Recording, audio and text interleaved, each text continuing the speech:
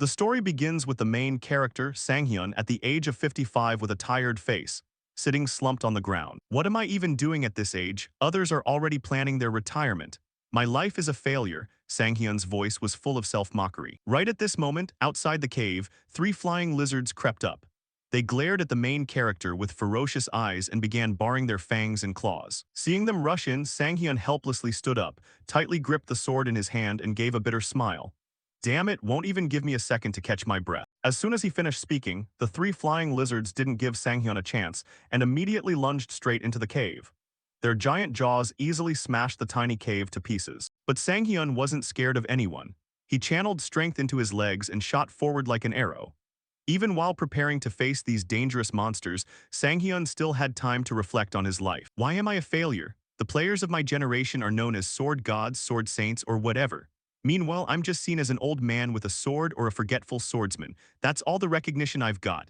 Isn't that reason enough? I don't have a family, I grew up in an orphanage. But even the orphanage teacher and the other kids, the people who were like my family, all died when the sky collapse happened. In our world, the sky tore open from those rifts, and monsters poured down like rain, taking everything away from me. However, Sang-hyun did not despair.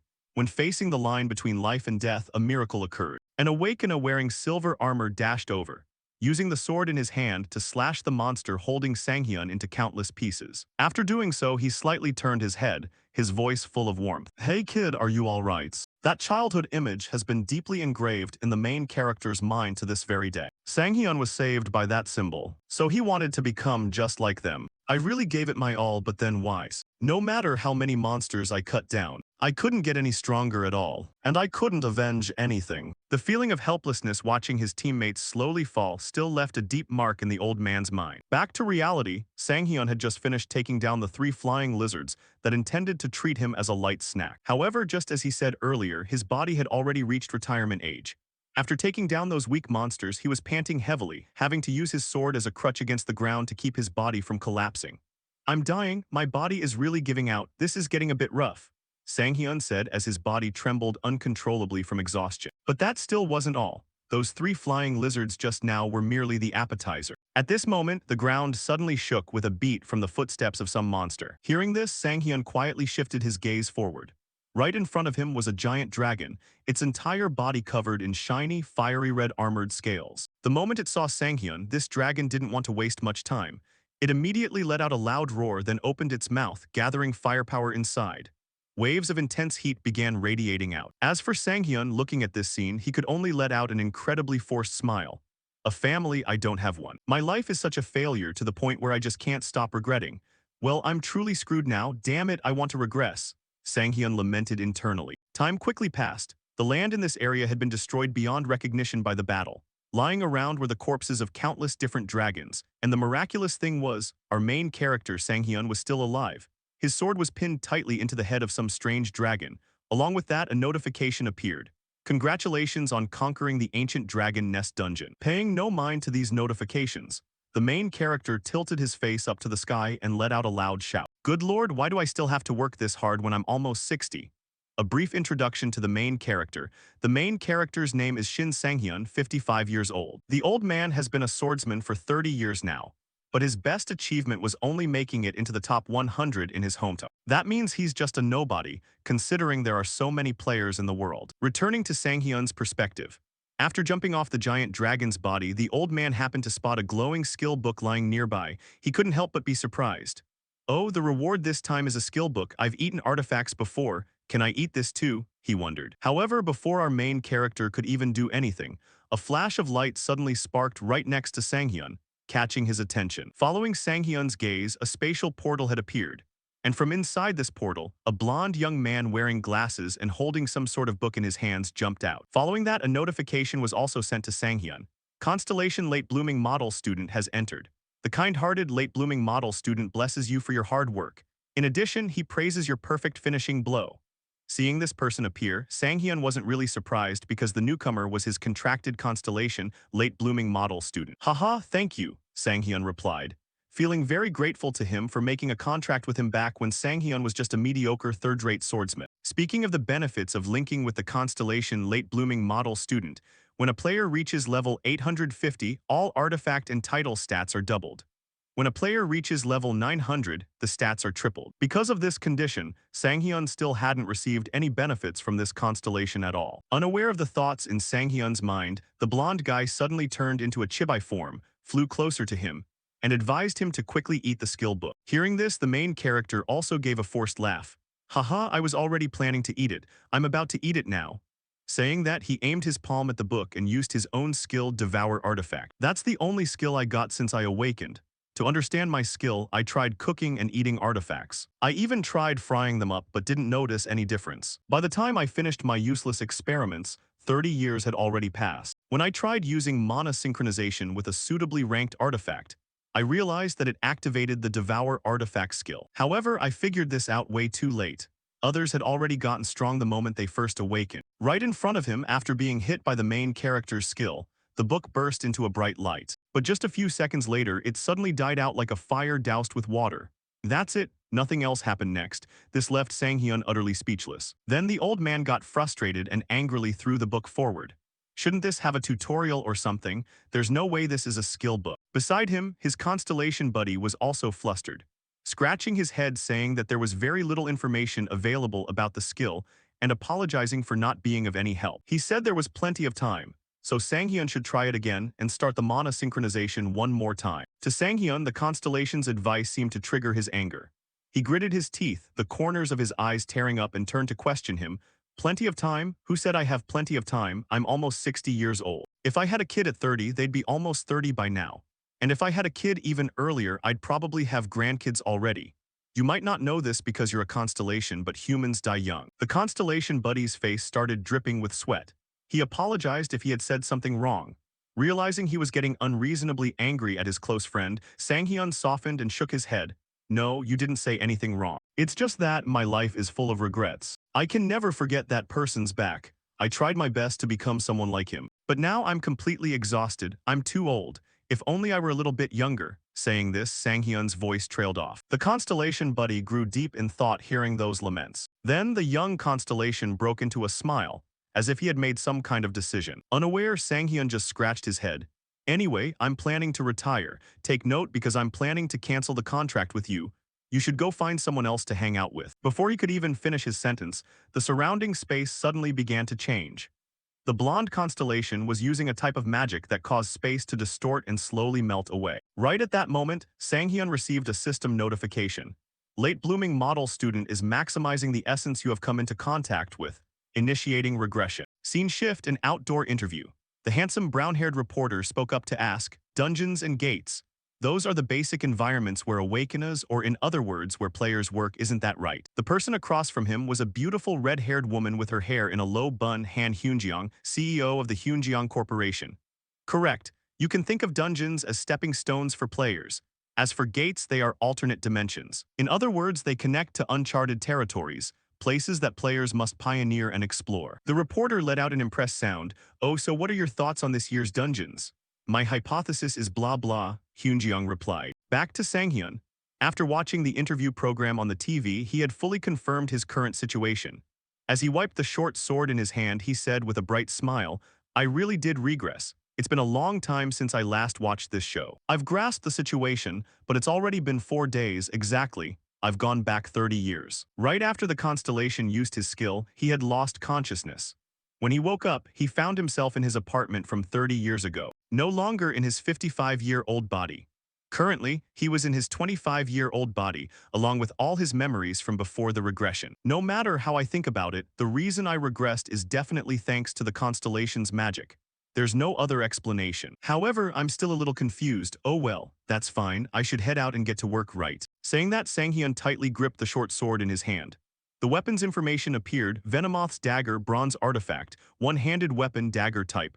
Attack plus 17, speed effect plus 10. This is a self-defense dagger. It does not dull easily. Looking at the dagger, Sanghyun's eyes flashed with a hint of reminiscence.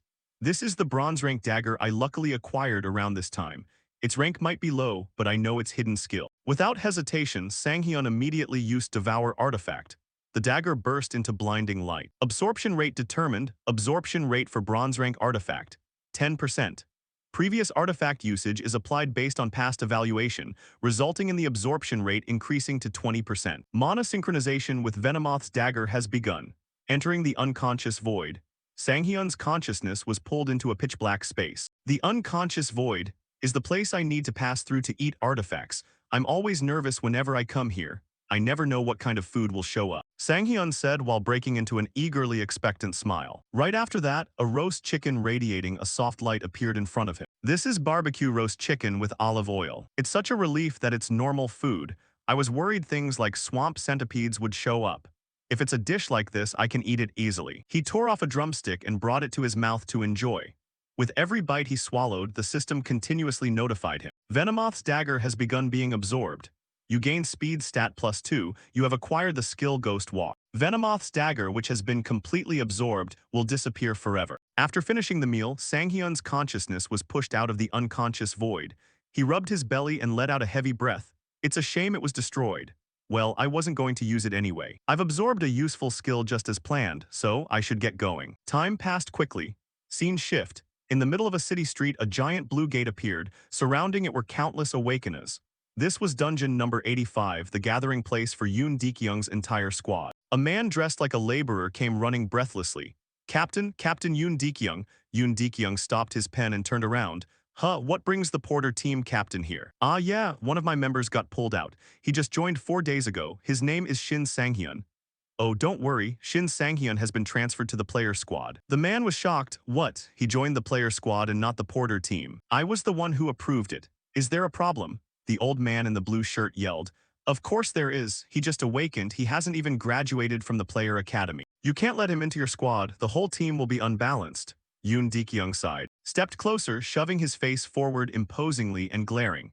Doesn't the Porter team already have enough on their plate to worry about? The old man panicked, scratching his head. Haha, of course, I'm sorry. After he left, Yoon Dekyung scoffed in contempt. Good grief, this is what happens when you let the Porters do the talking. Balance? Bullshit. The blonde subordinate asked in surprise, but sir, why did you accept him? Yoon Dekyung smiled disdainfully. If someone has to die, it'll be him and not us.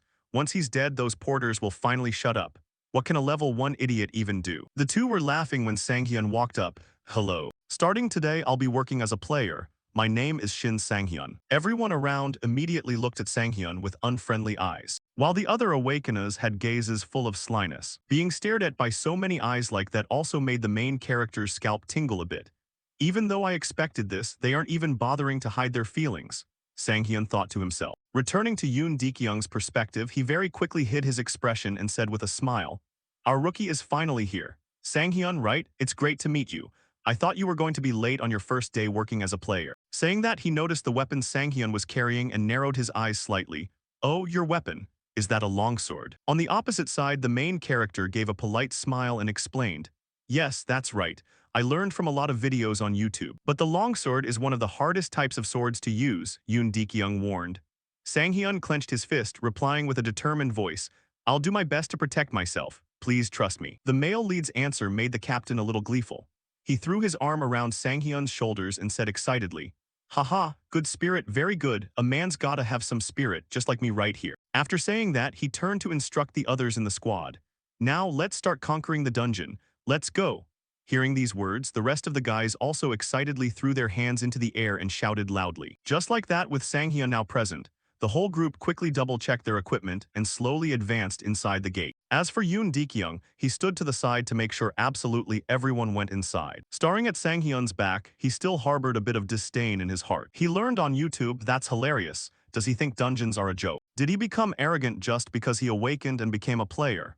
Looks like he has a death wish. Well, based on the conquest strategies I have, the Orc dungeon is also known as the Wailing Wall for rookies. He'll soon learn his place. What an idiot. That was what Yoon Dekyung was thinking. However, not long after stepping into the dungeon, his face had completely paled, and sweat was endlessly pouring down. Because right in front of his eyes were the corpses of countless orcs scattered everywhere. And there was only one cause for this. It was none other than our main character, Sanghyun. This made the captain inevitably scream out in his head, This is absolutely insane. Who the hell is this guy? Orcs, that's a type of monster that almost exclusively appears in games, novels, and movies with fictional settings. Because we are so familiar with them, it can only be said that we'd have a prejudice that orcs are really weak. Of course, compared to other types of monsters like dragons, it's true that they are very weak, stupid, and only have brute ferocity. Therefore, new players get very cocky, often jumping into fights with orcs without giving it much thought. The attributes of orcs are even simpler. On average, they are about 250 cm tall and weigh 180 kg.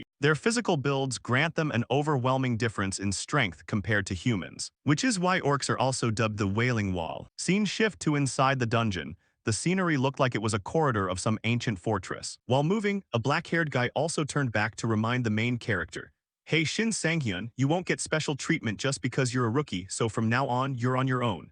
His reminder brought a hint of surprise to the male lead's eyes. But also right at this moment, the captain of the porter team spat out a glob of saliva and spoke mockingly from behind, just awakened and already acting like he's a player. Arrogant brat. As for these types of sarcastic remarks, Sang-hyun had lived to 55 years old. He had been through all kinds of experiences, sufferings, and beatings from society, so he didn't even bother taking offense, simply scratching his head and saying, "Haha, I'll do my best." "Seems like no one's nice to the new guy, huh?" Sang-hyun muttered inwardly. And who knows if this black-haired guy in armor was constipated or something, but even though Sang-hyun had spoken so cheerfully, he still kept being grumpy. "It's not about doing your best, it's about doing a good job, do your best my ass." Back to Sang-hyun, his scolding words also made his attitude fade a little. After about 2 seconds of silence, Sang-hyun immediately asked, "So do I get to fight on the front lines if we run into a monster, huh?" "Are you out of your mind?" the armor-wearing guy retorted in confusion. But right after that, his eyes immediately turned panicked as he warned the group, "Wait, there's an orc." Hearing this, Sang-hyun and the porter captain both simultaneously turned back and discovered that, sure enough, right at this moment, there was a green-skinned, heavily muscled orc holding an axe, menacingly closing in on them from behind. Seeing it, Sang-hyun, instead of panicking, felt a bit of excitement in his heart. "So this is my first battle after regressing? Leave it to me." Before the words were even finished, this armor-wearing guy had already grabbed his shield, taking the initiative to charge forward and ram straight into the orc's body, rendering it temporarily unable to move. Seeing that, the black-haired guy also used a panicked face to warn the main character, "You bastard, are you crazy? Moving that slow, how do you plan on using a heavy sword?" "Actually, you don't need to help me," Sang-hyun spoke up to remind him. "Then stop spouting nonsense and prove your skills," he yelled at the top of his lungs once again, completely unaware that at this moment the orc had already raised the axe in its hands high to prepare for an attack. Looking at this, Sang-hyun had to remind him, all right, look in front of you. "You should feel grateful, you punk." The black-haired guy cleared his throat and said a line, simultaneously turning his face back around. However, this was still a bit too late, as the blade of the orc's axe seemed to be already pressing right up to his face. The black-haired guy could even smell the rust mixed with the lingering scent of blood on the axe. You'd think he'd be dead meat right then, but no. At the most critical moment of danger, Captain Yoon Dekyung charged over like a tank, using the shield in his hand to smash straight into the face of this massive monster, causing its giant body to also fly backward and leave a small crater when colliding with the ground. Seeing that the orc monster temporarily wouldn't be able to attack immediately, the captain also took the free moment to turn around and shout loudly at both of them, "Are you two here to play around? Focus." "I'm sorry," the black-haired guy stammered, while the others were also in awe of Yoon Dekyung's swift reaction speed. Up ahead, Yoon Dekyung also drew his sword and got into an attack stance. "Stand back, I'll handle it." At the exact same time the orc had regained its posture, it let out a horrifying screech and lunged straight forward, attacking in a frenzy. Its axe chopped directly into the shield, creating a deafening sound. However, this Yoon Dekyung truly lived up to his title as the squad captain. The old man's strength was not the least bit ordinary either. The moment he blocked the attack coming from the monster, he also thrust his sword straight into the orc's left chest, causing streams of green blood to endlessly pour out. Behind him, the rest of the team clenched their fists and broke into excited smiles. "You're amazing," the leader he pierced right through its heart. "Is it dead?" Murmurs began to ripple through the group. Yet contrary to what they had expected somehow, despite being stabbed straight through the right side of its chest, the orc broke into an excited grin, acting as if nothing had even happened. It let out a roar, gripped the axe in its hand tightly once more, and swung it down fiercely forward. The attack was so powerful that it instantly gouged a small crater into the stone floor. Fortunately, Yoon Dekyung sensed the danger coming from the blow just in time, so instead of trying to block it head-on, he leaped backward to keep his distance. Back to Sang-hyun's perspective, as he watched the two bulky figures fighting ahead, his experience allowed him to quickly spot the issue. Yoon Dekyung might have been the highest-level person here, but at only level 50, there was no way he could deal a critical blow to that monster. Shifting the scene back to the front, Yoon Dekyung let out a loud shout, gripped his sword tightly, and dashed forward at full speed. Taking advantage of the orc monster's lack of reaction, he thrust his sword deep into the orc's body once again. With a critical strike like that, no matter how tough the orc was, it was bound to go down for good. Seeing this, the surrounding teammates cheered excitedly among themselves. He took it down. He soloed an orc all by himself. Hearing this, team leader Yoon Dekyung let out a soft sigh of relief, then turned back to ask, "Are you guys okay?" "Of course, you're so reliable," the awakened group replied happily. "All right, then let's get moving." No sooner had the words left his mouth, before the group could even take a single step, spine-chilling shrieks began echoing from the distance, instantly drawing everyone's attention. When they turned around, they discovered a squad of red-skinned orcs marching aggressively toward them, radiating a clear aura of looking for a fight. Looking at their razor-sharp weapons, cold sweat broke out across the faces of all the awakened ones. "That's armored orcs, team leader, what do we do now?" Weighing the enemy's strength, team leader Yoon Dekyung began having second thoughts internally. We'd better retreat to ensure the team's safety." Inside, he felt a lingering sense of regret. "We barely managed to take down one, and now a whole pack shows up." Contrary to their fearful thoughts, Sanghyun watched the heavy hitters approaching and suggested, "Can I give it a try?" His words made the weaker members around him glare at him with angry looks. What is he even saying? "Hey Shin Sanghyun, have you lost your mind?" "I'm sorry, team leader, I really should have trained him better." Over here, team leader Yoon Dekyung advised the protagonist, "Sanghyun, I know you're excited because you just awakened, but..." Before he could finish his sentence, Sanghyun grabbed the sword in his hand and rushed forward like a gust of wind, leaving the rest of the group standing there in a daze. "Hey, you're going to get yourself killed," Yoon Dekyung shouted after him. Yet completely contrary to what everyone imagined, the moment Sanghyun rushed toward the monsters. With a single attack, he effortlessly sliced the young, red-skinned orc right in half. At that exact moment, the entire battlefield fell dead silent in utter shock, save for Sanghyun's voice ringing out, "A greatsword. This is seriously awesome." Behind him, after a few seconds of pure disbelief, cold sweat drenched those weaklings' faces as they stared at Sanghyun as if they were looking at a resurrected dinosaur. "Shin Sanghyun, what the hell just happened?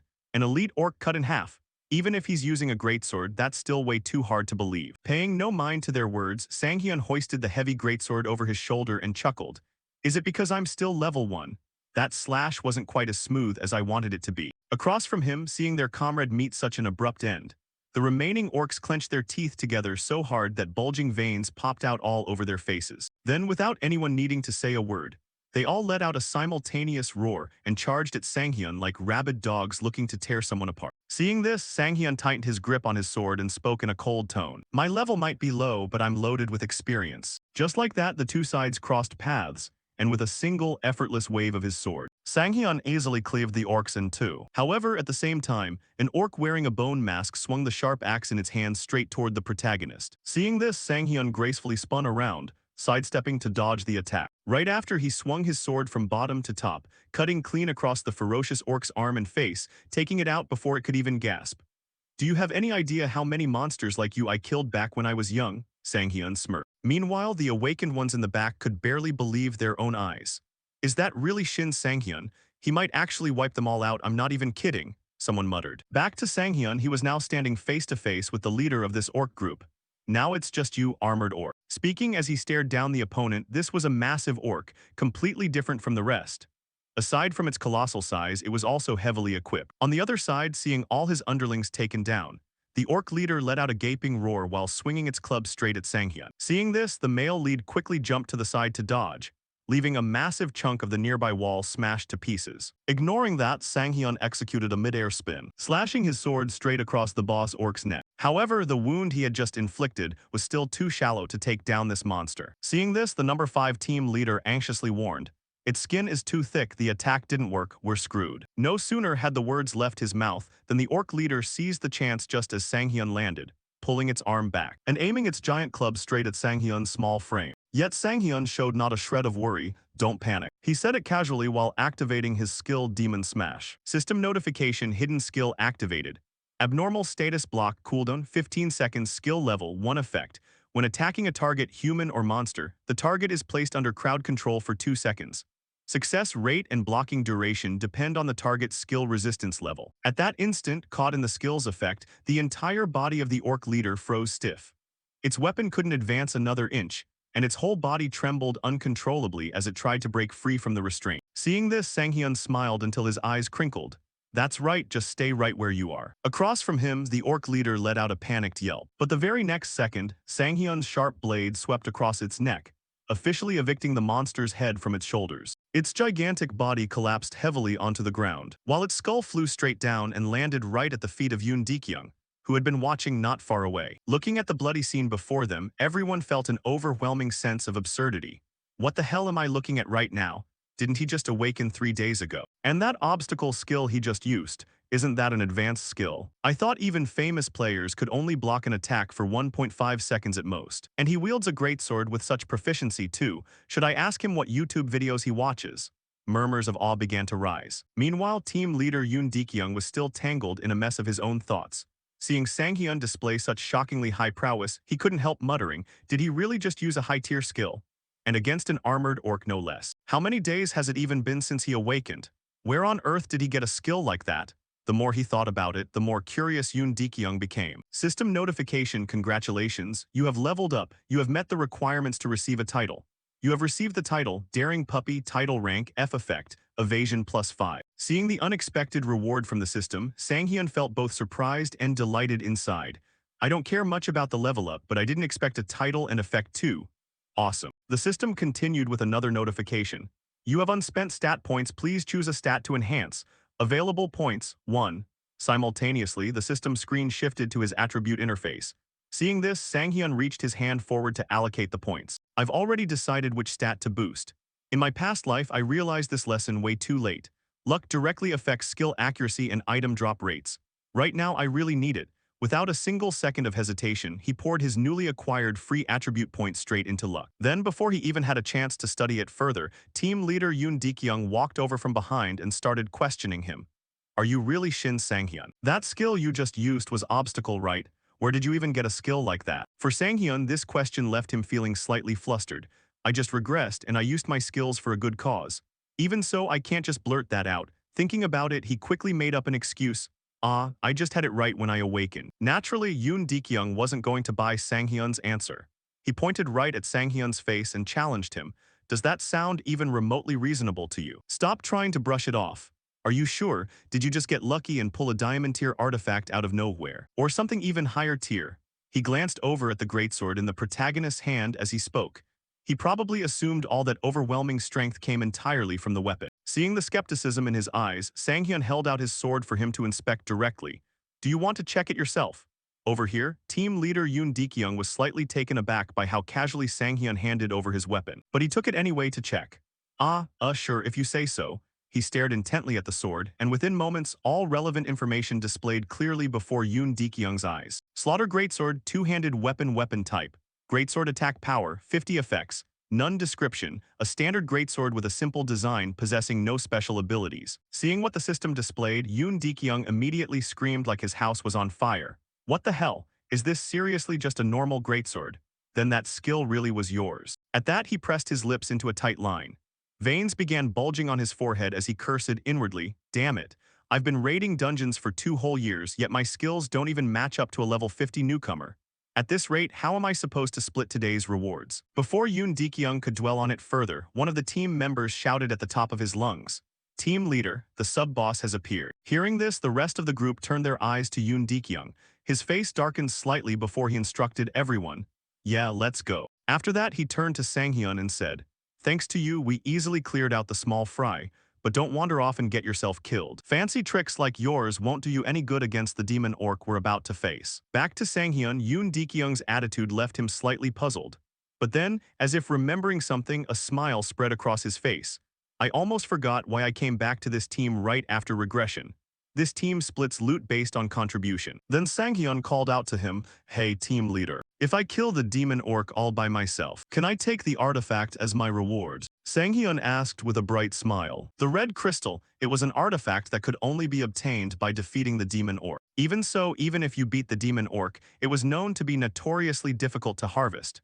No, to be precise, the drop rate was exceptionally low. However, in his past life, after his team failed to defeat the demon orc, they were lucky enough to catch a glimpse of the red crystal another fortunate team had managed to acquire. Sanghyun still remembered the exact moment that team took down the demon orc and secured that crystal. Wow, team leader, congrats, how did you even get that? Taking this to the market would fetch a pretty penny. Isn't this the only artifact with a delay skill? The team members stared longingly at the red crystal, making their team leader feel a bit awkward as he scolded, "Hey, talk less. Your spit is flying all over me." "Delay, that's the skill I desperately need right now," Sanghyun muttered to himself. Snapping back to reality, Sanghyun's remark left the whole team stunned for a few seconds. Seeing that, Sanghyun hastened to explain further. "If I remember correctly, this team splits loot based on contribution, right?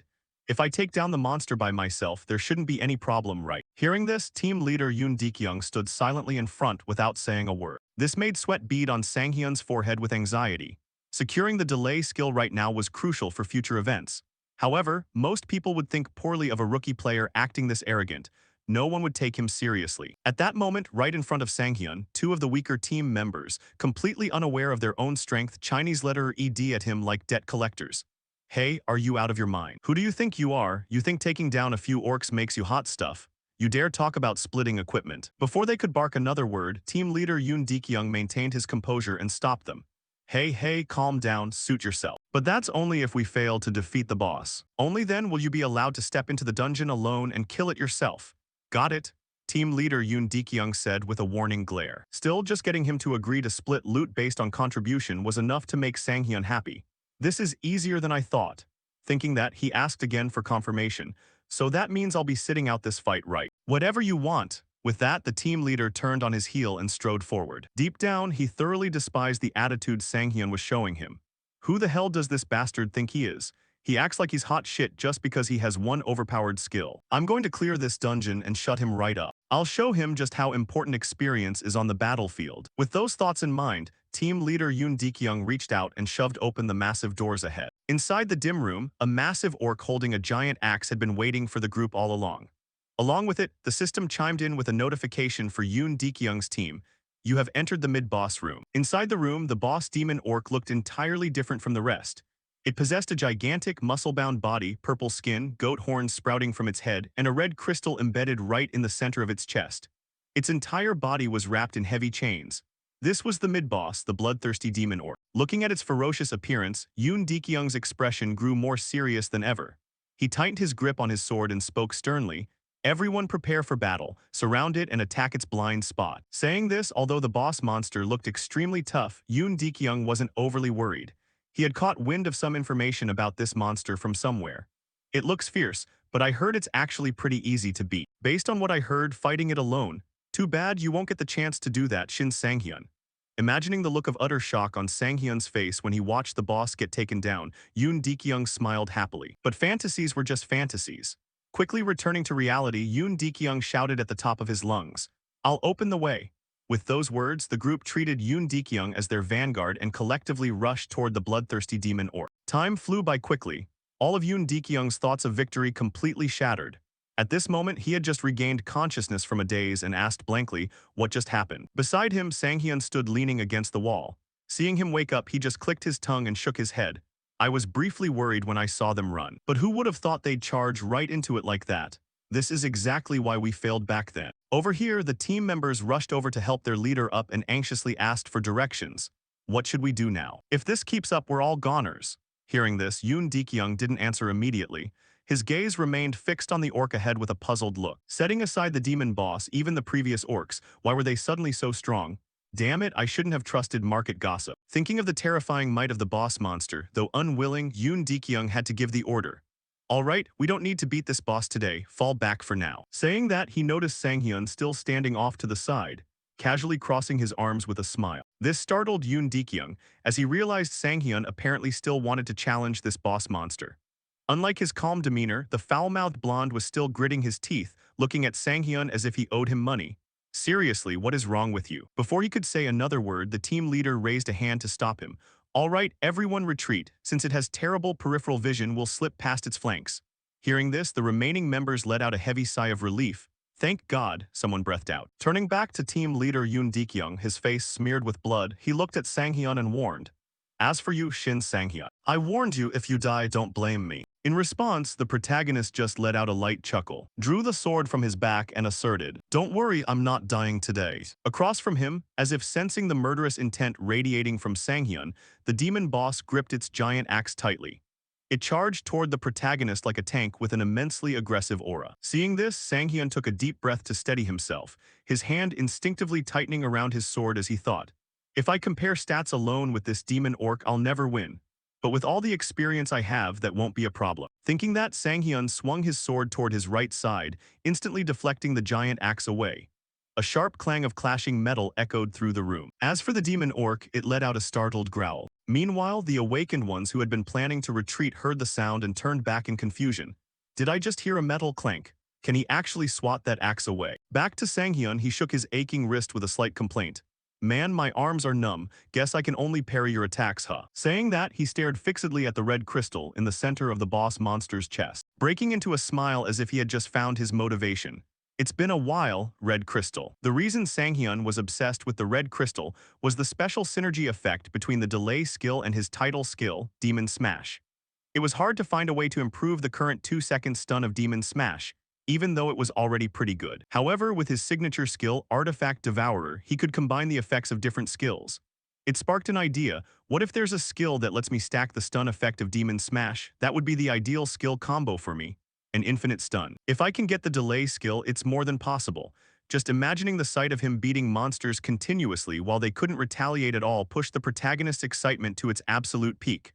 What's wrong? Bring it on, Sang-hyun taunted. As if understanding the meaning of his words, thick worm-like veins popped out all over the demon orc's forehead. It let out a roar and leaped towards Sang-hyun with a ferociously aggressive aura. Yet this was precisely what the protagonist wanted. Perfect, just what I wanted. That way I can figure out your weak spot. Saying that, Sang-hyun took the initiative and charged forward. His sword instantly swept past the massive monster's flank, leaving a severe wound. Streams of purple blood continuously sprayed out from its body. At the same time, Sang-hyun activated Demon Smash, leaving the demon orc stunned for 2 whole seconds. Its trembling hands lacked even the strength to hold the axe, causing the giant weapon to drop straight to the floor and carve out a small crater. Behind him, the eyes of the rest of the team bulged out of their sockets, feeling as though they were watching a live-action fairy tale adaptation. This is complete nonsense. Don't tell me that skill actually works on the mid-boss too.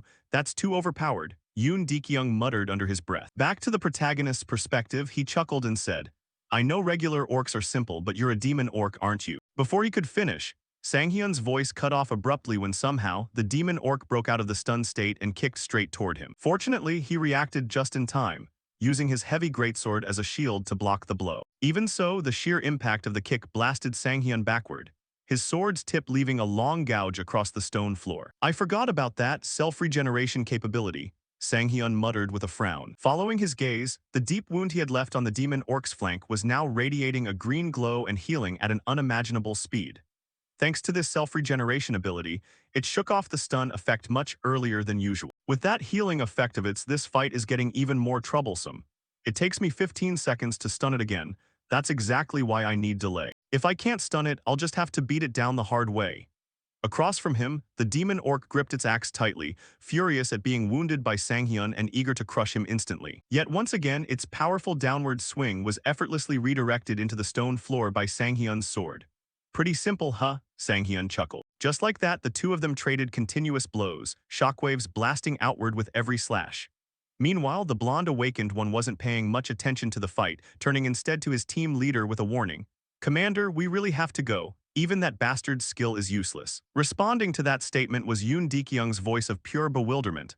Why? His stun skill failed. Responding to that statement was Yoon Dekyung's voice of pure bewilderment. Why? His stun skill failed. The stat gap was only slight. Then how on earth is he pulling off a face like that? Is he really a rookie player? Yoon Dekyung wondered aloud. Returning to Sang-hyun after trading blows with the boss monster several times, he was starting to get a little bored.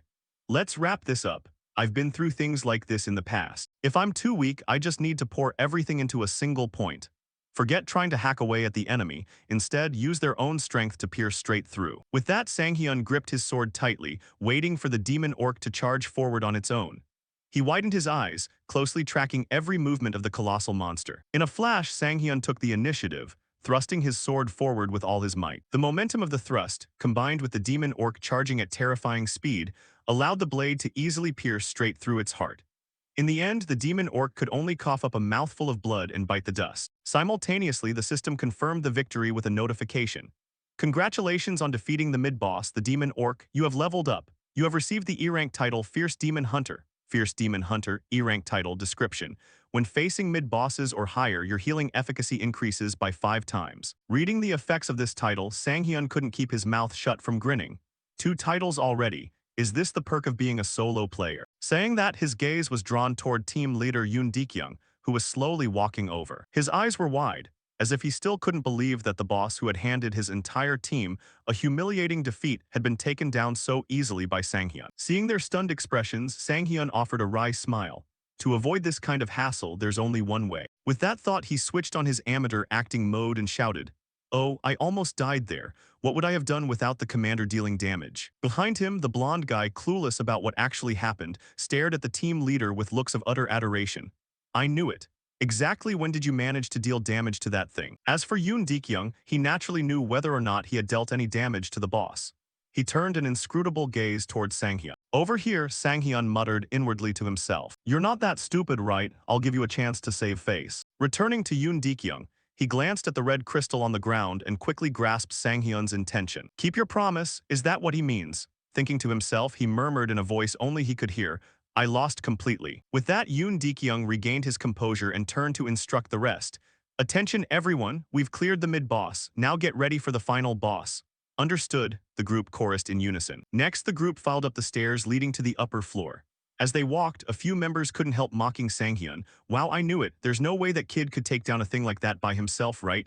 I wish I had that stun skill too." "Forget it, it didn't even work on the mid-boss anyway." Ignoring the snide remarks, Sanghyun turned his eyes toward the red crystal, the item he had been waiting for so long. "Well, now that the audience is gone, I should try eating it, shouldn't I?" Red crystal artifact, silver type, special equipment accessory special effect, delay attributes, vitality +10, strength +10 description, a rare item obtainable only by defeating the demon orc.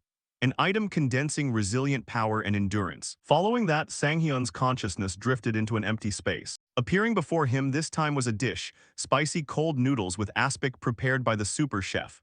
Just by looking at it, Sanghyun's appetite became utterly irresistible. He immediately took a seat at the table, lifted the bowl of noodles, and prepared to enjoy it. As each strand of noodles slid down his throat, the system chimed in. "You are ready to absorb the red crystal." Absorbing red crystal. Based on the 20% basic absorption rate of silver rank, your strength and vitality increase by 2. You have acquired the special effect delay. You can integrate this effect into your skills. Looking at this notification, for some reason, cold sweat broke out on Sanghyun's face. He fidgeted and muttered, "Why do I have such a bad feeling about this? Which skill would you like to combine delay with?" "Add it to Demon Smash." Immediately, the system integrated the delay effect into the Demon Smash skill. The delay effect has been added to Demon Smash. If you use Demon Smash before the initial stun state ends, the effect can be extended. Second and third times, 90% chance. Fourth time, 60% chance. Fifth time, 30% chance. No sooner had the notification ended than Sanghyun was kicked out of the mental space. Even now, he still found it hard to believe that his theory had actually succeeded. Guaranteed 4-second stun? I only guessed it was theoretically possible, and it actually worked. Muttering to himself, Sanghyun widened his eyes, staring intently at the system screen to make sure he wasn't misreading anything. But right at that moment, team leader Yoon Dekyung appeared behind him and spoke up. "Can we talk for a minute?" Hearing this, Sanghyun turned his head and asked, "Sure, what is it?" Yoon Dekyung's voice carried a hint of hesitation, but he explained, "Right in front of us is the final boss room." "You want me to go in last?" Sanghyun asked back. The team leader's next words genuinely surprised him. "No. I'd be a pathetic team leader if I didn't know how to make use of someone like you. Let's cooperate," Shin Sanghyun. As he spoke, he held out his hand. It seemed that after having his pride saved by Sanghyun, he had fully sobered up and stepped into his responsibilities as a leader. Naturally, Sanghyun had no reason to refuse. "Haha, but my conditions are still the same," he said, shaking Yoon Dekyung's hand. "Yeah, all right, I know," Yoon Dekyung replied with a nod. At the same time, the blonde guy popped up from behind, chiming in, "Are we ready to enter the boss room?" Hearing this, Yoon Dekyung nodded. "Oh, then let's move out. From here on, everyone stay extremely cautious." Over here, for some reason, the blonde suddenly wore a displeased look, glaring at Sanghyun and clicking his tongue. This left the protagonist clueless as to what was wrong with him. Did he eat something expired? Sanghyun wondered internally. Beside him, Yoon Dekyung seemed oblivious to the blonde's sour expression, keeping a cheerful tone as he said, "Just a final warm-up. Once we're done here, let's go grab a drink somewhere." Time passed quickly, and by now the entire team of Sanghyun had arrived inside the final boss room of Dungeon 85. This time their opponent was an orc with ash-colored skin. Strange spiral runes covered its body, and its weapon was a spiked club that looked like it was still stained with someone's blood. The monster radiated an intensely violent aura. It was the final boss, the Berserk Orc. Returning to team leader Yoon Dekyung's perspective, having witnessed the terrifying power of the mid-boss, the Demon Orc, he no longer held a shred of contempt for this dungeon. Stepping forward with sweat dripping down his face, he spoke to the protagonist. Sanghyun, I'll take the lead. In response, to prevent him from rushing in and getting slaughtered by a critical hit from the boss, Sanghyun unhooked the sword from his back and shook his head. Stick close to me. Hearing this, Yoon Dekyung hesitated slightly before offering advice. You shouldn't. Brushing off the words, Sanghyun let out a breath and thought. Actually, the Berserk Orc has lower skill resistance than the Demon Orc, so it's easier to stun. If I attack calmly, it shouldn't be a problem. Still, stick close to me. Have I ever said something this confident before? When I was young, I was always terrified. Then when I got older, I barely scraped by to survive. I can't live like that ever again. I have to change. Change my cowardly past and my future too. To do that, I have to show and prove my overwhelming power to everyone here. With that thought, Sanghyun swung his sword, slashing deep into the Berserk Orc's body, leaving a severe wound stretching from its abdomen all the way to its shoulder. The agonizing pain caused the boss monster to roar with its mouth wide open. At that exact moment, Sanghyun immediately activated his Demon Smash skill, turned back and shouted, "It's going to be stunned for 4 seconds." Hearing this, team leader Yoon Dekyung didn't hesitate to charge in first. Let's go, take it down. Just like that, trapped under a continuous 4-second stun, the Berserk Orc could only helplessly endure a barrage of attacks from Yoon Dekyung's team. In the end, it bit the dust before it even had a chance to unleash its true power. The moment it collapsed, everyone simultaneously received system notifications. Congratulations on defeating the final boss, the Berserk Orc. Congratulations on completing the Red Orc Altar dungeon. Nearby, several other team members stared at the corpse of the Berserk Orc lying in a pool of blood, whispering to each other, "Isn't this dungeon way too easy? I didn't even need to use a single potion." See, I told you that stun move was useful. Elsewhere, a couple of porters looked towards Sanghyun and whispered among themselves, "Do you think he has a private portal? Should I ask?" "Huh, I was just about to ask first." The other porter replied, "So what? I need to make a living too," retort the head porter. Back to Sanghyun's perspective, seeing these people flip their attitudes so fast made his head spin. They switch faces so fast, I'm not doing a damn thing for them anymore. No sooner had those words left his mouth than the system sent him a few notifications. Congratulations on leveling up. You have received the D-rank title Overwhelming Might effect. Status effects last 10% longer. Regarding this title, Sanghyun was quite satisfied. Got a cool title, a 4.4-second stun, that's seriously savage. In my past life, I never had any titles. Then suddenly, Sanghyun's expression turned slightly sorrowful. Even so, this is still nothing compared to that person. Do Jungsu, the magic swordsman, the title collector, the perfect sword. He was the best swordsman player in South Korea with numerous titles. Just 2 years after the player era began, he was a monster surpassing level 500. Before I regressed, he is someone I deeply respect. But maybe I can catch up now. If I start working hard from now on, I might stand a chance. Thinking about possibly catching up to that magic swordsman, steam puffed out of Sanghyun's nostrils, startling the porters behind him. But not just them, even team leader Yoon Dekyung grew curious and asked, "What are you doing?" "Oh, nothing, just stretching," Sanghyun replied, awkwardly flustered. Ignoring that, Yoon Dekyung pulled out a ring and handed it over to Sanghyun. "Here, you did a great job, take it." Looking at the gift, our protagonist couldn't help starting in surprise and joking. "Did someone possess you?" In response came Yoon Dekyung's awkward smile. "Hey, you totally carried this time. I have some morals, you know. Anyway, it's only a copper rank item, so I can still afford to be generous." "Aren't you being a bit too honest?" Sanghyun teased. "Hee, if it were expensive, I wouldn't have given it to you." Yoon Dekyung waved it off, thinking inwardly, "I'm giving this to you, because from now on, we're never going to cross paths again anyway. Even though I hate to admit it, even I have to acknowledge, you live in a completely different world from us." With that, the two of them chatted with smiles, completely unaware that the blonde guy in the back was biting his lip, glaring at them with hateful eyes. He cares more about that bastard just because he showed off his skills a few times. I've served him for so long, isn't this too unfair? Damn it, go to hell together. With that, he pulled out his phone and contacted someone. Time passed quickly, shifting scenes to Shin Sanghyun's home in Jamseldong, Songpagu. At this moment, the protagonist was grinning ear to ear while looking at his bank account. "This is insane. This is why I'm a player. The transaction portal gives 201 per day. It looks like he gave me twice as much as everyone else, plus an extra bonus." Thinking that, Sanghyun put away his phone and turned his gaze to the ring sitting on the table. Ring of Fury rank, copper type, auxiliary equipment special effect, Lightweight attribute, strength plus 10 description, a ring obtainable only from the Berserk Orc. This ring plunges the wearer into a fit of fury. Special effect, lightweight, consumes 1 mana per second to reduce the perceived weight of all equipped artifacts down to 1 g. Looking at the ring's attributes, Sanghyun couldn't help admiring it in his heart. Even if it's just copper rank, I didn't expect to get a lightweight effect for free. Now I get why it's silver rank. Most players drain all their mana after swinging their swords. Consuming 1 mana per second for most players, that's hilarious. At that, a smile naturally crept onto Sanghyun's face as he thought, I only discovered my ability after turning 50. But that's exactly why I studied it so hard. In my past life, I once devoured an artifact that required mana. But the result was unexpected. The special effects of mana-dependent artifacts always came with penalties, but they vanished when I absorbed them. Who gives a damn about penalties? The more skills, the better. Thinking that, Sanghyun began the process of absorbing the ring. In another development at H-Seoul nightclub in Gangnam, the blonde guy from Yoon Dekyung's team was embracing some pretty girl while talking about Sanghyun to someone else. I'm telling you for real, that bastard has a stun move that lasts a full 4 seconds. He shouted loudly, slightly annoying the person sitting across from him who raised an eyebrow and challenged, Hey, who do you think you're raising your voice at?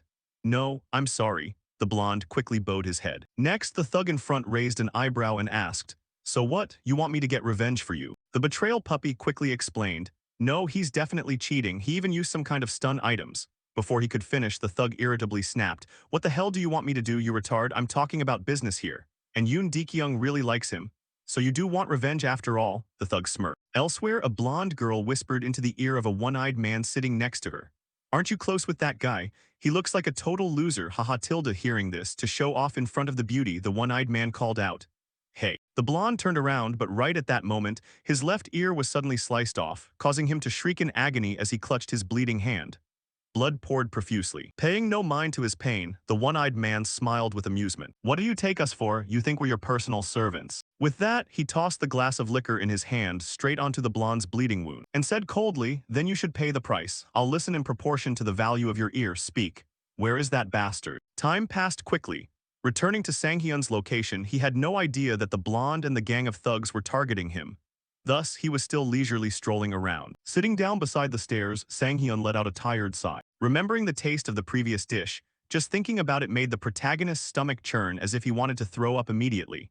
Who would have thought cold cucumber soup would come out of the Ring of Fury? Oriental cold cucumber soup slaughters anyone who eats it. My stomach feels like it's doing backflips. Yet there was always a light at the end of the tunnel. With that thought, he began spinning the heavy greatsword in his hand like a propeller effortlessly, despite its terrifying weight. All of this was thanks to the lightweight effect he gained from the Ring of Fury. The special effect triggered constantly with no cooldown. Due to the Artifact Devourer skill, the mana consumption penalty of the old skill was erased. As a penalty, the lightweight effect was downgraded so that the weight of all artifacts was fixed at 100 g. Guess I'll use the greatsword for now. What if I accidentally drop it though? Awesome, next up is... As he spoke, Sanghyun quickly pulled up his status screen. This was his current information. Player info. Name, Shin Sanghyun level 7 title, endowed with overwhelming stun and 2 other titles constellation, none exclusive skill, artifact devourer, consumed artifacts, 3 vitality, 324 mana, 32 experience, 307, strength 13 stamina, 12 agility, 12 magic, 10 luck, 16 evasion, 15 defense, 10 stat points available, 0. Looking at his current stats, the protagonist reminded himself, I need to start drawing the attention of constellations now.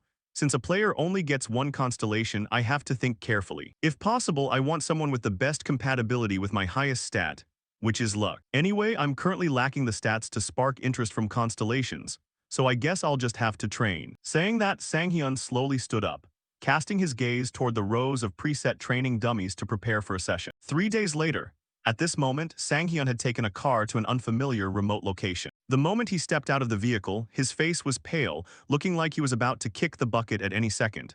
I thought I was going to die for real. Guess training for 3 days straight combined with a long-distance drive was too much. Well, at least I got a new skill out of it. Rubbing his temples, Sanghyun began stretching his body to shake off the fatigue. The skill he had just acquired was Two-Handed Sword Mastery, a basic passive skill for swordsmen. Skill level, 1 description, increases adaptability to all types of swords, excluding short swords and one-handed longswords. As for where he had traveled to, it was Dungeon 101, a solo player-exclusive dungeon. Looking at the gate radiating a blue glow ahead of him, Sanghyun broke into a slight smile. Today, I get to go in alone and go all out. no need to worry about other people's weird looks. Plus, it takes months of waiting to enter a solo player dungeon, so I should be glad I could bypass the line. Saying that as if noticing something, Sang-hyun glanced back and fell silent. In the distance, a black car was parked quietly. This car made Sang-hyun somewhat suspicious, as he had long since noticed it tailing him in secret. Who would have thought they'd follow me all the way into the woods? I have no idea what they're up to. But whatever it is, I can deal with it inside the dungeon, Sang-hyun said in a cold tone, a hint of murderous intent flashing in his eyes. Shifting scenes to the dungeon entrance, designed to resemble a massive cavern. From inside the gate, the gang of thugs hired earlier by the blonde were calmly walking out. It seemed that somehow, the blonde had successfully persuaded these guys. The moment he saw them appear, Sang-hyun's voice rang out to greet them. Isn't this a solo player dungeon? There's no way you guys wandered into the wrong place. This is my spot. Hearing this, the boss of the rat gang looked slightly surprised. He eyed the protagonist, whose posture looked as though he had been waiting for them all along. But then the entire group sneered at his perceived stupidity. Are you retarded? Returning to Sang-hyun, the moment he looked at their rough appearance, he instantly realized this wasn't an ordinary raid team. Thinking to avoid unnecessary bloodshed, Sang-hyun warned, I won't report this, so beat it. His eyes narrowed slightly as he carefully observed the group, quickly making his deduction. They don't have a healer or a mage. They abandoned stability, something essential for any dungeon raid, and formed a team consisting purely of swordsmen and archers. They're a team specializing in hunting other awakened ones, the hyenas, Sang-hyun thought to himself. True to his deduction, these were completely scumbags who specialized in stabbing people in the back. At this point, they didn't even bother hiding their intentions anymore. Haha, this asshole thinks he's hot stuff, the big guy laughed loudly. Meanwhile, the short blonde kid chimed in with a mock. That's your fate, idiot. If you die here, nobody's even going to collect your corpse. As for Sang-hyun, he seemed somewhat familiar with this group. According to his memories in the past, this group had been wiped out due to the Player Association's constant surveillance. It's been a while. Against teams like this, archers are the hardest to deal with. I know that much, the protagonist replied calmly, locking his gaze onto the archer, whose face remained as expressionless as stone, showing zero emotion about taking a human life. As if wanting to avoid wasting time, the archer knocked an arrow and reminded his comrades. All right, let's wrap this up quickly and get it over with. In response to these words, Sang-hyun also uttered something that left the whole group astonished. That's also why I was waiting for you guys. If I have to dispose of 4 corpses, where else could be better than this? The mocking words immediately made the big guy of the thugs furious. You bastard, he yelled and wanted to rush forward immediately. However, the one-eyed guy already thrust his sword out to stop him. Do it the easiest way, the one-eyed guy said in a cold voice. Hearing this, the big brute widened his eyes and turned to ask, is this the easiest way? I'm gonna tear his throat out. Up ahead, Sang-hyun was still dropping teases. Good puppy, listen to your master. Haha, don't waste time, come at me all at once. Facing the extreme provocation from the main character, a thug used to acting like a hoodlum like this big guy, how could he endure it any longer? You'd better shut your dog mouth. Saying that, he channeled strength into his legs, charging forward fast like a mad bull, while swinging his greatsword straight toward the center of Sang-hyun's body without a single shred of hesitation. Survival of the fittest. Is there any saying that describes a dungeon better than that? Monsters are always aiming for your life inside a dungeon. And within those very dungeons, the artifacts you and others are aiming for all teeter on the edge of life and death. If you're weak, you die. In the dungeon, there are no rules. Therefore, you have to kill if you want to live. That is the karma from my past life, and it still applies even now. The result is, everything that happens here is just self-defense. At this moment, the entire group of thugs became dumbfounded. Following their gaze, the big guy had charged in with an extremely aggressive momentum, but now had been neatly sliced in half by Sang-hyun with a single sword strike before he could even scream out another word. Sang-hyun's gaze coldly swept toward the rest of the crowd and said, still standing around doing what? Come at me all at once, will you? Without a trace of hesitation, the remaining 3 began widening the distance. With the power Sang-hyun had just displayed, they clearly understood that if they let him close in for melee combat, all 3 of them were goners. Therefore, drawing on their experience of ambushing other teams, they quickly came up with a countermeasure. While running, the blue-haired guy directed the other 2, provide cover while we get into position. Got it, I know, the archer replied, but deep inside he was still swirling with confusion. He killed Sanho just like that. Even if he's an idiot, Sanho had already reached level 100, and that guy over there only awakened recently. What on earth is going on? The more the archer thought about it, the less he could understand. Meanwhile, over here, Sang-hyun started spinning the greatsword in his hand like a helicopter rotor. The whistling wind it generated was enough to make anyone's hair stand on end. Hey, don't run away just like that, Sang-hyun teased. Damn it, this kind of monster. the archer replied while quickly drawing his bow, shooting 2 arrows flying swiftly towards Sanghyun at wind-tearing speed. However, against such an extremely simple attack, it was nothing more than child's play to Sanghyun. With just a single sword swing, he easily chopped the 2 arrows in half. Right after that, taking advantage of the moment the archer still hadn't recovered, Sanghyun pivoted his body and hurled the greatsword in his hand straight ahead. And instantly, the archer went to meet the Grim Reaper. He only had time to scream once before biting the dust for good. His miserable scream startled the other 2 who were running away, causing them to turn back and stand there dumbfounded. "What kind of freak is this guy?" the short orange-haired guy yelled in shock. Unlike him, this blue-haired guy had a completely different thought. He noticed that Sanghyun no longer had a weapon in his hand. He threw the greatsword away. That means right now he has no weapon. "This is the absolute best time to attack. Let's go," the blue-haired guy shouted loudly. Just like that, both of them simultaneously rushed toward the main character, while he was also sprinting with all his might toward the greatsword still embedded in the archer. However, right at the moment when Sanghyun's hand touched the sword, the attack from the 2 thugs was already directed straight at him. The sound of blades slicing straight into flesh rang out. A stream of fresh blood also spattered from somewhere. However, it didn't come from Sanghyun but from the archer. At the absolute narrowest moment, the main character used the sword as a pivot and performed an aerial flip to dodge. "You're out of your mind." The orange-haired guy gritted his teeth, seeing that in such a brief moment Sanghyun had still successfully managed to dodge. As for Sanghyun, he didn't want to waste words with these people. Therefore, he quickly yanked the sword out. At the same time, the blue-haired guy suddenly reached out, grabbing the back of the orange-haired guy's head, causing him to panic slightly. "Jun-T, what are you doing?" The words had just left his mouth when Jun-T shoved this orange-haired guy forward, using him as a meat shield to take the attack from Sanghyun, causing him to meet his end in a split second. Returning to Sanghyun, he had temporarily halted his offensive rhythm a moment ago and said, "Come to think of it, you guys deal in organs, right? No matter how I think about it, you guys couldn't possibly cooperate on blind faith or anything like that, right? I'm guessing your goal is to acquire mana awakening stones through organ harvesting, am I right? I might not look like it, but I've seen a lot of things in the past." Over here, Jun-T also sneered. "So what's the difference? So what if you figured it out, huh, you dog?" Saying that, he lunged forward rapidly, thrusting the sword in his hand directly towards Sanghyun while wearing a victorious smile. However, right before the sword came within about 5 cm of Sanghyun's face, it suddenly came to a dead halt, unable to budge a single bit further. Because at this moment, Sanghyun was activating his skill Demon Smash, causing Jun-T to be stunned for 4.4 seconds. Looking at Jun-T's body frozen like a statue, Sanghyun calmly continued, "Then let me ask, I was worried you might bore me to death." Switching to Jun-T's perspective, his face was endlessly breaking out in cold sweat from stress. "What? I'm stunned, but how? Could it be those wounds from earlier, just because of those minor slashes? There's no way a skill can be this overpowered." "It's over, what is he talking about? Am I going to die like this?" "No way, I've always been the Reaper. It's always been like that, I've always been." At this moment, feeling his mission coming to an end, memories inside Jun-T's head began rushing back. Back when he deceived a rookie awakener. "Let's do our best this time," he had said while throwing an arm around a young guy with a freckled face. "With you around, we can do anything, I trust you," this young man had replied. Scene shift to another frame. At this time, the young man with a face streaming blood also panicked and questioned Jun-T. "Why, please don't, I'll do anything you say." Returning to reality, seeing the villain's body trembling non-stop, Sanghyun smirked and said, "How about it, you've experienced it yourself. Don't tell me you're scared just because it's your turn now." Time quickly passed. At this moment, Sanghyun was sitting and wiping away all the sword stains next to a small stream. Presumably, Sanghyun had also sent Jun-T off to meet his teammates. And even though he had witnessed this many times, deep inside Sanghyun still felt a bit unaccustomed to it.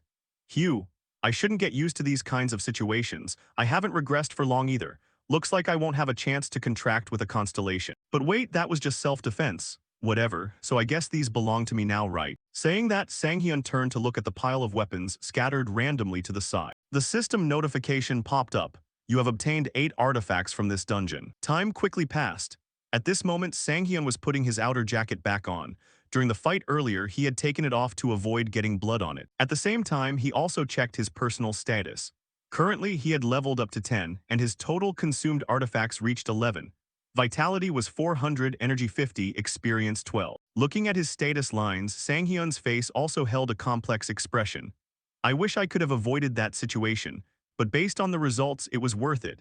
I'm also glad I didn't get fat from eating artifacts. That being said, just based on the stats, isn't it basically like I'm as strong as level 50 players already?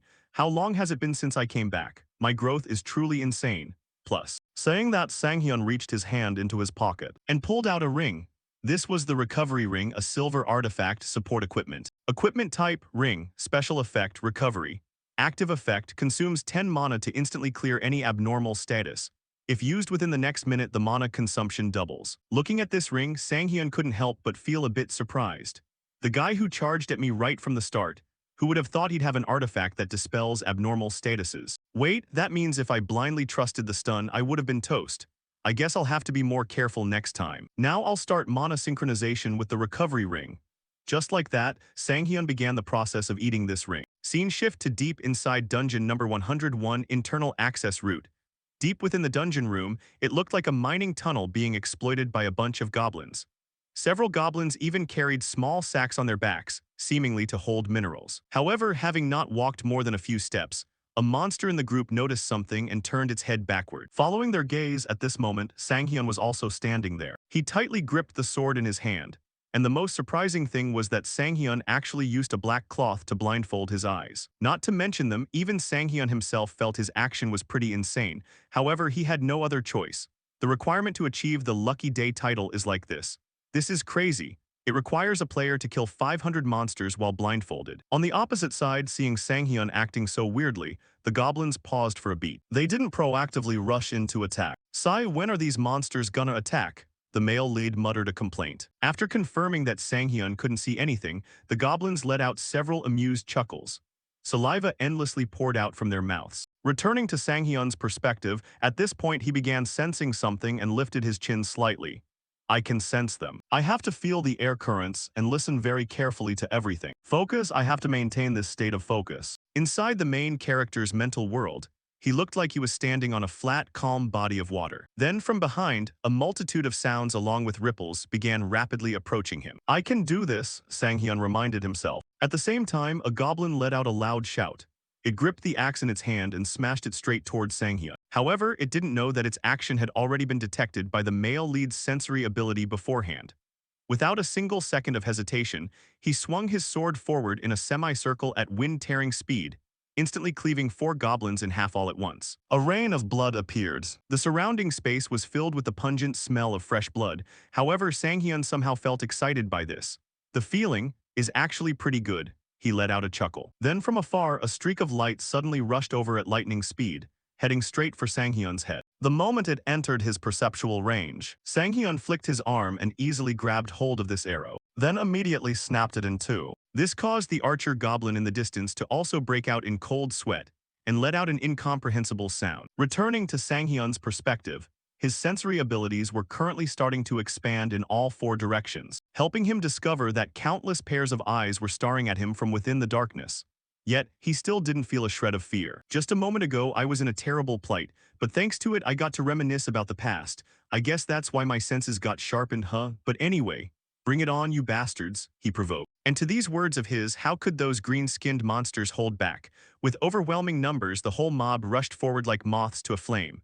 And then the only thing waiting for them was death. Sang-hyun's wind-tearing sword strokes began slashing continuously like a machine, causing these goblins to be chopped into multiple pieces before they could even close in. Even worse, Sang-hyun wore an excited smile. He proactively charged forward.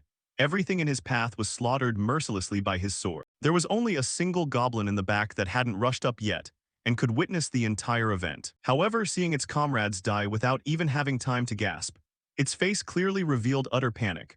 Right before it too followed its teammates to reincarnate in another life. After temporarily subduing the group of monsters in front, Sang-hyun also paused for a moment.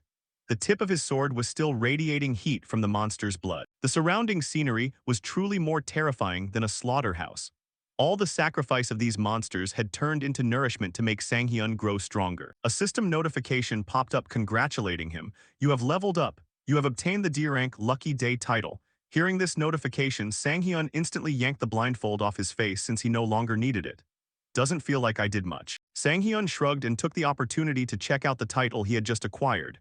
Lucky Day D-Rank Main Effect, Luck plus 20. Sub-effect, whenever you defeat monsters of the same system, your luck stat increases by 0.1. The luck stat can increase up to a maximum of 10. Looking at the description lines of this title, our main character couldn't help but chuckle out loud.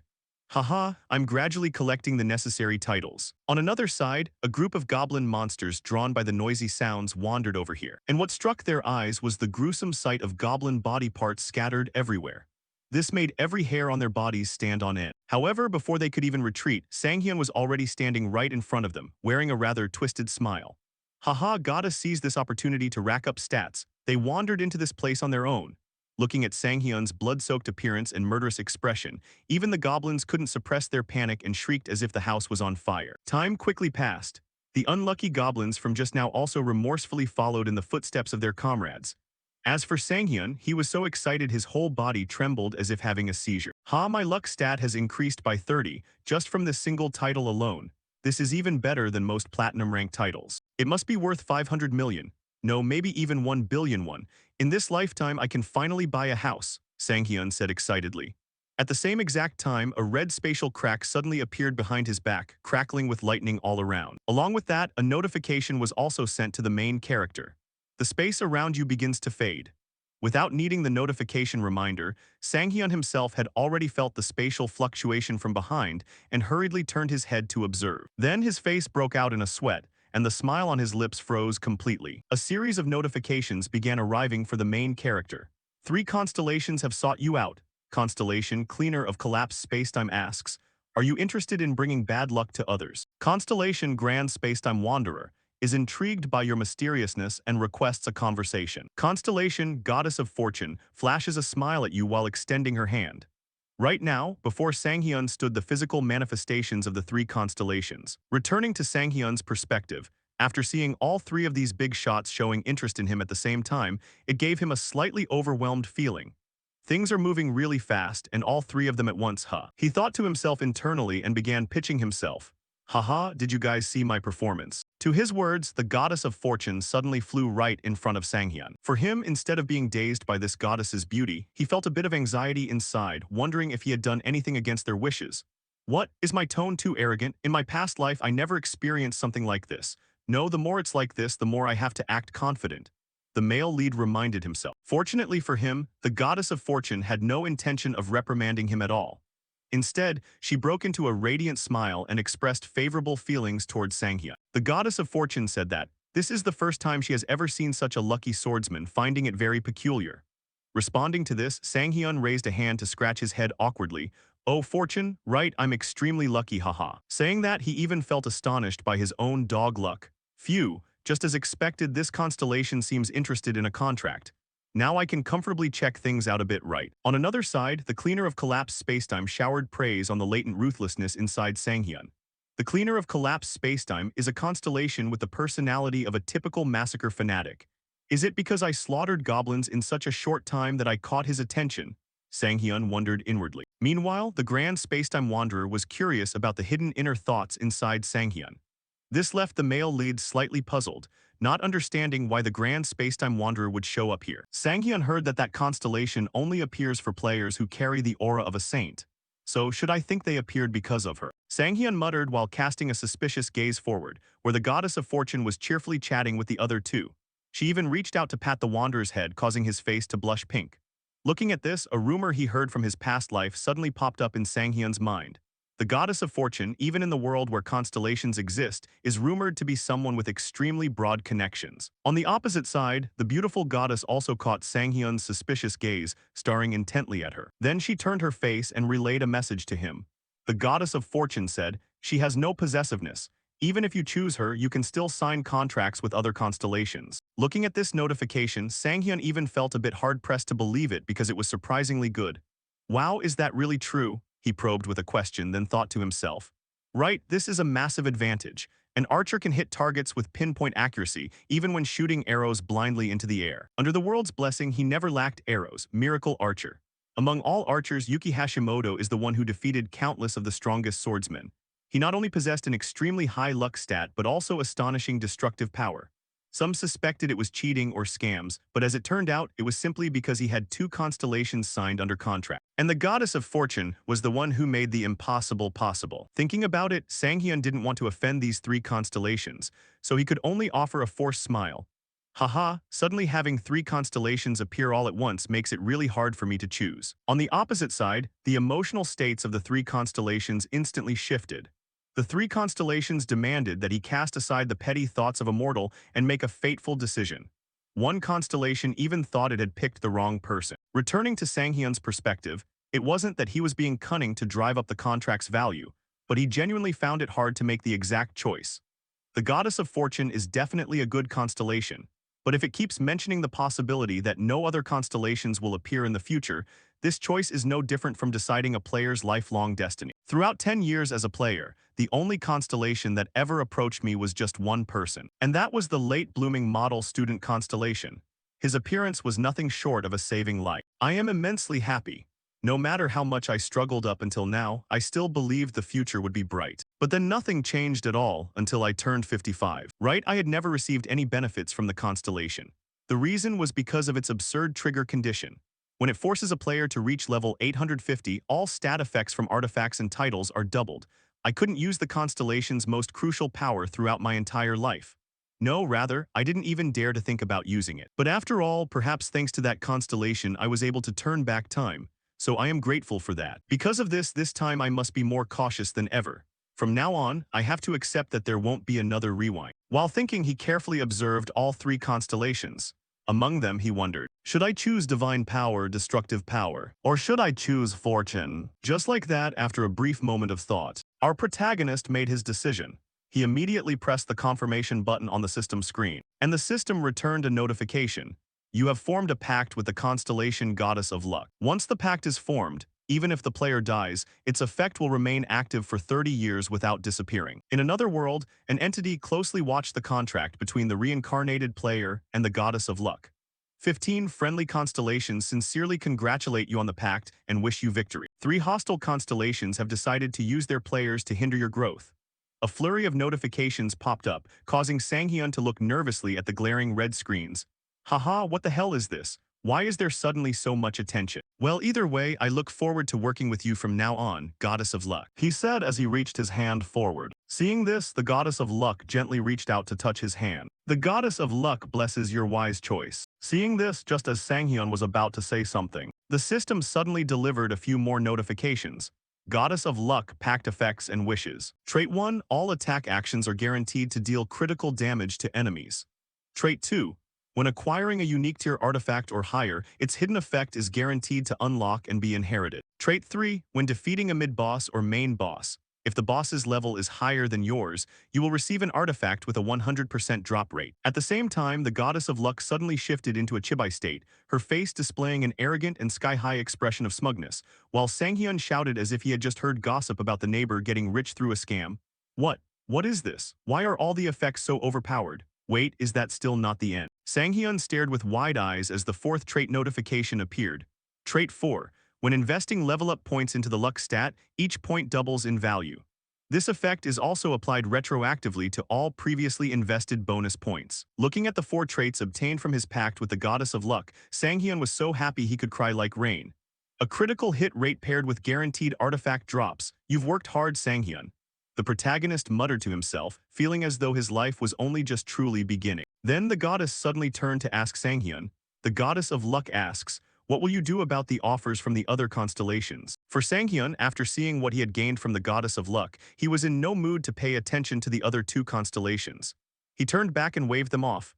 Ah, it's fine, you 2 can leave now. I need to focus on the goddess for now. Ahead, the 2 remaining constellations immediately felt annoyed by the protagonist's words. Spatial Wanderer, taking a number in line, see you next time. Cleaner of collapsed dimensions. Warning, better prepare yourself because one day he'll take yours. The Goddess of Luck clapped in praise, finding his steadfastness quite charming, she thought. With this effect, you temporarily don't need to be any more greedy. Agreeing with her reminder, Sanghyun replied, no need to rush, better opportunities will come in time. Time passed quickly, shifting scenes to the final boss room in Dungeon 101. At this moment, Sanghyun was engaged in direct close-quarters combat with the boss, a green-skinned monster. Their weapons constantly clashed, sending harsh metallic screeches echoing through the space alongside shockwaves rippling outward. Standing off to one side and watching, the Goddess of Luck herself was left completely dazed. Meanwhile, the more Sanghyun fought, the more pumped he got.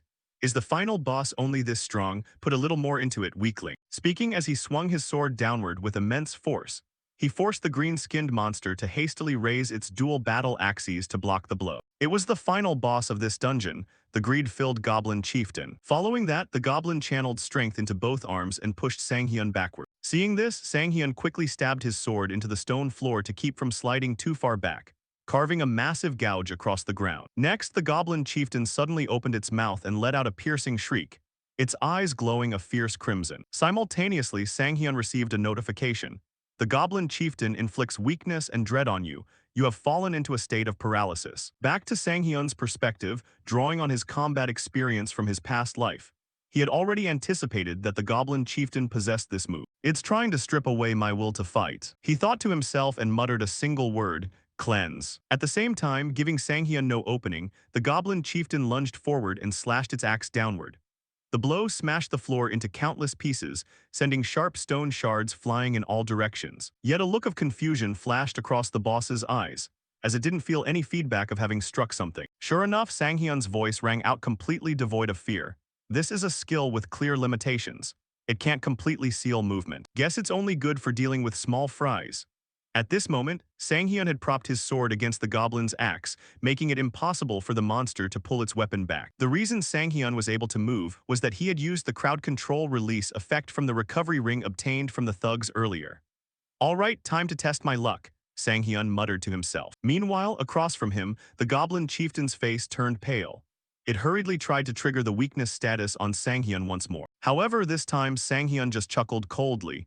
You think that trick is going to work again? Right after, with a swift dash forward, Sanghyun swung his sword and carved a deep, gaping wound across its left chest, causing the goblin to shriek in agonizing pain. Next, Sanghyun activated his skilled Demon Smash, plunging the goblin chieftain into a 2-second state of paralysis. Seeing this, Sanghyun quickly closed the distance. The sword in his hand moved like a milling machine, unleashing countless attacks at wind-shattering speeds while he spoke.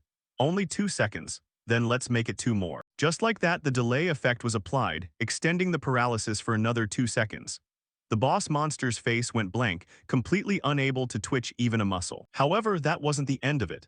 Immediately afterward, Sanghyun began darting around the green-skinned monster, executing a flurry of diverse attacks. The second delay effect triggered, with a 90% chance to extend the paralysis status. Second success already, Sanghyun smiled and said. Time flew by, and eventually, the goblin chieftain failed to withstand Sanghyun's onslaught, bitterly biting the dust to transmigrate into a new life. The moment its heavy body collapsed onto the ground, Sanghyun received a congratulatory notification from the system.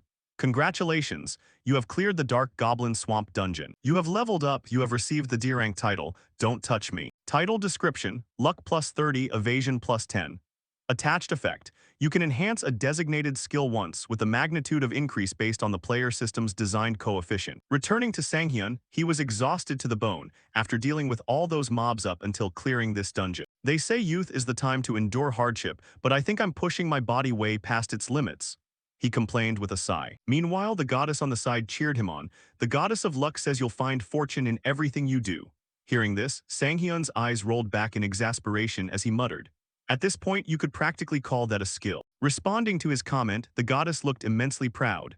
The goddess of luck says that luck is also a skill, and she's thrilled that fortune follows you everywhere. She says that in reality, who knows, maybe all of this is thanks to her, she narcissistically remarked while Sanghyun hurriedly checked his stat distribution. Let's throw the points into luck first. While my luck stat is over 100 now, when a stat exceeds 100, a threshold adjustment occurs, boosting effects related to it by an extra 10%. For instance, the evasion stat affects dodge rates, while the luck stat influences item drop rates. Then, as if to prove Sanghyun's point, the colossal shield belonging to the goblin chieftain, which it hadn't even managed to use during the battle, suddenly emitted a faint glow. Glancing over it, all the information regarding the item appeared before Sanghyun. Kudni's shield, silver artifact, secondary equipment. Equipment type shield, special effect, sacrifice, defense plus 20. Description, a shield left behind by a goblin warrior named Kudni's. It enhances power using mana and converts incoming damage into healing, though the entire process consumes an equivalent amount of converted mana. It seemed to be an item specialized for tank builds. However, Sanghyun had no complaints about receiving it, It's a guaranteed drop thanks to the goddess anyway. That means the luck stat directly influences artifact drops, right? One thing's for sure, dealing with this is even more troublesome than being the contractor of the model student who succeeded late. Thinking to himself, Sanghyun used his Devour skill to absorb the shield's special traits, while the goddess of luck bounded over, hugging him tightly and rubbing her cheek against his. Time passed quickly, shifting scenes to the interior of the Q-area building. At this moment, our protagonist was standing there trying to explain something, but was immediately shut down by a sleepy-eyed female receptionist. Impossible, she shook her head. Across from her, Sanghyun persisted. I understand what you're trying to say, but look, there's a good reason. Before he could finish, the receptionist cut him off. I'm sorry, but could you please reconsider? I'm losing my mind here. I don't even know how many dead bodies I've seen this week alone. Hearing this, sweat broke out all over Sanghyun's face. He told himself inwardly, things cannot go off the rails right from here. To explain this, we need to rewind 2 hours to the Hanam Expressway. While sitting inside his car, Sanghyun was still basking in the memory of consuming that shield earlier. I was worried since it was a goblin shield, but a classic peninsula-style simple meal of kimchi and white rice. At least there was kimchi and rice. Just as he thought about that, Sanghyun's car suddenly ground to a halt and began vibrating violently. Next, a flurry of glowing red warning icons flashed across the dashboard, causing our protagonist to cry out in alarm. What's going on? Why are so many alarm lights blinking? Is it time to change cars already? He whispered to himself, but quickly shook his head. No, relocating to a new place is more important than upgrading the car. The lower a player's level, the more criminals target them. I can't live in a state of high alert forever. Moving to a heavily guarded area like the player district will be much more convenient. And if I consider artifacts too, I should buy secondhand ones so they're easier to consume and absorb. Money, I need a ton of money. And I need a mountain of it right now. There's only one place where I can make that kind of money. Systems appeared when the player era began. Alongside those systems were quests, and the organizations monitoring all these quests were none of other than the Player Association. If it's a system supervised by the association, I can pull it off. Here I come, Quest Zone. With that thought in mind, Sanghyun slammed on the gas, speeding straight toward the Player Association. Returning to reality, getting rejected right at the counter instantly crushed all his money-making dreams. Across the desk, the dark circle-eyed receptionist was still trying to talk some sense into Sanghyun. So please enter a dungeon suited for your level. Why on earth are you trying to walk into a level 100 zone? Besides, you aren't even ranked yet. In response came a pleading expression from the protagonist. I won't cause any trouble. Please trust me. I might only be level 17, but with my current skills, going into a low-level area is a complete waste of time. Shifting to the receptionist's perspective, she looked ready to burst into tears. Her entire body shook as she pointed trembling fingers to the side. Yesterday, someone said the exact same thing. Do you want to guess what happened to them? So please go to an area suited for your actual level. Looking at her state, Sanghyun actually understood why she was reacting this way. I get why this employee is acting like this. Too many players overestimate themselves and throw their lives away stupidly, but at a time like this, you've got to put on a thick face. With that thought, Sanghyun put on an extremely trustworthy expression, resembling a multi-level marketing scammer, and asserted clearly, no, absolutely not. At that exact moment, a purple-haired girl who overheard the commotion walked over and asked, is there a problem? Hearing her, the dark-haired receptionist hurriedly turned around and shook her head. Hello, it's nothing at all. This purple-haired girl was Miso, a member of the Eden Guild, level 100, and an A+ rank player. Returning to Sanghyun, upon seeing her face, a look of astonishment flashed across his eyes for a few seconds as he recognized her identity.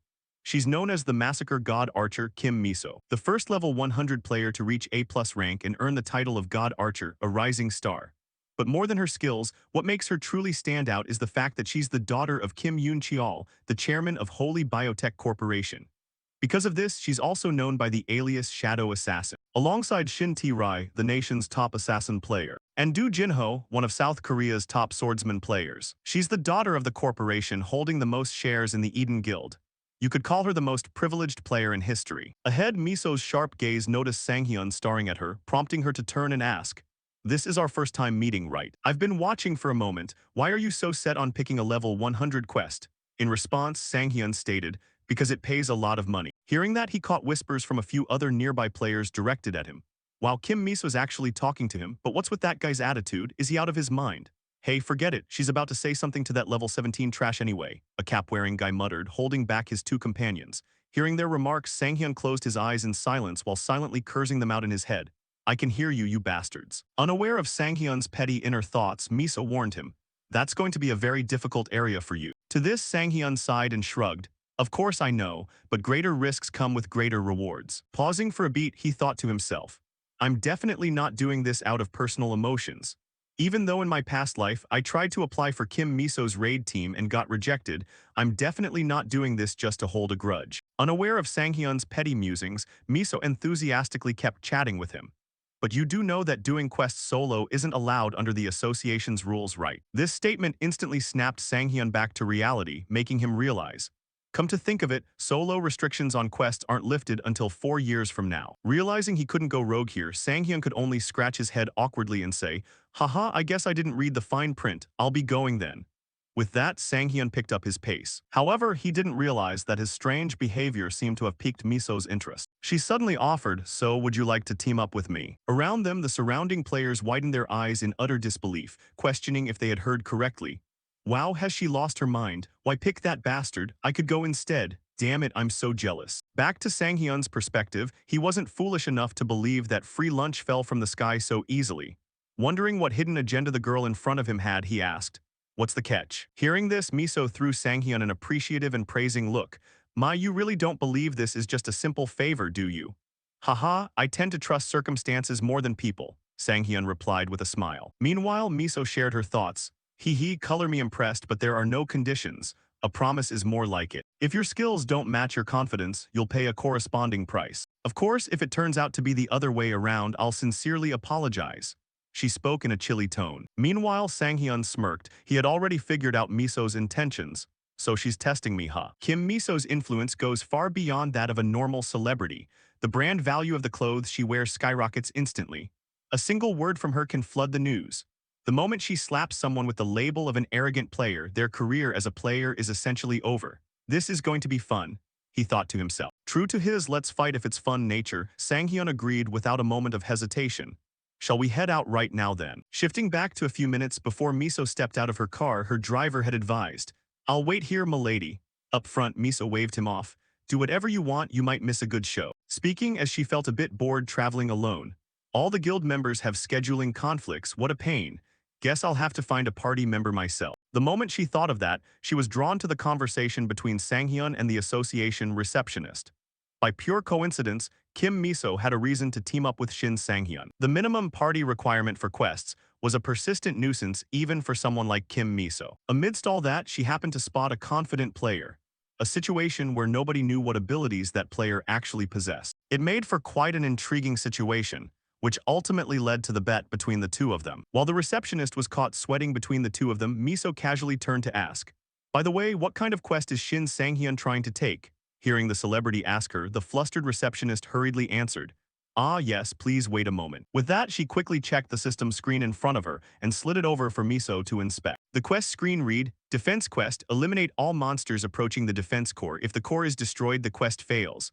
Monster type, wolf type monsters. Monster count 300. Recommended quest level 100. Quest reward 500 million won. After reading the quest requirements and description, Miso's expression shifted slightly. Even a level 100 player like her couldn't take this quest lightly.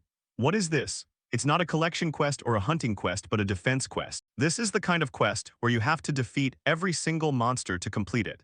And a golden rule is needing at least one ranged DPS in a 4-person party. And he's planning to do this alone. If I weren't here, he would have walked straight to his death without a corpse left behind. The more she thought about it, the more she felt Sanghyun had to be out of his mind to take this quest solo. Then, noticing her hesitant look, Sanghyun issued a challenge. What's the matter, getting cold feet? His confident words made Miso wonder if her ears were playing tricks on her. She exclaimed, what, did I hear that right? Sanghyun smiled and replied, ah well, you suddenly went quiet without saying anything, so I just wondered if you were scared. If it's too much, we can always recruit more people before heading in. We could add another tank or another ranged damage dealer. Or, Sanghyun started listing suggestions, making the dark-haired receptionist break out in a cold sweat because she noticed Miso's entire body trembling with rage. Feeling her pride heavily wounded, Miso immediately reached out, grabbed Sanghyun's wrist and gritted out every single word. No, Shin Sanghyun, this quest is not a problem at all. With that, she smashed the accept button. Simultaneously, a system notification flashed for both of them.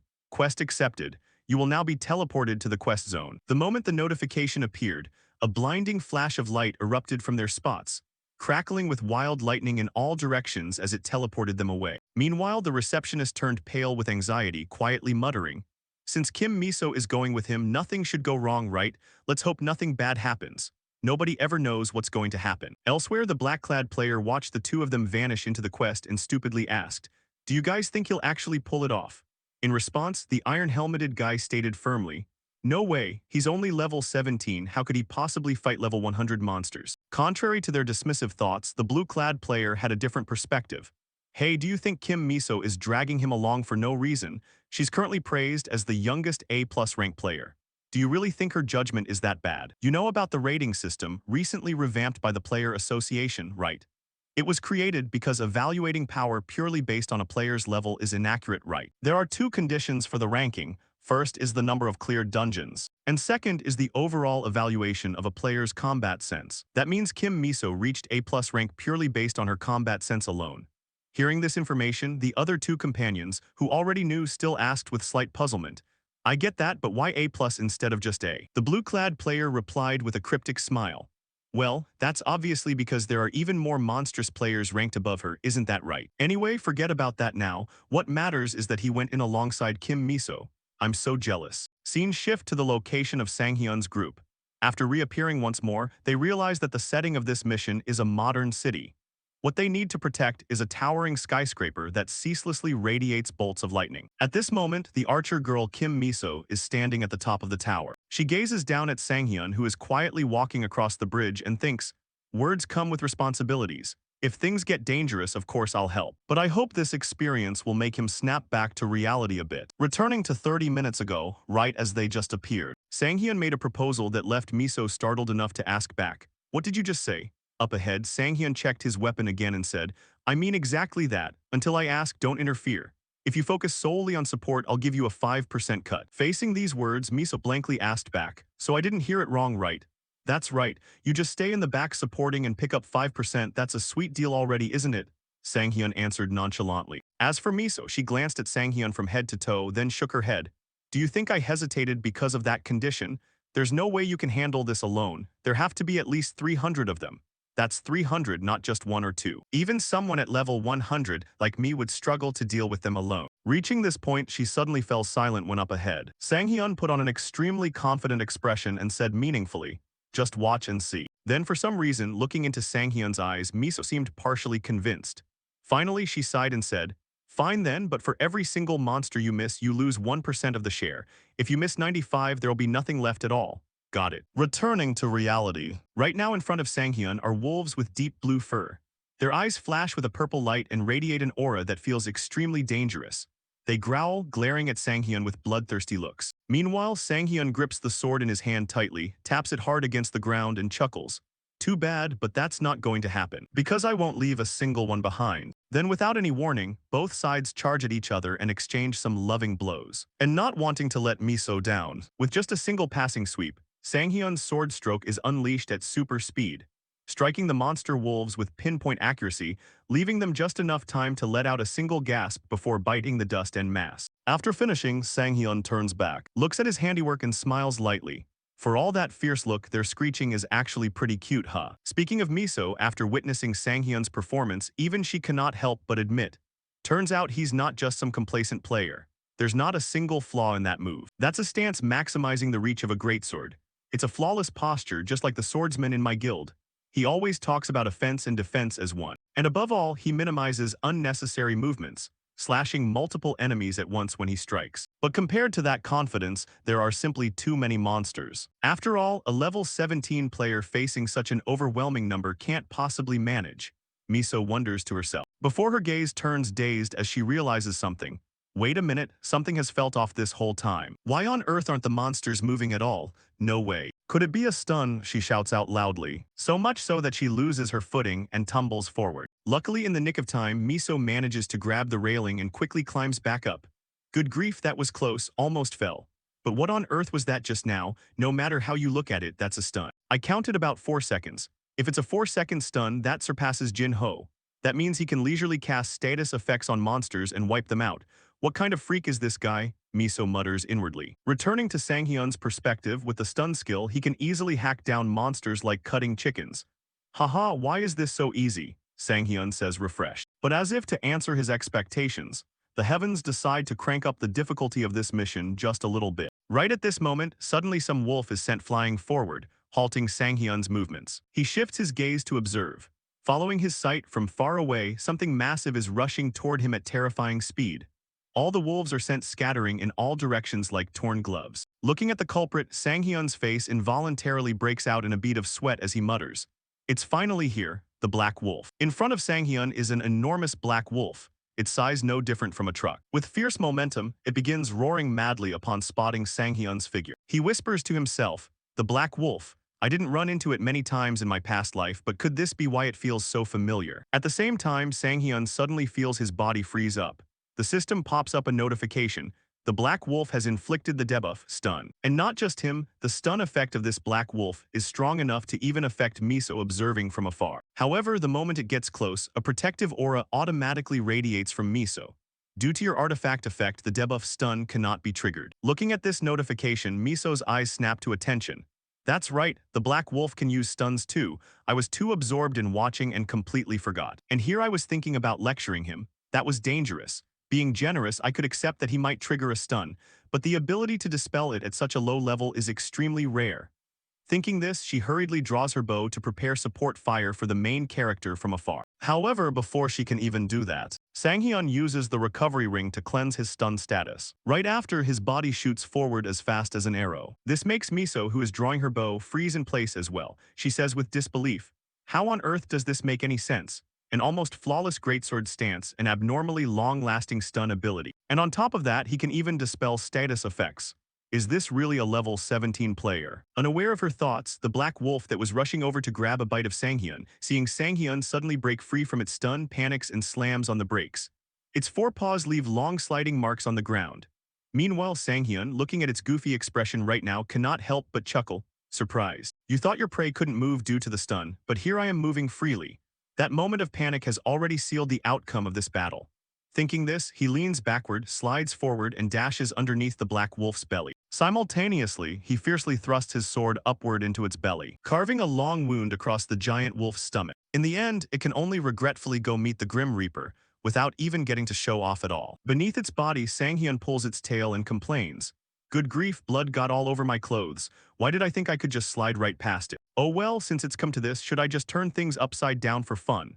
Saying this, he glances at the remaining monsters with a dangerous glint in his eyes. Meanwhile, Miso, observing from afar, wears a radiant face as if she has found a raw diamond in a pile of trash.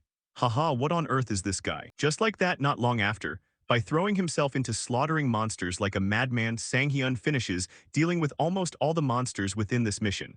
Surrounding him are countless blue wolf corpses. A notification screen begins to appear reminding the main character, "Monster defense mission cleared, 299 300 target monsters. You have leveled up.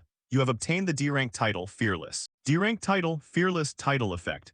Grants complete immunity to status effects caused by the howl of wolf race monsters. For Sanghyun, although this title only works against a single species of monster, gaining a new title still makes him happy with nothing to complain about. Then he glances back in the direction where the archer girl Miso is standing. He thinks to himself, "The suspicious gazes toward me from before have vanished.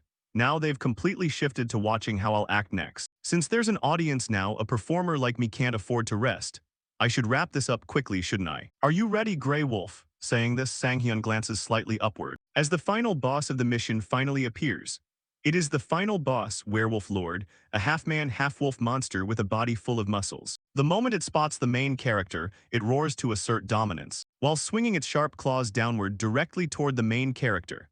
The strike is so powerful it shatters the ground into countless debris. However, with his combat experience, Sanghyun agilely leaps to the side to dodge and even taunts the monster back. "Your attacks are known for being notoriously unpredictable, aren't they? But 30 years later, all your gestures and movements have been analyzed. Shouldn't they be called predictable by now? Sorry, but I already know all your moves and skills." As soon as those words leave his mouth, Sanghyun channels strength into his legs and springs hard toward the wolf at wind-tearing speed. Simultaneously, he swings his sword, slashing straight into the werewolf's body, leaving it just enough time to let out a miserable scream before a huge wound opens up on its chest. However, looking at his results, Sanghyun doesn't seem entirely satisfied. Just as expected, for a boss over level 100, it's still pretty tough to deal with even though I predicted its movements. Speaking of Miso, watching Sanghyun easily handle the mission boss like that, her face involuntarily breaks out in a few drops of sweat as she mutters blankly. Isn't this utterly insane? There's more than one weird thing here. Not only is he in a berserk state, but he also has a way to counter the wolf's fear effect. And he's carrying a massive sword and acting this casually. It's a joke. Furthermore, he anticipated the werewolf lord's movements and went toe-to-toe with it without losing ground at all. The more she speaks, the more unbelievable it feels, and she closely watches their battle. At this moment, the werewolf has truly gone completely crazy. It opens its mouth wide, biting straight towards Sanghyun as if wanting to crush him in a single blow. Seeing this, Sanghyun leans to the side to dodge. However, the werewolf reacts extremely fast. It lets out an angry roar and thrusts its arm with sharp claws toward the male lead's small body, forcing him to use his greatsword as a shield to block the blow. Seeing this, a flash of surprise crosses the werewolf's eyes, as it never expected Sanghyun to block its attack. The only thing it sees is a cold gaze from the male lead. He snarls once more, "I told you I know everything about you. I spent my whole life in my past life making sure of that." Saying that, he glances slightly at Miso in the distance, making Miso seemingly understand the main character's intention. What makes her find it most ridiculous is his attitude and fighting style, almost as if Sanghyun wants to prove himself to her. Thinking of this, Miso can only let out a forced sigh. Haha, what kind of guy is he? Returning to the battle, the sounds of clashing weapons ring out continuously. After trading blows for a while, Sanghyun himself begins to feel his stamina plummeting non-stop. This battle is dragging on longer than I expected. I went and showed off all cool in front of Kim Miso, and now this is wasting time against the boss.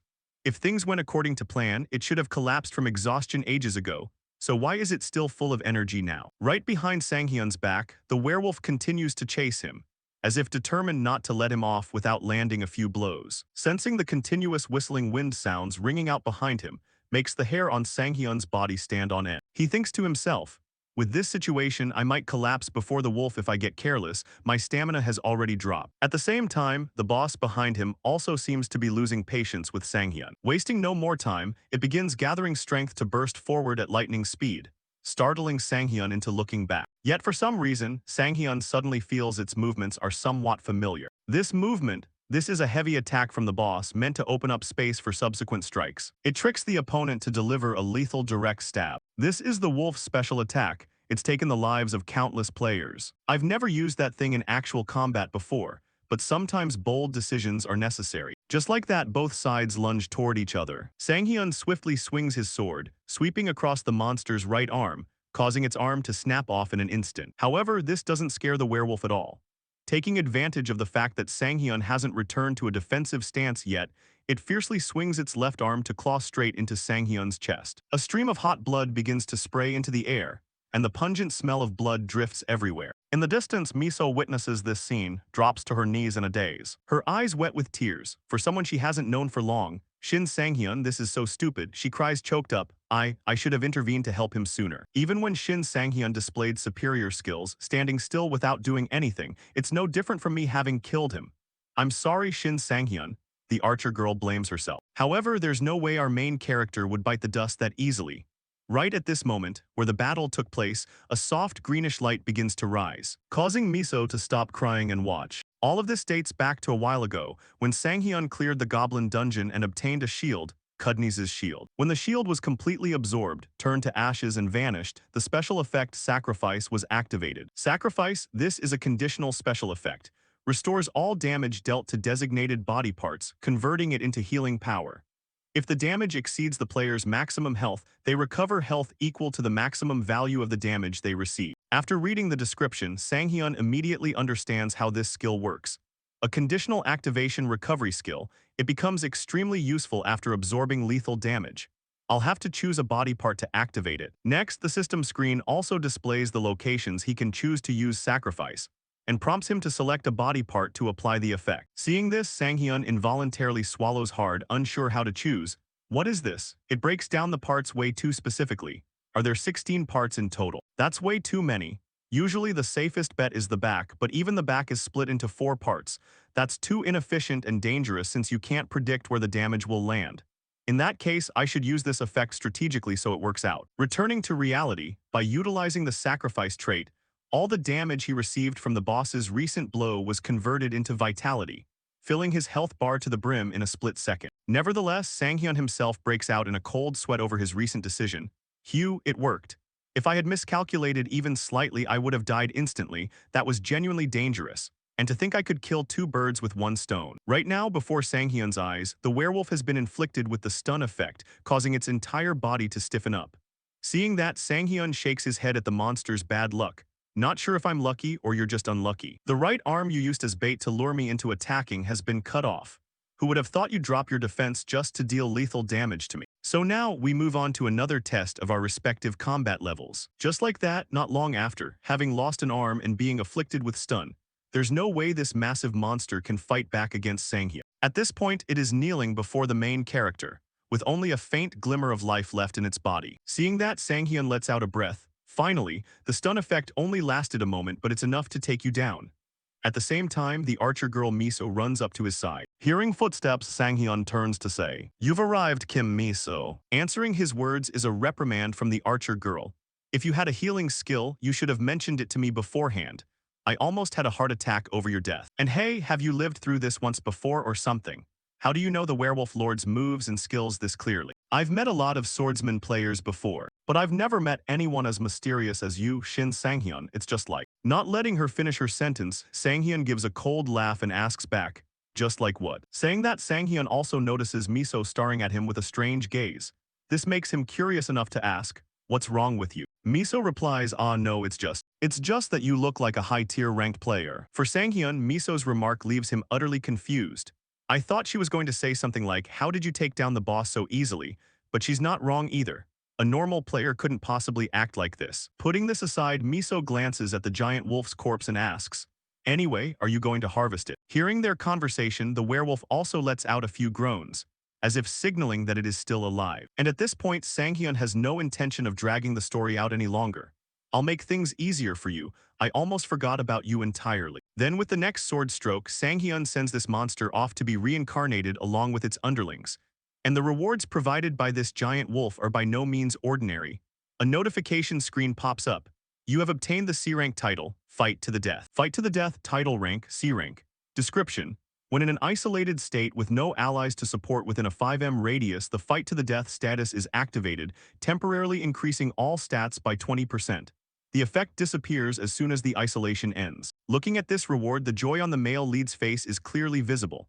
A special title dedicated to one-on-one combat, and it's my first C-rank title, such nostalgia.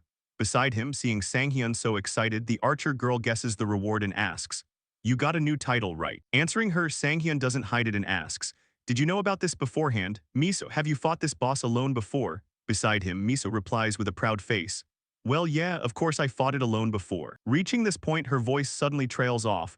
A look of embarrassment flashes across her face, and she sighs, admitting, "There's nothing to be proud of. Honestly, I only beat it thanks to my artifacts. I can't say I beat it purely with skill like you."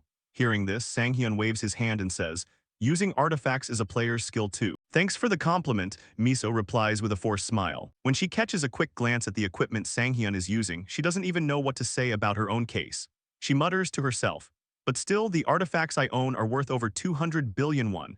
Comparing that stuff to someone using a widely available greatsword like him, I feel kind of ashamed." Thinking that to herself, Miso naturally doesn't voice it out loud. Instead, she prompts the male lead, "Besides, don't you plan on trying out the title's effect right away?" No sooner had the words left his mouth, before Sanghyun could even understand what she was referring to, an icon suddenly appeared right above his head, two crossed swords. Accompanied by it came a system notification. The title Fight to the Death has been activated. Isolation, player Kim Miso, no allies are present within a 5m radius of the player. The title Fight to the Death has automatically been activated. Seeing this, Sanghyun reached up to the top of his head to brush away the notification. Haha, there's no way there are any enemies around here. Next, since the quest was successfully completed, the archer girl waved goodbye to the male protagonist. "I'll head out first, you know I have to contact the dungeon porters outside." "Ah yeah, thanks," Sanghyun nodded, watching her small back as she walked away. A faint wave of nostalgia washed over Sanghyun internally. Quest rewards include monster-related items, so calling in porters to clear everything out is the obvious next step. In my past life, I used to do that all the time. Handling annoying tasks makes me look way more reliable in her eyes. Just as he thought about that, Miso's footsteps up ahead suddenly came to a halt. She turned around and told Sanghyun, and I'll be giving up 5% of the quest reward I mentioned earlier. Her remark caused the dark-haired guy to startle and instantly blurt out, "Wait, but that's a bit unfair to you." Without giving Sanghyun a chance to argue, Misa waved her hand dismissively up ahead.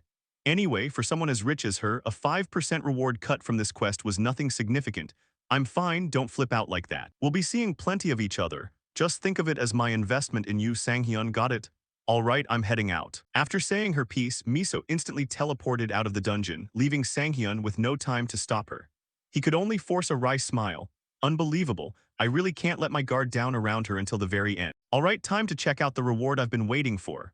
With that, his eyes drifted toward the back, where a blue stone was emitting a gentle, soothing radiance. This was the Blue Moon Stone, a platinum-tier item, special equipment, accessory type. Special effect, Wolf's Presence. Attributes, Vitality plus 100, Mana plus 100, Luck plus 50. This is a gemstone created from the faith of the Silver Wolf tribe, those who worship the Blue Moon. For Sanghyun, just looking at the stats of this piece of equipment made his entire body tremble like he had epilepsy from pure excitement. It's finally a platinum-tier item. A platinum artifact is worth at least 1 billion. Awesome, this thing is worth an apartment in the capital. Sanghyun muttered as he rushed forward, clutching the gemstone tightly and pressing it against his face in sheer bliss. At the exact same time, the Goddess of Luck popped up to take credit. The Goddess of Luck asks, "Do you believe in her influence now?" she said with a smile. Down below, seeing her appear, Sanghyun's smile instantly vanished as he retorted, "How is that your influence? It's all mine." Before he could even finish, another unfamiliar deity suddenly barged into their conversation. The owner of Chapped Lips strongly objects to the biased luck you've been receiving and demands the removal of the Goddess of Luck from the player system. In response, the Goddess of Luck took matters into her own hands. The Goddess of Luck unexpectedly proposed a poll to the constellations connected to the player system. The vote was underway. Proposal to expel the owner of Chapped Lips from the player system. The vote tally currently stood at 61-100 and kept climbing. The proposal passed unanimously, and the owner of Chapped Lips could no longer operate as a constellation.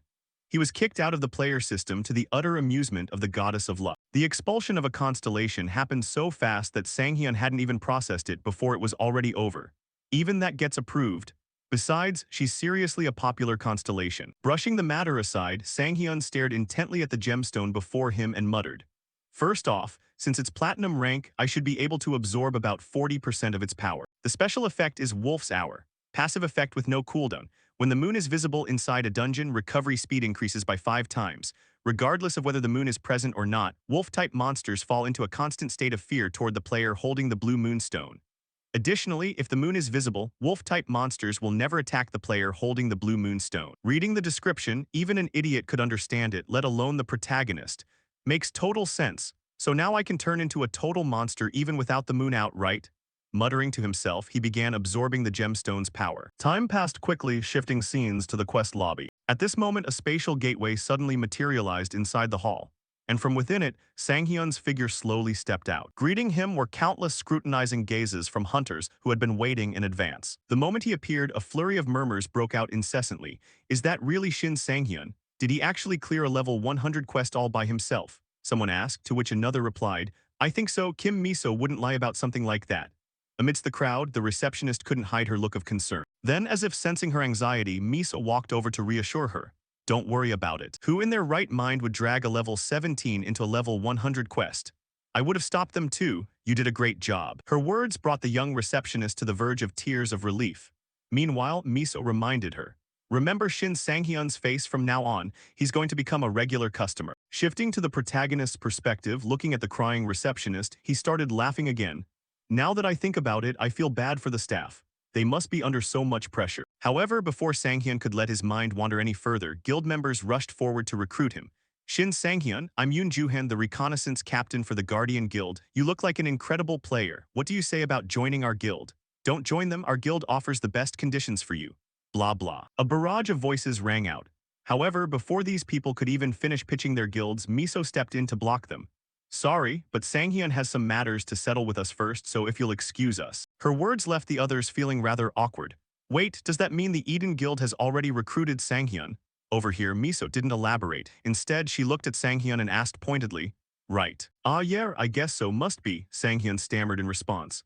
An uneasy feeling began to rise in his chest. "That move got me out of trouble, but what's her actual game plan?" Sang-hyun thought to himself. Time passed quickly, shifting scenes to the interior of a luxury vehicle. After staring at the 500 million won deposited into his account, Sang-hyun grinned from ear to ear. Seeing this, Miso smiled as well. Quest rewards get processed pretty fast, don't they? Hearing this, Sang-hyun dropped his ecstatic expression, scratched his head and said, "That's definitely a speed I've never experienced before. Honestly, getting a payout like that feels pretty great."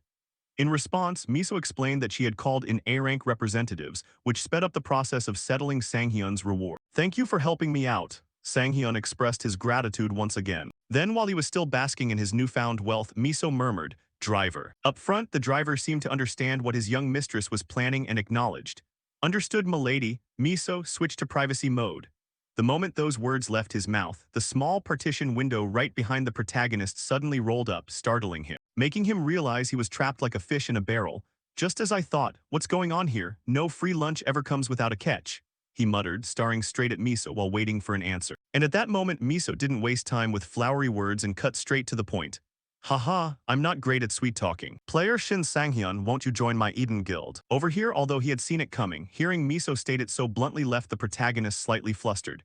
"You're pretty confident, cutting straight to the chase instead of beating around the bush, huh?" Miso replied with crinkled eyes.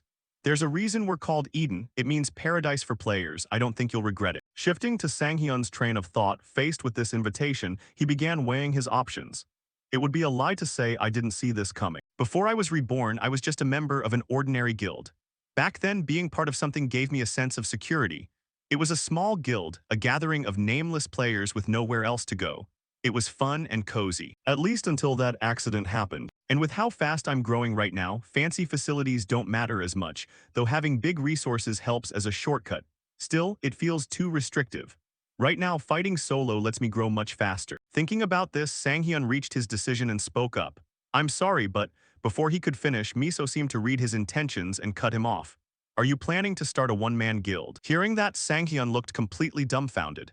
It seemed he had never even heard of a one-man guild before. Yet the guy put on a knowing nod anyway. "Oh, you catch on fast." Unaware of the protagonist's actual thoughts, Miso shrugged in response. "Well, I am the daughter of a major conglomerate chairman. Considering your capabilities, Sang-hyun, it wasn't hard to figure out. And the thing is, I'm the only one who knows the truth right now." She beamed at Sang-hyun with eyes full of amusement. This left Sang-hyun unsure of how to respond, forcing a chuckle. He thought to himself, even though she already figured out I'm launching a one-man guild, she still spoke her mind and showed her interest. Setting up a relationship where she can leverage me later. Frankly speaking, she's an incredible negotiator. Time passed quickly, shifting scenes to the player district, building C near Jamsil Station. Just as planned beforehand, Sang-hyun was currently renting a place in this area for safety. Right in front of him, a female receptionist beamed with a wide smile after securing a deal. "As I mentioned, the deposit is 100 million won and the monthly rent is 5 million won," she said with an expression resembling a wolf eyeing a lamb. This made Sang-hyun's scalp itch slightly as he pointed out, "You throw out a price tag like that with a smile, making it almost sound not too bad." The protagonist's witty remark made the girl burst into laughter. "Haha, but you're still getting a great deal. Places around here usually have a huge waiting list. Anyway, I'll be heading out. Give me a call if you run into any issues." With that, she turned and left. Behind her, Sang-hyun raised a hand to wave goodbye. "Sure thing, take care." Speaking as he let out a sigh, "Found a place way faster than expected, making everyone else on the waiting list end up working behind me. Is this thanks to the goddess of luck too? It's been a short span, but so much has happened. My mysterious rebirth, these bizarre changes, all of it leaves me in awe. For days, I've just been focusing on making sense of everything, even if the info didn't help me much right away. I had no clue how to proceed in this situation, but soon enough my mindset shifted, and I started acting differently. Still, I occasionally get this lingering feeling that I forgot something. Even though I haven't done much to change the grand scheme yet, right now, I can actually feel hot blood coursing through my veins. That's youth. Youth and the future are right here in the palm of my hand. I'm not going to sit around passively. So this time I'm going to live a different life, happier and stronger than before. I swear I'm not going to live like a coward ever again. On top of that, opportunities for growth keep falling into my lap. This must be my luck. Thinking about this, Sang-hyun recalled the memory of the archer Miso receiving a phone call from an important figure. "Ah yes, it's you, reporter Park Youngmin, right? What wind blew you our way? Haha, you're really fast on breaking news." Sitting nearby, hearing the name Park Youngmin made a flash of astonishment cross Sang-hyun's eyes. He wondered inwardly, is that Park Youngmin from the Player Daily? He's an S-rank reporter. At the same time, over at the Player Daily building, Youngmin chuckled. "That's right. I heard you were hanging out with him in the quest zone, Miso. Things are going crazy here over the news we just got. In response, Miso admitted, just like what you heard, out of all the players I've met recently, he's truly. Before she could finish, Youngmin sensed the eavesdropping gazes of his colleagues and lowered his voice to warn her. Sorry, but can you wrap this up quickly? Everyone's staring at me like crazy. Time passed quickly. At this point, Sanghyun had stepped out of the car and thanked Miso. Thanks for the ride.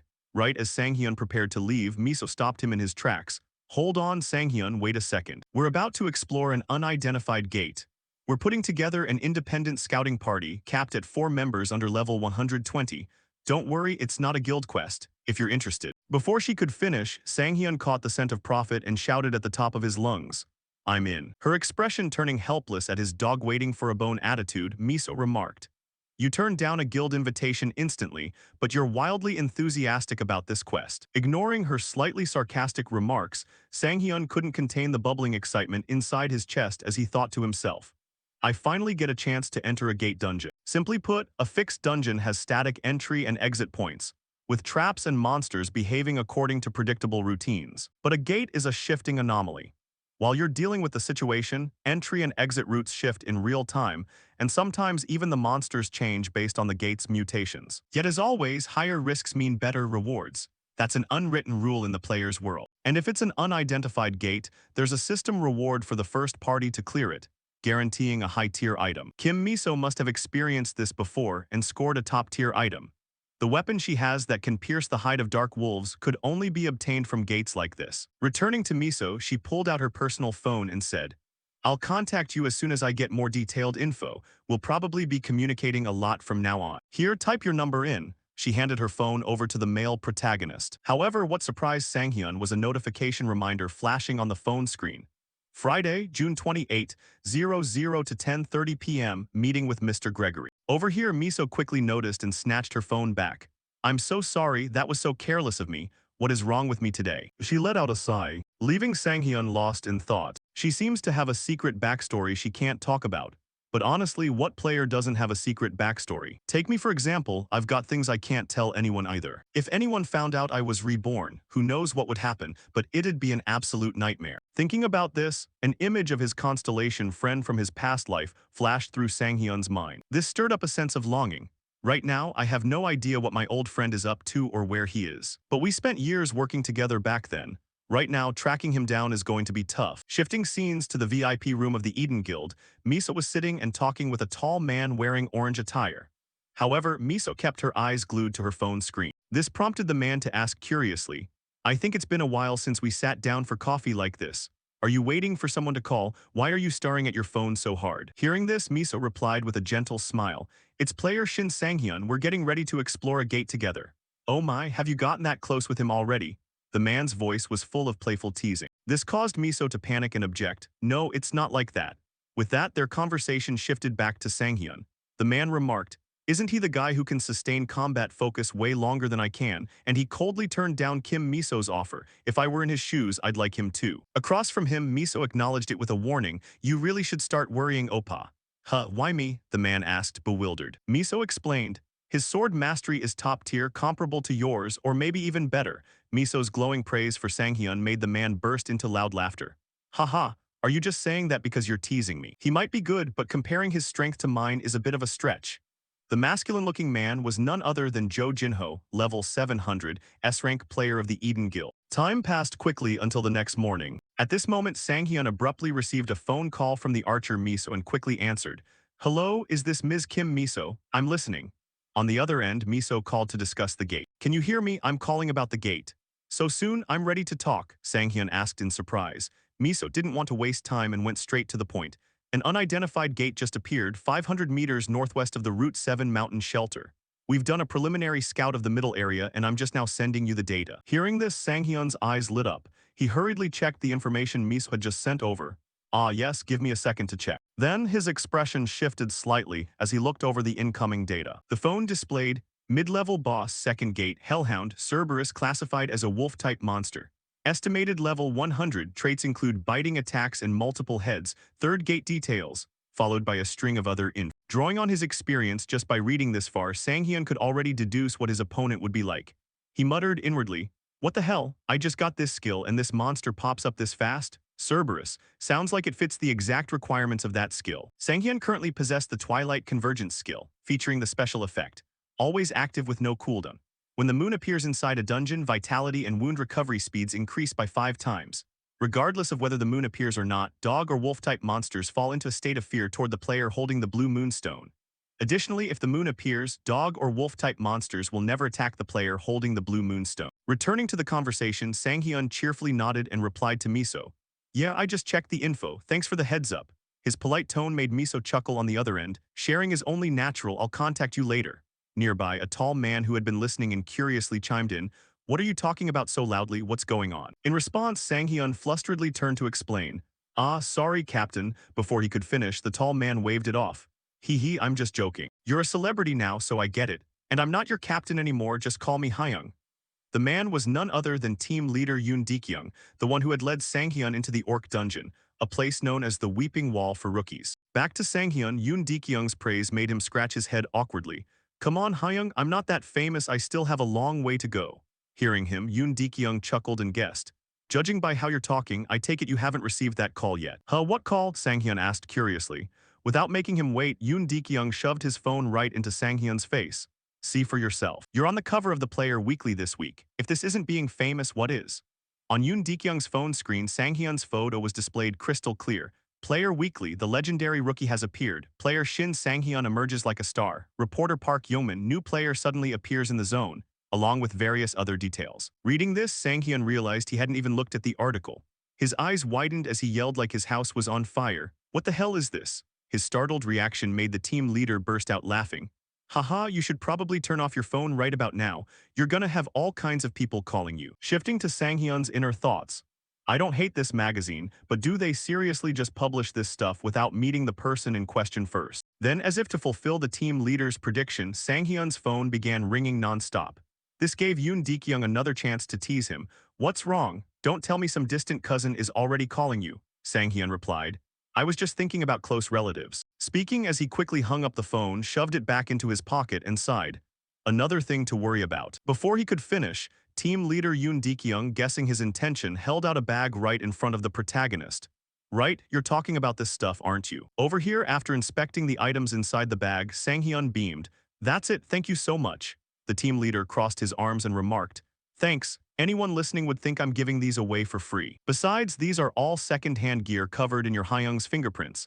Wouldn't it be better to just buy new ones? His voice dripped with curiosity. As for Sanghyun, naturally he couldn't tell Yoon Dekyung that he was dragging this pile of junk home to eat and buff his own stats, so he could only offer an awkward explanation. I guess I just wanted to channel your fighting spirit, the way you handle problems. The more he talked, the darker Yoon Dekyung's expression grew. Finally, the team leader couldn't help chiming in. Haha, you're talking nonsense again. Sanghyun chuckled awkwardly. Well, just think of it as a superstition or something. The team leader shook his head inwardly. How could that possibly explain why second-hand gear has a higher absorption rate? Then, just as Yoon Dekyung was about to ask another question, a female voice interrupted from behind.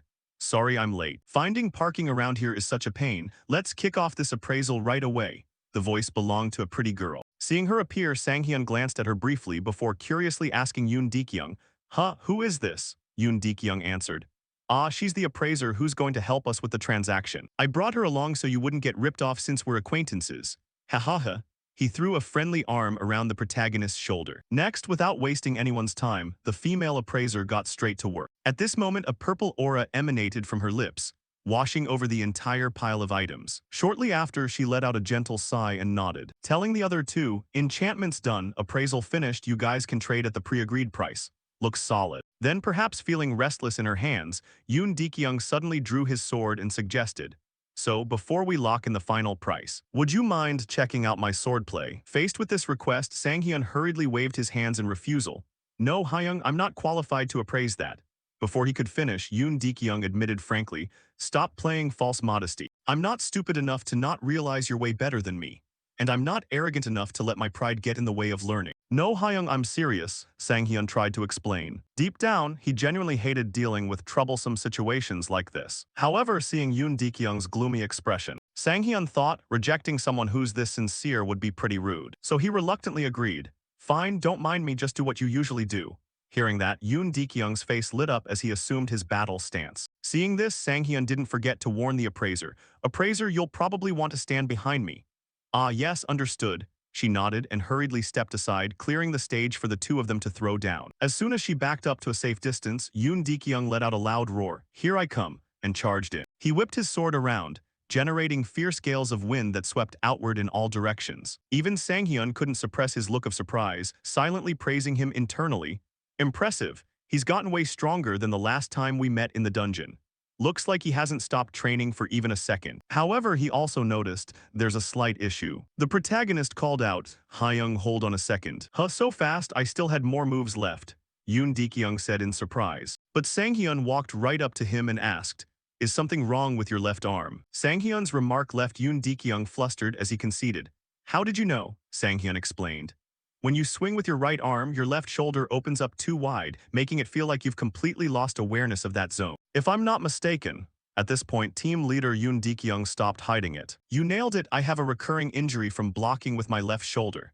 So it really couldn't be hidden, huh? Most of the injuries I get from training or dungeon runs happen on this side. I know it, but I can't fix it." He massaged his left shoulder with a grimace. However, Sang-hyun's next statement blew him away. He said, "It's fixable. This injury is easier to deal with than you think. Stop hiding your injured spot. Instead, lean into the momentum of your swordplay to turn it into a strength. From your posture control to your movement rhythm.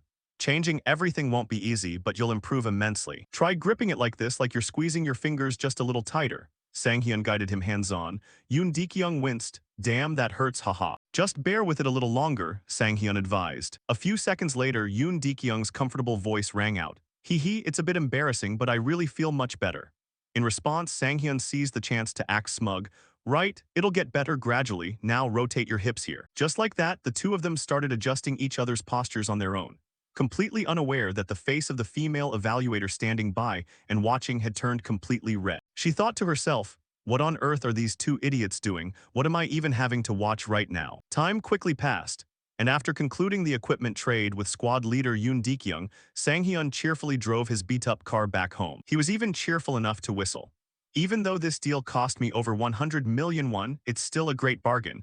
The benefits gained from it will be way more than what I put in." Even though he seemed very satisfied after the sword training session, the evaluator had a very strange expression at the end. Could it be because she was tired? "Oh well, whatever. I want to quickly finish eating these equipment pieces and see how much I've progressed. How can I endure until the next gate appears? Or should I just call Kim Miso right now?" Saying that, Sang-hyun cast a quick glance at the bag of equipment beside the passenger seat. Because of this momentary lapse in attention, he almost crashed right into two people ahead. Luckily, Sang-hyun slammed on the brakes in time and hurriedly poked his head outside, flustered. "I'm sorry. Are you alright? You were walking in a blind spot, so I..."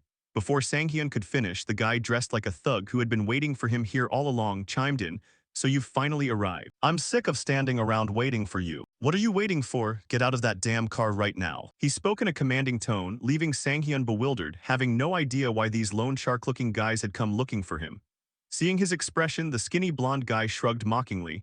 "Haha, idiots always react like this. Stuff like, huh, what, I think I misheard." Next, as if to prove their unfriendly meeting, the fat guy used his skill, summoning a blazing fireball right in front of his chest before gritting his terms. "No need for more words. Do you want to burn to ashes along with this piece of crap car, or are you coming out here?" Switching to Sang-hyun's perspective, he finally recognized the identities of the two guys in front of him, the very same people he knew from his past life. "Oh, I remember now. These guys are Choi Yeoncheol and Choi Seong-ho from the Onopia Guild. Especially Choi Yeoncheol, he only targets people weaker than himself. And Choi Seong-ho is his subordinate, the guy who shoots his YouTube videos. Thanks to his extreme content, he has a few loyal subscribers who always watch his videos. But after he crossed the line, he got a life sentence and was mostly forgotten by everyone. Let's see, in other words, both of these bastards are absolute human scum." Thinking about this, Sang-hyun let out another sigh. Unaware of his thoughts, Yeoncheol and Seong-ho saw Sang-hyun's expression and even taunted. "Haha, look at that, Yeoncheol. This kid isn't even moving. Haha, why is this kid pissing me off so much?" On his end, Sang-hyun just glanced once to read their levels. Choi Yeoncheol was level 100, a B-rank player, while his subordinate Seong-ho was level 75, a C-rank player. Thinking about how these trashy dogs were targeting him for a video, Sang-hyun felt bored and didn't even want to talk. "I said I wanted to test my progress with the new artifacts, so why do these annoying punks keep finding me?" but they're not the kind of opponents I want to use for testing. Thinking that not wanting his car turned into a pile of scrap metal, he grabbed his weapon, stepped outside, and said, "So then, what's it gonna be?" Across from him, seeing that Sanghyun didn't look like an easy pushover, the fat guy snapped his fingers, extinguishing the flame on his hand, and questioned, "What do you think? Let me—" "Wait, hold on. Calm down. We're the security forces of this multiplayer town. A lot of people said they have some complaints about you. They said some jerk keeps driving a piece of crap car around here.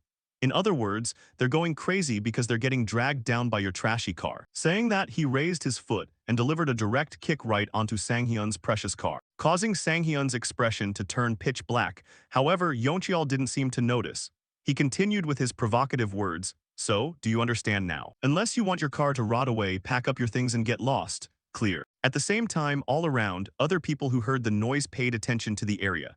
Spotting that the two making a fuss were Yeoncheol and Seongho, they started whispering, "What's going on? It's Yeoncheol and Seongho. Those bastards are acting high and mighty again." Reaching this point, a reddish-brown-haired guy suddenly recognized Sanghyun's identity. "Hey, I recognize that guy. Isn't that the person who appeared in the Player magazine? He's the one who went to the mission area with Kim Miso. What was his name again? It must be Shin Sanghyun." Their shouting was loud enough for Yeoncheol to hear. Slightly worried about Sanghyun's background, he turned to ask his subordinate, "Is he strong?" The subordinate checked his phone for a moment, stroked his chin, and said, "I remember now. This kid went to the mission area with Kim Miso. There's a rumor he cleared a level 100 mission all by himself." Regarding this info, the thug Yeoncheol clearly didn't believe it. "By himself, he looks weak." Replying, Seongho also smirked. "Haha, hey Yeoncheol, Kim Miso went with him. Do you really think she'd let that rookie hog all the glory by himself?" "Haha, I already have an idea for our next video title." Hearing that, Yeoncheol figured out what his bastard partner was thinking and laughed out loud in agreement. "Haha, I can't believe you're this good at this kind of stuff." Saying that as if he couldn't wait any longer, Seongho immediately pulled out his phone, turned on recording mode, and reminded, "Teach the rookie that Kim Miso is backing up a lesson. The camera is rolling." Hearing this, the fat guy stepped forward and said coldly to Sanghyun, "Hey Sanghyun, I'll show you some mercy. Let's enter the training mode and have a one-on-one duel. If I win, you must immediately leave the player town, and of course you'll also appear in our video. And if you win, we'll stay as far away from you as possible. Deal." Switching to Sanghyun's perspective, he was beyond furious that two punks had come to trash his car. Therefore, he immediately agreed to the proposal. "Fine. If you add 500 million and your wrist to this bet, we have a deal.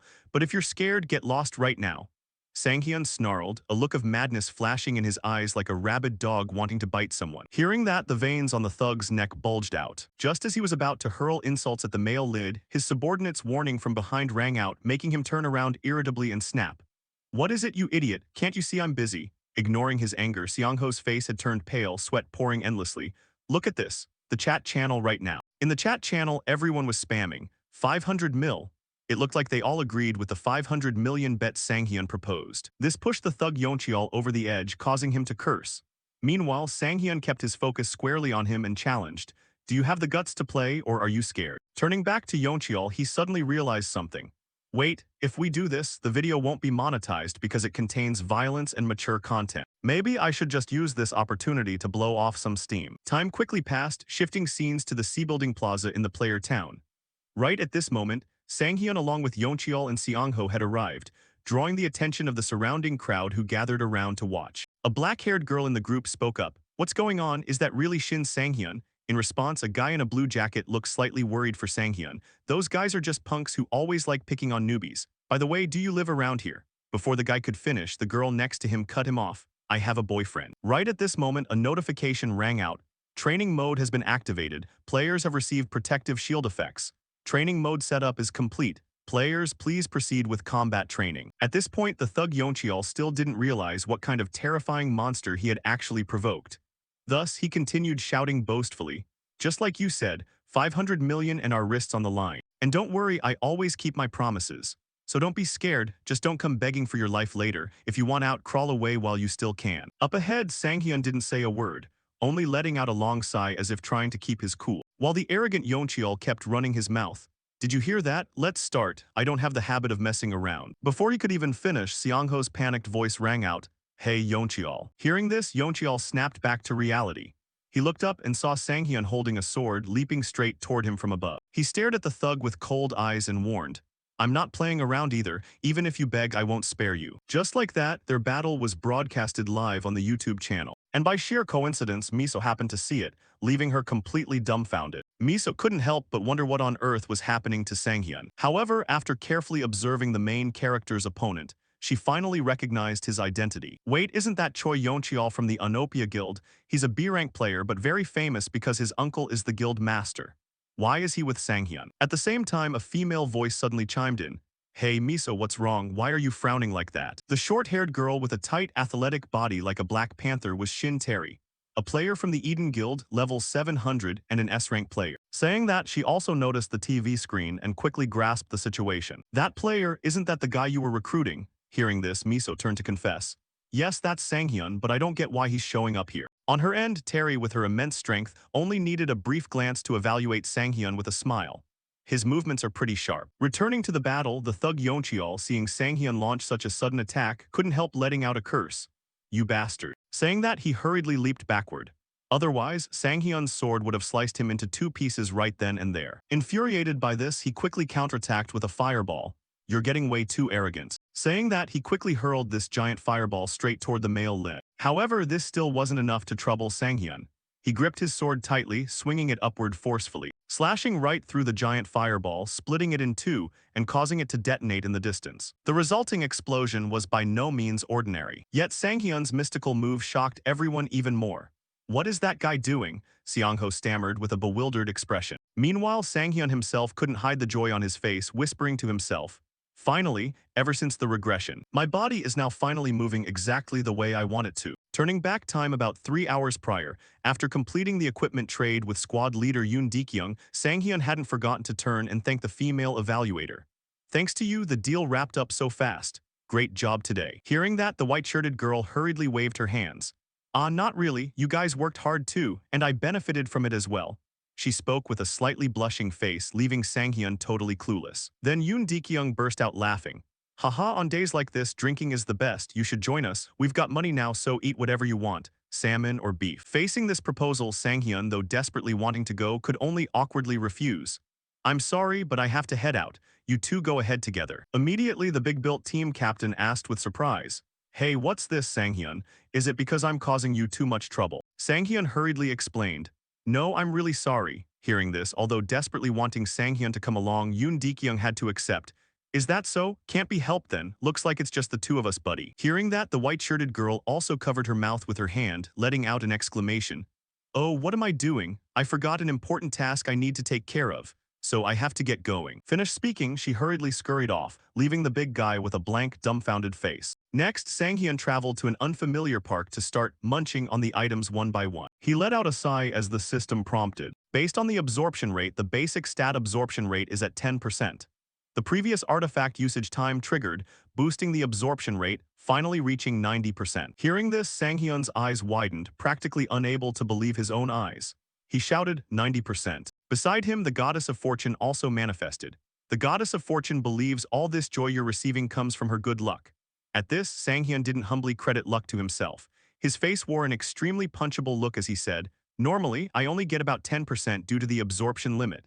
As expected, items handled by an evaluator really are in a different league. Saying that, Sanghyun suddenly remembered something and turned to the goddess. Alright, there's one thing I want to ask, goddess. You're very famous among the constellations, aren't you? Have you heard of a constellation named Late-Blooming Model Student? In response, the goddess grew irritated, pointing her finger right at Sanghyun's nose and questioning. The goddess of fortune feels angry when you pay attention to another constellation. Sanghyun hurriedly raised his hands to appease her. I'm just asking, no bad intentions. It's just that constellation means a lot to me. But I didn't think the goddess would get this angry. I'm sorry, please forget it. Seeing the male lead's sincere expression, the anger in the goddess's heart subsided. The goddess of fortune grants permission. She forgives you out of her great magnanimity. She will look up that constellation for you. Receiving the goddess of fortune's approval, Sanghyun was thrilled, shouting, really? Thank you, goddess. Alright, if that's the case, I can finally focus entirely on this now. Saying that, he also began using his absorption ability to start feasting. His consciousness was tossed into the mental world. The system prompted, beginning synchronization with 5 artifacts, the top 5 dishes of humanity. Right in front of Sanghyun were all kinds of delicacies, enough to make anyone drool. Just looking at them was enough to make Sanghyun do exactly that. It took a few seconds for him to snap back to senses, wiping away his drool as he muttered to himself. No matter how surreal artifacts get, I never thought a feast of food could be this tempting. Yeah, I love this immensely. With over 90% absorption rate for artifacts, once it's over, who knows how strong I'll get.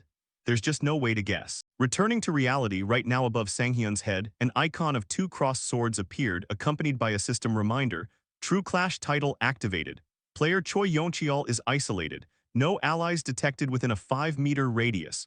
True Clash instinct has been triggered. Across from him, the fat guy Yeoncheol saw his attack sliced in half so effortlessly that his whole body trembled as if having a seizure. The observing audience took the opportunity to tease. Haha, he's flustered. Is Yeoncheol out of gas already? Then like an exploding volcano, Yeoncheol screamed, "You asshole." Along with those words, he swung his arms forward continuously, unleashing countless fireballs. This made the observing Miso worry for him. Sanghyun, watch out.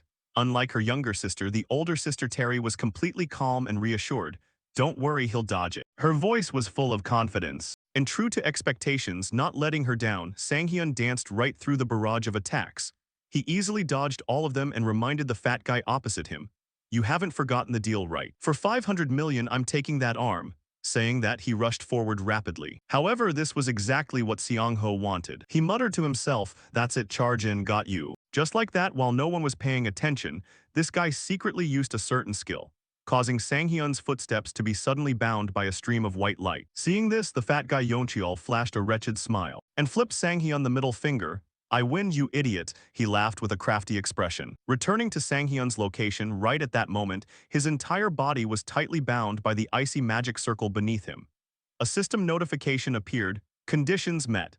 Player Shin Sanghyun, the skill forced freeze has been activated. Right after that notification, sharp ice pillars continuously sprouted, trapping Sanghyun's body inside. Meanwhile, T-Rai, witnessing this through the screen, let out an astonished gasp.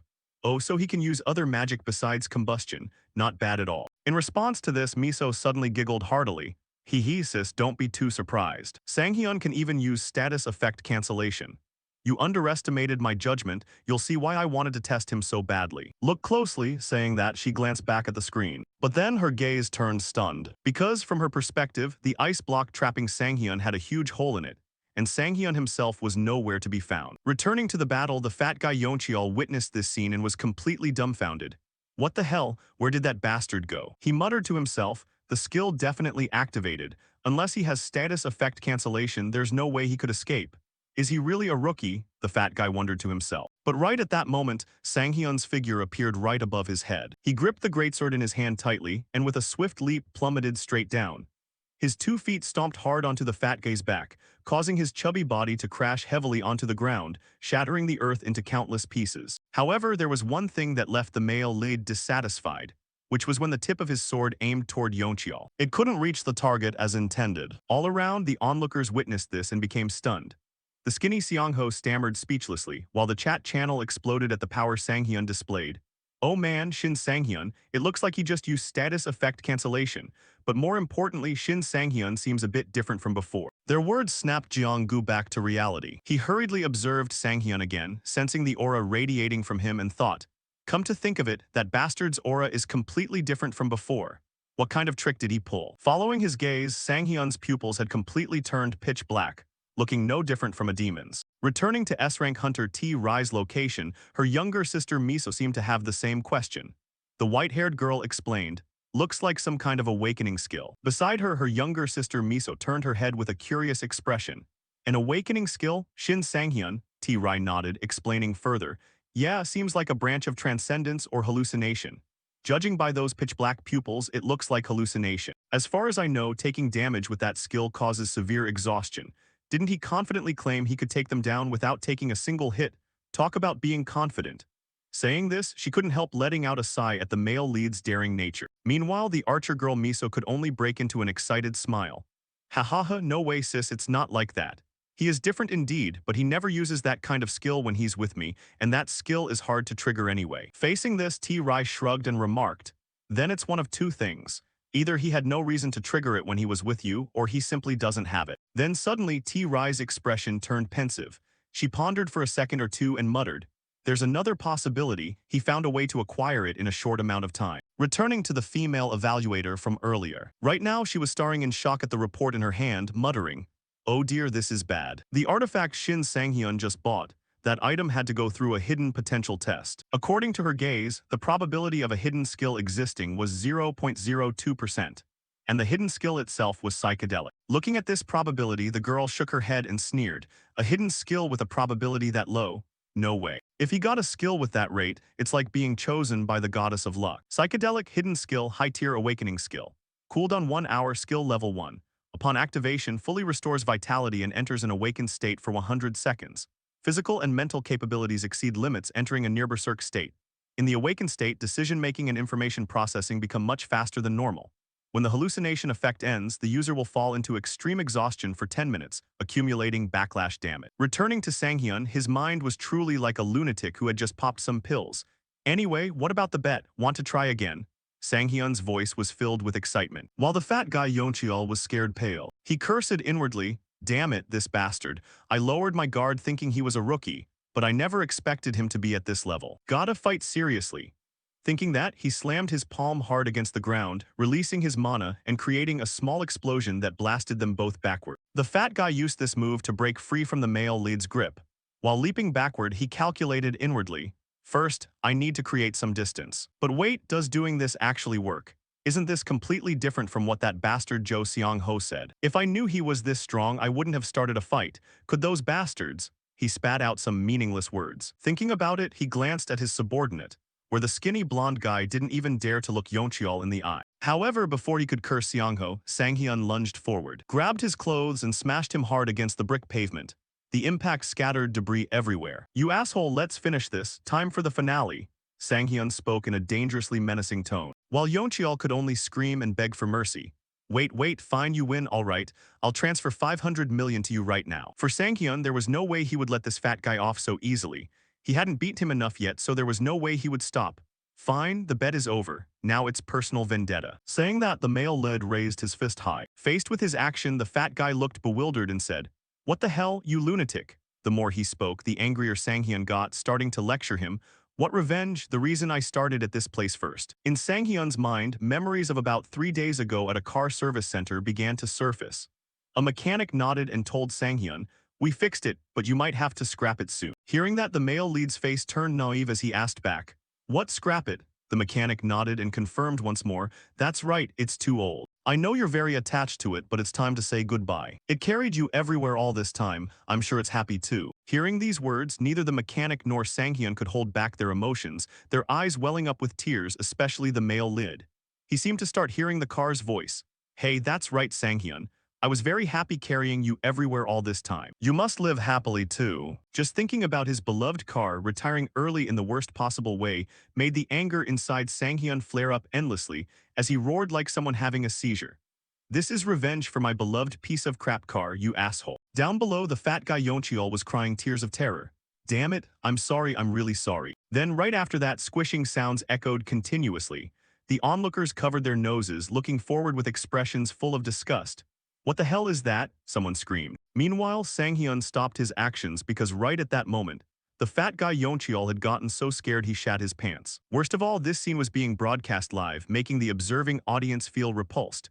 "Oh man, is Yeoncheol joking? That's crossing the line, seriously." At this point, Yeoncheol had lost his wits, trembling and begging for mercy. "I'm sorry, I'm really sorry." All around, people continued whispering and gossiping. "That smell of shit is seriously awful, right? He definitely shat his pants out of fear." Jeering sounds began to echo. Meanwhile, Seong-ho, who was filming on the side, was so scared he felt like pissing his pants too. Sweat poured down his face endlessly, his eyes filled with anxiety. "Damn it, what should I do now? Maybe I should ditch this YouTube channel. I've messed with someone I shouldn't have tangled with," he muttered to himself. And while this skinny guy was still trying to figure out how to handle everything, a man suddenly called out, "Seong-ho, you guys have caused enough chaos here." Hearing the familiar voice, Seong-ho glanced aside and shouted, "Manager." This man was Moon Baekhyun, the area administrator for Gangdong from the Utopia Guild. Hearing his words, the skinny Seong-ho hurriedly bowed in apology. However, Baekhyun didn't pay much attention to this action. Instead, he started glancing at Sang-hyun, assessing him inwardly. "Anyway, this situation is quite interesting. I heard he just awakened, yet he managed to beat Choi Yeoncheol, a veteran awakener. Let's see what kind of person he really is. Thinking about this, Baekhyun walked over to greet him. Ah, are you Shin Sang-hyun? I'm here regarding cleaning up the scene and compensating for what you've been through. Do you have a moment to talk with me? Across from him, Sang-hyun's eyes narrowed slightly as he countered. Could you please state your name and guild? Sang-hyun's words were filled with bluntness. Yet for some reason, Baekhyun felt a bit uncomfortable inside. What kind of arrogant attitude is this? No, wait, not arrogant but calm, like a player who has been through too much hell and returned. His skills and aura far exceed those of his peers. Realizing this, Baekhyun bowed and began introducing himself. My name is Moon Baekhyun, Gangdong Area Administrator for the Utopia Guild. Sorry for the late introduction. Saying that, Baekhyun also muttered to himself. My guild needs to recruit him at all costs. Losing a few resources doesn't matter as long as I show goodwill and build a relationship with him. Next, to carry out his plan, Baekhyun stepped up and took full responsibility. The Utopia Guild will cover all compensation for your losses. Across from him, the moment Sang-hyun heard this, he immediately pulled out his phone, handed him his account number and demanded, What? Seriously? Then it's simple. Transfer 20 billion won to me, please. Here is my account number. I feel this amount is reasonable, not to mention the emotional distress and everything that happened to me through this incident. Faced with this figure, Baekhyun's face went completely blank. It was an amount that made even him flinch. 20 billion. Is there no room for a discount? Or should I just hand that shit-covered guy over to you, do whatever you want with him? Time quickly passed, shifting scenes to the male lead's apartment. From outside the door, someone's persistent invitations echoed. Sang-hyun, has the Baekhyun Guild taken care of the compensation for you yet? Hearing that, Sang-hyun complained, shouting, Good grief, do you still want to stay here forever? Still couldn't get in touch with Kim Miso? Baekhyun asked further. Are you really not affiliated with the Eden Guild? Sang-hyun opened the door, stepped into the room, and said with an utterly depressed voice, No, absolutely not. Please do us all a favor and get lost. Saying that right as Sang-hyun tried to close the door, a mob of reporters' heads squeezed inside. They all pointed their microphones at Sang-hyun, firing questions like a machine gun. Sang-hyun, the public has the right to know what's going on with you. Please tell us. That's right. Wait, why am I dragged into this? Stop dodging and answer our questions directly.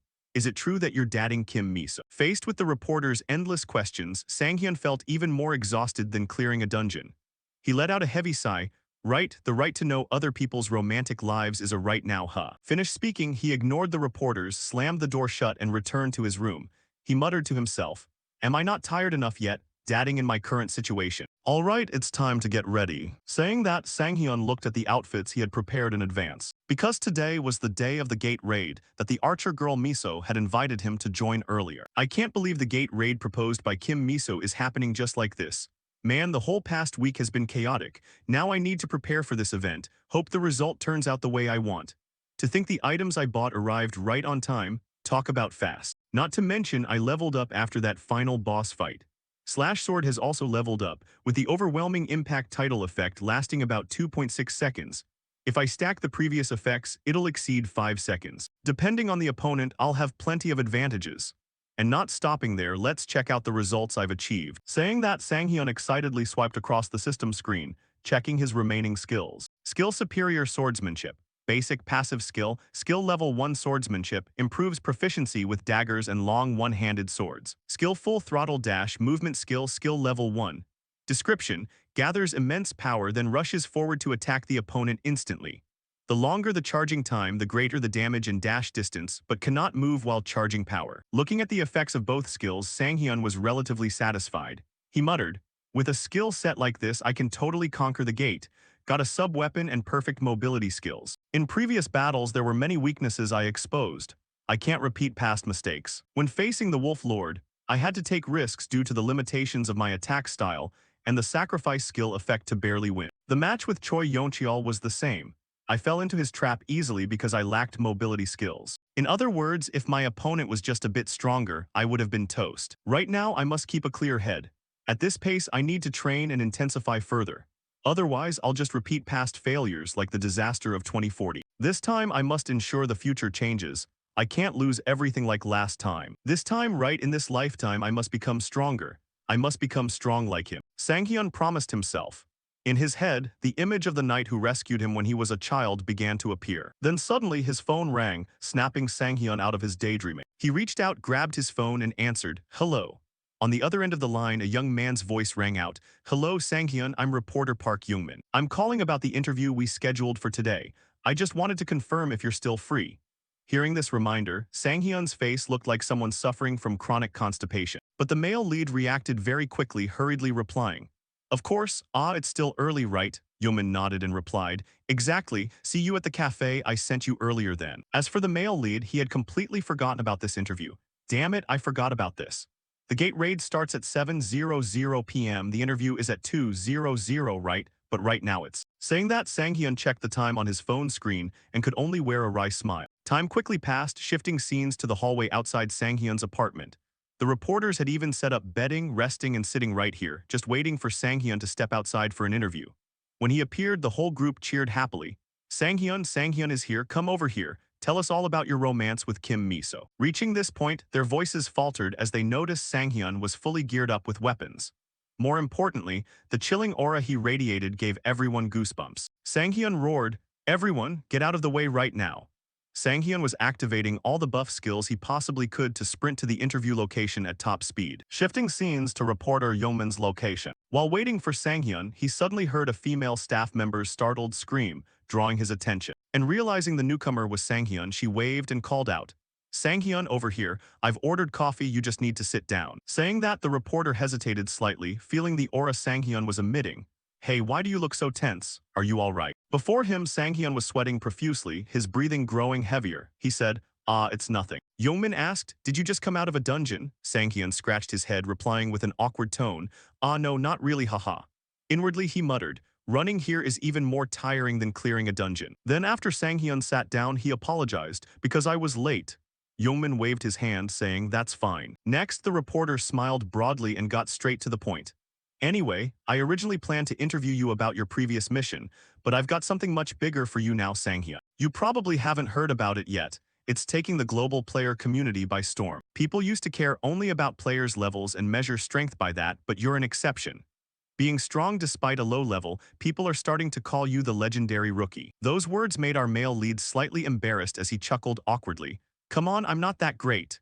Hearing this, Yeoman continued, "Oh right, did you know that not just players but many guilds are targeting you too?" Switching to Sang-hyun's perspective, he had to admit, "Lately, I've indeed been receiving more affectionate calls than usual."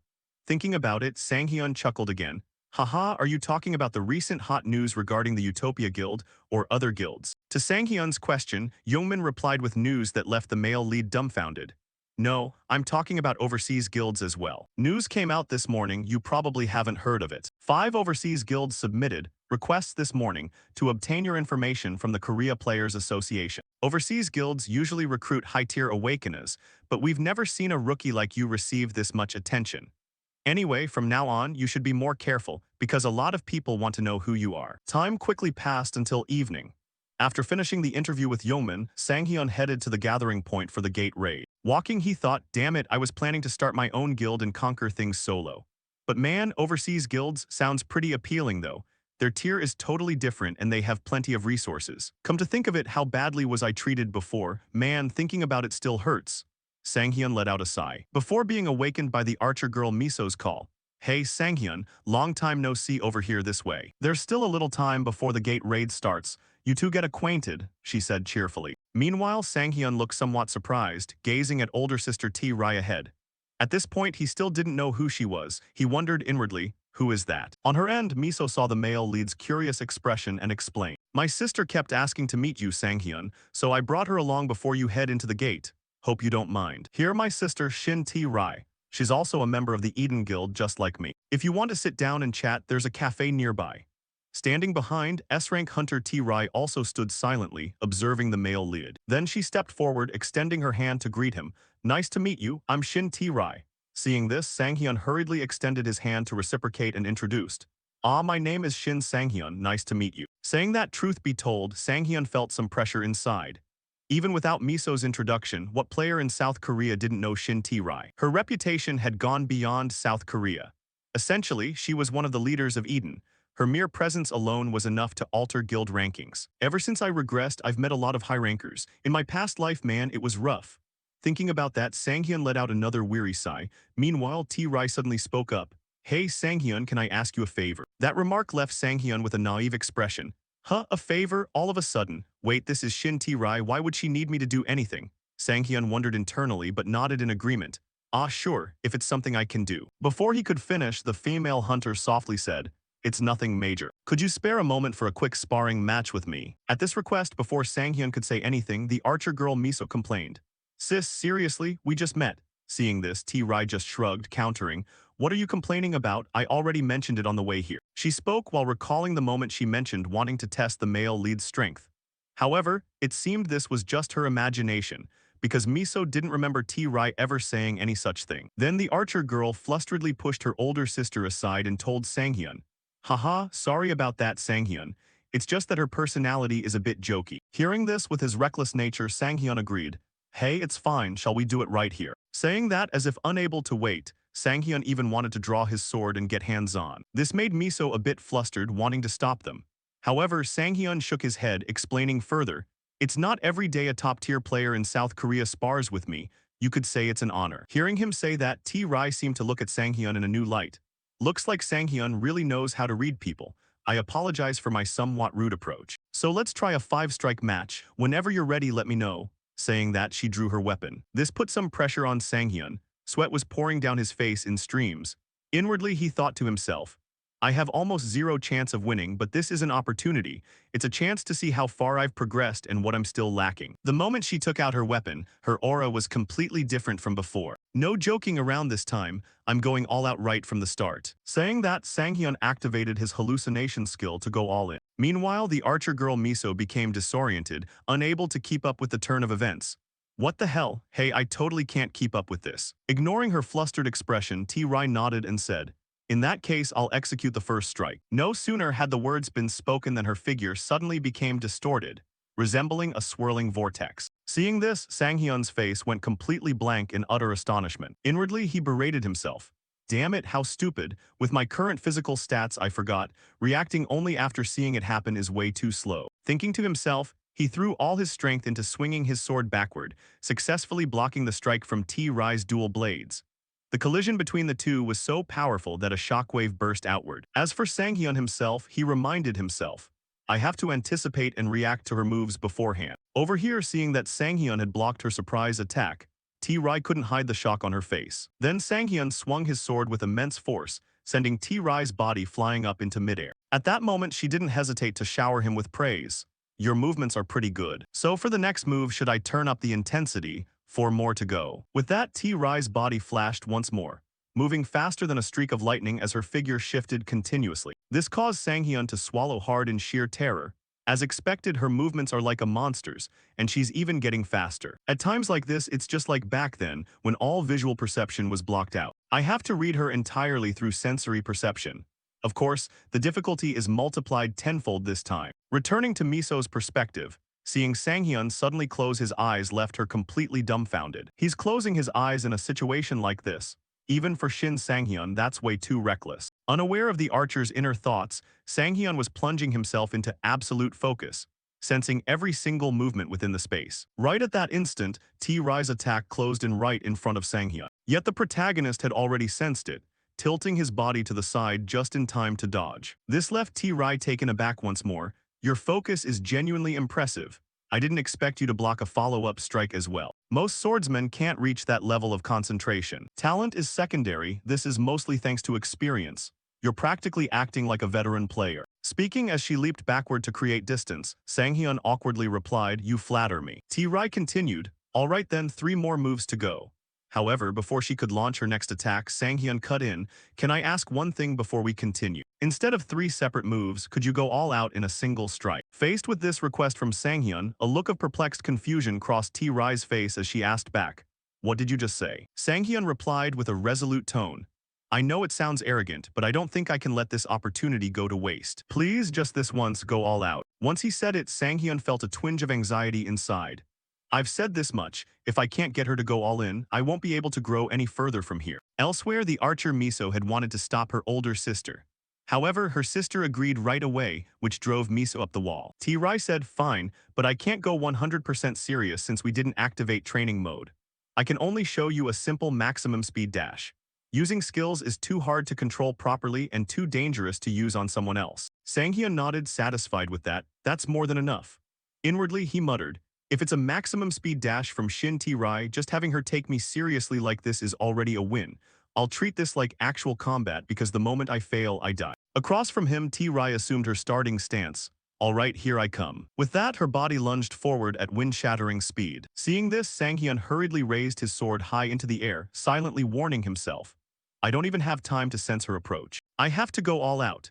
Instead of swinging before the opponent arrives, I need to move as if I'm already standing there. Sanghyun slashed blindly forward, because frankly, neither his sensory perception nor his eyes could keep up with T-Rai's moving silhouette. Right at that moment, whether by pure luck or design, Sanghyun's sword nearly brushed against the female hunter's face, causing her eyes to widen sharply for a split second. Left with no choice, she activated her afterimage skill and blinked behind Sanghyun's back to evade the strike. Seeing this, Sanghyun hurriedly spun around to look behind him. And coincidentally, at that exact microsecond, his face collided straight into the sword hilt, letting out an agonized sound. Seeing this, both beautiful girls anxiously called out in concern. Are you all right? Sanghyun was hurting like hell, but he still had to put on a tough front. I'm fine. But inwardly he complained bitterly. You said you wouldn't use skills. Sitting flat on the ground in pain, Sanghyun miserably clutched his forehead. My head is my forehead cracked. Suddenly, a hand reached out towards Sanghyun, catching him by surprise. Shifting his gaze up, he saw T-Rai, who apologized flusteredly. Sorry about that, I said I wouldn't use skills, but it just activated out of reflex. Are you okay? Sanghyun didn't hesitate to take her outstretched hand. He slowly stood up while replying to T-Rai, I'm fine. Honestly, having you take me this seriously is an honor. Hearing that, she flashed a mischievous smile. It's an honor for me too. And next time, I hope we get a chance to chat properly. Saying this, she gazed straight at Sanghyun with her lips curving into a pretty smile. He laughed heartily in response, I'd love that. Taken aback by his answer, T-Rai remarked, really? Then someday. At that moment, as the two of them chatted and happily shook hands, Miso watched the scene with intense displeasure. Walking over quickly, she pried their hands apart with a smile and reminded them, Sis, it's almost time for the gate raid. Hearing Miso's reminder, the female hunter remembered. At this point, the lingering anger in Miso's chest still hadn't faded, and she gritted out angrily. And also, we still have to submit a report to the guild about what happened today. Do you have any idea how reckless you were? Faced with her temper, T-Rai could only sigh in defeat. My bad. With that, the female hunter waved goodbye to Miso and Sanghyun. Alright, Miso, good luck with the raid. Text me when you're done.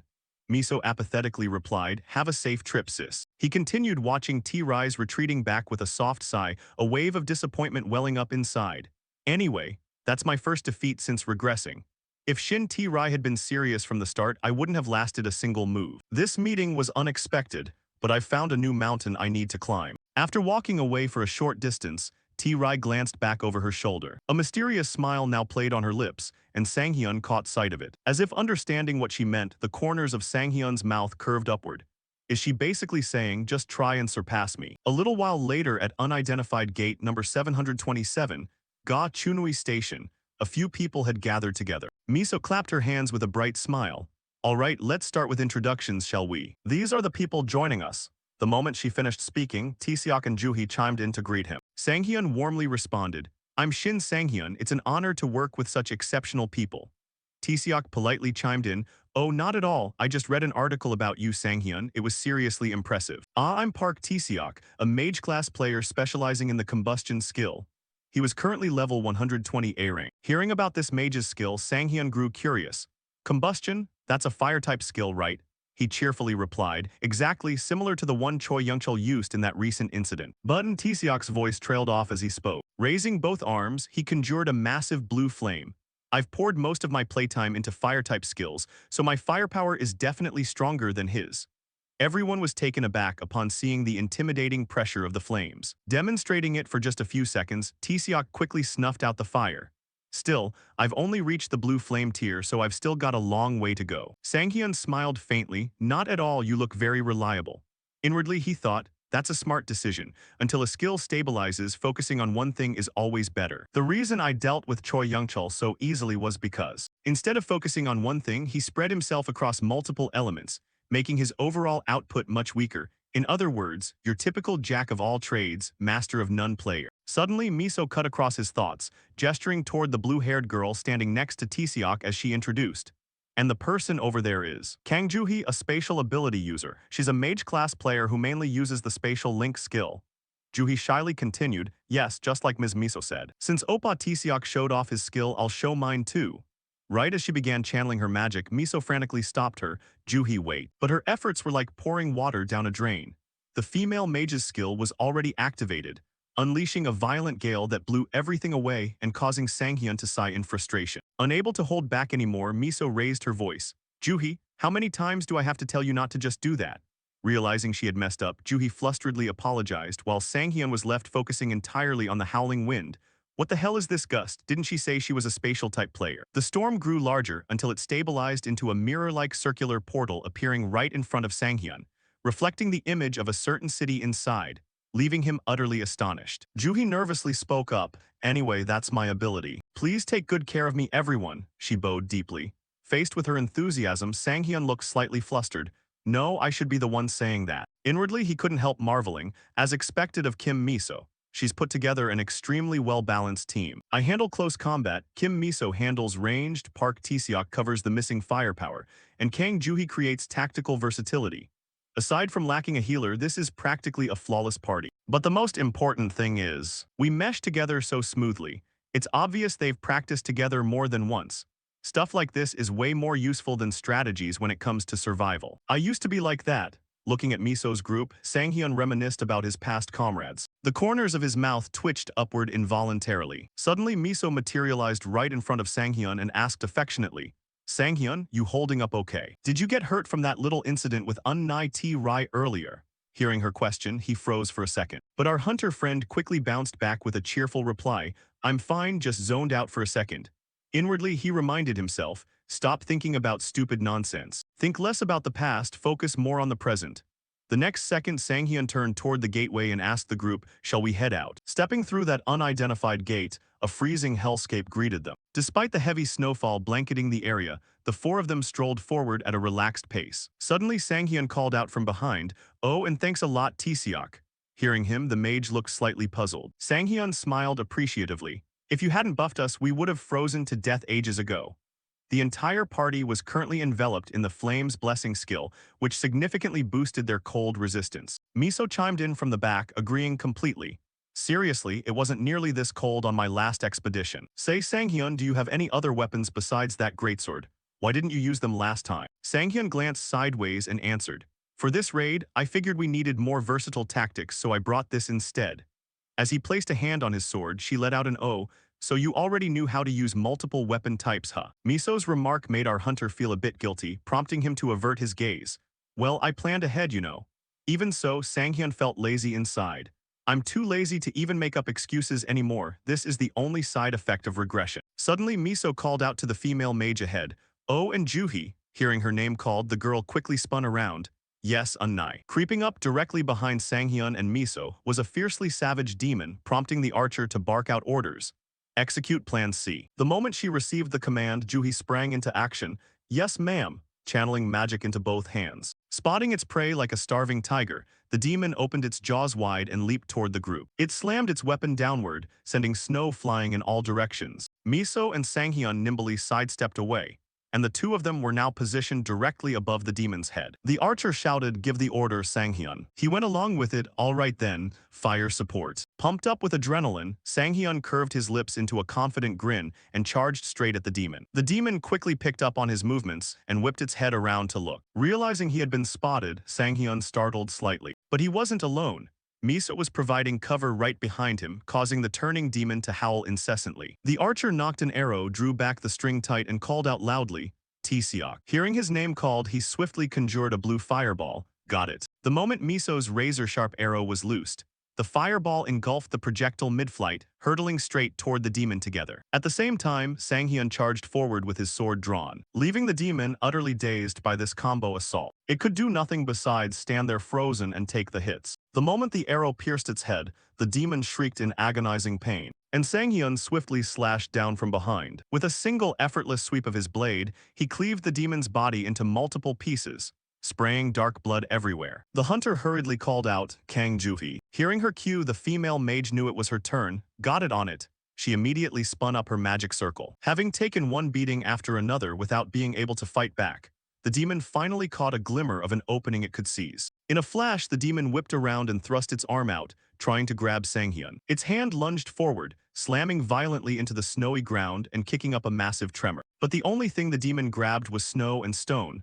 The target had vanished, leaving only a massive greatsword stuck upright in the earth. Believing it had actually managed to score a hit, a satisfied smile spread across its face. But before it could celebrate, it was hit with a harsh reality check as Sanghyun appeared directly behind the beast, resting a hand on his sword hilt.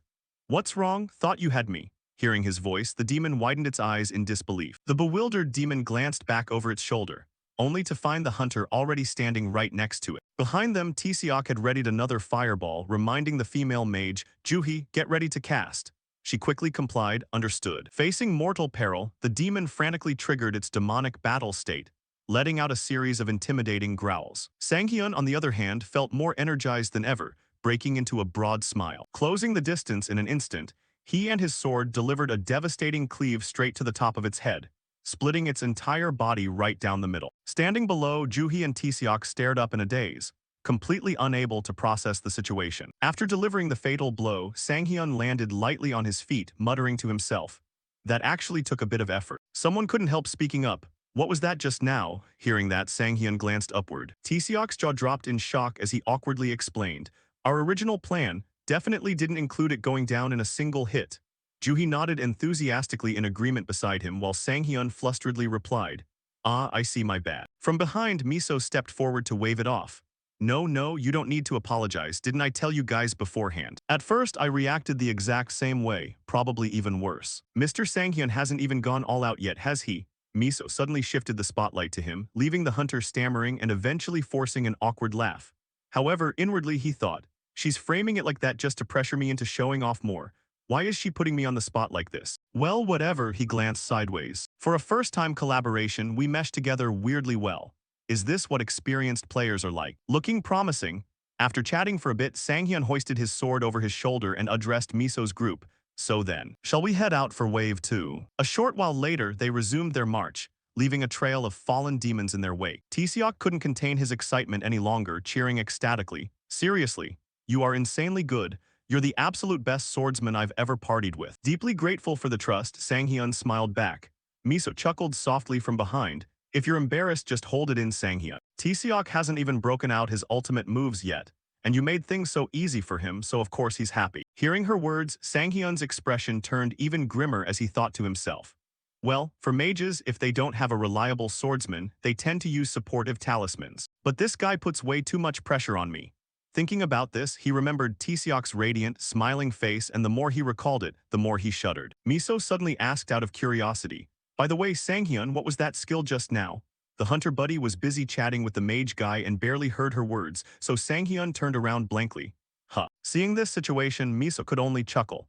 "Seriously, I should probably be used to it by now, but you keep surprising me." Suddenly, a tremendously loud sound echoed from deep within the forest, and blood sprayed higher than the pine trees. Sanghyun's group continued their demon hunt. Suddenly, Miso's eyes widened as if she had spotted something. From far away, a group of demons was crazily charging in, growling continuously. And Miso frantically warned, "An armored ogre is coming." Hearing this news, Tseok grew extremely worried. "What should we do? The timing couldn't be worse." The archer girl strongly agreed with his remark. "That's right, we need to focus all our firepower on it. First, keep our distance." Before Miso could finish speaking, someone called out, "Ms. Kang Juhi, can you open a teleportation gate leading right to them in front of me?" Everyone was utterly terrified by Sanghyun's extremely dangerous proposal. Miso angrily shouted, "Sanghyun, that's a monster with extremely high defense so," but before she could finish, Sanghyun's actions left her speechless. Huh. What is he trying to do in times like this? Trusting him for once won't hurt. Thinking that, Miso quickly called out to the mage girl, "Juhi, do what Sanghyun says." Juhi agreed, "I'm opening the gate." As soon as the portal opened, the armored ogre appeared right in front of Sanghyun. He stomped his foot to gain momentum and shot straight toward the spatial portal.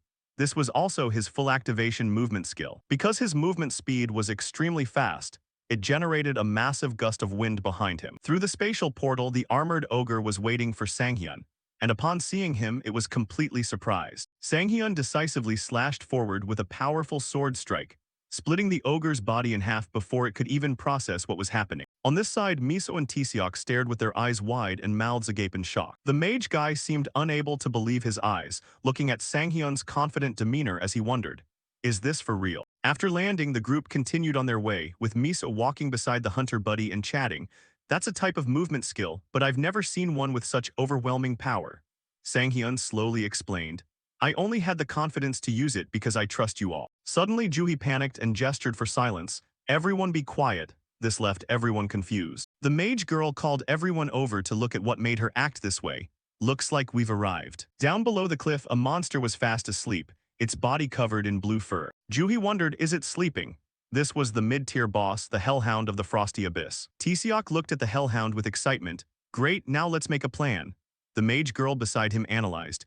We're a bit short on support items, maybe I should open a few more portals. Or should I just throw fire straight at it right from the start? From start to finish, Sanghyun didn't join the discussion, he just sat there smiling excitedly. You've finally appeared, my punching bag. Sanghyun quickly activated intersection of day and night, a special effect with no cooldown where when the moon appears in the dungeon, HP and wound recovery speed increase by 5%. Regardless of whether the moon appears or not, canine or lupin monsters fall into a state of fear toward players possessing the blue moonstone. Furthermore, if the moon appears, canine or lupin monsters will never attack players holding the blue moonstone. At this point, he fixed his gaze on the Hellhound and laughed loud. Miso turned to look at everyone and suggested, then let's execute Plan F. Suddenly seeing Sanghyun stand up without saying a word, she anxiously asked, Sanghyun, what are you planning to do? He didn't answer but instead flashed a mocking smile, leaving Miso and the other two briefly startled. The archer girl truly couldn't believe her eyes. That expression of Sanghyun's is back again. Should I trust him? No matter how I think about it this. Suddenly Tseok chimed in with a question, Sanghyun, do you already have a plan? Sanghyun replied while drawing his sword, yeah, I think you guys just need to stand back and watch. Hearing those words left them stunned. Miso absolutely didn't want this to happen and loudly advised, Sanghyun, that's fine, but at least you should explain it to us. The hunter buddy's reply to the archer girl was a chilling silence because deep down he understood best. There isn't enough time to explain everything and go over tactics. To activate the special effect intersection of day and night, the moon must shine brightly. Even if it's just covered by clouds, I heard the effect drops by half. Sorry team, but Sanghyun didn't say another word to them and directly rushed forward to engage, while Miso anxiously screamed his name from behind. Because their group's commotion was too loud, it woke the Hellhound up, and the moment it opened its eyes, it saw him right in front of it. For this hunter buddy, begging for forgiveness was faster than asking permission, so he didn't hesitate to charge forward. Realizing the Hellhound had spotted him, Sanghyun just cheerfully smiled at it. Hello. Man, even up close you aren't considered cute at all. The moment it sensed the dangerous aura from him, it sprang up, its body instantly entering a state of high alert. Miso clumsily commanded from behind, let's quickly get ready to support him. Tseok agreed, but Juhi hesitated slightly. Sis, wait a second. That thing looks a bit strange, doesn't it?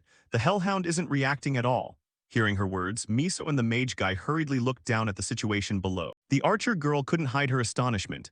You're right, she wondered to herself.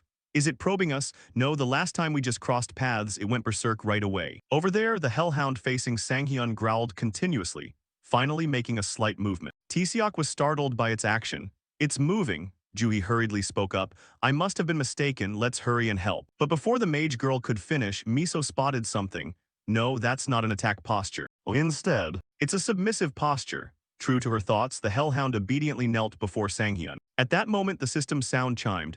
The Hellhound of the Frosty Abyss regards you as a higher life form and has entered a state of complete submission.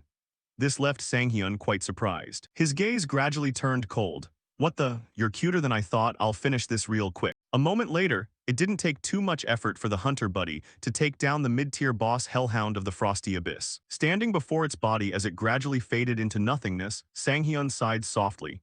It's kind of sad to kill something so obedient, but if I don't do this, I can't proceed with the plan. The system notification rang out once again.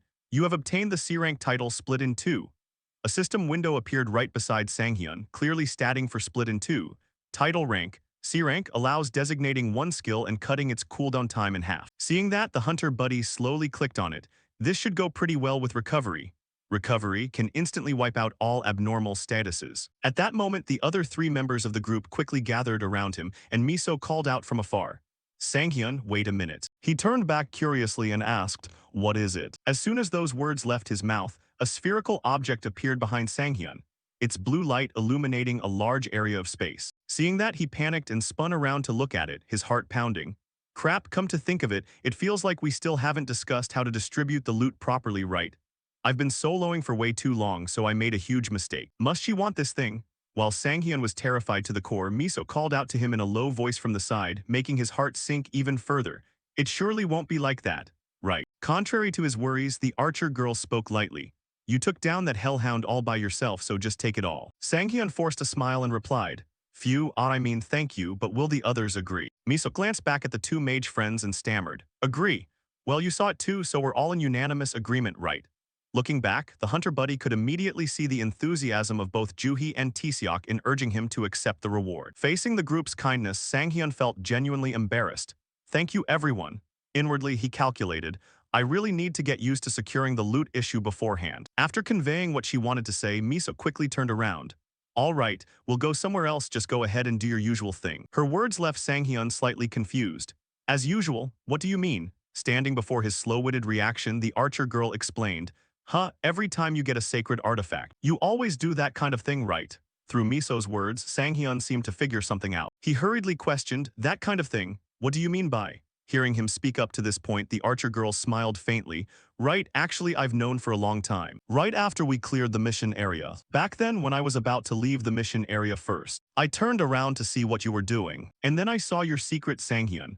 The more Miso spoke, the tighter his brows furrowed and his heart felt heavy, so this day has come after all. Damn it, a unique skill is no different from a player's lifeline, and now it's been exposed. Sanghyun tensely spoke up, Ms. Kim Miso. My skill is, but before the hunter buddy could finish, Miso cut him off. Sanghyun is just a player performing some kind of ritual. Occasionally there are players like that, so don't be shy, feel free to do it. If it were me, I'd keep that secret too. It seemed the archer girl had completely misunderstood Sanghyun, and every word she uttered left him utterly bewildered. After rattling on to the hunter buddy, Miso threw her arm around Juhi's shoulders and walked away. The mage girl couldn't help turning back to ask, Sis, is Sanghyun really that kind of person? Miso calmly replied, Yeah, this is something we must keep strictly confidential. Watching the two beauties laboring under such a massive misunderstanding about him, the hunter buddy could only stand there frozen. Sanghyun muttered to himself, Looks like there's a huge misunderstanding here, but this is way better than having my real secret exposed. If my unique skill gets leaked, it'll spell major trouble. Returning to the main business, Sanghyun headed over to the Frost Heart to absorb it. This was a support item with a special freezing effect, and the extreme cold of the frosty abyss was hidden within this heart with the desire to freeze the entire world. A moment later, the group of four continued on their way. Juhi was currently casting her spatial magic. All right, this is the last one. Miso stepped up beside her to cheer her on. Great job, Juhi, we survived thanks to you. Sanghyun strongly agreed with the archer girl's remark. Yeah, it's all thanks to you, Juhi.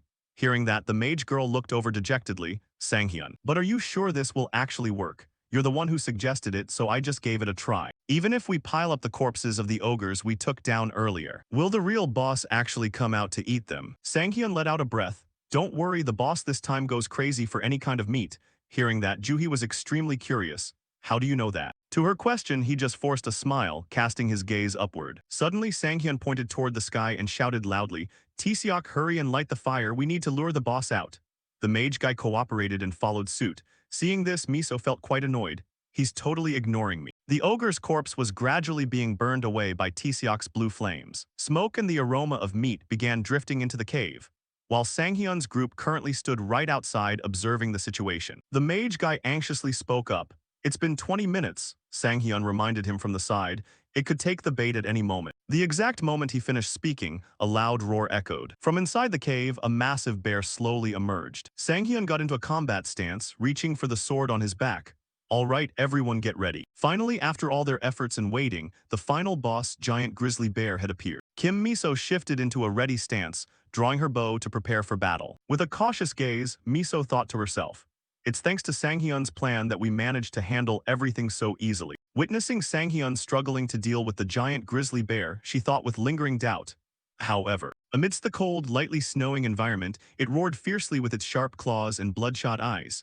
Grrrr. And the hunter buddy tried his best to endure its heavy, murderous intent. In that perilous moment, he still resolutely thought, no matter what, this situation still. But it seemed the more he was pushed into a tight spot, the more excited he became. Sanghyun smirked and thought to himself, Tusk, this situation. But then he thought again, still way too dangerous. He still clearly remembered when they had gathered earlier, recalling. A few minutes ago, Miso asked him with a dazed expression,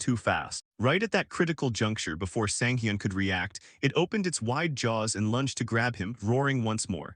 Grrrrrrrrrr, but by now he couldn't run away anymore and he briefly thought, damn it, jumping up was probably a bad idea. Suddenly sharp arrows shot toward it. With a single shot it suffered severe injuries, crying out in agony. Grrrrrrrrr, and seizing the opportunity, he rushed forward like a gust of wind. Glancing over, he was surprised to spot something in the distance. Standing on the cliff was Kim Miso. Seeing that the timing was right, she shouted with fierce determination, "Right now, Sanghyun." Seeing his teammates' enthusiastic support, he smiled and called out her name, Kim Miso. Seizing the opportunity, Sanghyun leaped high into the air, swinging his sword fiercely to match her enthusiasm as he yelled, "Thanks to you, I'm alive." The grizzly panicked at his sudden change in speed. Its previously fierce, bloodshot eyes were now filled with dazed fear. Then the full activation technique was unleashed, gliding like a flash across its massive body, even shattering the thick layer of ice so it broke into scattered fragments. Wherever he glided, he froze things over, and the wounds cut by his sword were now covered in jagged ice. He explained this technique. The giant grizzly bear is affected by the freezing effect for 1 second thanks to the full activation skill. Right after pulling off the move, Sanghyun overflowed with excitement. It worked. The next skill was the freezing skill I got from the Frost Heart. He delightedly thought, I combined it early with full activation. I thought it wouldn't work due to skill conflicts, but it actually worked out in the end. Sensing it hadn't recovered its movement yet, he swung his sword and dashed toward its foot, shouting, if that's the case. He grinned excitedly. Now it's my turn. Accompanied by a blade sweeping like the wind that tore through its skin, sending fresh blood splashing everywhere. It howled in agony, Grru. The next skill unleashed was Demon Combat Skill Level 2 activated. From the icy cliff, Kim Miso called out, Tseok, and responding to her call he said, I know. The mage guy immediately entered a combat stance, a wave of blue energy swirling around him as he muttered, I'll use my ultimate move. He focused intensely, shouting a loud warning, Sanghyun, get out of the way. Sanghyun snapped his head over in surprise. Barely managing to dodge to the side, Park Tseok unleashed his supreme attack straight at the grizzly. This time the skill was Flaming Blue Phoenix Flame skill. Continuously taking heavy hits, it roared, Grua. In the distance, Sanghyun couldn't help marveling at this super powerful strength. He thought to himself, this firepower really exceeds all expectations. The area of effect for this technique was so large that Sanghyun had to brace himself, thinking, at this rate surely. And the end result was that the grizzly was taken down and Sanghyun rejoiced silently. We've dealt enough damage. Strangely enough, its eyes suddenly snapped open, but they had turned into multiple layers of golden pupils. It seemed a strange phenomenon was unfolding. The energy around the giant grizzly bear is changing. Its teeth are now growing additional rows, becoming extremely sharp, and it roars, Kairaya. Just as planned, he smiled. It worked. Plus Sanghyun rejoiced inwardly, the damage amount was enough. From that exact second onward, everything changed. The giant grizzly bear has entered the devour state. And he grinned excitedly, just as planned, the devour state. In a battle-ready stance, Miso called out to him, Hey, Sanghyun. Thinking to herself, the giant grizzly bear starts devouring everything around it. With its new ferocious appearance, it glared hungrily at Sanghyun. His expression was now filled with anxiety, thinking, is the devour state normally this savage? Wondering briefly, where on earth did that goofy bear go? But anticipating it, Sanghyun thought the ultimate move will be handled by Kang Juhi. While overwhelming fear made it hard for him to concentrate, can I even last until then? Park Tseok panicked. Is that really the devour state? Thinking with utmost anxiety, it almost turned into a completely different monster. Suddenly from above, Miso leaped down, calling out to Tseok, Tseok, how's Juhi? And he responded in surprise, Miso. Looking toward Juhi, Park Tseok answered, she's still preparing. She slowly floated into the air, with swirling green energy wrapping around her. Her eyes turned green as she entered a state of extreme concentration. With an astonished expression, Kim Miso asked awkwardly, she'll make it in time, right? Her face completely drained of color, Park Tseok replied, now is not the time to be worrying about that. Back with Sanghyun, who was still desperately running away from its razor-sharp jaws, he screamed at the top of his lungs. As he ran, he thought to himself, is Kang Juhi still not done? Anxious about his own fate, he mused, if this keeps up, forget the raid. I'm going to be the one getting stripped naked and killed first. His eyes widened in absolute shock as he witnessed the scene unfolding before him. It had accelerated and caught up to Sanghyun, putting him in imminent danger. Left with no other choice, he swung his sword backward into a defensive stance. Thinking to himself, I can't dodge this attack. Acting on instinct, Sanghyun yelled out, damn it if it's come to this. Unable to hold back any longer, his eyes flashed with an intense blue spark as he warned with a grim tone, then I'll just have to charge right in. His new skill was about to be unleashed. Illusion skill activated. Just in time, Juhi made her appearance, conjuring a massive blue energy vortex. Blood trickled from her nose, but she still managed to say, I'm ready, teleport. Over here, right at the microsecond, when the sword blade and the monster's jaws were about to collide. The monster's gigantic body was suddenly sucked into a swirling vortex, and finally vanished completely into midair. Seeing this, the other two rushed over to check on her, calling out, Juhi, are you okay? She gently replied, yes, I'm fine, I just used up too much mana. Meanwhile, the protagonist let out a massive sigh of relief, thinking he had narrowly escaped death itself. If my attack hadn't landed on that exact spot just now, both of us might have been swallowed up right there. Haha, well, as long as it worked, I guess we pulled it off, he said as he turned to look at the team members celebrating together. The gray bear's mouth was dripping with blood, its wide, trembling eyes rolling back as it groaned. Jiguruk. It bolted upright from the pool of blood, gripping the cave wall as it let out a fierce roar, Jiguruk, leaving the three of them stunned at its current state. It pressed a hand over the wound it had just sustained. Suddenly, its eyes rolled upward in a bizarre fashion, and it roared in agony, Jijuk. Right after, a notification chimed in, congratulations, you have defeated the final boss, the giant gray bear. Covered in blood, it collapsed heavily, the sheer impact shattering the icy ground and sending shards flying in all directions, causing Sanghyun and Miso to shield their faces. Another notification popped up, Congratulations, you have cleared the unidentified gate, the ice prison. Miso chuckled and said, good work, Sanghyun. He laughed and sighed in response. Ha ha ha, it's nothing, I was the one who insisted on doing it anyway. Then the notification chimed again. You have leveled up. After all those hardships, his face turned pale with a wry smile. He thought to himself, this dungeon was seriously tough. Furthermore, he recalled, there were so many close moments. Juhi stepped out of the portal, looking exhausted as she offered praise. You guys were truly amazing. She awkwardly added, sorry I couldn't be of much help. Seeing her emerge, Sanghyun was slightly surprised, while Miso immediately stepped in to comfort her. It's all right. He smiled teasingly. Not at all, thanks for joining my reckless plan. Faced with that expression, Juhi sighed helplessly. Thanks to you, I think I've finally seen the limits of my own abilities. He continued grinning cheerfully. Ha ha ha, then I'll be counting on you again.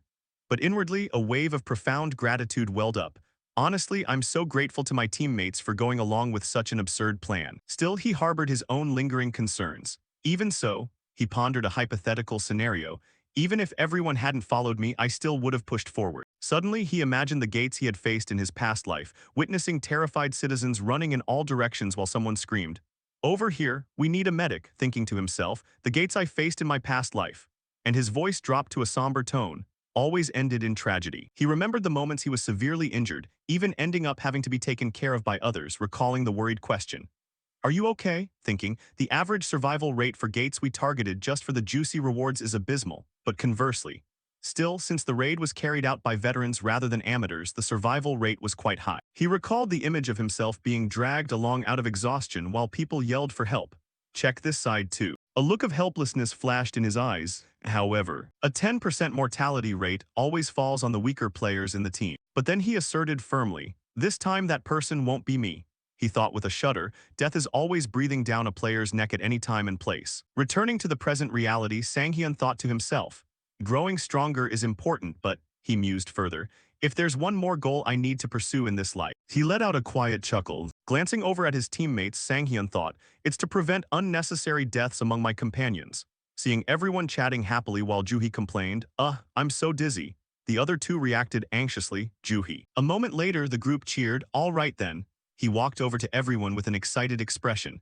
The reward we fought so hard to earn. A bright crimson flame flared up fiercely as he said, let's see what it's got. The system notification rang out. The final gate reward, the first-time special reward, has appeared. Taken by surprise, Sanghyun burst out laughing. I finally get to face it. The first-time special reward. The notification continued. When you place your hand on the first-time special reward, each individual prize will be distributed. He slowly reached his hand out. Suddenly, another pair of hands grabbed his. Startled, he turned his head to look. It was the goddess of luck.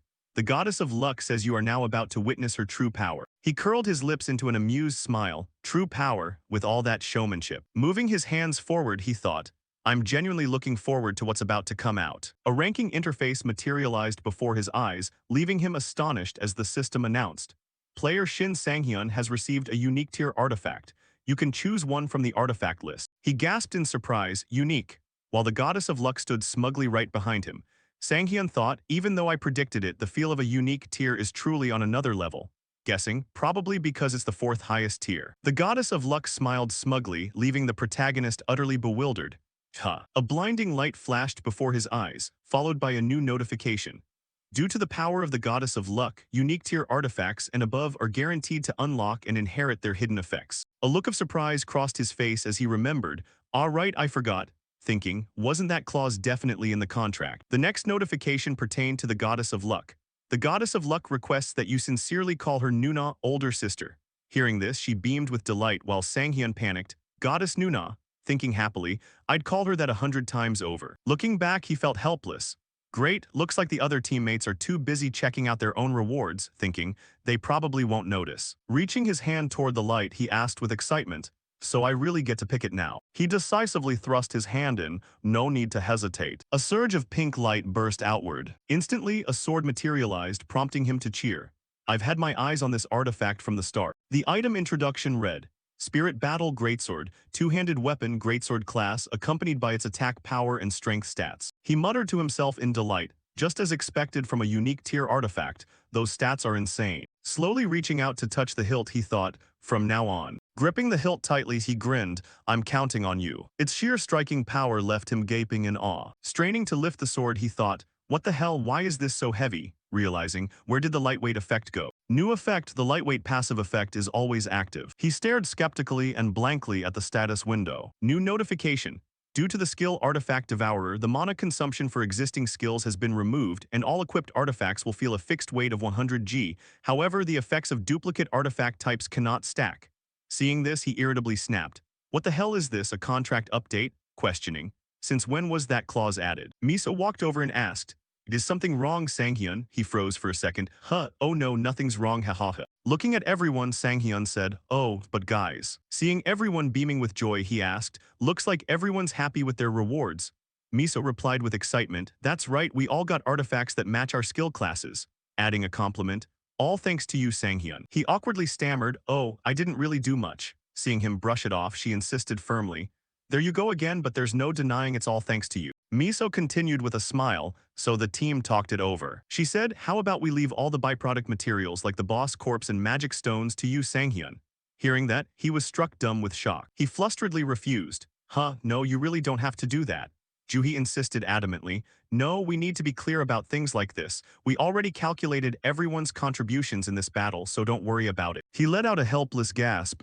Oh. Everyone panicked upon seeing his reaction. Miso blurted out, Sanghyun, we told you it's fine. Juhi worriedly cried, don't cry, while Taeseok just called out his name, Sanghyun. But inside, an indescribable feeling took over. I can't believe my teammates are treating me this good. Sobbing inwardly, the monster corpse alone is worth 600 million. Plus the other byproducts, it's definitely gonna exceed 1.5 billion. Suddenly, he flashed a sly, sinister grin. This is really. Seeing him keep his head bowed, Miso anxiously called out Sanghyun, while he thought with glee, I can't hold back my laughter anymore. Afterward, they set off. Outside the Chunwi Station ice prison gate, he helplessly told Miso, yeah, let's organize a celebration party next time.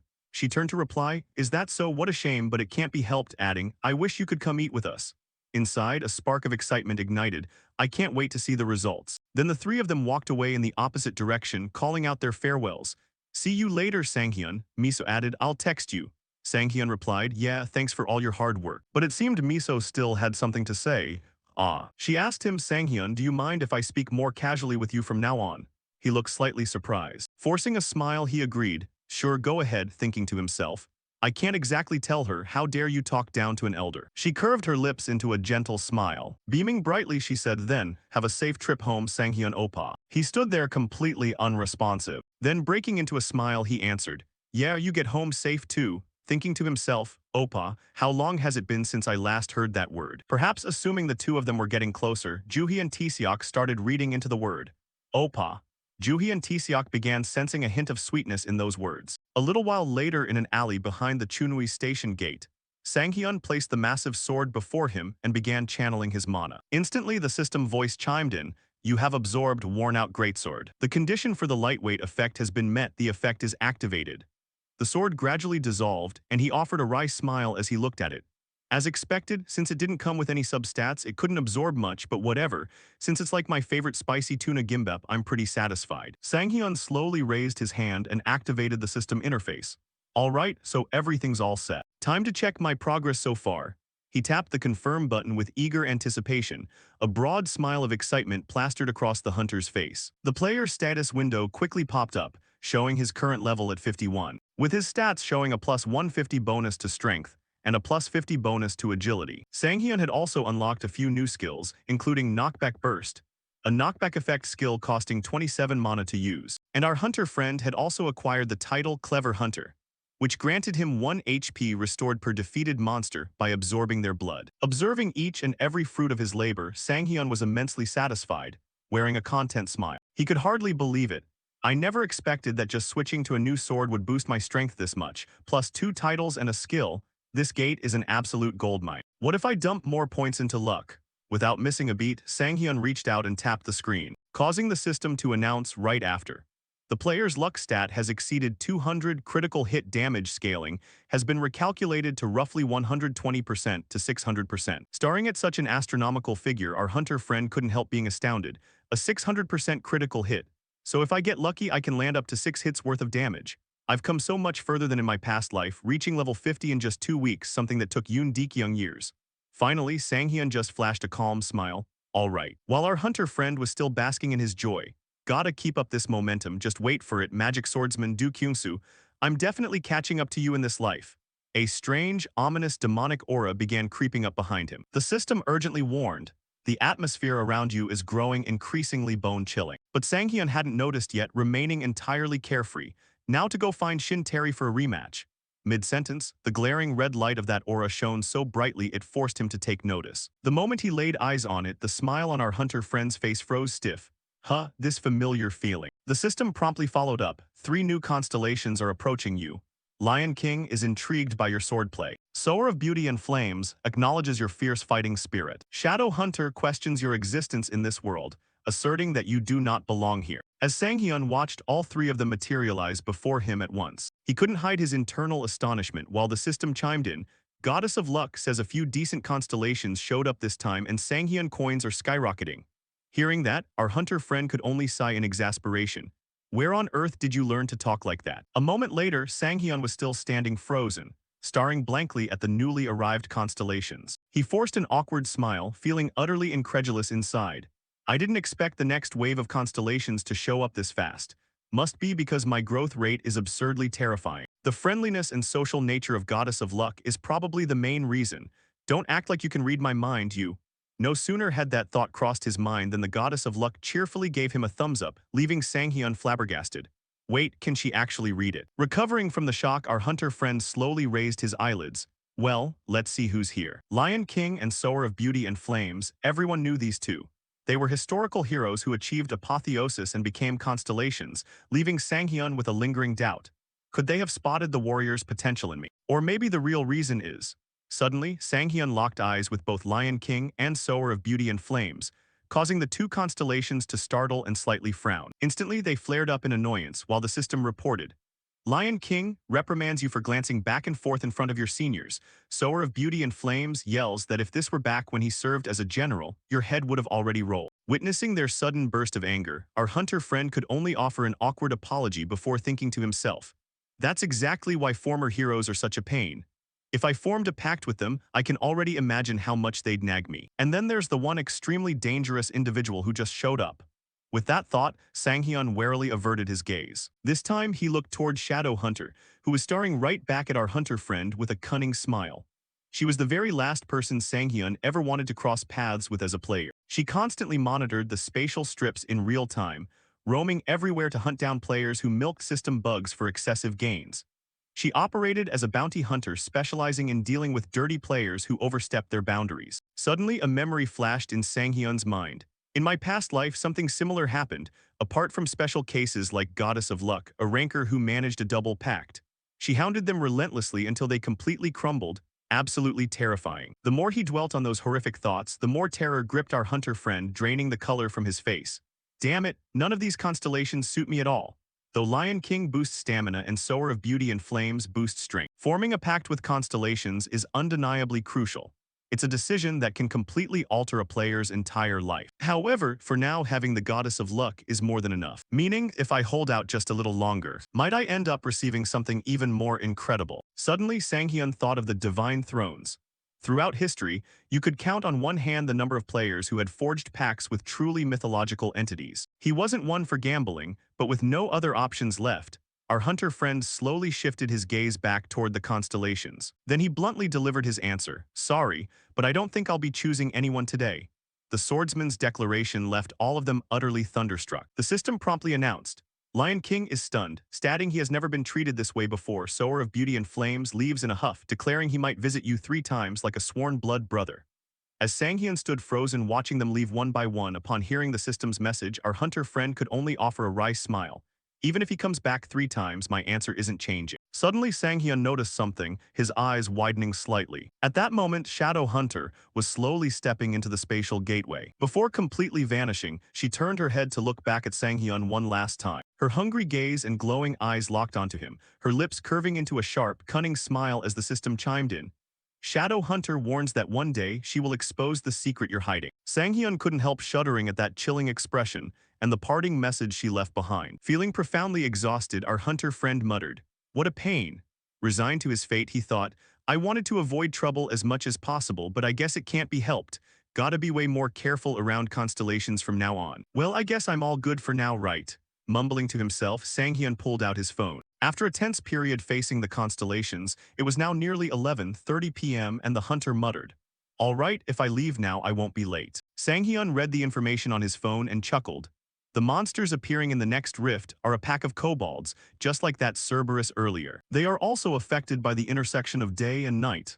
I can't miss out on this target. No sooner said than done, he slung his sword over his shoulder and left the alley, running 3 times in one day.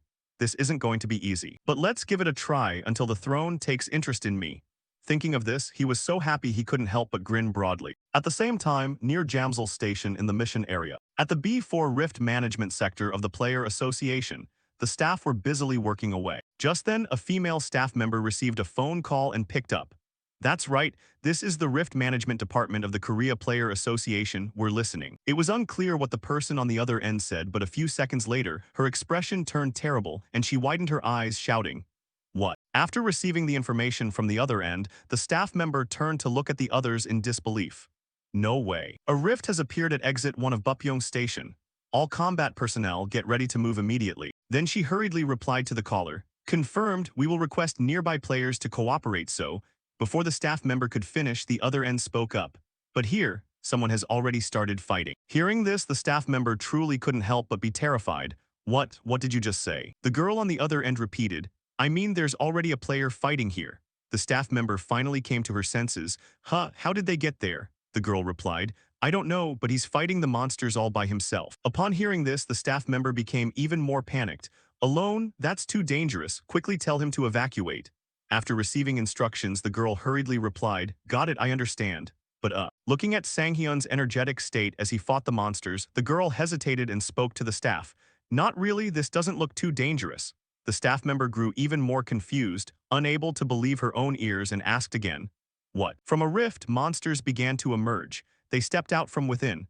The rifts in reality started appearing 11 years ago after the first explosion, unlike dungeons or gates. This is an unpredictable disaster, something that helps monsters reach our world. A sheet of glass shattered and a rift appeared from it. From within the rift, monsters poked their heads out, stepping into the real world. That monster, as if witnessing something right before its eyes, widened its own eyes. Sang-hyun, carrying his sword on his shoulder, appeared in front of that monster. His face was full of confidence as he stared straight at the monster. "For me, it's not like it's unpredictable." 10 minutes ago, Sang-hyun, with his sword on his back, stepped out of the station. Walking halfway, he turned his head to look behind him. "It's about time. According to what I remember, I just need to leave this exit." His eyes focused on something beside him. Before his eyes, strange lights had started to appear. Sang-hyun scratched his head awkwardly. "Found it, the rift, it's lying right there.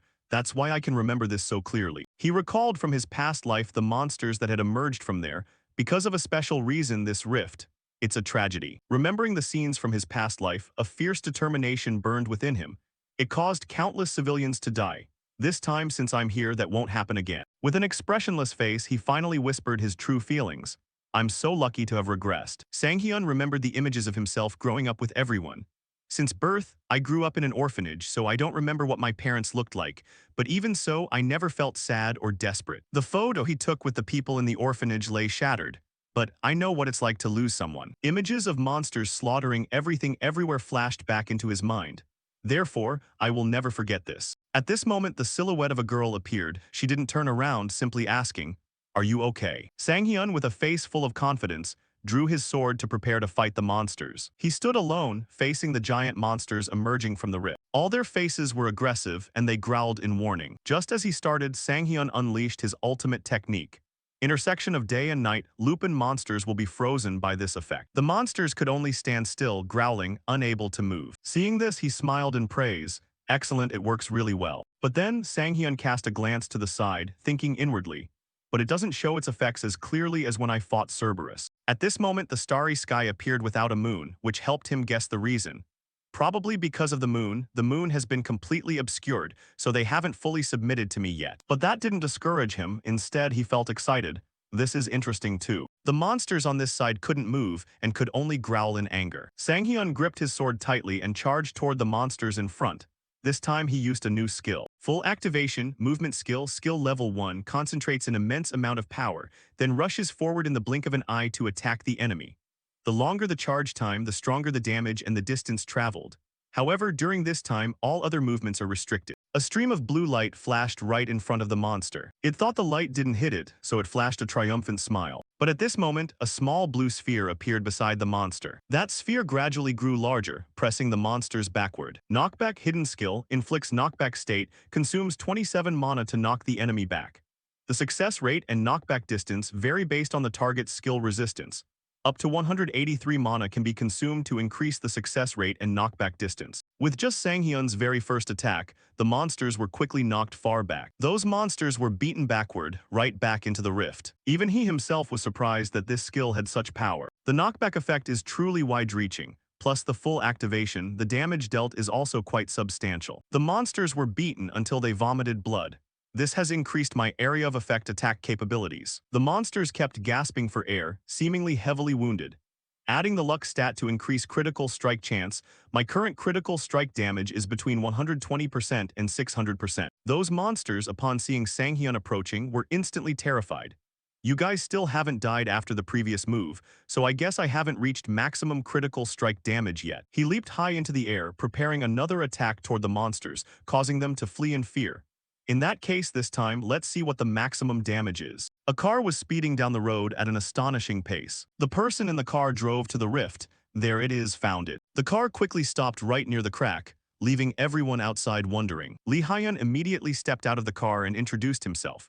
We're from the Player Association, who was the one who called Korea Player Association, Lee Hyun, level 110, player rank B+. A girl quickly stepped up to acknowledge, pointing forward.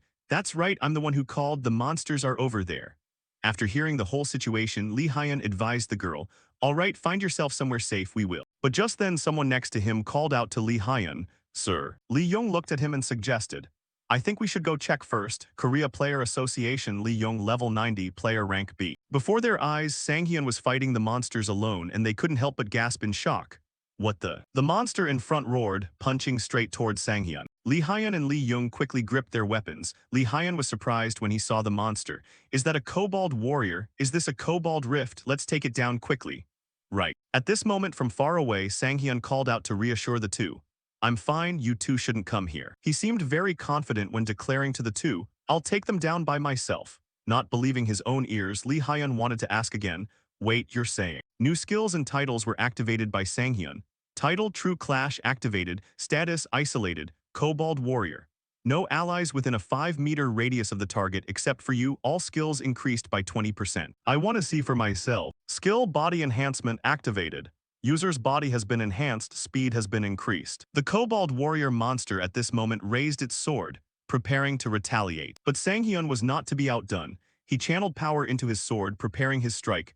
Knockback, which I've been charging up since earlier, let's see what happens. Two immense forces immediately slammed into each other. But it seemed that monster was far weaker than Sanghyun, as it was quickly sent flying far away. That monster was struck by lightning, groaning in pain continuously. Finally, it dropped straight to the ground right in front of Sanghyun. Beautiful. Lee Hyun and Lee Young, upon witnessing the scene just now, had their faces filled with indescribable amazement. One of the two behind finally spoke up. Hey, are you Shin Sanghyun? The other two walked over to his side, thanking him for his help just now.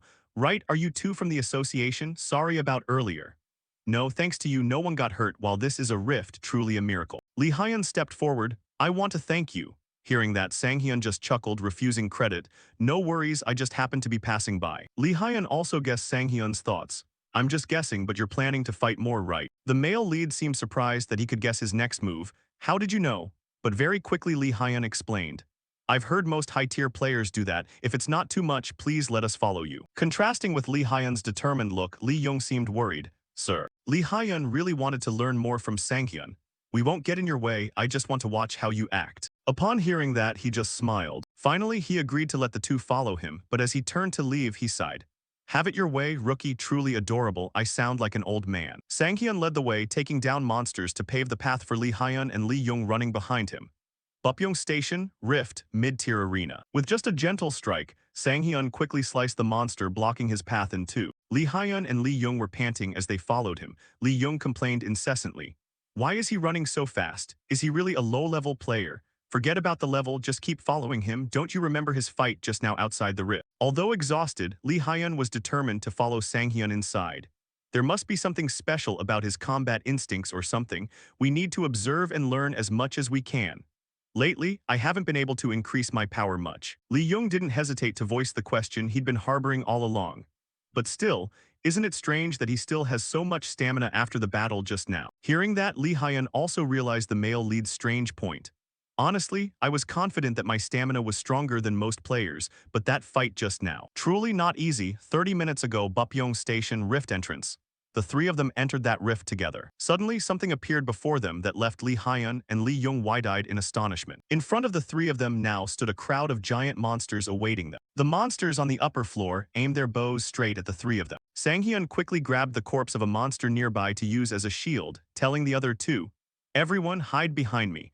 I pulled this corpse along to prepare for situations like this." The arrows from those monsters were fired one after another, crorol. But those arrows only hit the corpse of the monster, and the three of them quickly hid behind it. Li Yong seemed scared, clutching his hand tightly while glancing at the arrows being fired right next to him. Sang-hyun glanced at the state of the two behind him, thinking inwardly, bringing them in was probably a mistake. Trying to clear out the monsters while protecting them is a bit overwhelming. His face was now expressionless, left in silence. But then he felt a surge of determination inside, promising himself, "Why am I whining again? I need to learn how to handle situations like this." Just then he flipped his sword around, reminding himself, "Otherwise, I'll never reach a high rank Right then a monster drew its bow, aiming straight at Sang-hyun. But unfortunately for it, his sword flew straight into its head, sending it tumbling backward. Witnessing their comrade treated that way, the monster beside it was instantly terrified, standing frozen. Seizing the opportunity, Sang-hyun gripped his sword and rushed toward them.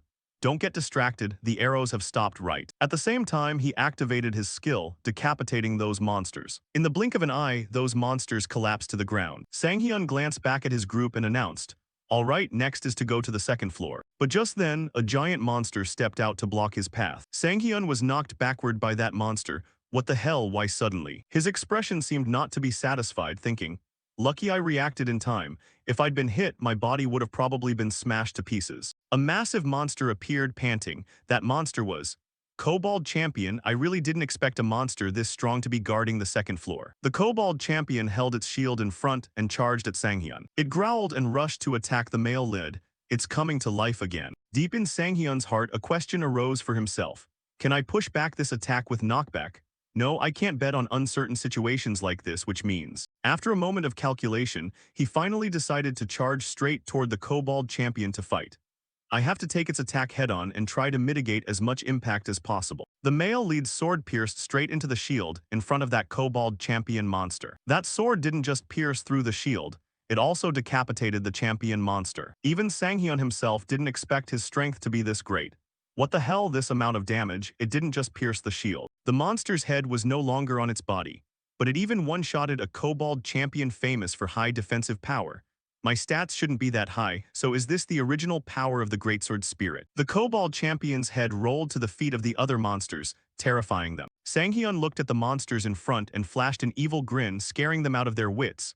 Turns out that's how it is. He immediately charged, clearing out the monsters on the second floor with just one technique. Li Yong and Li Haiyan turned back and were astonished. Now on the second floor, the monsters had been sliced into many pieces. On those corpses appeared a new pair of shoes. Speed shoes, platinum sacred artifact, common equipment type shoes effect. The shoes are imbued with the will of an assassin who longed to run faster, blessed by normal spirits. Movement speed increases 3 times when moving on non-stone terrain. Under normal conditions, movement speed increases twofold. Sang-hyun quickly sat down to put on those speed shoes, unable to help but exclaim, "Hit the jackpot, kobolds are much harder to deal with than goblins. I heard they can drop some rare sacred artifacts." After putting them on, the male lead looked down at the ground. An energy radiated from those shoes. Looking at the shoes on his feet, Sang-hyun couldn't help but be surprised. These even auto-adjust size.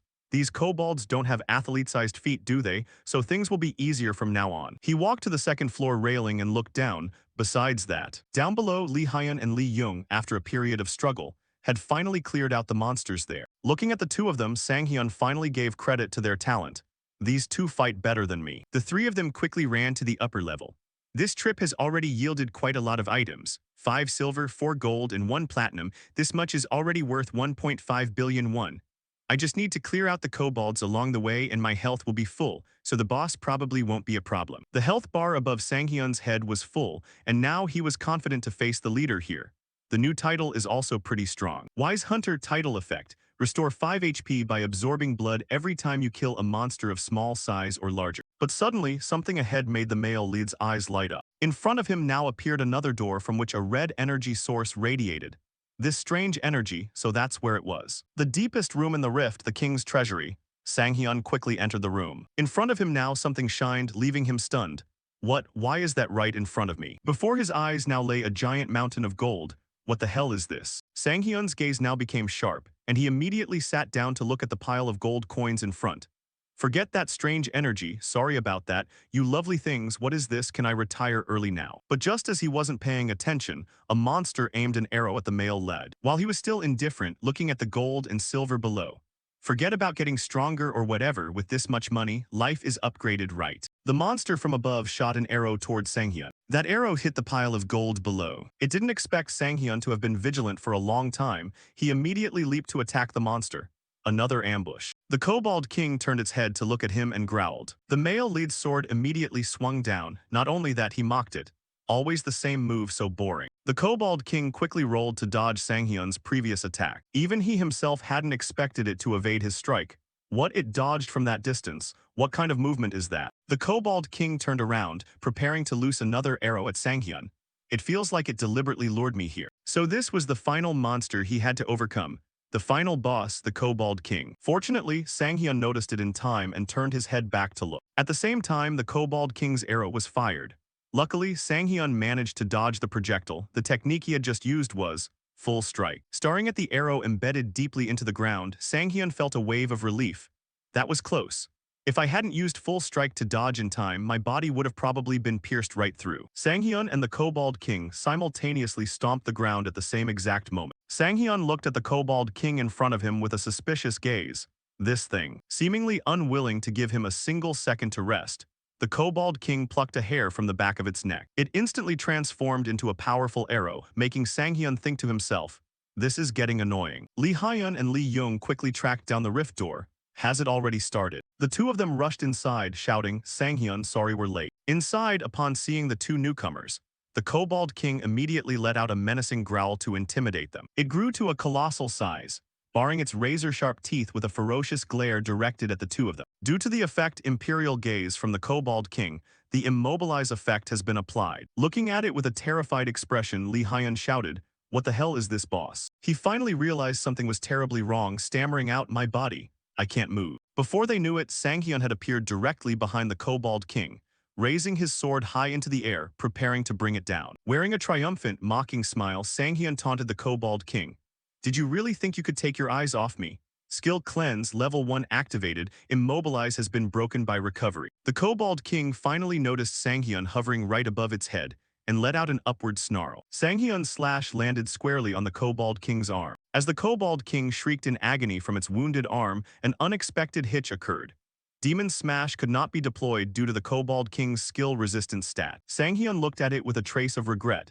Thanks to recovery, I managed to find an opening, but since its resistance stat is too high, I couldn't trigger a stun. What a shame, but still. He glanced down at Lee Hyun and Lee Young cowering on the ground. That dread effect is active right now. Seeing the utter panic frozen across both of their faces, Sanghyun looked back at them and formed an idea. If even level 100 players are reacting like this, then it's probably way stronger than the Goblin Chieftain I fought before. A confident smile spread across Sanghyun's face as a new plan formed in his mind. I couldn't get it last time, but luckily. Once again, he gripped his sword and charged toward the Kobold King with an expression brimming with confidence. This time I'm definitely taking it dread. On the other side, the Kobold King didn't fall behind, instantly summoning a barrage of arrows behind its back. Showing no fear, Sanghyun pushed forward with steady determination, utilizing Afterimage. This time, the Kobold King unleashed a heavier onslaught. The Kobold King used rapid fire. A flurry of arrows rained down simultaneously, but Sanghyun dodged every single one of them. Sanghyun used his sword to deflect the incoming projectiles. This damn thing. Suddenly, the Kobold King leaped up into midair. It conjured another swarm of arrows behind its back. Witnessing this, Sanghyun couldn't help being taken aback by its high intelligence. Just as I thought, it's incredibly smart, unlike any monster I've ever seen before. But are its arrows infinite? That's so unfair. It keeps maintaining distance and dragging this fight out because of full strike. Judging by the current situation, the Kobold King's cooldown is shorter than mine. Based on what I remember, its Dread skill has a longer cooldown than my Cleanse. if it figures out my weakness. Once the Kobold King discovered Sanghyun's vulnerability, he would only have one road left. I might actually die since I can't do anything once I'm hit by dread. I can't let it drag me into a war of attrition. With a worried expression, Sanghyun stared up at the Kobold King hovering in the air, thinking to himself, damn it, if I had a ranged attack, dealing with this would be so much easier. At that moment, his attention caught the scattered gold coins littering the ground. Looking at them, an inspiration sparked in Sanghyun's mind. That's it. Lee Young turned to Lee Hyun to check on him. Hyung, are you alright? I've never encountered an effect like this before, so I was terrified, but I'm feeling a bit better now. Countless arrows from the Kobold King continued raining down relentlessly toward Sanghyun, and this time the boss roared in supreme confidence. Watching Sanghyun fight, Lee Young asked in utter bewilderment. Wait, why is Shin Sanghyun still totally fine? Could it be he has some kind of purification skill? Lee Hyun stared up at Sanghyun with a suspicious gaze. Looking at it now, it wouldn't even be surprising if he had one or two of those. But what is this weird feeling? Suddenly, Lee Hyun's eyes flew wide open as he spotted something right in front of him. The arrows previously fired by the Kobold King were now sinking deeper and deeper into the ground. Wait, the arrows are driving themselves further into the earth. Realizing the Kobold King's scheme, Lee Hyun frantically yelled a warning to Sanghyun. Damn it, I should have figured this out sooner. Sanghyun, it's a trap. Sanghyun, meanwhile, was slowly descending right toward the pile of gold. Done shooting already. His boots finally touched down upon the sea of gold coins below. At that exact instant, the gold coins snapped shut around his ankles, anchoring him firmly in place. The Kobold King broke into a sinister, cunning smile. It channeled all its power into the crossbow in its hands, locking its sights squarely on Sanghyun. The Kobold King loosed its ultimate, fully powered arrow. Trapped and unable to move, Sanghyun could only stand there and watch. The arrow pierced straight through his abdomen with effortless ease. The Kobold King leapt down into the pile of gold coins right after. It looked utterly overjoyed to see Sanghyun hit by that decisive blow. But before it could celebrate for long, Sanghyun casually spoke up, looking completely unfazed. Even though the arrow had punched clean through his body, he didn't look injured in the slightest. Did you really think you were the only one who could set traps? Thanks to the sacrifice effect, incoming attack damage was nullified and my HP was restored. Our hunter friend drove his sword straight into the ground and mocked the Kobold King. You really should have wondered why I let myself get hit so easily. Sanghyun's eyes flashed pitch black. Now then, illusion skill activated, user's physical body enhanced, movement speed massively increased. Gripping his sword tightly with an expression brimming with absolute confidence, Sanghyun lunged toward the Kobold King. Time for you to take a beating. He unleashed a brand new technique, knockback burst. The gold coins scattered across the ground instantly blasted backward, like a hail of shrapnel toward the Kobold King. Those golden coins dug deep into its flesh, causing the monster to roar out in excruciating pain. Standing outside, Lee Young finally grasped Sanghyun's strategy. Those gold coins, they act like shotgun pellets. Just how insane is his knockback power? Lee Hyun wore an expression of sheer disbelief as he witnessed the scene. No, that's not even the main point.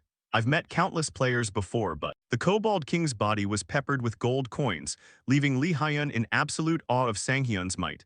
I've never seen anyone possess combat instincts on this level. Though embedded with gold coins, the Kobold King still tried to struggle back to its feet to fight. Despite its heavy injuries, it refused to surrender. You really are as stubborn as a leech. Sanghyun wore a twisted, eerie smile. He channeled raw power into his blade, preparing to finish it off.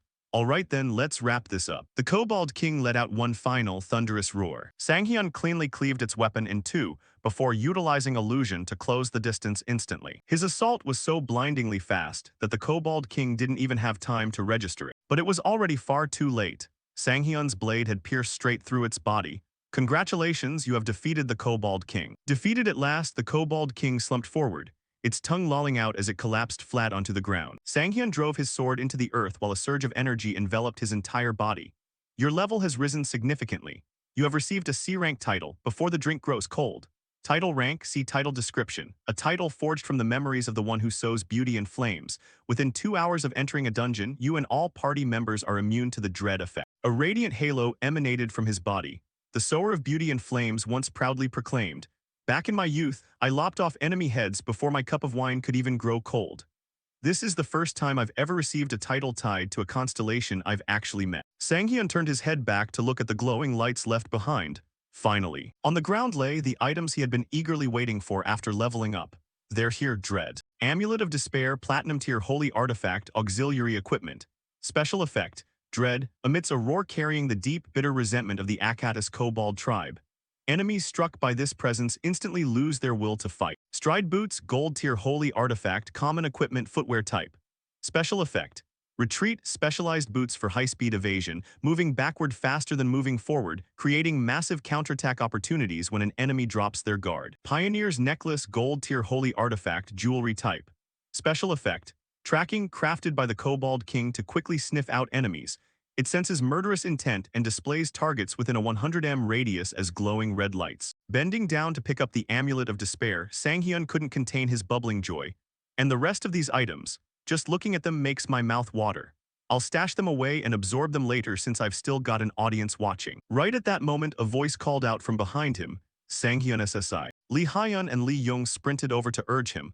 What are you doing just standing there? We have to get out of here right now. The rift is starting to close.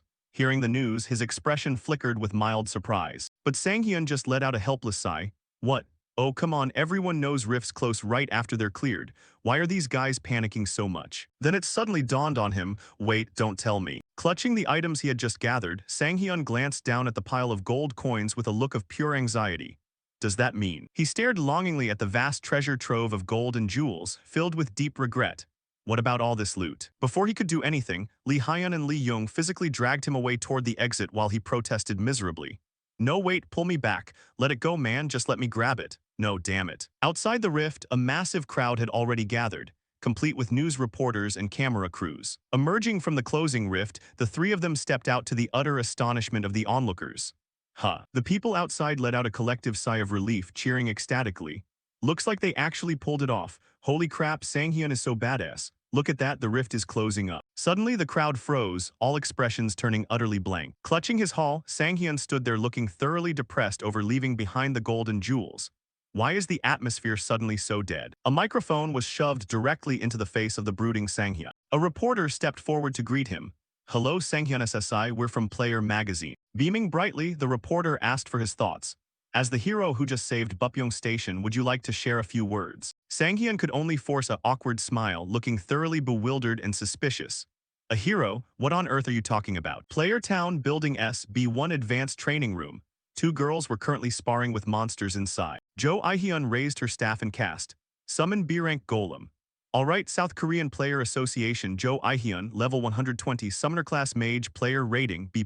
The stone golems immediately lunged toward Terry. Combat simulation initiated. Remaining completely calm without a shred of fear, Terry locked her sharp, piercing gaze onto the approaching monsters. A stone monster rushed forward, only for Terry to slice through its entire body with her blade. Its stony physique exploded instantly upon impact. The remaining stone monster stared at her with a look of absolute incomprehension. Terry spun her sword forcefully in her grip. Seizing the right moment, she tightened her hold on the blade and prepared to strike. With her agile movements, she rained down a flurry of slashes onto the stone monsters, causing them to roar out in pain. The bodies of the stone monsters began crumbling apart piece by piece. The moment Terry stepped forward, the stone monsters behind her completely shattered into dust. The debris rained down harmlessly behind her back. Turning around to look at the rubble, she praised Ihyun's technique. Great job. I came here just to keep my edge from that day, but flashes of her past battle alongside Sanghyun played vividly in her mind. I want to fight him again. I should have exchanged contact info, but Miso had to butt in. At that moment, a news broadcast playing in the background caught Terry's attention. Breaking news. A rift recently appeared at Bupyeong Station, and eyewitnesses report that a lone player successfully cleared it all by himself. Hearing the report, Terry looked skeptical. A rift? We're heading over to interview that player right now. Suddenly, her eyes widened as she spotted something on the screen. The broadcast displayed footage of Sanghyun being interviewed, while the reporter asked, "How does it feel to clear a rift with 0 casualties?" Sanghyun replied, I just did what needed to be done." Seeing him on television, Terry couldn't help breaking into a smile. Still so humble. Amazing. Never thought I'd run into him like this again. The calm-voiced reporter continued probing Sanghyun with questions. So did you run into any major difficulties? According to the Player Association, the monsters there were roughly around level 100. Your level is still a bit lower than that, right? You must have had a really tough time. Sanghyun humbly answered the reporter's question. Well, levels are certainly important, but I don't think that's the absolute deciding factor between victory and defeat. Watching him on the news, Terry didn't dispute his statement and praised him sincerely. He's right. To speak with that kind of confidence, he clearly knows the limits of his own abilities. I sensed it long ago, but he's really matured, acting just like a player who crawled straight out of hell and came back. Terry mused with lingering curiosity. Who even taught him his constellation must be the god of war. Alternatively, she considered another possibility regarding his constellation. Or maybe, he's also contracted with a divine throne just like me. The next day, at Shin Sang-hyun's home, he was currently focusing on absorbing the items he had gathered the day before. His hair instantly turned stark white, undefinable space. Opening his eyes to survey the items laid out before him, he beamed with excitement. Time to eat. Sang-hyun looked thoroughly thrilled to absorb these items. Yesterday I picked up the holy artifacts Dread, Tracking, and Retreat. Every single one of them is useful, must be thanks to my luck stat. Alright, keep this momentum going and I can grow as strong as I want. Ever since the player era began, most swordsmen shared the exact same image. Swordsmen possessed bulky, muscular physiques with bulging veins. Swordsmen who never broke away from the standard template of pure strength and stamina. Then a massive octopus monster wrapped its tentacles around a muscular swordsman. But with the emergence of monsters employing completely different attack patterns, those blindly obsessed with brute force began walking down the path of ruin. The muscular swordsman stared in utter shock at the unfolding scene, and swordsmen started losing their footing, or so it seemed. But the appearance of a single man changed everything as he sliced through all the octopus's tentacles. Ever since the magic swordsman, Du Kyung-soo, appeared, the entire mindset of the swordsman community shifted completely. He stripped away heavy armor to maximize speed. Instead of pure defense, he chose evasion. He opted for utility skills over brute destruction. In short, he's a swordsman capable of handling any situation imaginable. Kyung-soo essentially pioneered the modern archetype of the swordsman. Basically, he pioneered the concept of the all-rounder swordsman. Sang-hyun was ready to reinvent himself compared to his past life. Even in my past life, I never changed my combat style out of sheer stubborn pride. But this life will be different. Pride won't put food on the table. At that moment, the system chimed in with a notification. Absorption preparation complete for the Amulet of Despair, Stride Boots, and Pioneer's Necklace. Delicious dishes materialized before his eyes. Exquisitely garnished. Forest mushroom and fresh kobold soup, kobold steak with rich pepper sauce. Saliva pooled in Sang-hyun's mouth from the sheer allure of the food. Looks amazing. So this time it's based on Kobold King recipes. I take back what I thought earlier about it just being sly, turns out it's a gourmet too. His stomach let out a loud rumble at the sight of the mouth-watering dishes, though he couldn't help wondering, wait, why are there only two? Right in front of him, a third dish materialized, radiating an ominous, dark aura. Plated on the dish were writhing, crawling larvae, fresh kobold swamp orange larva salad. Taking back my previous praise, this guy is definitely not a gourmet. This is foul. Outside Shin Sang-hyun's front door, two bodyguards were struggling to hold back people trying to force their way inside. A man holding a camera demanded, I already told you we had permission last time, exactly open the door. While the guard in front of the entrance didn't back down and shouted, I've said it how many times now, doing that is wrong. Sang-hyun walked over to the window and looked down at the chaotic crowd below, offering a wry smile. So how are we supposed to make a living then? Is that my problem? What on earth are they even doing down there? Come to think of it, how did they manage to get into this district last time anyway? I even paid to put a stop to this kind of nonsense. At that moment, remembering the container of mealworms sitting on his desk made his stomach churn as he wore a grim expression. I went outside just to get some fresh air and feel a bit less exhausted, but seeing that scene only made me more nauseous. That deep dish went way too far. Oh well, I might as well head back inside and rest. Sang-hyun stretched his arms and turned back into the room, internal doubts swirling in his head. Wait, since I don't have any plans left, what should I do next? Should I just take the day off? That nausea from yesterday hasn't even completely worn off yet. Suddenly, the phone in his back pocket started ringing. He immediately pulled the phone out of his pocket and answered it. Hello, is this Sang-hyun? The girl on the other end introduced herself and then made him an offer. I'm Kim Jae-hi from the player management department. We met back in the quest zone, remember? Oh yeah, I remember. Why are you calling me? Jae-hi didn't beat around the bush and revealed her purpose for calling. It's nothing major. I just wanted to call and reward you for that rift incident. You know, the nameplate thing, honestly, to be completely frank by our standards, an achievement like this is so small it honestly feels a bit embarrassing. He thought of the swordsman with much stronger abilities he had fought before, feeling a sense of his own insignificance. Because compared to the players who are going to have to face and stop future disasters, the rift I cleared is nothing more than a drop in the bucket. Without planning to rest, Sang-hyun turned down the offer from Jae-hi. I still don't deserve this kind of praise. I'm sorry, but I'll have to turn it down. Well, at least grant the priority access to the dungeon I requested beforehand then. Mentioning priority access to the dungeon brought a grim look back to Sang-hyun's face as he spoke. I'm talking about the Silent Land dungeon. Even he himself hadn't expected to get priority access approved so quickly. It got approved already. Yes, thanks to your results this time, upper management found out immediately without any obstacles. The Silent Land, a dungeon where almost all elite monsters use status effects like silence. And also, Sang-hyun glanced sideways. Sitting next to the blonde young man with a defeated monster behind him, he wondered, looking at your sister's picture again? Just a habit. I always look at her picture when things wrap up. It's been about 10 years since I lost track of her. Sang-hyun was very curious about how the blonde young man had lost his sister. Which dungeon did your sister go into last time? The blonde young man looked at the happy picture of his sister in front of him, hesitating not a second before nomming the dungeon. The Silent Land. She was a player who relied heavily on skills, so once she went in there, she couldn't do a single thing. The blonde young man kept staring at the photo with deep regret.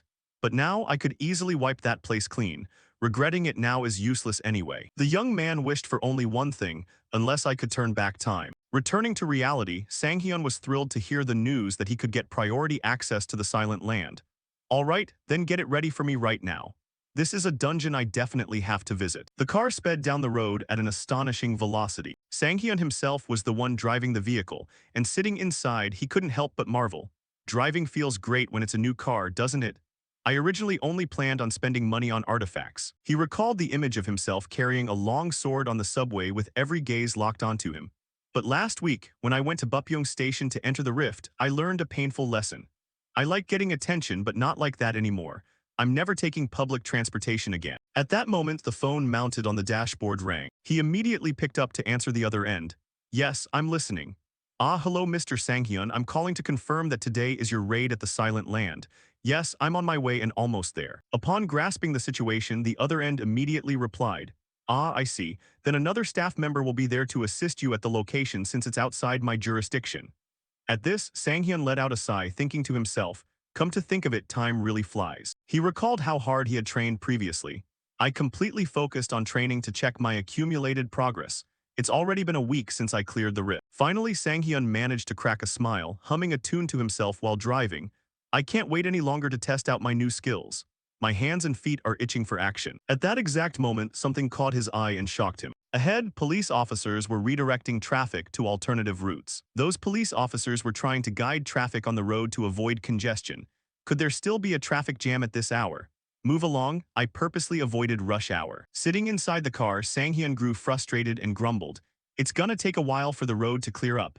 What on earth could a rift have opened? Once again, his eyes widened as he stared straight ahead. Up ahead, a large crowd of reporters was swarming a young man in the middle of the street. The young man being interviewed turned out to be none other than Kyung-soo. Inside the car, Sang-hyun looked surprised to run into him in this situation. Do Kyung-soo. Right at that moment, a rift appeared behind Kyung-soo once more. Dungeon number 21 at the Uedo intersection. The girls outside were thrilled to see Kyung-soo, continuously screaming his name. Oppa Kyung-soo, I love you, just look over this way even for a second. Taking advantage of the moment, the nearby female reporter tried to get more information from Kyung-soo while making sure to compliment him. You're still as insanely popular as ever, do Kyung-soo. How do you feel receiving so much adoration? Kyung-soo gave an answer completely unrelated to the reporter's question. It is an honor for me. Hearing that, the reporter felt unhappy inside but forced a smile as she wanted to dig up some news. What kind of half-assed answer is that? Acting all stuck up just because you're famous. Well then, how do you feel about the upcoming dungeon raid? She offered him a few prompts, like your attack strategy for instance.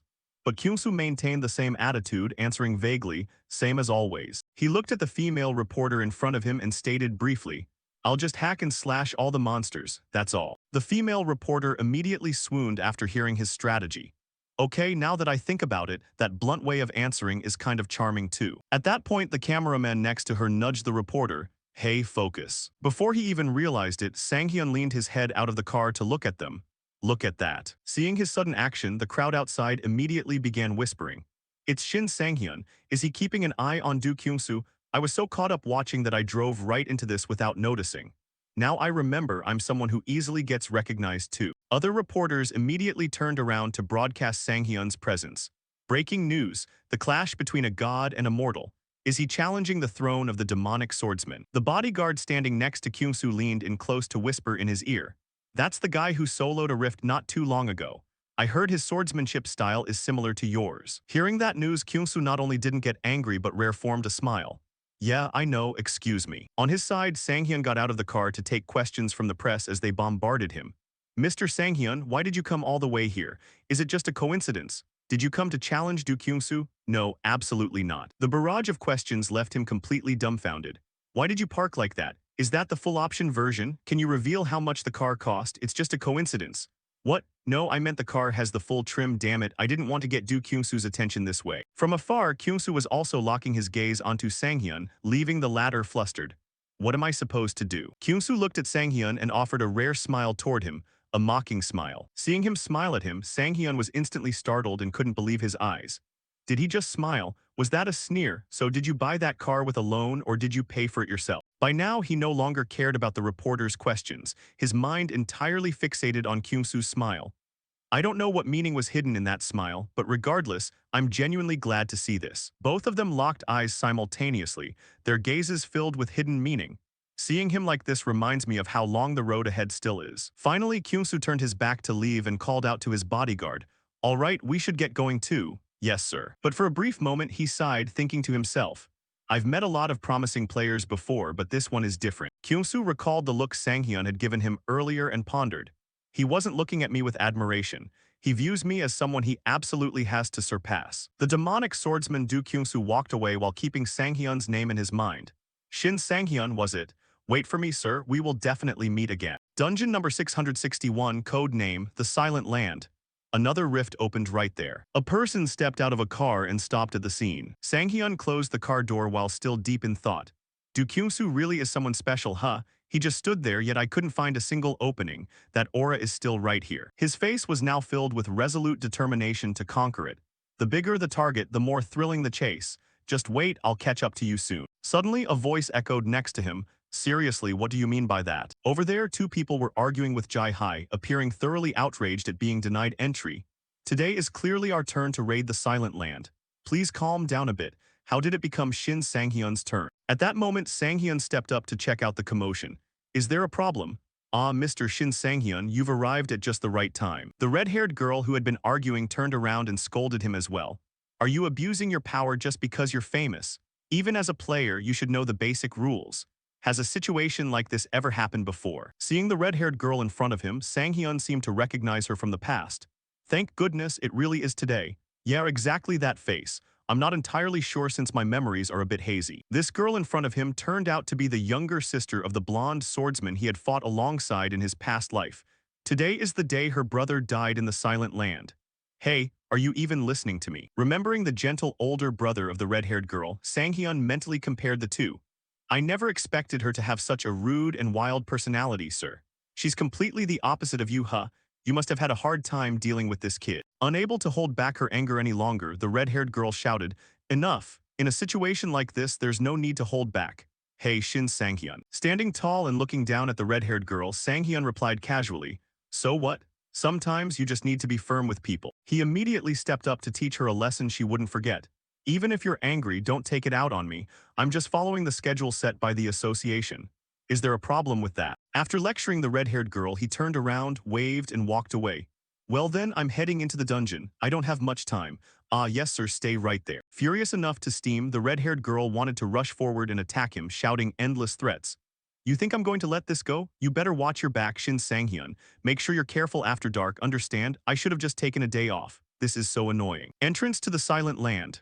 Right at that moment, everything in the Silent Land had grown weathered and old. Sanghyun stepped through the rift and entered the interior of the Silent Land. The foul odor there instantly forced him to pinch his nose. A stench hits you the moment you step in.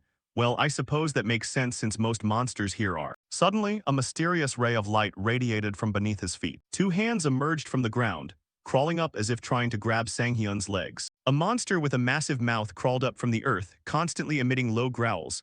Undead monsters. The monster immediately clamped onto Sanghyun's legs to keep him from retreating. Sanghyun pulled the sword from his back to prepare for an attack on the monster, while the system notification chimed. You have been inflicted with the status effect silence due to the ghoul's sneak attack. You cannot use skills for 0.5 seconds. You're silenced the second you touch it. Despite being silenced, his limbs functioned normally as he raised his sword high. That single slash cleaved the undead monster in half. There wasn't just one undead monster. Countless others immediately crawled up from the ground. The ghouls lunged towards Sanghyun with outstretched arms. So basically, don't get hit even once and limit skill usage, huh? The arms of those undead monsters nearly reached him, but he remained unfazed. Seriously, sounds like playing it strictly by the fundamentals. If there's one thing I'm most confident in, it's exactly that. Korea Player Association, Recon Team 4 Tactical Meeting Room. An association employee was reporting on a player. The next player we need to discuss is player Shin Sanghyun. His image was magnified onto the projection screen. A team leader joyfully expressed his thoughts. Oh, so this is that kid, the one who cleared out an entire dungeon single-handedly. That leaves quite a strong impression. He doubted the authenticity of it. Even so, I heard he only awakened his abilities a month ago, and before that he was just a porter, right? Another person chimed in with a huh. He also remembered who Sanghyun was. Ah, so it's that guy, the one the Lee Jeong and Lee Hyun siblings kept praising. That person was An Ik-hyun, team leader of Recon Team 4 at the Korea Player Association. Another person voiced agreement with him. That's right, he's been getting a lot of attention from the public lately. Ik-hyun raised a clear doubt. His growth rate is obviously way ahead of other players. However, should we really classify him among ultra-special cases like Kim Misu, Shin Tae-ri, or Do Kyung-soo? I have my doubts. Another person concurred. I share that sentiment. This was Shin Min-yi, deputy team leader of Recon Team 4 at the Korea Player Association. Min-yi looked at the report data skeptically. There are always players who display astonishing growth rates.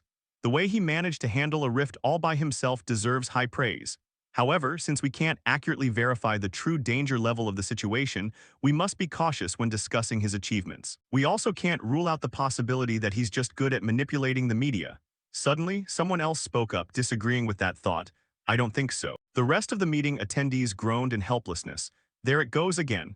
This is already the 100th time Lee Gahi has opposed the deputy team leader's opinion, and she even cuts him off before he can finish his sentences.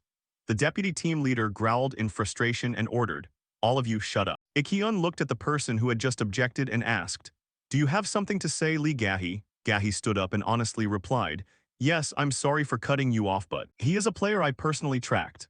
Lee Gahi, strategy scout of Recon Team 4 at the Korea Player Association. She walked up to the projection screen to explain, over the past few days, I've gathered data on Shin Sanghyun.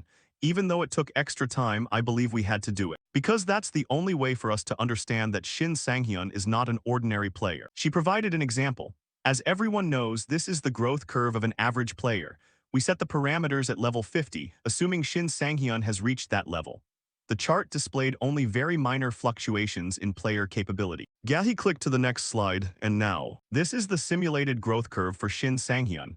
His chart shot straight up like a steep cliff, leaving everyone in the room stunned. One person blurted out in shock, what the hell? Before Minnie interrupted, impossible. He challenged her, Lee Gahi, what do you think you're doing?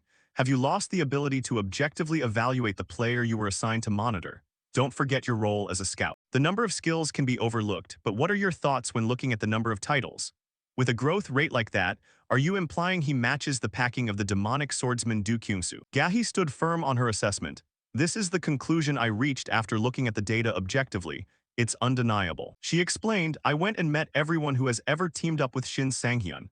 The person whose words Minnie had cut off earlier could only vent helplessly. There she goes cutting me off again. Gahi had prepared a set of questions to learn about Sanghyun. Question 1 was whether there were any strange traits about Shin Sanghyun, to which the interviewee back then replied, Sanghyun, I guess you could say he has two things most people would consider weird. She asked him to elaborate. I'd like you to focus more on his skills, combat intuition, and battlefield presence. Hearing that, the man laughed out loud. Oh, his skills are amazing. I've never seen anyone use stuns like that before. Probably nobody can even get close to him. Then he suddenly sighed. However, if that's all there is to it, it wouldn't be considered special. The reason he's special. At the same time, he was furiously charging into the horde of undead in the Silent Land. That answer practically described his actions right then. It must be his innate combat talent. Gahi's second question was what they thought of his combat intuition. Taeseok enthusiastically answered, his fundamental training is top tier. Juhi chimed in, that's right, Mr. Sanghyun is super cool. Finding the answer vague, she narrowed down the question. How should I put this? Compared to players of the same tier, he's better, right?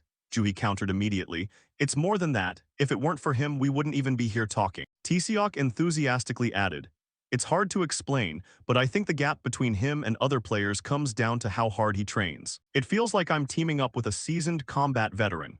Just as he said, Sanghyun was cutting through the undead like a seasoned veteran. His remark caught her interest. What do you mean? Could you explain in a bit more detail? Sanghyun continuously dodged and slaughtered the undead just as Taeseok had implied.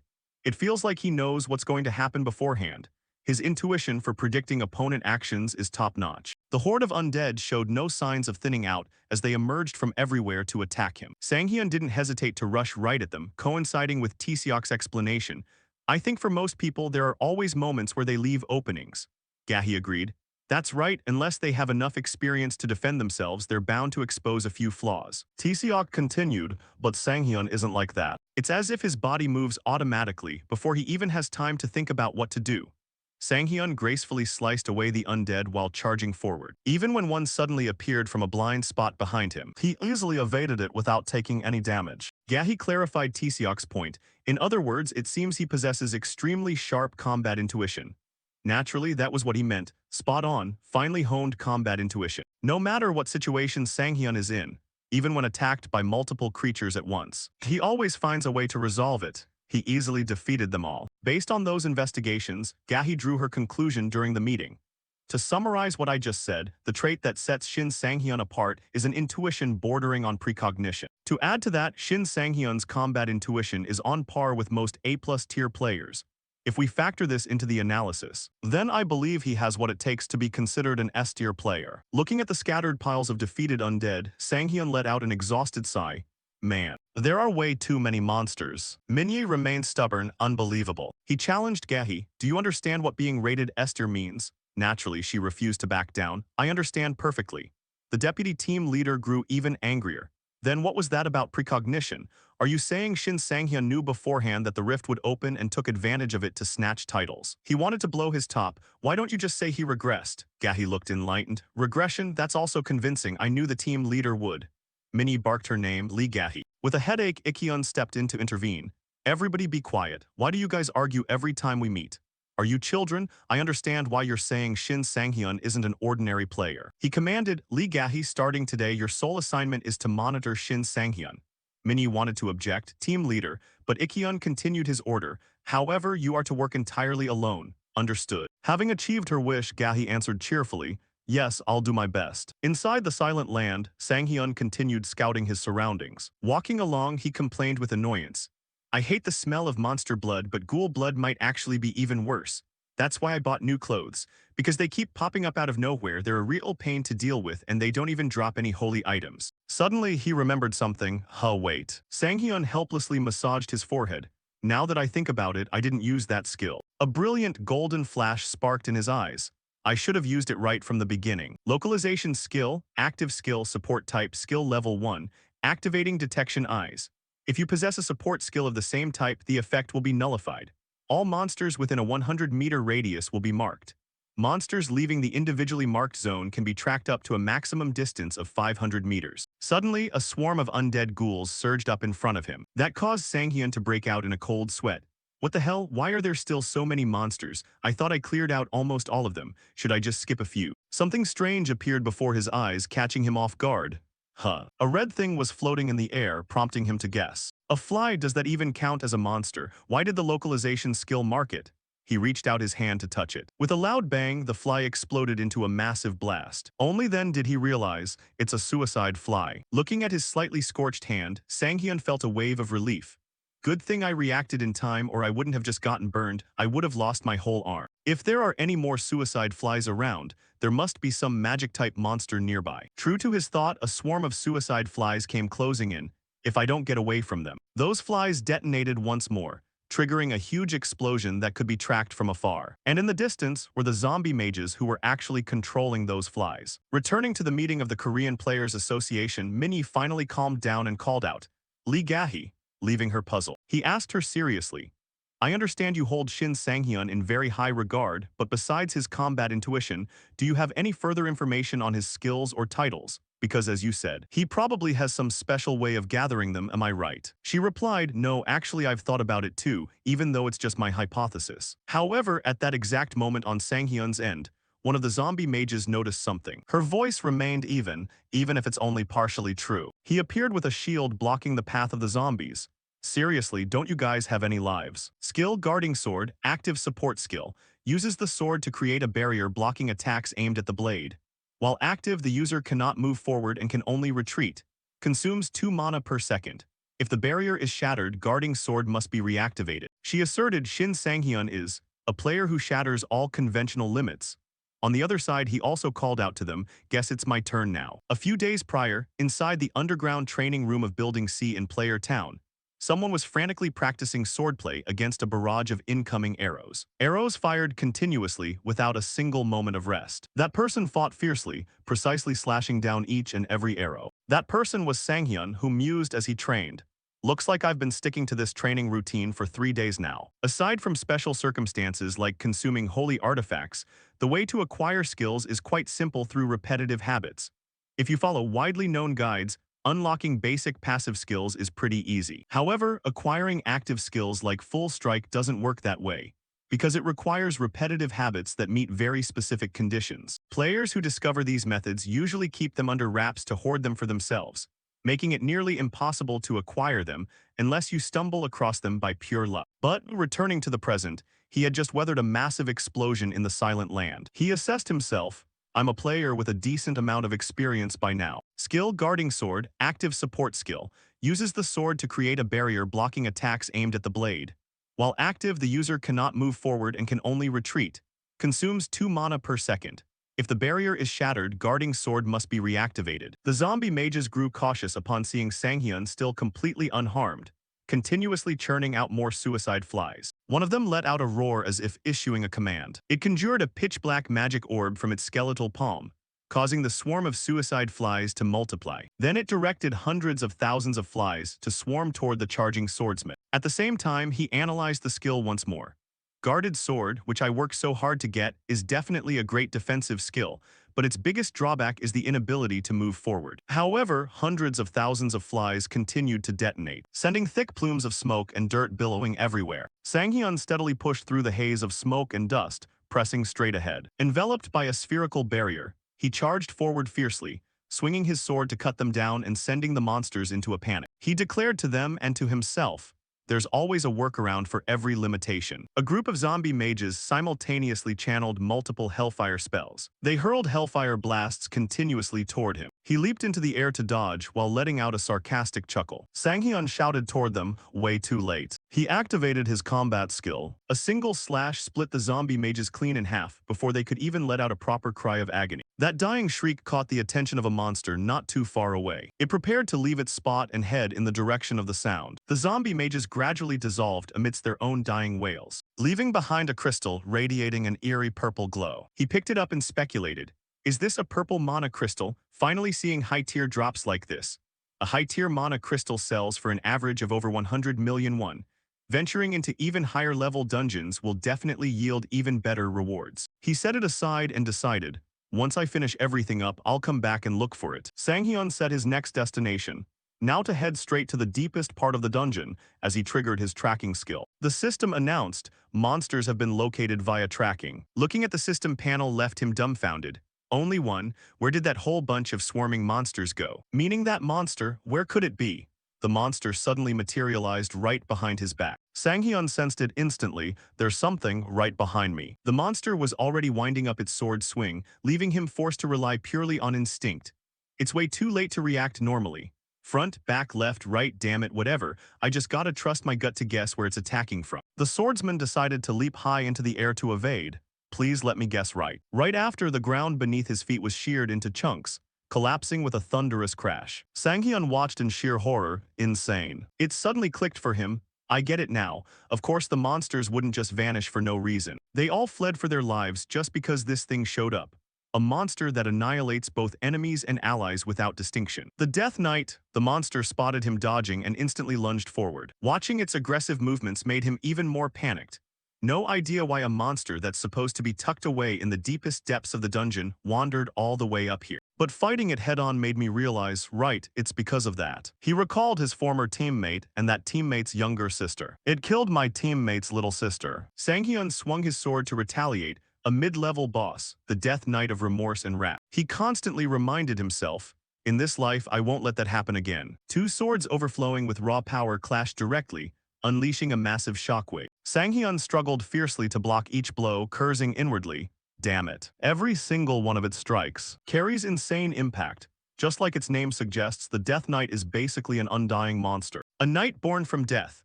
More precisely, it's the soul of a fallen swordsman reincarnated into an immortal body. Its core signature move is Silent Swamp, a passive always active aura skill that silences anyone who steps into the black miasma beneath its feet. The association assumed it could be easily beaten if paired with a ranged player. Using dungeon ghouls as a benchmark, the association rated the difficulty of the Silent Land at level 120. And that right there was the association's biggest blunder. The true strength of the Death Knight isn't some trick like Silent Swamp. It's the swordsman's soul residing inside it.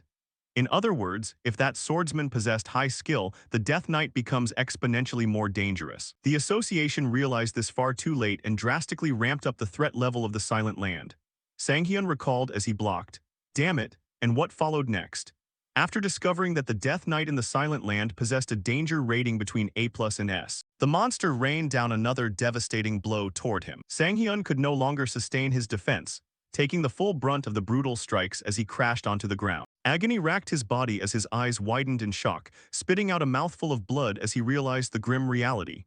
This is bad. Watching the Death Knight slowly close in on him, he self-deprecatingly muttered, "Am I really gonna die this time?" Sanghyun lay silently in thought, waiting. Then he burst out in sheer frustration, pissing me off to no end. He propped himself up with his sword, forced himself to his feet, and yelled at the monster, "Every time I say I'm gonna die, damn it, people don't change that easily." The moment things get even slightly dangerous, defeatist thoughts always pop up first. "If this keeps up, I'm never gonna change." Sanghyun screamed at the monster, "Hey, bastard. Quit standing there staring, get over here already, you piece of shit," he taunted. The Death Knight stood silently, as if processing the human's words. Then its expression hardened into a look of pure rage as it glared at him. Both sides, the monster Death Knight on one end and the swordsman Sanghyun on the other, locked eyes in dead silence filled with overwhelming tension. The monster let out a guttural cry in response to his provocation. Sanghyun nimbly maneuvered to find an opening to strike. The monster didn't rush, calmly sizing him up. Then it stomped the ground and charged after Sanghyun. As he watched the monster chase him from behind,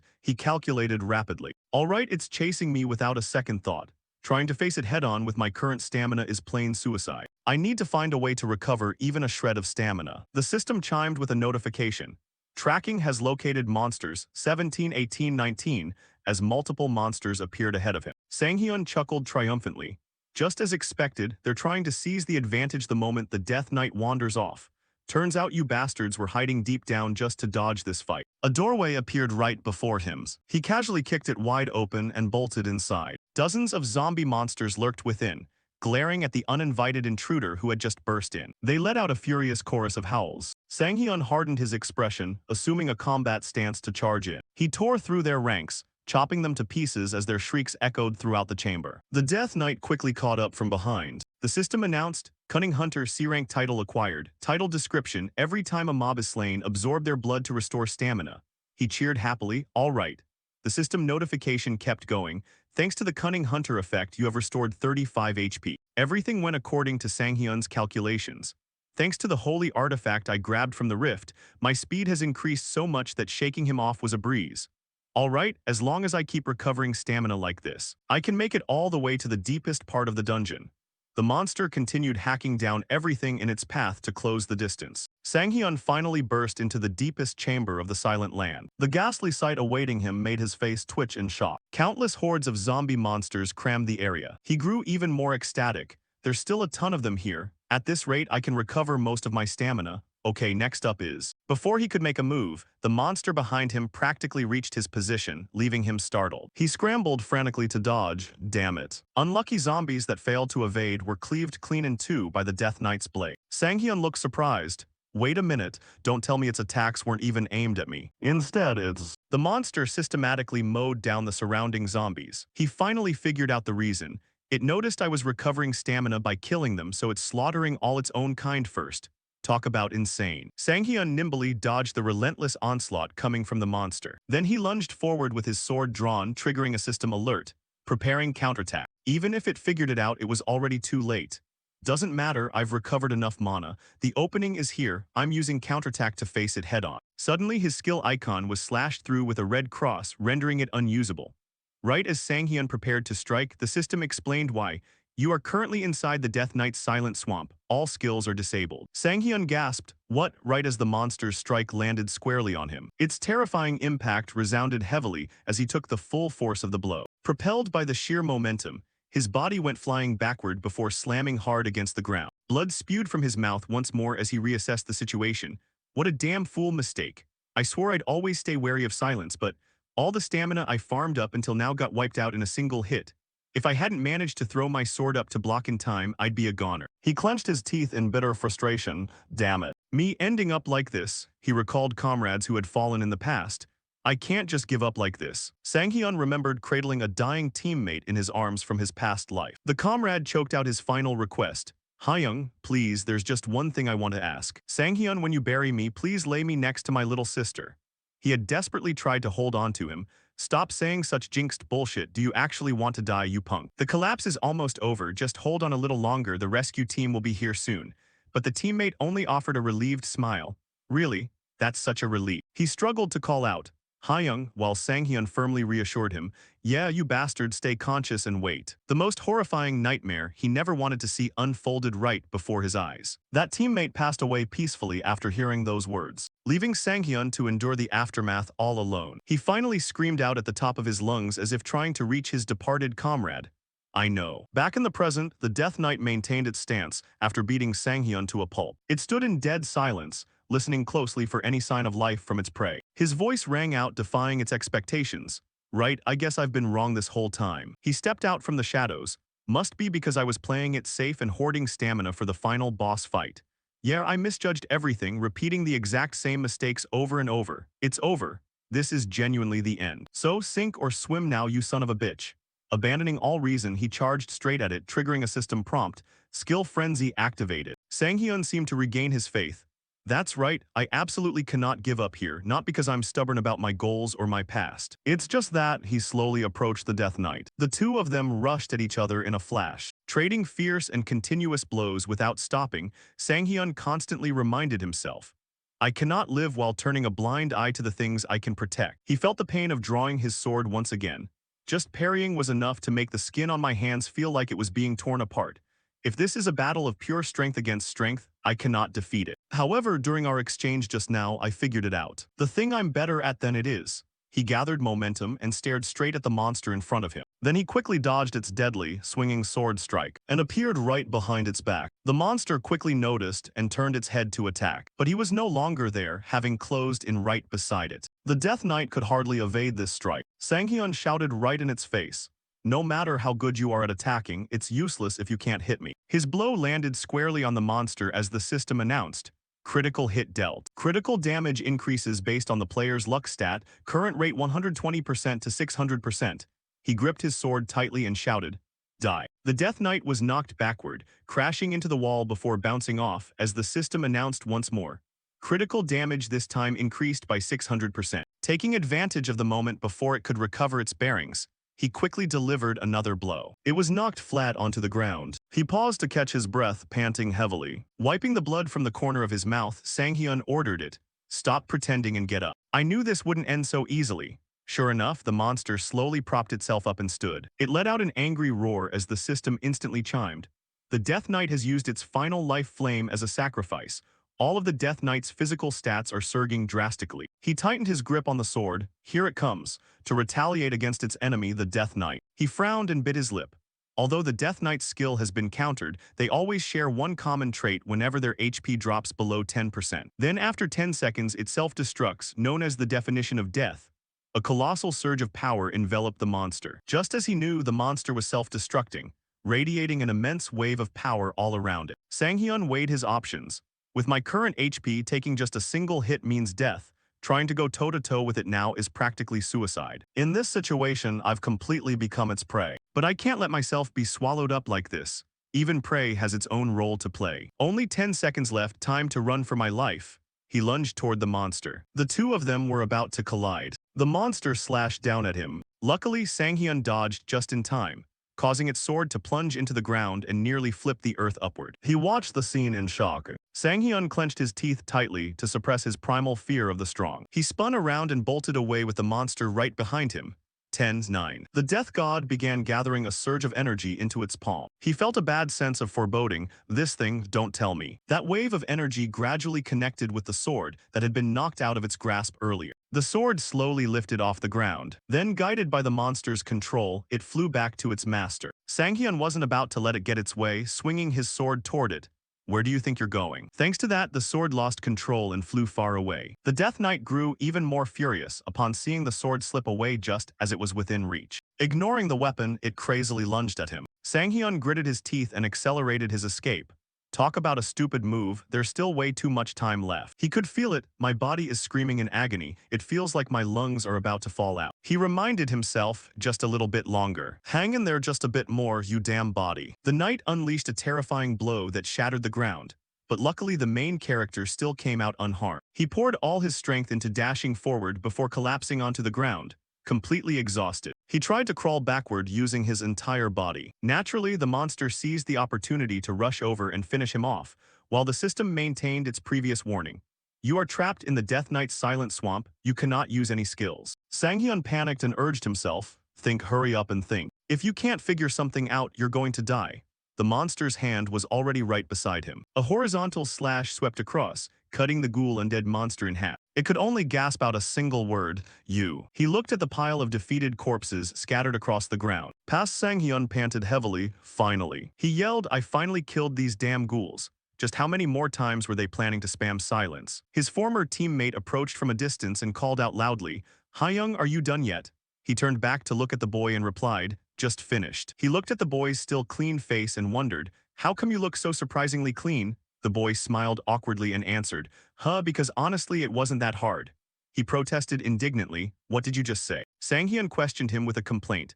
Didn't you run into these damn ghouls? They kept spamming silence over and over, how could it possibly not be tough? They kept spamming it so I couldn't use any skills at all. Is this even fair? Might as well tell a swordsman like me to just go die. The boy smiled and reminded him, that's why I told you to bring a debuff cleansing artifact, don't be so stubborn.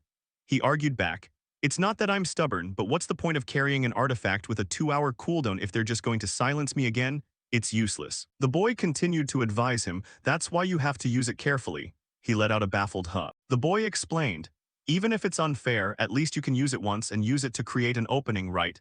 To put on a perfect performance given the setting you've been handed. That's what makes you a real player, isn't it? He looked at the light radiating from the boy and was left speechless.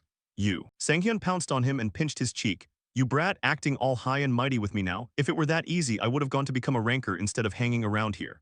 The boy protested mournfully. Why are you like this? I was just stating the facts. He snapped back. Facts? Do you really want me to punch you, brat? Who do you think you're acting so arrogant? The past memory replayed in a flash, making him let out a self-deprecating chuckle. I suppose I'm really not in a position to criticize others anymore. Level 1 recovery skill activated. Recovery has removed the silent status.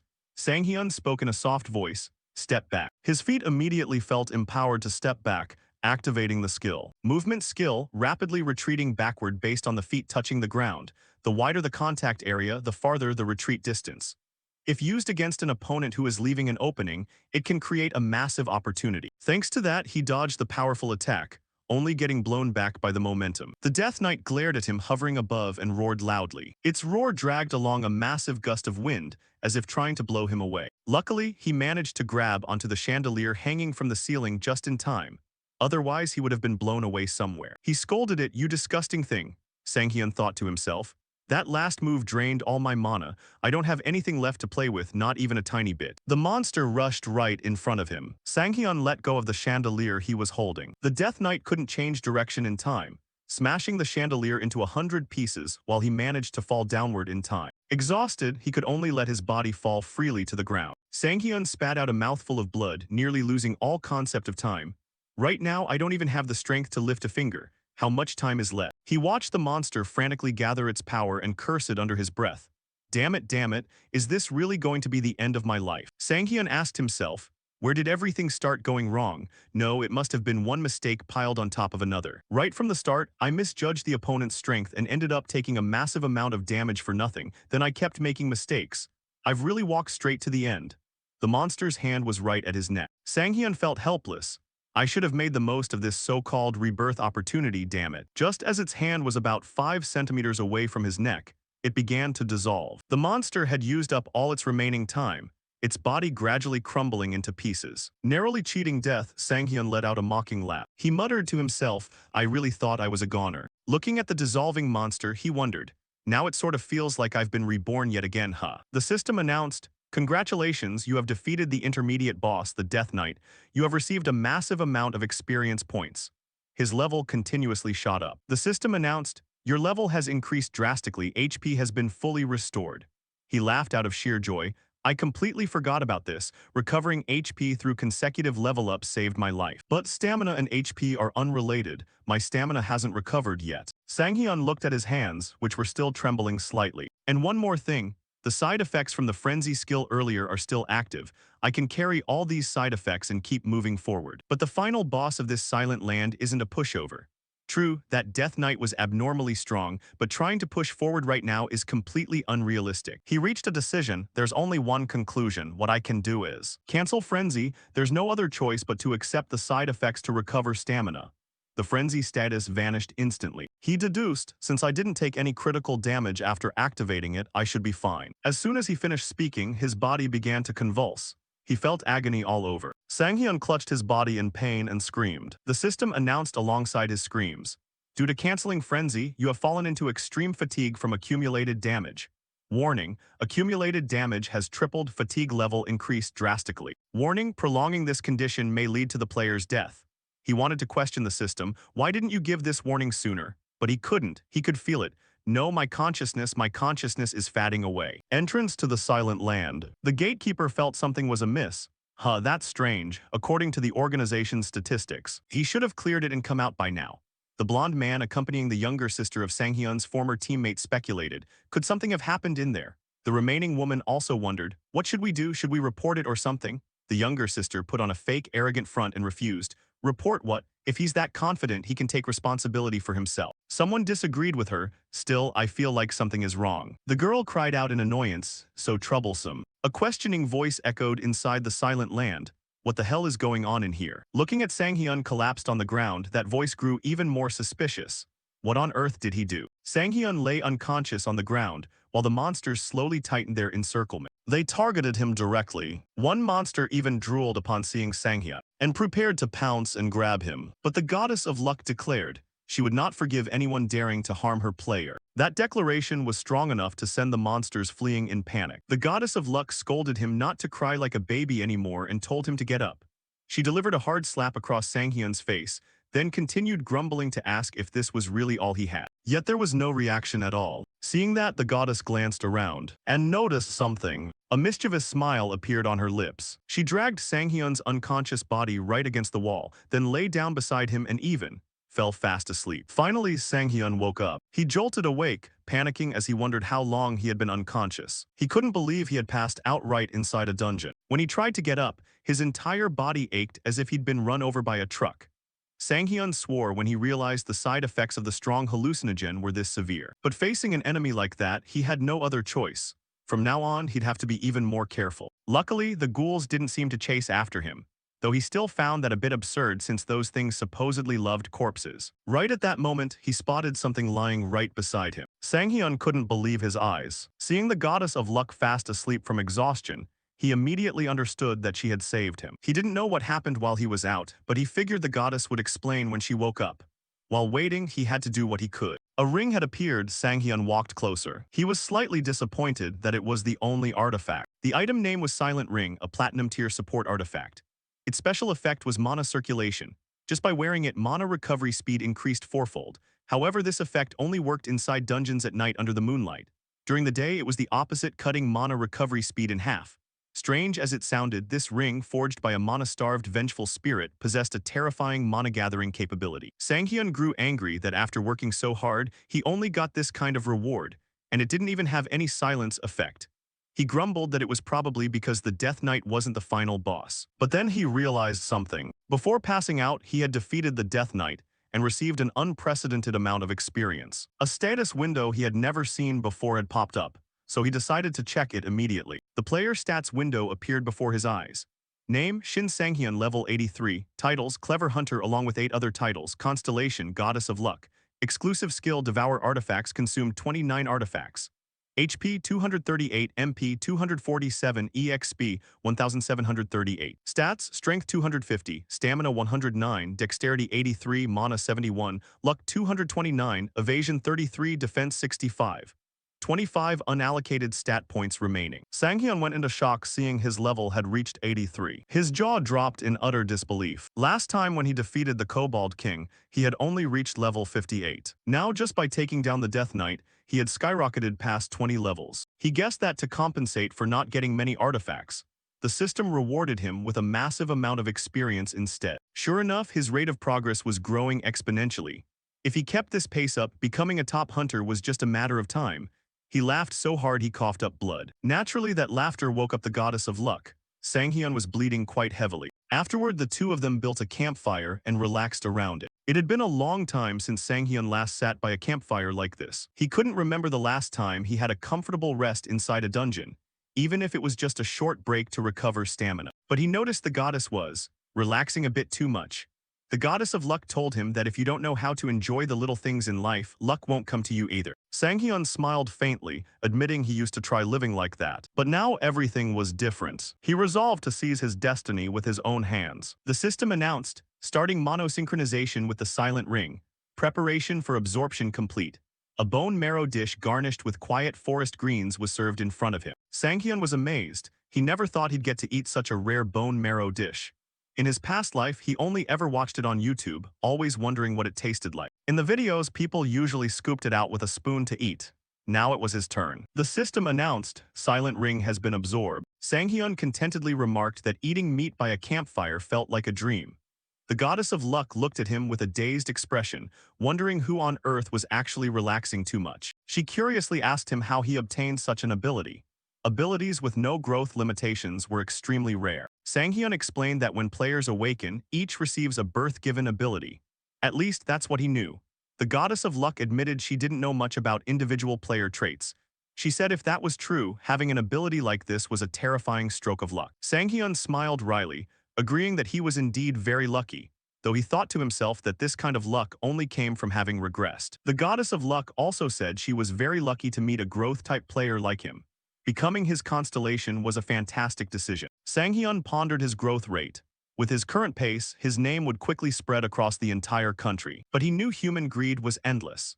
When the stage was no longer a single country but the entire world, there would be a realm no player dared to dream of. The territory of true monsters. There was a man who had pushed past all limits of a mage-type player. After mastering all 4 elemental magic types, he single-handedly fought an S-class rift, a monster above all monsters. He was the UK's first high archmage, Geron Decay. Sanghyun realized he was still far too distant to even dare look up at that person. But perhaps one day, he would make him his goal. He called out to the goddess and said he would work his hardest, so she'd believe choosing him was the greatest stroke of luck in her life. He had to keep growing stronger and one day aim for that man. The goddess was startled by his words, but also smiled happily. Suddenly, a giant figure appeared above him. The goddess returned to her true size and hugged Sanghyun tightly. She knew she had an eye for talent, and that made her overjoyed. She said his words were admirable and she was proud of him. From that moment on, the goddess of luck resolved to support him with everything she had. She declared their destinies were now bound together, and her trust in player Sanghyun deepened even further. Sanghyun panicked as she squeezed him, complaining that it hurt and his whole body's muscles were aching. But that tight hug from the goddess of luck completely restored his stamina. He was stunned when even his muscle pain vanished. Meanwhile, in a gloomy place guarded by the god of death. That was the final boss room of the Silent Grounds, Audience Chamber of Silence. Sitting on the throne was the final boss itself, Weary King Archik. He spoke tandem huc preventum est, then switched to another language upon realizing that no matter how many times he repeated it, the opponent still wouldn't understand. He complimented the intruder for doing well to reach this place. He wondered if this person could chase away his boredom. The other person, Sanghyun, asked with a puzzled look if he was always like this. He asked why the archmage let them camp right outside his door. But thanks to that, he had fully recovered. Sang-hyun drew his sword, telling the final boss that he would finish things quickly so he wouldn't have time to get bored. After that, he would leave this tedious place. Moments later, the archlick rained countless magical beams down on Sang-hyun's head. It laughed out loud, saying that watching him run around in circles like a rat was truly immensely entertaining. Afterward, it declared it would see just how much longer he could keep talking. Another powerful surge of energy shot straight toward him. Sang-hyun realized that the subspace skill was extremely dangerous. Weapons constantly flew in from every direction, and even though he used his sword to defend properly, blocking all of them was becoming difficult. He didn't know how many more attacks he could endure. At that moment, he began to wonder if these monsters ever ran out of mana. Conversely, he would definitely run out if he kept using skills like that. He had activated his skill 4 consecutive times. While deep in thought, he suddenly realized the intention behind the enemy's skill usage. It felt as though the opponent was deliberately baiting him to drain all his mana. The Archlick declared that it was time to end the show, calling him a pest. The Archlick began to transform. Dry bones sprouted from its body while black fabric slowly wrapped around them. It proclaimed that the end had arrived and told Sang-hyun not to be too terrified. Sang-hyun told the skeleton to relax. He confidently declared that he would end the match in the blink of an eye, though he added a sarcastic remark that the Archlick didn't even have eyes to see with anyway. The Archlick was an undead monster capable of casting high-level magic, classified as a high-tier mage. Compared to the previous Death Knight, it was normally not as dangerous. However, in this transformed state, it became a much tougher opponent. The reason was simple. Usually, most mages needed to use both hands to cast a spell. Using only one hand made the spell weaker and less accurate. Therefore, the Archlick chose an extremely simple approach, utilizing its undead body to force an increase in the number of arms, thereby casting multiple spells simultaneously. Sang-hyun was certain that a flawless triple cast was impossible. Even so, firing off 3 consecutive spells remained a simple yet terrifying strategy. But he already knew what he had to do. He had to take down the Archlick before it could unleash the full extent of this capability. The Archlick declared that he had made a grave mistake. It activated Language of Silence. Glowing runes suddenly surrounded Sang-hyun, freezing him in shock. He was inflicted with the silence effect. For 3 seconds, he could not use any skills. But for Sang-hyun, that didn't matter because even without skills, he was strong enough to chop its head off. That was precisely the Archlick's intention. Sang-hyun's eyes widened when the Archlick suddenly vanished and reappeared right behind his back. It used the extreme close-range blink skill. The Archlick proclaimed that he had made a grave mistake once again, still calling him a pest, and then cast flames of purgatory. The Archlick mocked him, telling him not to be sad about encountering such terrible bad luck. But suddenly it froze in shock. Sang-hyun's sword was pointed right in front of its face, just an inch away. Next came the Archlick's terrified scream. His attack had landed. It couldn't comprehend what had just happened. Sang-hyun told it was wrong about one thing. He had never been unlucky because luck was always on his side. The Archlick's head rolled across the floor. It still couldn't believe it. It desperately asked why this was happening. Sang-hyun looked amused by the question, pointing out that since the Archlick had been watching him from the very beginning, it should already know the answer. He revealed that he possessed a skill capable of dispelling silence. The Archlick knew that because it had witnessed it during Sang-hyun's previous battle. It understood his combat style thoroughly, and even knew his mana limits. It was certain its calculations were flawless. The Archlick insisted that Sang-hyun had no way to use skills. Its calculations were indeed flawless, but Sang-hyun pointed out a flaw in the Archlick's logic. If someone pushed past their own limits, even a pest could continue to grow stronger. He activated mana circulation. The special effect operated passively with no cooldown. Thanks to Devour artifacts, the ring's ability still functioned even without wearing it. In return, the effectiveness of mana circulation was halved. Even so, at night when the moon shone brightly inside the dungeon, his mana recovery rate still increased threefold, and by 1.5 times during the day. Meanwhile, the former teammate's younger sister looked at Sang-hyun with a shocked expression. She saw Sang-hyun walk out alive. It was unbelievable. Someone hurriedly shouted to turn the cameras on because the interview was about to start. Sang-hyun looked completely bewildered, asking what was going on. A massive crowd of reporters and cameramen stood right in front of him. In the blink of an eye, they all swarmed him. A reporter shoved a microphone right in his face while bombarding him with questions. At the same time, a medical worker checked his pulse. Others continuously asked about his injuries, whether he lost much blood, his blood type, and if he had any underlying medical conditions. Completely overwhelmed, Sang-hyun shouted for everyone to stop crowding and give him some space. Suddenly, he recognized someone. His old friend was standing next to his younger sister. The little sister insisted that Sang-hyun was clearly fine, so there was no reason for her to ask her brother for help. She denied that she had been worried about him. Meanwhile, Sanghyun's old friend looked clueless, not understanding why Sanghyun kept staring intently at him. The surrounding crowd was still loud and chaotic, but Sanghyun's attention was focused entirely on his old friend, as if the two of them were the only ones left in the world. Deep down, Sanghyun felt a sense of relief that he had finally repaid the debt. 10 years after awakening, Sanghyun had hit a wall. His progress had completely stagnated because he poured everything into the Devour Artifacts skill. He failed to build meaningful relationships with other players, ultimately isolating himself from the entire player community. It was just an ordinary day, with nobody paying any attention to him. Then the guild leader, his old friend, asked if he wanted to join a raid. The man awkwardly explained that a member had suddenly gotten a stomachache after eating expired green onion kimchi, without knowing kimchi had an expiration date. Everyone joked that this was precisely why a kimchi refrigerator was a necessity. Even so, they reminded him that the absent member was also a swordsman. Sanghyun caught a glimpse of the genuine happiness within their guild. Since he had never truly belonged anywhere, he craved that sense of security. But in the end, he apologized and said he planned to raid alone that day. That was a foolish, arrogant act. After 10 years as a player, he couldn't stand the thought of others seeing him fall short of even basic standards. And because of that pride, he almost lost his life, until someone showed up and said things could have been much worse. It was the same person who had invited him to the party. He asked if Sanghyun was okay. That overly kind guy had followed him into the dungeon. Sanghyun was certain that without him, he would have died. The man awkwardly explained that the guildmates thought Sanghyun had refused because of the green onion kimchi incident, worrying he might be upset and enter the dungeon alone. In the end, they had rushed over to the emergency room. Sanghyun sincerely thanked him. For the first time, he let go of his inferiority complex and started anew. If it hadn't been for this man that day, he would never have changed. Afterward, he accepted the guild invitation without hesitation, and gradually grew attached to the guild they built together. It wasn't a powerful guild, but it protected weaker players, reminding him why he had become a player in the first place. But one night, the man suddenly announced that he was really going to quit this time, shouting that he couldn't take it anymore. Sanghyun remarked that he always said that, then asked what he planned to do after quitting. The man shouted that he would rather do anything else, part-time work, farming, anything at all. Then he revealed the truth. He was terrified, facing death over and over again and watching people die right before his eyes. He couldn't take it anymore. He asked Sanghyun if he knew why he created the guild. It was because his younger sister had passed away. That was why he decided to help players in danger, and that was how he had lived ever since. However, he had recently heard that another guildmate who ended up in the ICU had quit just a day prior. Despite receiving so much help from the man, Sanghyun admitted he still wasn't strong enough to help when it was truly needed. He wanted to tell the man to just quit, but the guild had grown too large. He couldn't abandon all the members relying on him to survive.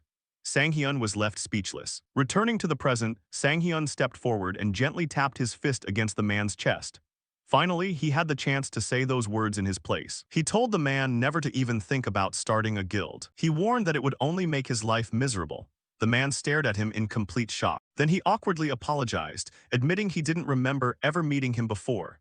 Meanwhile, his younger sister yelled angrily at Sanghyun, accusing him of teasing her family after having already stolen her dungeon. Sanghyun quietly walked away, praying in his heart that this time the man would live a much happier life. In the residential district of Dimension Core, it was a veritable slum. Various creatures wandered the gloomy and filthy streets. A massive creature carried a backpack between its fingers, muttering words humans couldn't understand. Meanwhile, a mysterious man whispered that it was already too late, realizing he had to execute the plan immediately. A news broadcast later reported that based on information from player Sanghyun, the danger level of the Silent Grounds dungeon had been readjusted.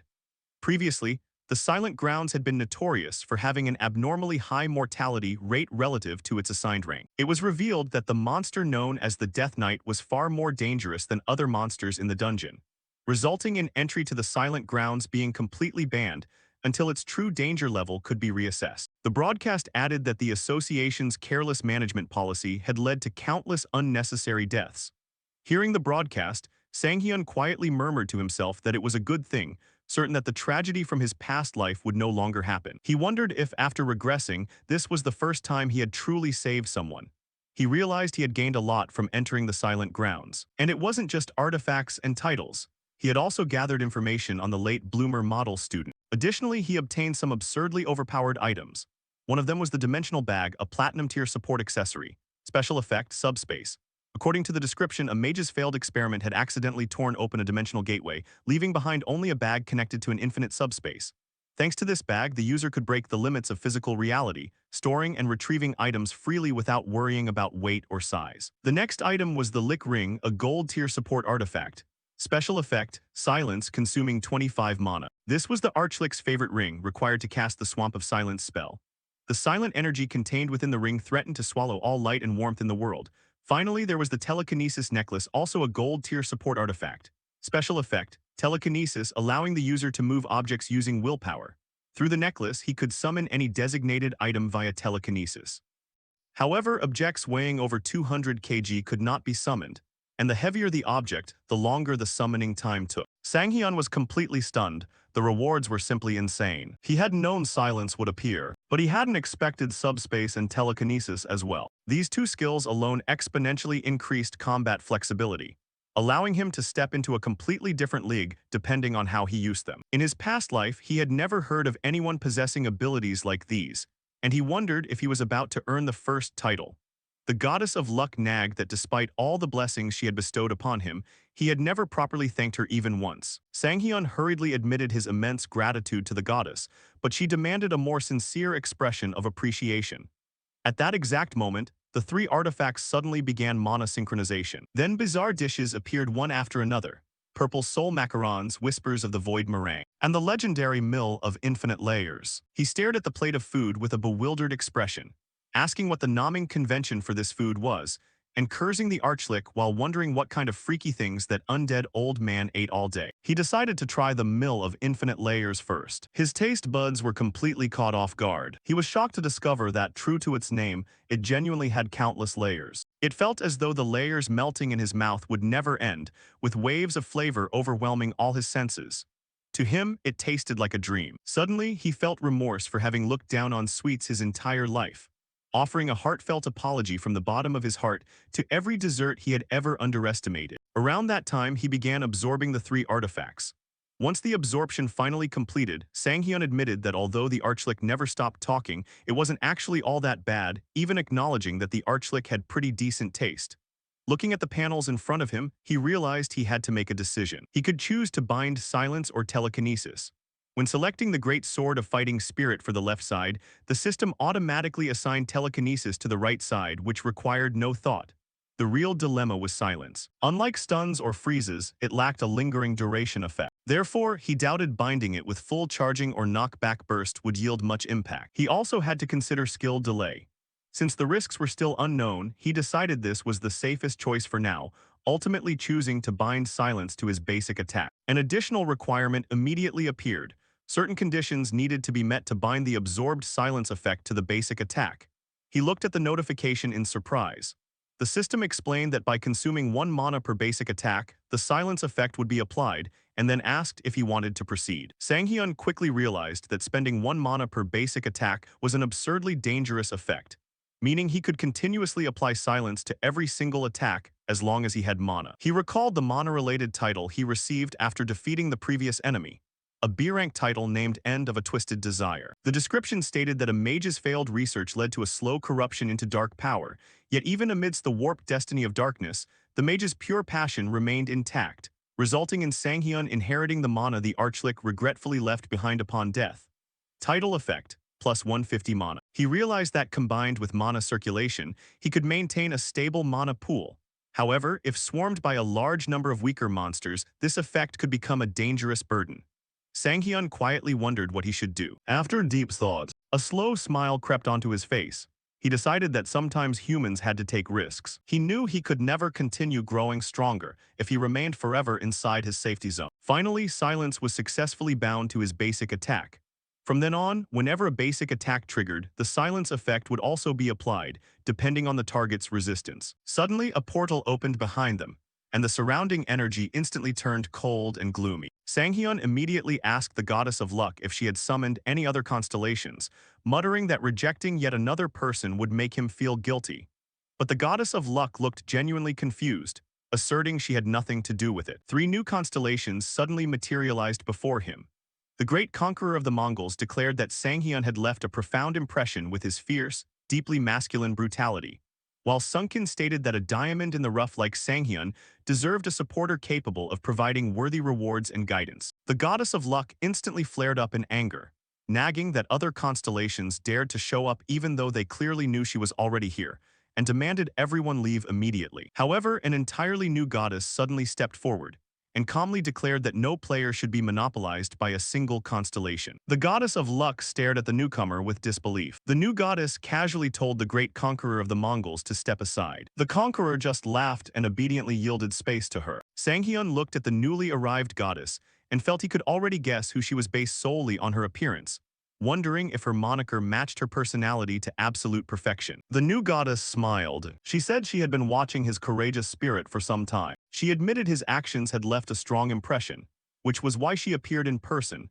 confidently declaring that a man like her deserved to stand by her side. Arrogantly, she demanded that he ditch the outdated, obsolete old goddess and stand beside someone sophisticated and dazzling like herself. The goddess of luck instantly lost her mind, furiously shouting that a shameless goddess lacking all respect for hierarchy dared to steal her spot.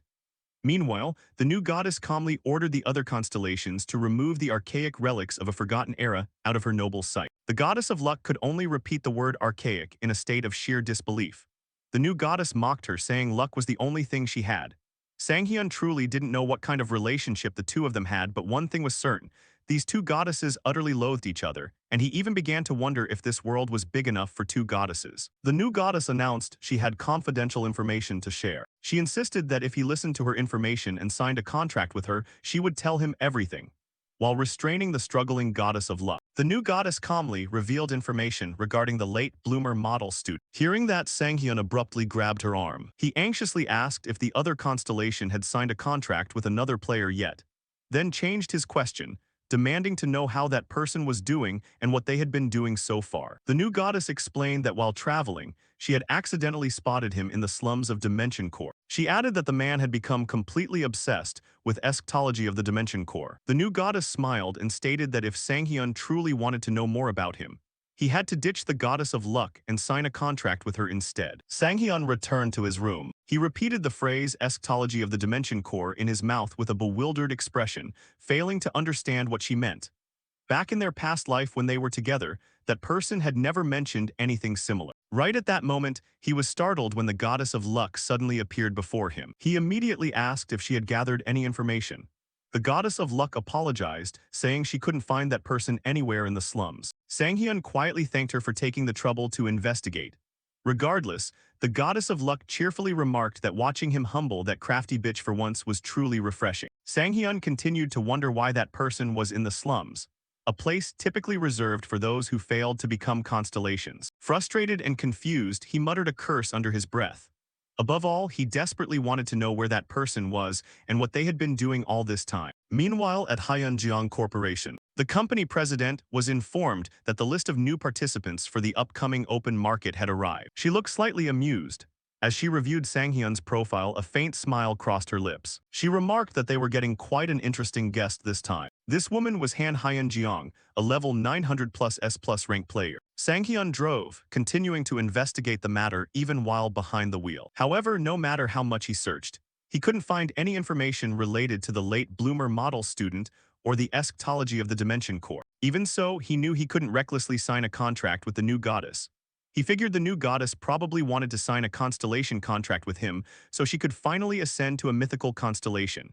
After all, there had been cases where a constellation's rank increased along with the growth of the player they contracted with. But if some disaster happened while signing with the goddess of fortune, he believed his chances of survival would be much higher. Besides, there was no guarantee the new goddess would successfully become a mythical constellation anyway. Meanwhile, the goddess of fortune happily reminisced, finding immense satisfaction every time she recalled the shocked expression of that bitch. Just then, the navigation system announced that he had arrived. Sanghyun let out a soft sigh of relief that he had finally made it. His destination was the Hyunjeong Market, commonly known as the open market. True to its name, this was a place where people could freely buy and sell artifacts. Previously, most artifact transactions took place directly between players. However, the open market guaranteed absolute safety in exchange for a hefty commission fee. Even so, Sanghyun felt that the emergence of such a market was inevitable. Players constantly traded high-value goods at exorbitant prices, and those transactions were often accompanied by looting, betrayal, and violence. Therefore, the most important value of the open market was safety. Most open markets around the world were run by major guilds. Among them, the Haiyunjiang market was the undisputed #1 market in the entire country, although it belonged to the powerful Haiyunjiang Corporation Guild. This guild wasn't the type of organization that ruled purely through military might. Yet Haiyunjiang market still stood at the top for one simple reason. Han Haiyunjiang, the leader of Haiyunjiang Corporation and the only S+ rank buff player in the world. High-level players from all over the world flocked to the Haiyunjiang market operated by her. In a way, these elite players served as invisible bodyguards, naturally maintaining peace within the market. After all, anyone wanting to receive Han Haiyunjiang's buffs had to wait in a line longer than multiple football fields combined. In a place like that, nobody dared to cause trouble. Thinking back, Sang-hyun realized just how terrifying that old woman truly was. Right then, a female employee approached him. Before letting him in, the employee politely explained that she needed to verify his entry code and identity. Sang-hyun introduced himself as Shin Sang-hyun and mentioned that he had received entry clearance about a day prior. After checking the information, the employee thanked him. Then she informed him that Mr. Sang-hyun had been granted access all the way down to the 8th basement level. Sang-hyun was stunned. The 8th basement level was the VIP area. He wondered in confusion if Han Haiyunjiang held him in rather high regard. Even so, he decided he should at least go check it out. Just then, someone nearby suddenly called out Shin Sang-hyun's name, asking why he wasn't with Kim Miso today. Someone else asked why he was hanging out with her. A guy casually replied that the two of them were dating. Another person commented that after Kim Miso lost her boyfriend to an accident caused by greed, it made sense for her to date another player. Someone else chimed in that he himself would feel completely uncomfortable dating her. Sang-hyun immediately felt annoyed upon overhearing the conversation. He had accidentally listened to things he shouldn't have heard. At the same time, he couldn't understand why people loved gossiping about others so comfortably. Nearby, someone joked that he would still date her if she made the first move. Another guy laughed loudly, saying he would only toy with her. Sang-hyun realized how hard Kim Miso really had it with these kinds of filthy rumors following her everywhere. He knew he should just brush it off, but he wasn't mature enough to just smile and play the adult. So he loudly remarked that the Haiyunjiang market certainly lived up to its open reputation right from the entrance. He publicly asked how people could spit out such dirty talk without feeling any shame. Almost immediately, those men were escorted out by security. The group looked bewildered, demanding to know why they were being kicked out. The security guard calmly replied that everything would be explained outside. The men went crazy, screaming that the Haiyunjiang market had no right to treat customers this way. The security staff coldly announced that the market had the right to handle anyone on the blacklist however it pleased. Sang-hyun grinned as he watched them get dragged away. In his head, he thought to himself, so this is what adults fighting looks like. Afterward, with a calm smile, he decided it was time to get started. He stepped into the elevator. First, he decided to head to the VIP area on the 8th basement level. After selling all his drops from Silent Grounds, Sang-hyun had raked in a total of 3.9 billion. Even so, he doubted this amount would be enough to buy artifacts in the VIP zone. But just taking a stroll would be enough to provide inspiration. After all, the VIP zone of the Haiyunjiang market was a place he hadn't even laid eyes on once in his past life. He was sure that just experiencing it would help him grow a lot. Finally, he arrived at the 8th basement level's VIP room. A woman introduced herself as Song Ah-hyun and said she would guide him through the VIP area. She politely added that if he didn't want a guide, he just had to say so, and she would wait nearby in case he needed assistance later. Sang-hyun genuinely felt completely out of place. To him, it felt like a child suddenly wandering alone into a high-end shopping mall. Even so, he told himself he couldn't back down now, especially since he might become a regular customer here in the future. Ultimately, Sang-hyun politely accepted Song Ah-hyun's guidance. She smiled, saying she understood, and kindly told him to ask anything if he needed help. He looked around the display cases, and the moment he saw the price of the first item, he was completely overwhelmed. 140 billion. Song Ah-hyun explained that it was an epic-grade artifact called the Book of the Abyss, and its listed price was indeed 140 billion. Sang-hyun quickly replied that he understood, but since he was a swordsman, book-type artifacts weren't useful to him. Song Ah-hyun immediately apologized and politely offered to guide him to an area with artifacts more suited for a swordsman. Keeping a calm expression, Sang-hyun replied that he was fine for now. Inside, he was praying she wouldn't notice the moment he froze up upon seeing the price. Nearby guests continued to admire another item, saying they never thought they'd see something like that with their own eyes.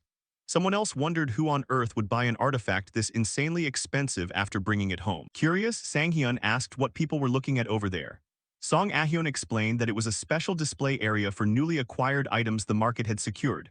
Of course, the displayed items were also available for purchase. She offered to explain the artifact to him, but Sang-hyun politely declined, saying he wanted to look around on his own this time. As he stepped closer, he wondered what could possibly make the display so special, and how insane an artifact had to be to draw such a reaction from people. Then he saw it. The artifact glowed brilliantly while flames swirled around it. Name Mage Stone, Artifact Rank Almighty, Seller Jeron Decay, Domestic Sales Agency. Han Hyeon Jeong. The moment he saw the word Almighty, Sang-hyun froze completely in shock. It was the highest rank among the 9 artifact tiers. He had never imagined he would get to see a real one. Then his gaze slowly shifted to the price tag. Starting price, 3 trillion, Sang-hyun was truly stunned as he stared at all those zeros. He wondered if Jeron Decay casually selling an artifact of this tier meant that the person themselves already possessed even higher grade equipment. After all, if someone could comfortably sell an artifact that was a perfect fit for their class, they must be holding onto treasures far more terrifying. Sang-hyun gave a bitter smile. He had originally come here to motivate himself. Now it was just making it painfully clear how weak he still was. Meanwhile, in the platinum zone on the 4th basement level of the Hyeonjeong market, Sang-hyun checked another display case. This time, the starting price was 700 million. He gave a wry smile, admitting it wasn't cheap either. Still, compared to the terrifying wall of zeros from earlier, this was much easier on his mental state. Suddenly, someone approached him. The man introduced himself as Jong Junhyuk and politely asked what kind of artifact Sang-hyun was looking for. Sang-hyun instantly recognized the name. In the future, Jong Junhyuk would become famous under the moniker Perfect Storm. He was one of the legendary players who rose to prominence after the regression.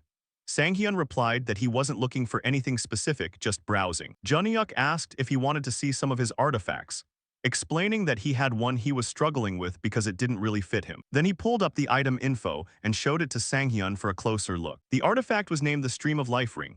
Platinum rank, support type, special effect, speed plus 10 dexterity. The ring allowed the wearer to move with explosive speed far beyond human limits. Double speed consumed 20 mana sec, triple speed 30 mana sec, quadruple speed 40 mana sec. Passive effect automatically consumed a set percentage of mana to recover stamina over time.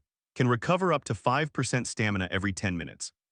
Active effect consumes 20% current mana to instantly recover 30% stamina.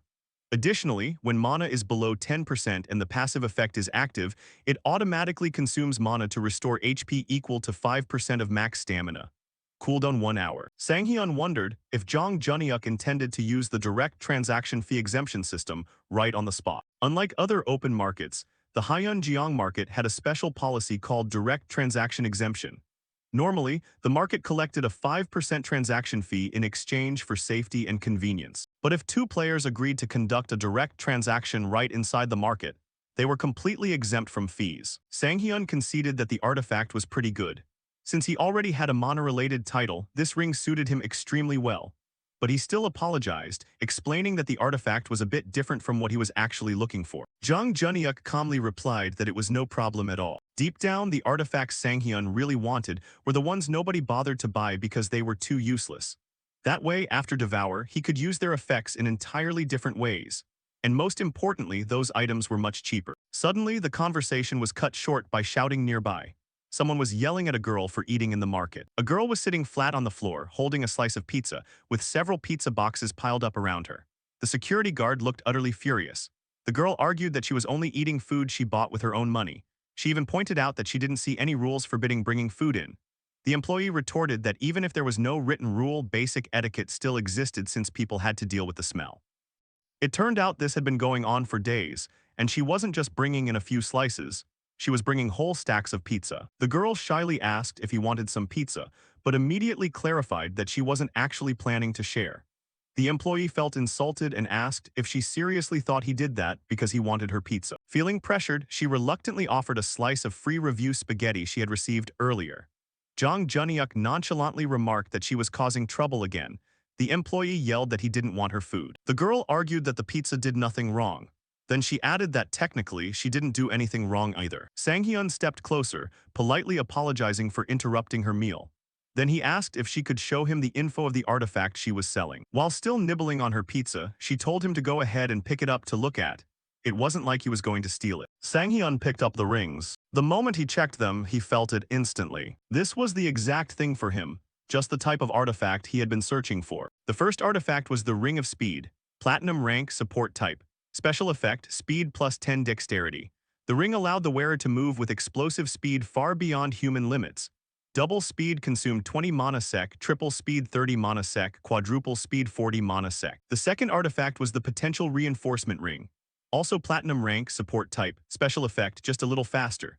When long-sealed power was finally released, the wearer's hidden potential awakened, consumed 10 mana per second to increase dexterity by 1.5 times. However, when mana ran out, the effect disappeared instantly. Sanghyun realized this effect was similar to Lighten, which he had received previously. The effect was immensely powerful, but the mana consumption was horrific. That was precisely why nobody bothered to buy it. Without hesitation, Sanghyun immediately declared he would buy both rings. Then he asked for the price. The girl shyly admitted that she actually liked these two items a lot herself. So she proposed 1.2 billion for the speed ring and 1 billion for the potential ring. Sanghyun stared at her in silence without answering. Feeling pressured by the silence, she quickly said if he bought both, she'd drop it to 2 billion. But Sanghyun just kept staring at her without a single word. The pressure became unbearable. Finally, she anxiously announced that since she was in a great mood today thanks to eating pizza, she'd give him a special discount, 1.8 billion. Sanghyun kept looking at her. Eventually, the two settled on 1.3 billion. Sanghyun thanked her for the bargain. The girl laughed and remarked that he was really good at haggling. Of course, she didn't know that Sanghyun had been dirt poor most of the time in his past life. To him, haggling like that was a matter of course. After completing the transaction, she nonchalantly said he'd be leaving now. The girl cheerfully replied that she planned to buy some good food first. Then, with the remaining money, she intended to donate it to an orphanage. Curious, Sanghyun asked, and she explained that she was currently running an orphanage herself. Then she proudly showed off a photo. It was a picture of her alongside several adorable children. The moment Sanghyun saw the photo, his eyes widened in shock. That was Joy Orphanage, the exact orphanage he grew up in. The girl quickly noticed his reaction. Sanghyun suddenly turned pale, so she asked with concern if something was wrong. He replied that he had just remembered an old memory. Then he explained that he happened to know about that orphanage, though he thought it no longer existed. The girl looked genuinely surprised. She confirmed that the orphanage had indeed been destroyed after being attacked during the collapse. Then she curiously asked how he knew about the place. Sanghyun replied that he just happened to know someone who used to live there. Deep down, however, he felt it was better to hide the fact that he himself had grown up in that orphanage. After all, there were plenty of people who targeted players simply because they assumed all players were wealthy. By now, he was certain that the reason she needed a lot of money for the orphanage was likely to hire private security guards. And since she was a player herself, people definitely bothered her even more. The girl explained that her parents had run the orphanage a long time ago. That was why she recently decided to rebuild and revive it with her own hands. Sanghyun quietly admitted that he didn't know about any of that.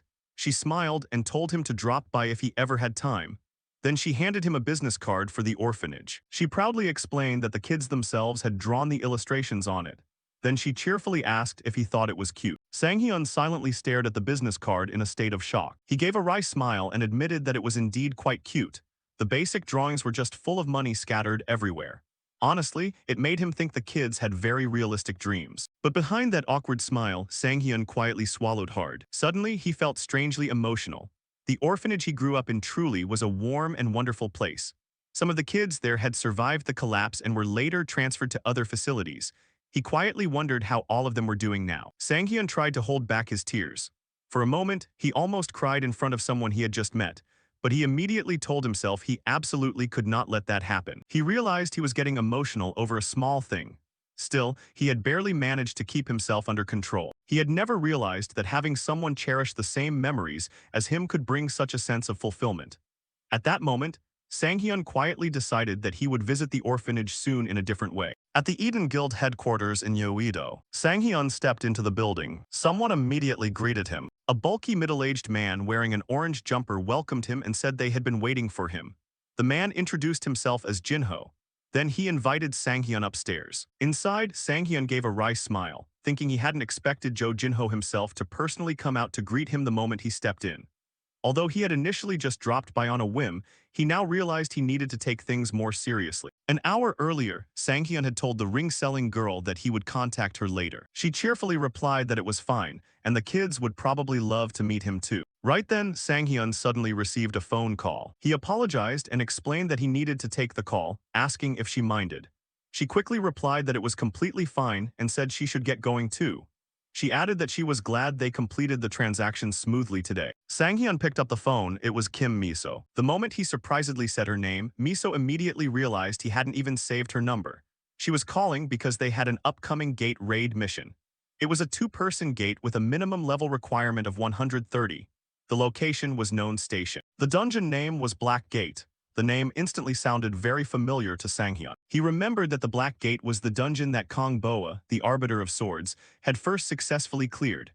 Afterward, she publicly revealed the strategy for conquering the Black Gate. From what Sang-hyun remembered, perfect teamwork was the bare minimum requirement to clear the dungeon. Even so, he believed that he and Kim Miso had been cooperating quite well lately. Furthermore, archers and swordsmen naturally had incredible compatibility. And if his memory was correct, the first clear reward for the Black Gate was extremely insane, like an epic-grade artifact. Those items easily sold for around 120 billion. Hearing that, Sang-hyun enthusiastically told Miso that he would definitely participate. He asked what needed to be done and offered to head over to her guild first to discuss the strategy thoroughly. Miso told him to come over and they would figure it out together. Honestly, Sang-hyun was really looking forward to it.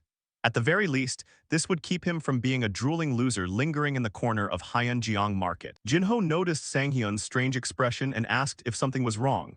Sang-hyun replied that it was nothing. The two of them headed up to the fourth floor. Jinho explained that Miso was in a meeting with the guild master, so he would guide Sang-hyun for the time being. Then he joked that it might be a bit annoying being guided around by an old man like him. Sang-hyun smiled and affirmed that he wasn't annoyed at all. Jinho explained that after passing through the next area, they would reach the special training room. This was considered one of the Eden Guild's greatest points of pride. However, there were limits on who was allowed to use it. The moment Sang-hyun stepped inside, he instantly noticed the atmosphere had completely changed. Jinho laughed and admitted he felt the same way every time he came here. He said nobody had booked it today, so Sang-hyun could make himself comfortable. Then they opened the door. Sang-hyun immediately pointed out that someone was already inside. Jinho looked genuinely surprised. Inside the training room, a woman was fighting a giant golem. The giant golem let out a fierce roar. Terry quickly dodged the blow. Then she drove both daggers into a precise weak point. A gaping hole instantly burst open on the golem's body. Its arm was completely severed. And a moment later, the giant collapsed to the ground. Jinho asked if she had reserved the room because he couldn't see any reservation in the system, and Terry finally noticed the two of them, looking surprised. While Jinho calmly explained that if it was just a booking mix-up, they could wait outside. He asked how much longer she planned to use the room, informing her that they needed it from 6 p.m. onward. But something suddenly caught her attention. Jinho's eyebrow twitched slightly as she completely ignored his question. Instead, Terry greeted Sang-hyun and asked what he was doing there, to which Sang-hyun replied that it was great to see her again and he hadn't expected to bump into her today. He then explained that he had come to train with Miso to improve coordination for the upcoming gate raid. Terry remarked that he and Miso already looked quite close, and Sang-hyun answered shyly that things just naturally turned out that way. Meanwhile, Jinho called out to Terry once more, asking if she could hear him since she kept completely ignoring him, leaving Terry lost in thought while Jinho grew increasingly impatient as he realized she might be intentionally brushing him off. Then, as if suddenly remembering, Terry turned around and walked away, telling Sang-hyun before leaving that they should spar together sometime and casually stating she would contact him later. Terry mentioned that she had used the room without a reservation and told them they could use it now, causing the veins on Jinho's forehead to practically bulge as he sarcastically thanked her for finally answering so quickly. After Terry left, Jinho apologized for her attitude, explaining that she wasn't usually like that. But Sang-hyun reassured him that it was fine and he truly didn't mind, while Jinho told him to make himself at home since Miso would likely take quite a while. He suggested that just sitting around waiting would be boring. Fortunately, he knew a great way to kill time and asked if Sang-hyun was interested, leaving Sang-hyun with a bewildered expression. Jinho proposed having a light sparring match, completely stunning Sang-hyun, especially when Jinho started taking off his outer jacket. At that moment, Sang-hyun genuinely began to wonder why everyone in this guild acted this way. He even suspected whether challenging strangers right upon meeting was some sort of guild tradition. Jinho laughed and told him not to put pressure on himself, explaining that both Miso and Terry had acknowledged Sang-hyun's strength, so he couldn't help being curious himself. Jinho also frankly admitted that this was one of his hobbies, saying that crossing swords with another swordsman was the best way to understand who they really were. Right then, Sang-hyun realized Jinho wanted to test him firsthand to see what kind of person he was. Jinho pointed to a nearby weapon rack and told Sanghyun he could borrow one if he didn't have his own. Sanghyun calmly replied that it wasn't necessary because he already had a weapon and always carried it with him. Right in front of Jinho, Sanghyun summoned his weapon from the subspace, a special hidden active skill. Thanks to this ability, he could open a subspace and store items at will. And as the skill level increased, the internal space would continue to expand. Jinho's eyes widened in astonishment. Then he suddenly burst into a loud laugh, admitting he hadn't expected Sanghyun to have such a skill, and saying that while he had heard rumors of Sanghyun being an interesting person, he now knew those rumors were entirely true. Grinning broadly, he declared that they should get started right away. Suddenly, Jinho's body began to grow larger. He admitted that he had initially planned to go easy on Sanghyun, but after seeing that skill, holding back would be disrespectful, so he would fight seriously at full force right from the start. Meanwhile, at the Eden Guild CEO's office, Miso's father told her to listen to him carefully this time, warning that if she continued like this, the old tragedy would repeat itself. Miso instantly told him not to bring that up again, and her father apologized, asking for her understanding and saying he was only worried about her, while Miso quietly acknowledged that she understood how he felt. She then turned and walked away, telling him not to contact her anymore, prompting her father to desperately shout for her to wait. But Kim Yun-keol could only let out a helpless sigh. A moment later, the secretary answered a call. Yun-cho asked if Chief Jang still had connections within the association, and Chief Jang replied that he did. The guild master calmly stated that he had a request. It concerned Sanghyun, and he ordered an investigation into every single detail about him. Starting from his family and past, Jinho announced that the setup was complete, and suddenly the training mode activated, displaying the target players as Jo Jinho and Shin Sanghyun. Jinho asked if Sanghyun was ready. The system notified them that the training mode setup was complete, and they could begin the simulation match whenever prepared, while also displaying that only one of them was currently ready. Jinho asked if they were really fine limiting the match to just 2 rounds, explaining that crossing swords twice was enough to understand another swordsman's strength, and told Sanghyun to let him know whenever he was ready. Sanghyun quietly observed Jinho's gigantification ability. Although Jinho was still smaller than the grisly big bear he had encountered before, the pressure radiating from him was completely different. People often said Do Kyung-soo completely changed the swordsman meta with his all-rounder style, but that was only possible because he was Do Kyung-soo, and not every player could easily adapt to such a demanding playstyle. Meanwhile, other swordsmen completely rejected that path. They poured everything into strength, steadfastly believing that absolute power was the true answer. Those players constantly trained both their physical bodies and raw strength, a group Sanghyun once belonged to, which naturally brought a persistent question to mind. If Do Kyung-soo stood at the peak of the all-rounder style, who stood at the peak of pure strength swordsmanship? The world had no unified answer, but at least within this country, everyone knew the name Jo Jinho. Through gigantification, he possessed enough strength to crush opponents with a single blow. And even as the swordsman meta constantly shifted over time, Jinho firmly maintained his position at the peak. Sanghyun quietly wondered how effective his newly enhanced strength would be against a monster like this. Thinking about it made him even more excited, and he finally declared he was ready, telling him to begin. The system announced that all players in training mode were ready, and the simulation match would start immediately. Jinho grinned widely and admitted he really liked Sanghyun's confidence. He proclaimed that a real man always casts aside doubts and proves himself through actions. The moment Jinho raised his sword, a terrifying wave of pressure erupted outward, causing Sanghyun to quickly weigh whether to block the blow with a defensive sword or activate stun first. But he quickly realized an important fact.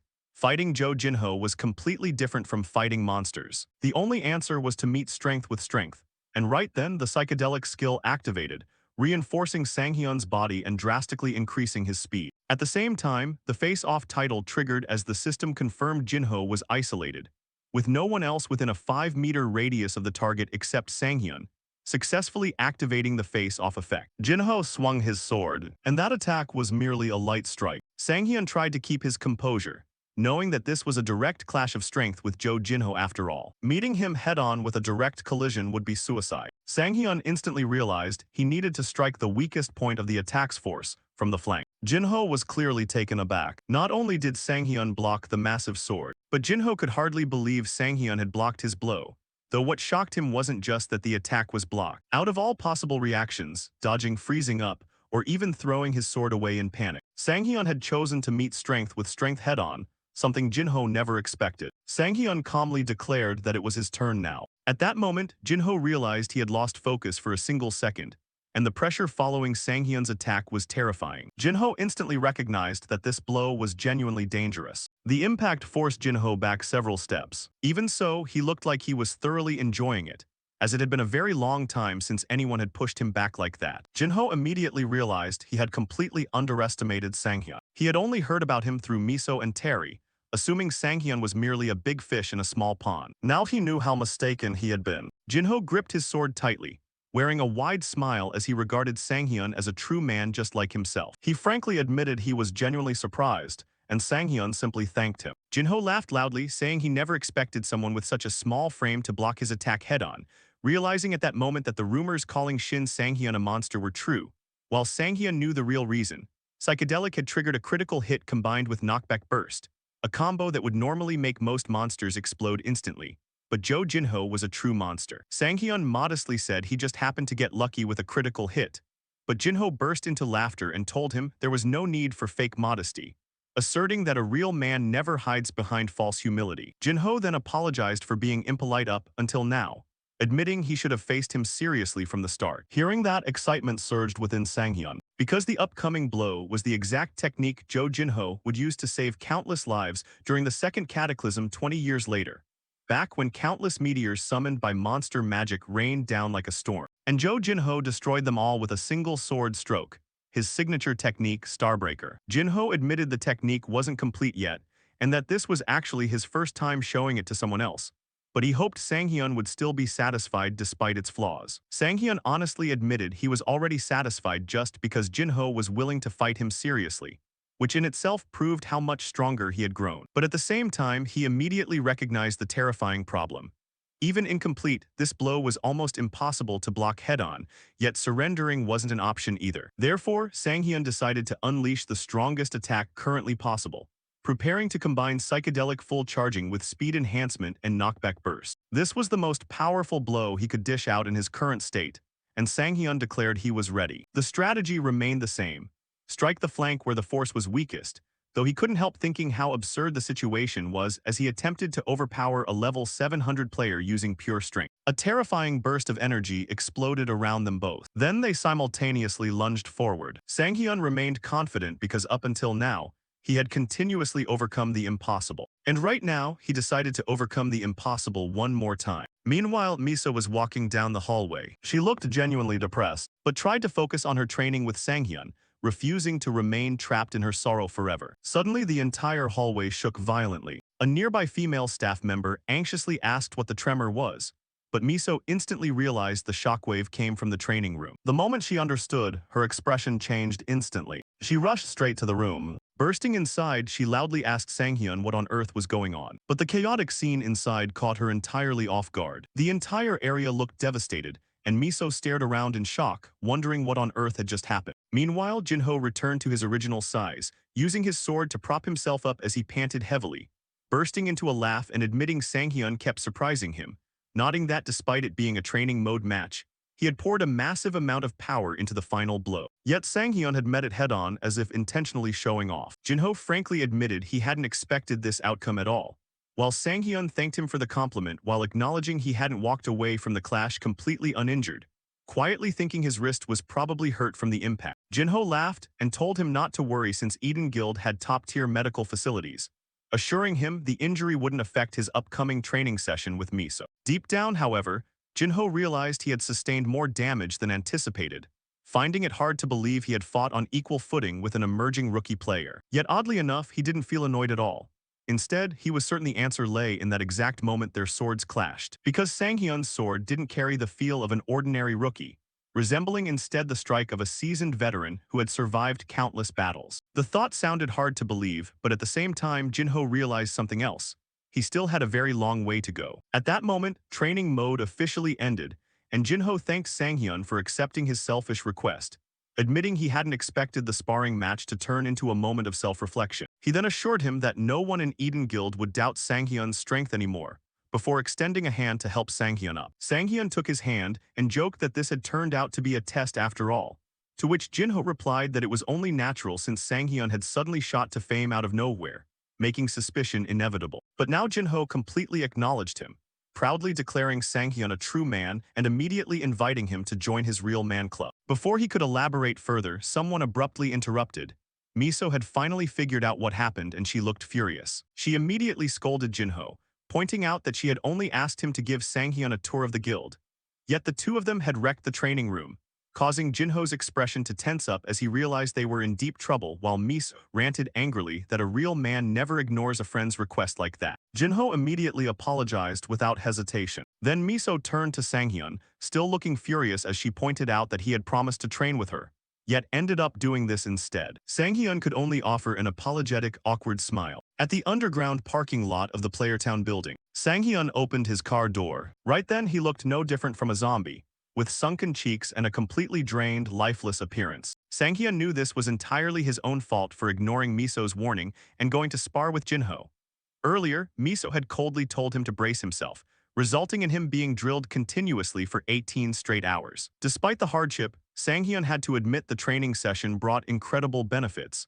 And with about 2 days left until the Black Gate raid, he decided he would rest until then. Right at that moment, someone suddenly called out to him. A woman remarked that it was quite a coincidence running into him here, then asked if he had just finished training. Sanghyun looked surprised. He immediately asked who she was, which startled the woman in return. She handed him her business card. Sanghyun quickly realized she was an association scout, admitting that her suddenly calling him by his real name genuinely startled him and making him wonder for a split second if she might be an acquaintance from his past life. The woman introduced herself as Lee Gahi from Strategy Scout Team 4, frankly explaining that she had gathered information on him in order to recruit him into the association, while Sanghyun casually noted that most people usually kept that part hidden. To be completely honest, Sanghyun was completely exhausted after today's training session, politely telling her he was heading home and asking to put recruitment-related questions off for another time. But just as he turned to leave, Gahi stopped him to ask a single question.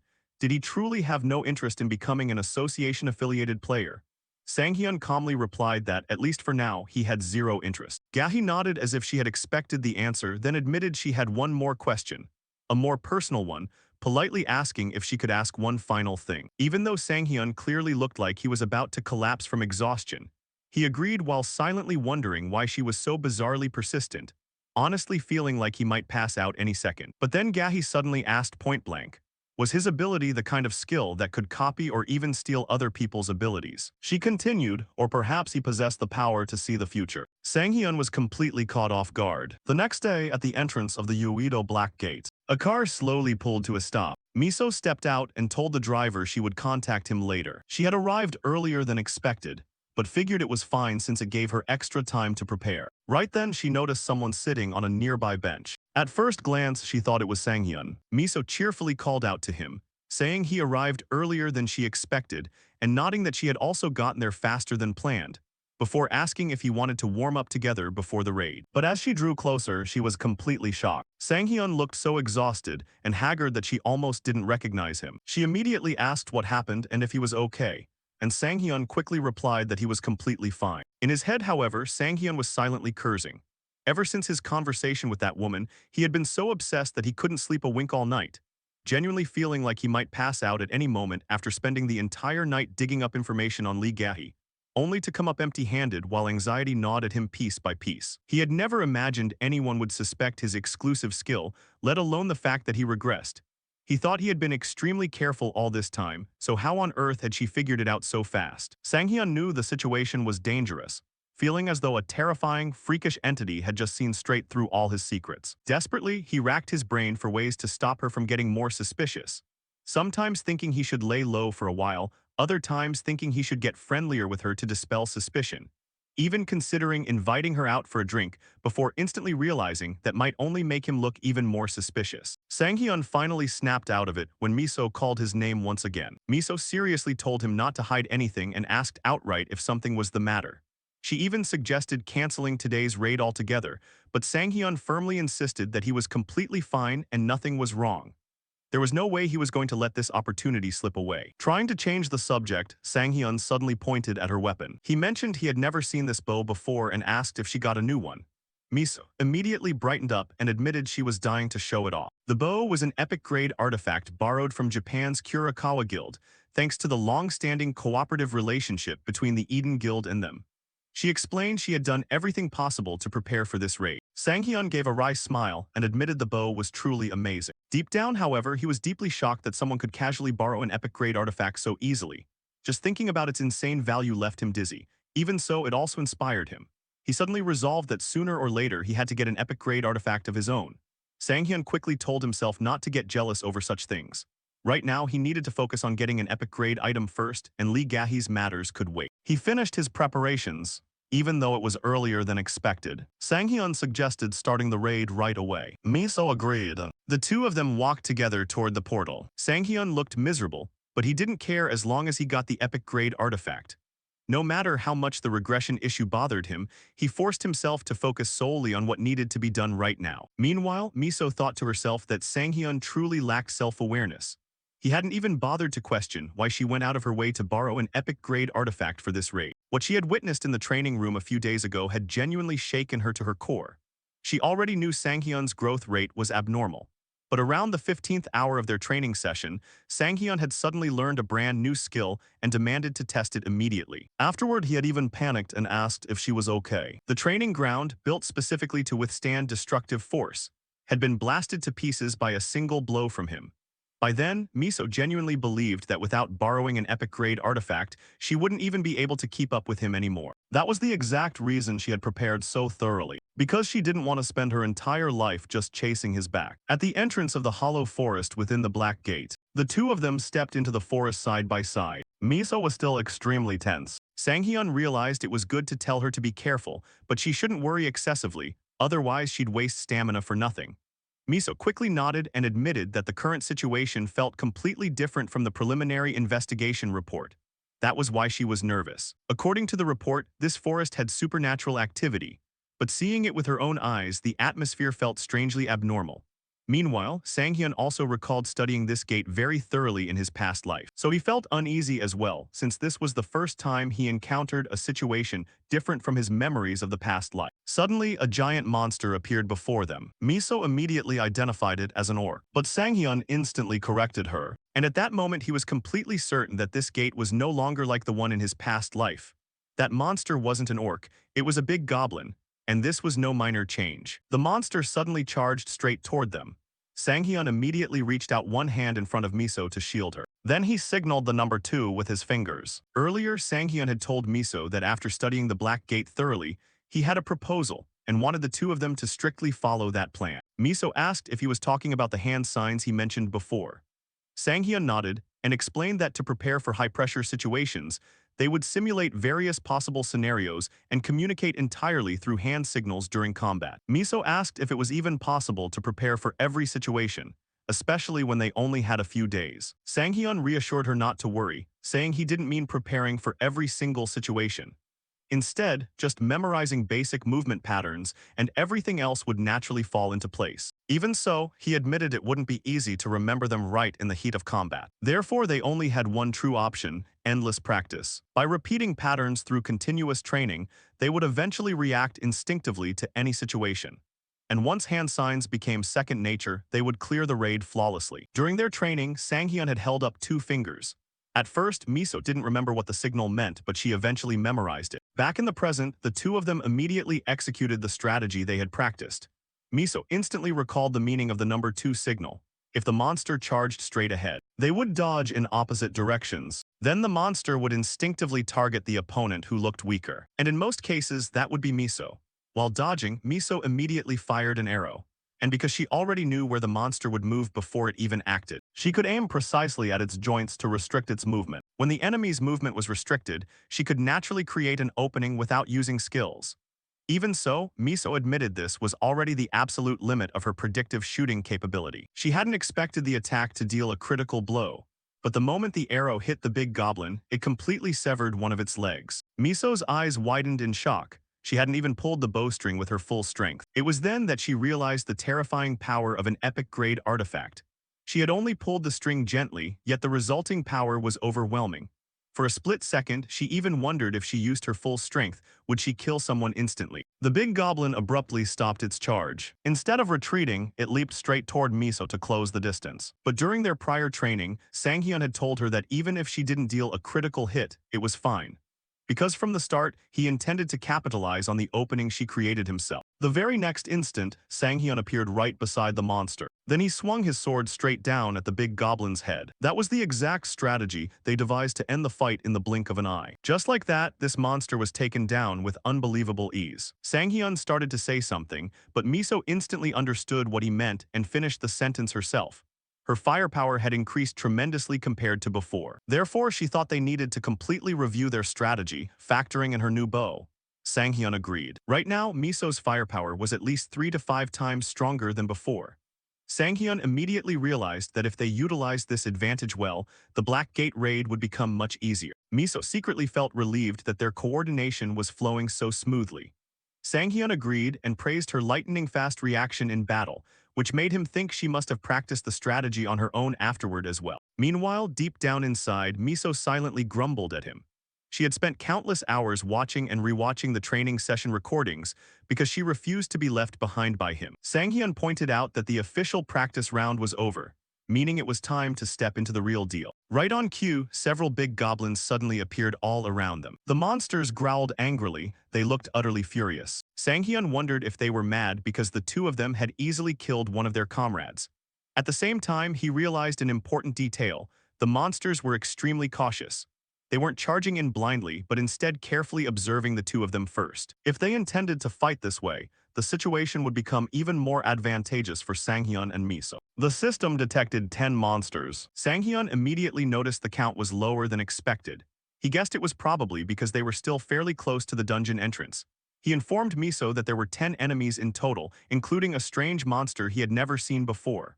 Based on the preliminary investigation data, he guessed it was most likely a cobalt assassin. It seemed to possess stealth capabilities. Miso quickly suggested that a 4-2 strategy would suit the current situation best, but Sanghyun immediately shook his head. He pointed out that since there were no ranged monsters, they needed a completely different strategy. Miso initially looked confused, but the moment she figured out which strategy he was thinking of, her face filled with horror. She immediately refused and loudly declared that she absolutely did not want to do that. In response, Sanghyun quietly placed his sword on the ground and pointed at it.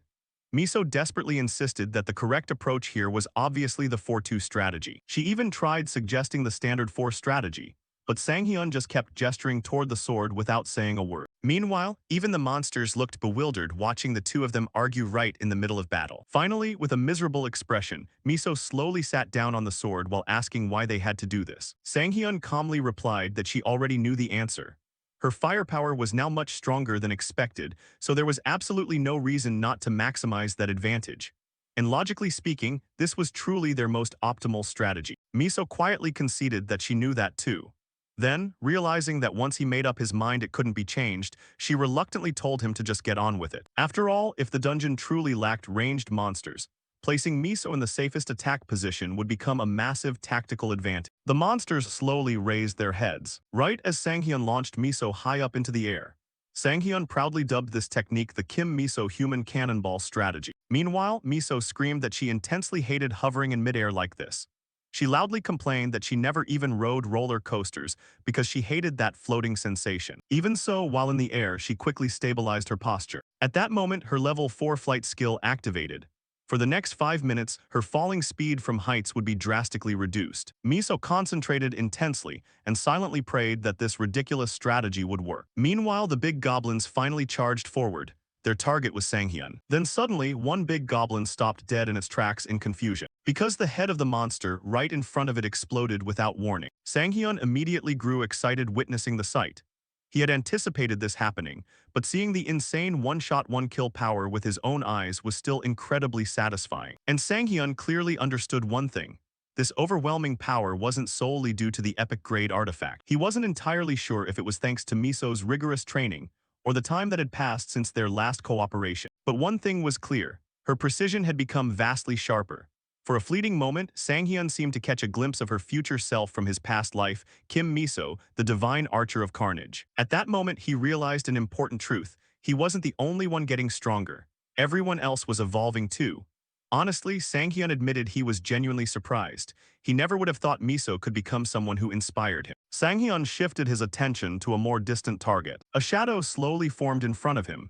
Eventually, it took the shape of a bipedal beast. The stealth-activated kobold assassin looked visibly confused. The very next instant, Sanghyun rushed forward before it could target Miso. He coldly told it to stop. Then with a single clean slash, he immediately chopped off the kobold's head. Sanghyun had decided to fight seriously to properly support Miso. Honestly, he never thought things would turn out like this. But the day had finally come, the day Miso carried the team instead of him. Meanwhile, Miso focused on the remaining 7 monsters. She activated her multiple lock-on skill. Markers instantly appeared above the heads of all 7 monsters. Then she unleashed Stardust Rain. A barrage of arrows fired out. Each arrow flew precisely toward its locked target, and in the span of a single moment, the heads of all 7 big goblins exploded simultaneously. That evening, at the World Tree Rest area inside the Hollow Forest, Sanghyun sat quietly in front of the campfire while Miso purposely turned her back to him. Sanghyun carefully attempted to strike up a conversation. He cautiously asked how much longer she planned to stay mad at him. Miso immediately replied, "Forever." She grumbled that he had forced her to execute that ridiculous strategy a full 6 times. Sanghyun gave a wry smile and explained that monsters were everywhere at the time, so they genuinely had no other choice. Miso continued to complain about why she had to kill all the monsters by herself. She admitted that while she could technically pull it off, forcing her to do it 6 times in a row was too much. Deep down, Sanghyun agreed with her. It was indeed a bit excessive, but at the same time, it felt like getting a free ride after a very long time, so he had accidentally gotten carried away with excitement. Now Sanghyun quietly wondered how to appease her. He knew ordinary gifts definitely wouldn't work this time. Suddenly, an idea struck him. He took out a pan and started cooking. While preparing the ingredients, he muttered that it had been a long time since he showed off his cooking skills. Sanghyun truly believed that at times like this, a good meal was the perfect remedy for a bad mood. Before long, the aroma of food spread through the air, and naturally, it immediately caught Miso's attention. She covertly sniffed the air. When she walked closer, Sanghyun had already finished cooking. Miso curiously asked what he was making. Then her eyes instantly locked onto the food. Sanghyun explained that eating something delicious right now would lift their spirits since they still had a long journey ahead. What he made was a beef Wellington tailored for adventurers. Sanghyun told her to go ahead and eat. Miso cautiously took a bite, and her eyes instantly widened in shock. She immediately cried out that it was delicious and demanded to know how he learned to make this. Sanghyun smiled inwardly, relieved that she liked it. Miso remarked that the texture of the meat was very special and asked where he got it. She admitted she had never eaten anything like it before. Sanghyun casually replied that he just hunted a rabbit-like creature. Miso grew interested and immediately asked if they could catch a few more on their way out of the dungeon. Meanwhile, deep down inside, Sanghyun silently apologized for not being able to tell her the truth. But if hiding this secret kept her happy, he was ready to take it to his grave. Because the meat she was currently enjoying so much was actually kobold meat. Afterward, the two of them finished eating. Miso leaned back looking completely full and satisfied. She thanked Sanghyun for the wonderful meal. Sanghyun then reminded her that the area ahead was the last one listed in the preliminary investigation report. Miso nodded and explained that it was where the Shadow Defender used to appear. Beyond that point, there was no information left about the remaining areas in the dungeon. Still, she believed they would be fine. Sanghyun suggested resting a bit longer before continuing. After a moment of silence, Miso suddenly brought up something else. She admitted that lately she felt like she had caused a lot of unnecessary trouble for Sanghyun. Then she apologized for being careless. Sanghyun instantly understood she was talking about the rumors surrounding the two of them. Either the rumors of him being her boyfriend or the rumors of her throwing money around and treating him like a personal slave. Miso quickly denied ever hearing that he was treated like a slave. Sanghyun casually replied that people definitely said things like that, but he genuinely didn't care, so she didn't need to worry either. Miso quietly confessed that after seeing how good he was, she had naturally felt drawn to him. But somehow the media twisted everything into bizarre misunderstandings. Sanghyun just shrugged and said people were always like that. And honestly, it just proved they were drawing a lot of attention. He even joked that sometimes he felt quite amused being famous because of her. Miso immediately retorted that even without her, he would still draw massive attention. After all, his growth rate was completely abnormal. Sanghyun laughed and reassured her once more that she really didn't need to apologize for this. Then he casually added that no matter what nonsense the media spread, the two of them still sought each other out whenever they needed help. Finally, he concluded that this was simply how a normal business relationship operated. Miso instantly fell silent. Meanwhile, Sanghyun casually remarked that people naturally loved gossiping about others. Then suddenly Miso softly asked what he would think if that wasn't the whole truth of the situation. Her cheeks slowly turned red as she nervously admitted that perhaps their relationship wasn't just a business one after all. Then she quietly asked what he would do if that were true. Miso asked further, if it's not a work relationship then what is it? Her question caused Sanghyun's expression to stiffen. He couldn't understand why she would suddenly ask something like that. He speculated internally, don't tell me this is an allergic reaction to kobolds. The occurrence rate for this symptom is only 1 in 100,000, so I never even thought about it. Who would have guessed Miso has an allergy? When a teammate had an allergy last time, it was absolute living hell. Let me think carefully, what are you supposed to do in situations like this? Then, as if he had just thought of something, his eyes widened. That's right, this is the only way. That method was pretending that he also had an allergy so the other person wouldn't feel embarrassed. Without hesitation, he spoke up, Hey Miso. Actually, I really want to turn into a bird. At first, Miso turned to look at him with a gaze full of skepticism, but then she became cheerful upon finding a kindred spirit.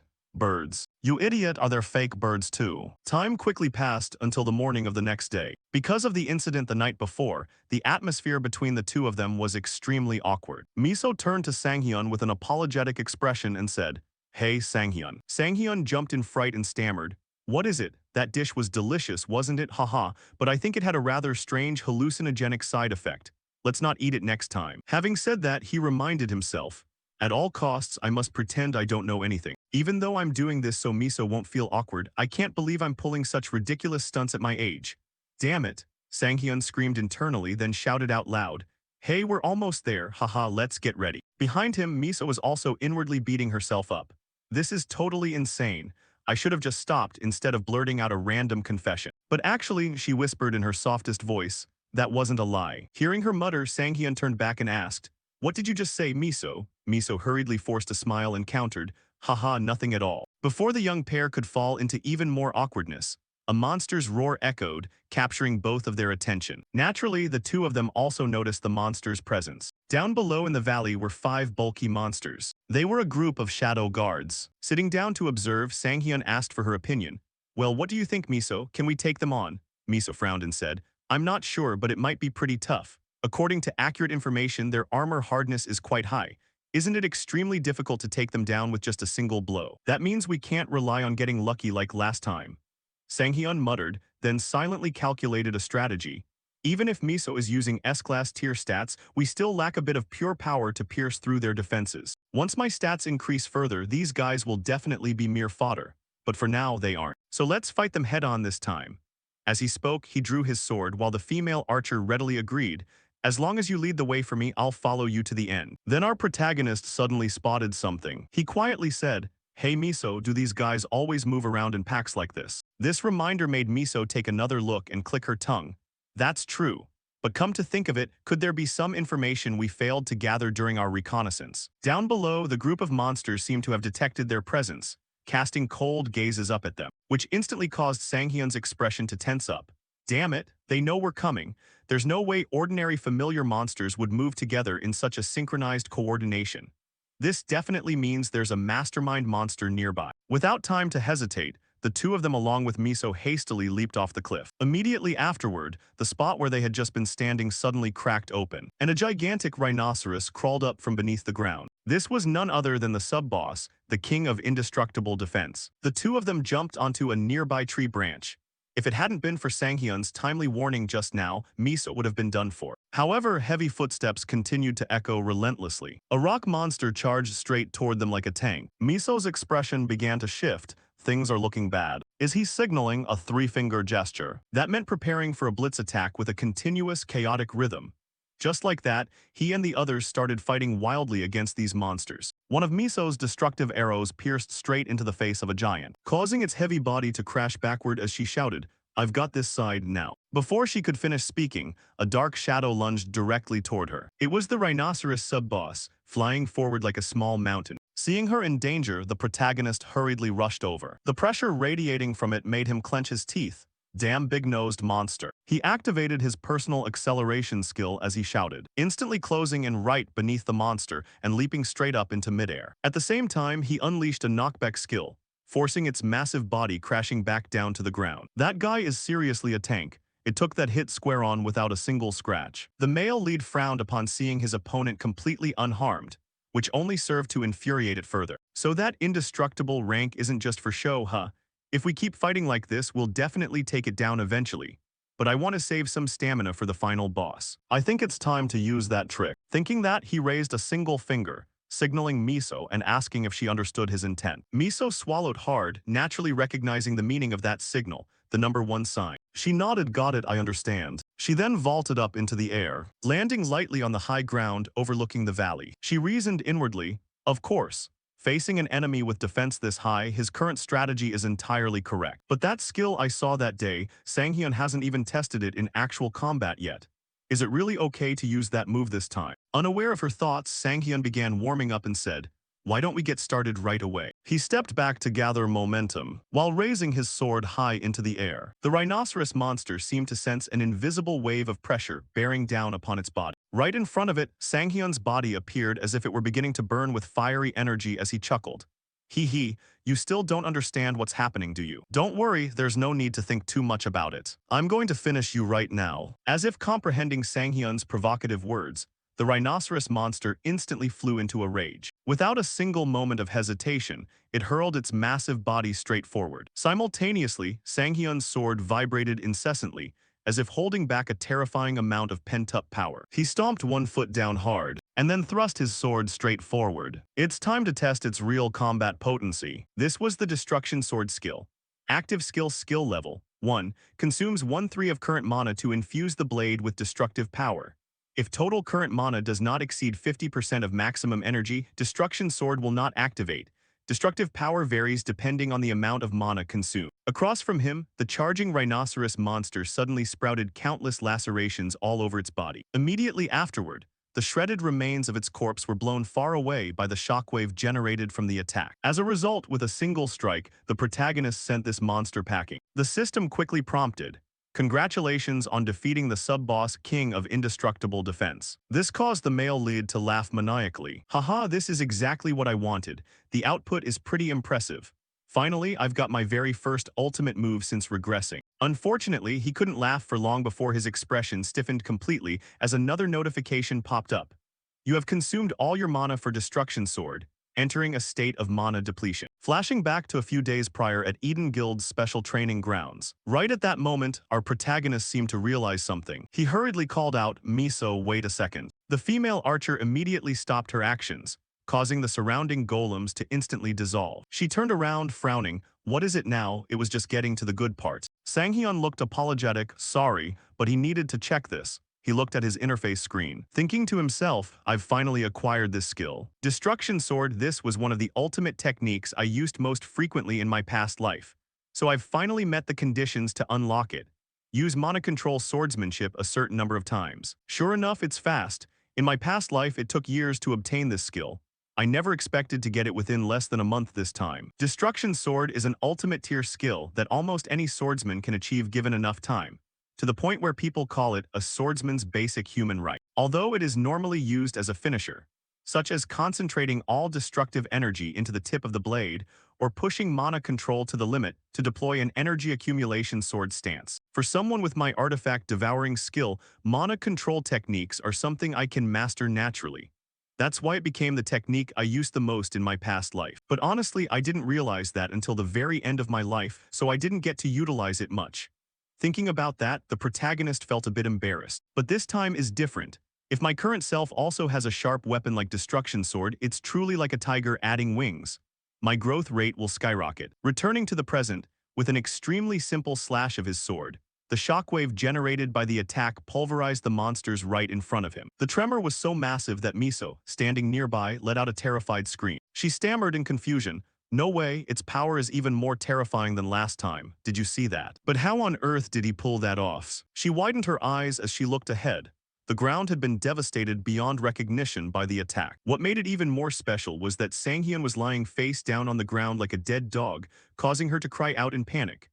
This was all because Sanghyun had expended all his mana on that last attack, temporarily causing him to crash. Left with no choice, they took a short break while Sanghyun made use of Miso's mana recovery potions. After gulping down the potion in his hand, he cheerfully remarked, I almost bought the farm there. Thanks a lot, Miso. Who would have thought you'd carry high-purity mana recovery potions around? You really saved my life. Hearing him say that, the female archer could only mutter, "You burned through all your mana just for that one move? This completely deviates from the original plan. Didn't you say you'd finish it in one hit to save stamina? What am I supposed to do if you pass out from exhaustion?" Sanghyun gave an awkward, sheepish smile. "Haha, I'm sorry. I haven't used this skill in a while, so I got too excited and couldn't hold back." His words only left Miso even more bewildered. "But this is your first time using it, right? Why are you talking like someone who has used it 1,000 times before?" Hearing that, Sanghyun's face instantly froze. Then he hurriedly deflected, changing the subject. "Why am I talking like someone who's used it 1,000 times? Times move fast nowadays, you know. The world really is." His transparent lies only fueled Miso's suspicions further. Seeking to steer the conversation elsewhere, Sanghyun turned to compliment her. "Anyway, forget it. Miso, Eden Guild really lives up to its reputation. Who would have thought they'd distribute high-purity mana recovery potions like basic daily necessities? That's genuinely top tier." A flash of pride crossed Miso's face as she invited him. "If you like it that much, why don't you just join our guild? It's not that hard. I can supply you with these for the rest of your life." Sanghyun smiled without any intention of joining. "Haha, you're teasing me again. But seriously, how much does this cost? I have to pay you back. I can't just accept an item like this for free." "Around 500 million won or something, I guess," she replied. "Ah," Sanghyun responded, "prices are like that these days. In that case, 500 million isn't too bad if it's around." Before Sanghyun could finish his sentence, the atmosphere between the two of them suddenly plunged into silence. It took several seconds for the protagonist's brain to reboot. "Wait, you said 500 million? Well, I guess it's a bit pricey, but..." Before he could finish, Miso reminded him once more. "Yes, I said 500 million won. 500 million won, I see." Having said that, Sanghyun shriveled up like a withered plant deprived of water. His pitiful expression prompted Miso to comfort him. "I'm not going to charge you for it, so just drink it." Time quickly passed. Scene cuts to the deepest part of Hollow Forest, the village of the Dead's Breath. At this point, Sanghyun and Miso were walking along a narrow trail. As they walked, the male lead scanned his surroundings and stated, "I'm certain of it now. From the moment I stepped into this dungeon, I felt something was off. This place is way too different from what I remember. I could accept it having severe mutations, but I've never heard of a monster village of this massive scale. This is the first time my past life information has deviated this much from reality. Just to be safe, I should share as much information with Miso as possible. At any rate, the intel on the final boss should still be accurate." Thinking about that, he turned his head around and blurted out straight away, "Hey Miso, based on my calculations, the final boss of this dungeon is..." Right while his words were still hanging in the air, several butterflies suddenly materialized around them. Miso wondered aloud, "The final boss, but how do you even know about that?" A second later, the space around them turned completely gray. Everything froze in place, causing Sanghyun's expression to turn grave. "What, is time frozen?" At that exact moment, the goddess of luck appeared, gently reassuring him. "The words you were about to utter have been intercepted, so that no calculations in other dimensions could overhear them." Her appearance caught Sanghyun even further off guard. A calculation interfering directly with the real world. More importantly, why is the goddess? Not letting the protagonist wonder for long, she explained, "I have something important to tell you. The more people discover your uniqueness, the sooner you will lose your exclusive standing." Sanghyun hurriedly shouted back, "Oh goddess, does that mean you already know everything about me?" Unfortunately, his words went unanswered as the goddess had already vanished. Afterward, time resumed its flow. Miso asked curiously, "So what on earth were you trying to tell me?" "Sanghyun, what do you know about the final boss anyway?" The protagonist had no intention of continuing his explanation about the boss, so he glossed it over. "Never mind, I must have remembered wrong. I watched a video once and it looked quite similar to this place." Miso nodded with a bright smile, completely unsuspecting.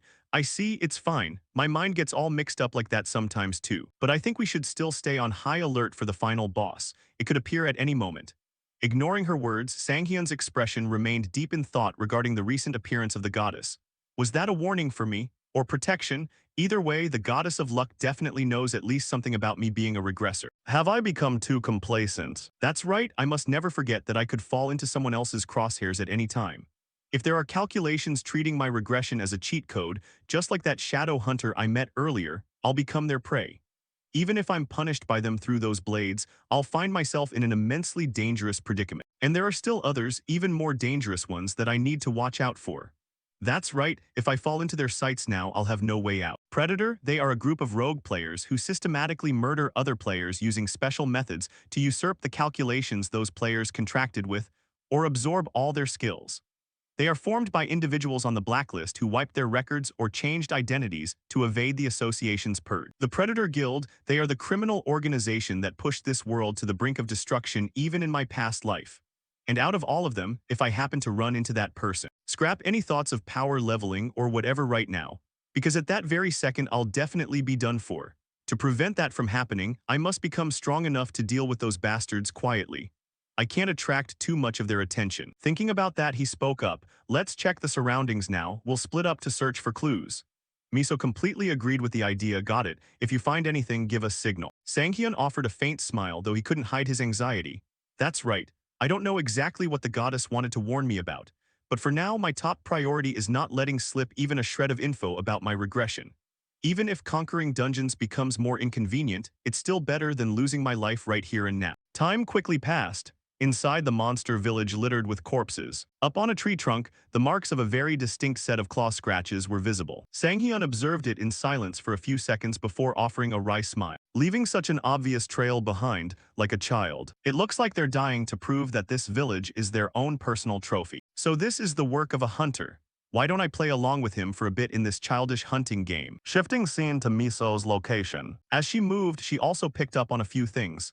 There's no doubt about it. Something extremely dangerous is lurking around here. Monster corpses are scattered all over the village along with these traces. Although the distance between the bodies is quite far, the rate of decomposition is equivalent. That means whoever did this is a monster extremely confident in its own speed. At that moment, a dark shadow seemed to materialize right behind her back. Without a moment of hesitation, Miso whipped around and fired an arrow in that direction. However, the arrow failed to hit anything at all. This only intensified her tension, too fast. I clearly sensed its presence just now, yet it vanished in the blink of an eye. Facing it alone is way too dangerous. I need to signal Sanghyun first. This thought came a bit too late, as the monster had already appeared right behind her. Miso instantly felt its murderous intent, her face turning utterly tense. Sensing the danger, Miso hurriedly turned around. At the same time, the monster lashed out with a direct strike toward her. However, for some reason, the monster's arm was knocked outward. This left it slightly surprised. It turned out that Miso's necklace had blocked a fatal blow for her. A lethal hit was thwarted by the effect of the holy artifact, Maria's necklace. Once the blocking effect was triggered, the necklace immediately shattered as well. The archer herself felt extremely flustered. Damn it, I can't believe Maria's necklace got destroyed. If it launches another attack right now, I'm definitely dead meat. Thinking about what she should do right now, it was to create some distance. With that thought, having no time to hesitate, Miso immediately leaped backward to create distance while continuously firing arrows forward. This forced the monster to hurriedly jump onto a nearby tree branch to dodge the attack. Shifting to Miso's perspective, she knew her opponent was an assassin-type monster, something that countered her. But this was precisely the type of opponent she had prioritized training to handle. Let's see, what did Terry say? She needed to stay calm and recall it in her mind. She quickly reminisced about what her senior had said. First, you must avoid a speed battle. Hearing that, Miso asked, does that mean I have to avoid direct confrontation? Terry nodded and explained further. That's right. A player weak in close combat should avoid one-on-one situations as much as possible. If you encounter an enemy faster than your arrows, things are going to get troublesome. But you never know what might happen inside a dungeon. If the vanguard protecting you goes down, you'll be forced to fight in such circumstances. Hearing this, Miso asked worriedly, right, so what should I do? Terry began pulling out her weapon, smiling playfully. Even just saying that, you have plenty of choices. In that case, don't you think experiencing it firsthand is best? Finding a way to deal with an opponent faster than your arrows. Shall we give it a try? The truth is, if there isn't too big a gap in capability, assassins like us still avoid direct attacks. Our movements would be too easy to read. It's safer to just time it right. Even a child could get lucky enough to take us down. That's why assassins like us never rely on luck. We rely on speed. This is where it all begins. When your opponent charges, observe which foot they step forward with first, watch their breathing, their habits. Predict your opponent's moves and draw your bowstring. That's what you must do, Miso. That's how you deal with an assassin. Returning to reality. Even though she remembered all the advice, Miso didn't feel much more confident. She hadn't encountered it for long, so the information she had was very limited. However, considering the information she had right now, to toy with their prey, they would appear right behind them. Just as she predicted, the moment Miso turned her back was also the exact moment the monster rushed to that spot. Her face immediately lit up with joy. I read it completely right, and I win. At that moment, she also released her arrow, pinning it directly into the monster. However, she didn't know that at the same time, a second monster was rushing to attack her from behind. That feeling of danger startled Miso. What? There are two of them. But this monster wasn't so lucky. Right at that moment, a familiar voice instantly rang out. Oh my, what a cowardly bunch. The one who arrived was the protagonist. He lunged forward from midair, and before the monster could react, he executed a spinning aerial slash, tearing the ground to pieces beyond recognition. It was only slightly regrettable that both monsters managed to retreat safely. They growled as they cautiously looked forward. Meanwhile, Sanghyun stepped forward with confidence. Even if your monsters 2-on-1ing a girl is just too low, don't you think so? Now let's get to work. A fair 2-on-2 fight, hunting game you bastards. On the opposite side, the monsters still didn't dare to charge in recklessly. Meanwhile, Sanghyun was quietly analyzing. The monsters in this dungeon are different, and the first ones that appeared are stronger. Also, judging by their appearance, it looks like the boss hasn't changed much. They are called lobless, but they are also known as the twin predators. Each of them is unusually fast and specializes in hunting players with a cruel, vicious personality. This is what the swordsman who judged Kang Bo, who conquered the Hollow Forest, noted. She said that perfect coordination with teammates is an absolute requirement. Putting this thought aside, Sanghyun turned and said, "Sorry, I'm late. Miso, are you okay?" Miso let out a breath. "You came to save me. If anything happened, Maria's necklace would have been destroyed. It happened so fast." Hearing this information, Sanghyun's expression changed rapidly. "Is that so? Then this is bad. That means we're at a disadvantage. To deal with two monsters perfectly coordinated with each other, I'll have to fight while protecting the ranged combatant Miso. This won't be easy, damn it. My original plan was for us to look for any opening and pounce on it. They immediately went to hunt Miso first. That leaves only one choice. I'll have to treat Miso as a target that must be protected." Thinking up to that point, Sanghyun spoke up directly. "Hey Miso, we won't rely on signals anymore. I'm counting entirely on you now." On her side, the girl also figured out Sanghyun's intention.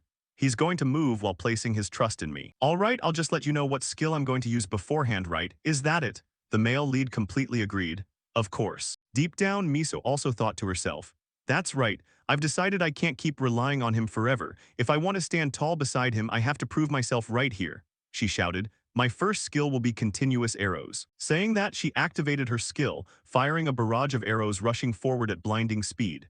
At the same time, Sanghyun also lunged in to attack. He knew this was a flawless skill, so he immediately activated his berserk skill and speed skill at the same time to create a combo strike. True to its name, continuous arrows was a skill that fired an infinite series of arrows, while Miso and he coordinated perfectly. And since this was the first time they were seeing this skill, they wouldn't be able to coordinate smoothly anymore. All right, let's see between you and us who actually has better teamwork. Just like that, all four of them started splitting up to choose their own opponents. Right at that moment, one lobless abandoned its attack on Miso and rushed to attack Sanghyun from behind. However, right at the moment its hand swung to attack, Miso's arrow was also fired, striking its arm directly and throwing its attack off rhythm. Seizing the opportunity, Sanghyun executed a spinning slash, cutting straight into the monster's shoulder and leaving a substantial wound. He even praised Miso, great support. At the same time, the remaining lobless in the back tried to charge in to attack, but was cut off by a barrage of arrows blocking its path. This angered it, making it turn back to look at Miso. Then she could witness a rain of arrows heading straight toward it. Her gaze was extremely steady, without a hint of fear. Meanwhile, the lobless began grinding its teeth in anger. It started giving up on attacking Sanghyun, turning toward her instead. She looked like a main target. However, by then Sanghyun had quickly closed in on it. "Aren't you being too obvious? Did you really think I wouldn't notice you aiming at Miso?" With a flash speed slash, the male lead easily sent this monster to reincarnation. Its head fell right in front of the remaining monster, causing this lobless to freeze up completely as well. On this side, Sanghyun also quickly created distance while regaining his posture. Right at that moment, the lobless started screaming loudly. The system issued a notification: lobless has lost its sanity. Lobless will change its form. True to the system's warning, the muscles on the monster's body began to bulge, and it began emitting an intensely terrifying aura. However, this left Sanghyun somewhat puzzled. Is it really giving up speed to boost its strength? Have you really lost your mind, huh? Responding to his words, the lobless lunged forward, throwing a direct punch towards Sanghyun's body. But Sanghyun only flashed a smug smile. A second later, a flash of light pierced straight through its head. It turned out Sanghyun had jumped high into the air and driven his sword straight into the monster's head. "Your only winning condition was speed. You stupid thing should have stayed calm." Saying that, he pulled his sword out, and the Lobless's massive body knelt onto the ground. The monster Lobez let out a painful roar as blood poured all over its body. A system notification appeared congratulating Sanghyun on successfully conquering Lobez. Another notification announced that his level had increased drastically, bringing him up to level 90. Sanghyun smiled as he realized he was only 10 levels away from reaching the triple-digit milestone. He noted that he had gained 2 levels from defeating the Defender King and 3 more levels from this battle after reaching level 85 by taking down the Archlick. Although the experience gained wasn't as high as defeating the Death Knight, that was simply a special case. A smile spread across Sanghyun's face as the moment he had been waiting for finally arrived. The system notification declared that he would receive an epic-grade artifact. It asked him to choose between the Silent Robe hat, the Updraft belt, and the Shedding bracelet. He smiled excitedly. While regretful that the choices were limited, he didn't mind. He knew each option was worth hundreds of billions of won. This would give him more than enough money to replace all the artifacts he had devoured up until now. In the end, it didn't matter which one he got, because one of the listed artifacts was already too perfect for his final equipment build. Sanghyun knew there was only a single artifact worth choosing. A few seconds later, Miso called out to him. She cheerfully praised and thanked him for making the raid go extremely smoothly, but he told her to save the thanks since she had worked very hard herself. He added that it wasn't just because they practiced team coordination or because of the artifacts she carried. Her individual capabilities had also grown by leaps and bounds. Sanghyun felt indebted to her. Miso's eyes welled up with tears at the unexpected praise. She wiped them away and chuckled softly before thanking him. She admitted that hearing those words from him was truly touching. Sanghyun quietly looked at her and realized she had been carrying a colossal amount of pressure lately, but it was inevitable. He recalled the countless articles labeling him as nothing more than a supporter for Kim Miso. Because the media kept spreading those false rumors, she must have faced a huge amount of guilt and pressure. He understood why she kept forcing herself forward at maximum speed. Looking at it that way, Sanghyun realized how foolish he had been when remembering how much he used to misunderstand Miso. He recalled the time they used to glare at each other. But now, seeing how reliable she had become, he realized human emotions were truly unpredictable. Back to the present, Sanghyun praised Miso for doing a great job and gently patted her head. Deep down, he realized he had started treating her like a younger sister. He wondered if that meant he was getting old. Startled by the action, Miso blushed. Sanghyun also froze upon realizing what he had just done. He immediately panicked and backed away. Smiling awkwardly, he made up an excuse that he had just seen a bug on her head. Inside, Sanghyun cursed himself out of embarrassment over what he had just done. Then he began mentally breaking down and wondering if he should just kill himself to end it. Miso tried to ease the tension by reassuring him that it was fine. That sudden burst had startled her a bit, but she figured he probably hadn't thought much about it. Afterwards, something else caught her attention. She called out to Sanghyun and asked if the item in his hand was the artifact he had chosen. Sanghyun confirmed. The artifact was called the Updraft Belt. He said he chose it because it looked useful and the stats fit his current situation. Afterwards, he turned his attention to her weapon and commented on the new bow she had just received. Miso replied that she hadn't checked its stats thoroughly yet, but she chose it to replace the bow she borrowed from the Kurakawa Guild. Miso felt relieved that she was lucky enough to get a weapon. She cheerfully showed it off and asked Sanghyun if he thought it suited her. Sanghyun gave a wry smile and agreed that it suited her very well. Deep down, he couldn't help but envy her wealth. She could casually treat an epic-grade artifact as nothing more than a replacement weapon without even bothering to check the stats. The rich really played a completely different game. He suggested trying out the weapon right there so they could check its stats. Miso quickly agreed, saying that since he was here, letting him take a look was fine. After all, who knew, maybe they would team up again in the future. Miso raised her bow. Sanghyun quietly observed her. His jaw dropped as golden energy suddenly accumulated and duplicated her arrow multiple times. She released the bowstring, firing a brilliant rain of glowing arrows cascading down onto the area. The ground was blasted into countless smoking craters, leaving them both stunned by the terrifying destructive power. Sanghyun asked if it was true that she only fired a single arrow. Miso answered nervously that she was certain she did. She wondered if the bow had some kind of illusion-creating skill, but Sanghyun realized that wasn't it. It was a perfect duplication-type skill. It was an innate skill of the bow, capable of firing a total of 9 arrows carrying the exact same effects and power regardless of whether other skills were used. It was also known as ninefold splitting. Sanghyun swallowed hard as he remembered seeing this on TV before.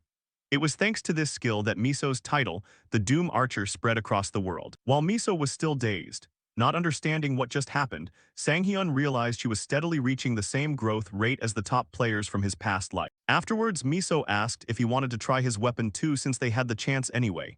She added that showing it to her wouldn't hurt. Sang-hyun looked down at the artifact in his hand and wondered if he should try it. A mischievous smile spread across his face as he remarked that Miso must be very curious about its power. He said that since that was the case, he had no choice. Terrified, Miso tried to stop him. She stammered that he didn't have to go that far. She tried to recall the name of the artifact he just got, but he cut her off by excitedly raising his sword high. He shouted that he was dying to test it out too. Miso startled and screamed in panic as a massive wave of energy swirled around her. Sang-hyun beamed with excitement. The force from the ultimate technique created a fierce gust of wind that blew Miso up into the air. That equipment was none other than the Updraft Belt, a normal epic-grade equipment artifact granting plus 200 strength, plus 80 stamina, and plus 40 dexterity. It also featured a special effect called Updraft and a hidden effect called Super Awakening State. It contained the fighting spirit of Loblas, allowing the release of an extremely powerful blast of wind. Its hidden skill, Updraft, inflicted a forced airborne state on the target. The duration was proportional to the user's strength, lasting 0.2 seconds for every 100 points of strength. However, the duration could be shortened depending on the enemy's skill resistance. Helplessly flung up into the sky, Miso screamed that she knew he was going to pull this stunt. In another scene, a TV newscaster reported that the frozen dead body of French player Jean Clout had been discovered. He added that the incident appeared to be linked to recent mass player disappearances. As the news broadcast announced that the investigation would continue, a holographic figure quietly watched the report. Inside a mysterious room called the Predatory Network, several glowing figures were gathering in a circle. Nietzsche asked who had devoured the victim this time. One of them casually replied that it was him. Catching the blue-haired figure completely by surprise, Nietzsche realized Luca was behind this again. He angrily called out Luca's name. Luca calmly asked if there was a problem. Nietzsche warned that if he kept acting so recklessly, the Predatory Network would eventually collapse. He demanded to know if Luca was deliberately ignoring everything he said. Luca found the question hilarious and asked since when they became an actual community. He added that they were nothing more than a group notifying each other about the prey they had devoured. Nietzsche cursed him as a loser.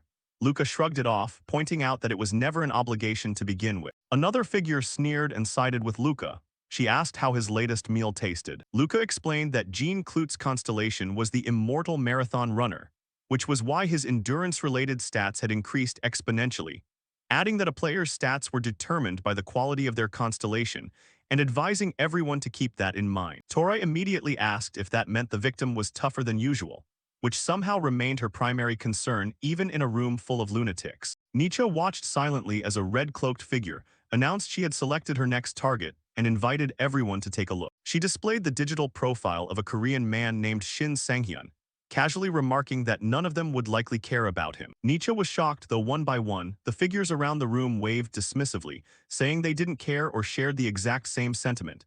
Excited by their reaction, Torai asked if that meant she could completely devour him. Interpreting their silence as approval, she cheerfully bid them farewell and left. After Torai departed, another member announced that it was their turn now, stating they had also made their choice. A bloody corpse lay motionless on the floor next to a blood-stained knife while, in a sing-song tone, Torai expressed relief that no one else had yet realized Sang-hyun's rapid growth rate. Torai sat inside a dark room, illuminated solely by the glow of a laptop screen. She remarked that even if someone else took an interest in him, it didn't matter. A blood-smeared finger reached out and slowly traced blood across Sang-hyun's face on the screen. Torai wore a sinister smile, declaring that no matter what, she was the one who would devour him. She couldn't suppress a high-pitched, excited giggle. A white SUV sped rapidly down an open road. Inside the vehicle, Sang-hyun listened to a radio broadcast reporting that a French player named Jean Clout had been found dead in a frozen state.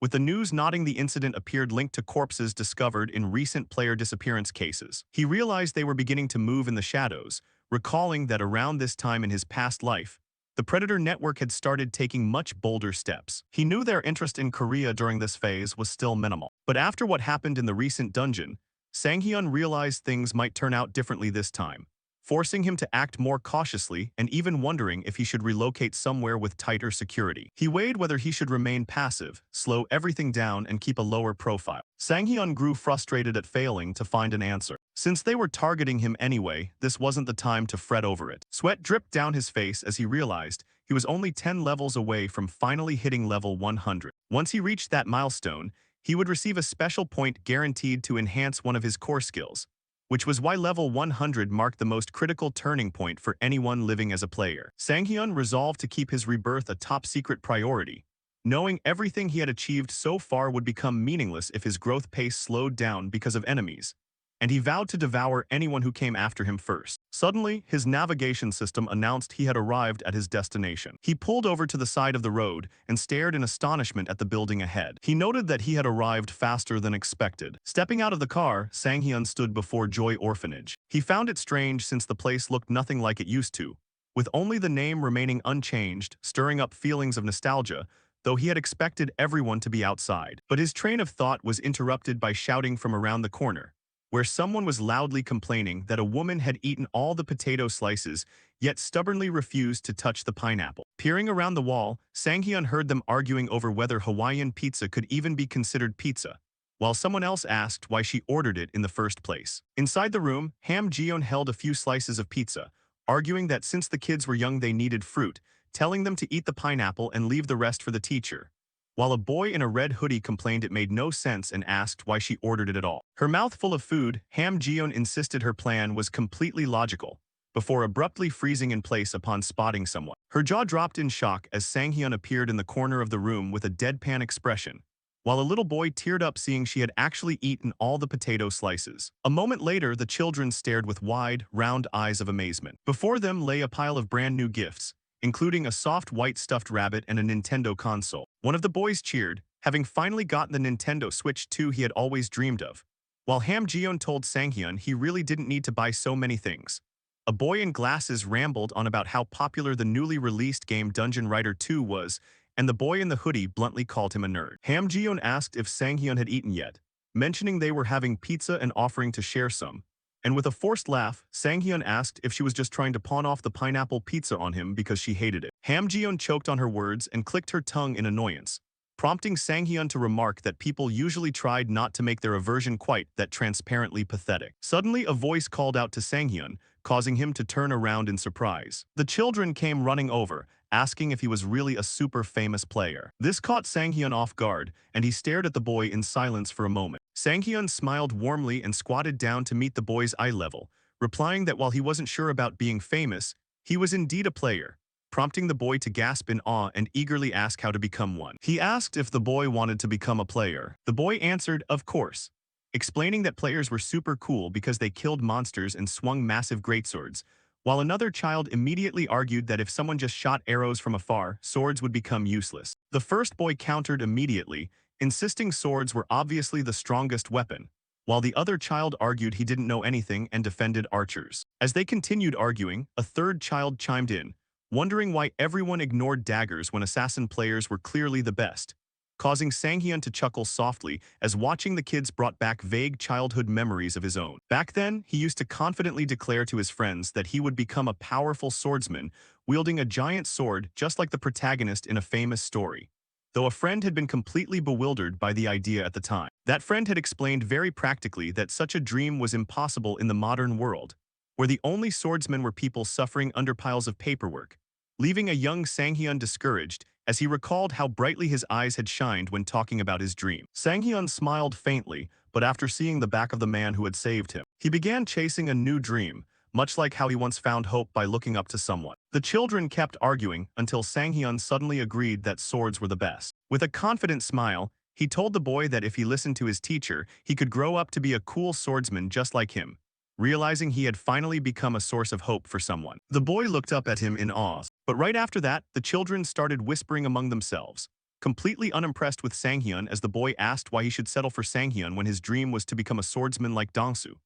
Another child said they wanted to be like Miso and called Sang-hyun weird, while the others ignored him entirely, dismissing him as just another arrogant player and saying they wanted to become dark assassins like Terry. Ham Ji-yeon laughed until she was shaking, and Sang-hyun remarked that kids these days were far too mature for their age, while a gloomy aura enveloped him in humiliation, though Ham Ji-yeon teased him and told him not to despair too much. Suddenly, Ham Ji-yeon suggested they get moving, leaving Sang-hyun bewildered. Looking at him with an understanding smile, she guessed that meeting the kids wasn't the only reason he came today, taking Sang-hyun by surprise. She added that she had left the item in the next room and assured him he wouldn't be disappointed. They sat down together in the adjacent room to inspect the item, which rested safely inside a glass display case on the coffee table. The glowing item was a diamond-tier artifact named the Flame Talisman Shield. It was an attribute-imbuing talisman excavated from ancient ruins, containing residual traces of a fire dragon's destructive breath that had once incinerated an entire city, allowing a player to imbue a shield with a small fire skill,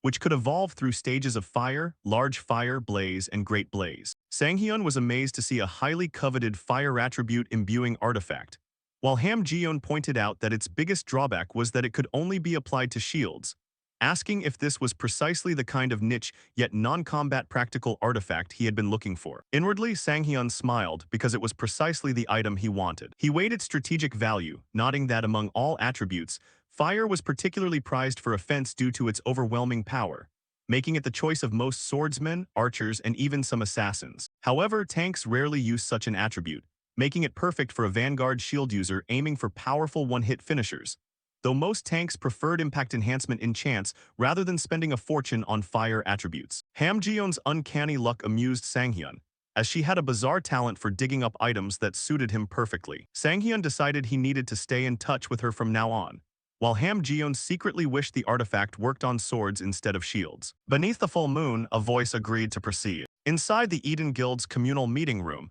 an announcement signaled that the briefing had concluded. Jinho noted that the time had finally arrived. A map appeared on the large screen as Jinho declared that unless anyone had objections, they would proceed with deciding whether Eden Guild would undertake the subjugation of Kaesong. He then tasked Miso with recruiting any A-rank or higher players deployed to other regions, and she replied that she would get started immediately. As Jinho continued, Miso reflected that the anticipated moment had finally come. When the player era began, sudden rifts had appeared across the globe, and while other countries swiftly struck them down to minimize damage, North Korea abandoned theirs due to societal collapse and restrictions placed on players, resulting in increasing numbers of monsters spilling out from the abandoned rifts and eventually turning North Korea into a monster land, until those neglected monsters finally began overflowing into South Korea. It was a ticking time bomb capable of detonating at any moment, and Eden Guild had been assigned the task of dealing with it. Miso spoke up, drawing Jinho's attention toward her, but right as she began offering a suggestion,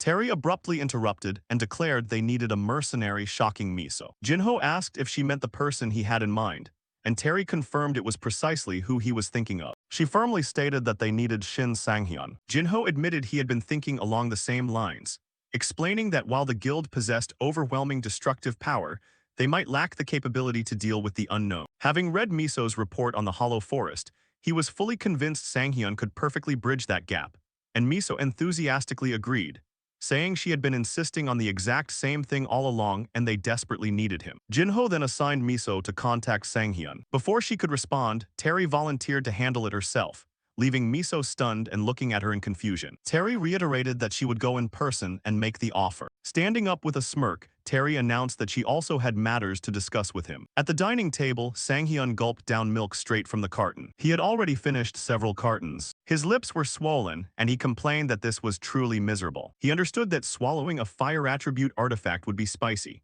but this sensation felt like consuming 50,000 Scoville Boldeck spicy noodles shipped straight from hell, making it absurd to think that if he died, he wanted to die fighting monsters rather than from eating an artifact. He felt a wave of relief upon checking his inner system window, having unlocked a decent active skill, though he swore to himself never to swallow another fire attribute artifact again. Small Fire was a fire attribute active skill that could be bound to a single artifact, consuming 1 mana per second to maintain, and as the skill leveled up, the flame would evolve from a small fire into a large fire, blaze, and finally great blaze. Sanghyun mused that this single skill could completely alter his combat style, expanding not only his debuff options, but also his damage-dealing choices. His growth rate had been skyrocketing lately, and while the speed and minor skills gained from Jian were slightly dampened by his own innate abilities, their negative side effects had been completely nullified, boosting his overall combat capability, on top of already acquiring Updraft and the Hyper-Awakened State,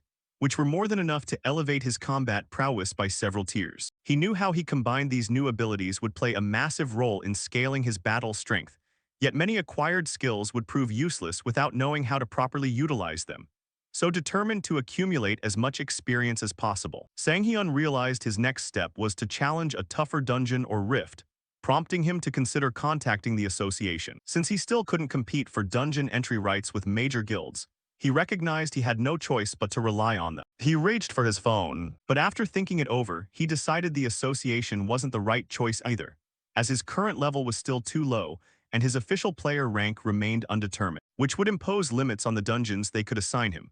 A frustrating bottleneck where, despite a potentially soaring growth rate, he couldn't sustain a proper environment and would inevitably hit a wall, leaving him irritated as he reflected on how lucky he had been until now, even as things began getting tough. He quietly pondered what to do. Suddenly, the doorbell rang. He wondered who could possibly be visiting this late while his mind was already a mess.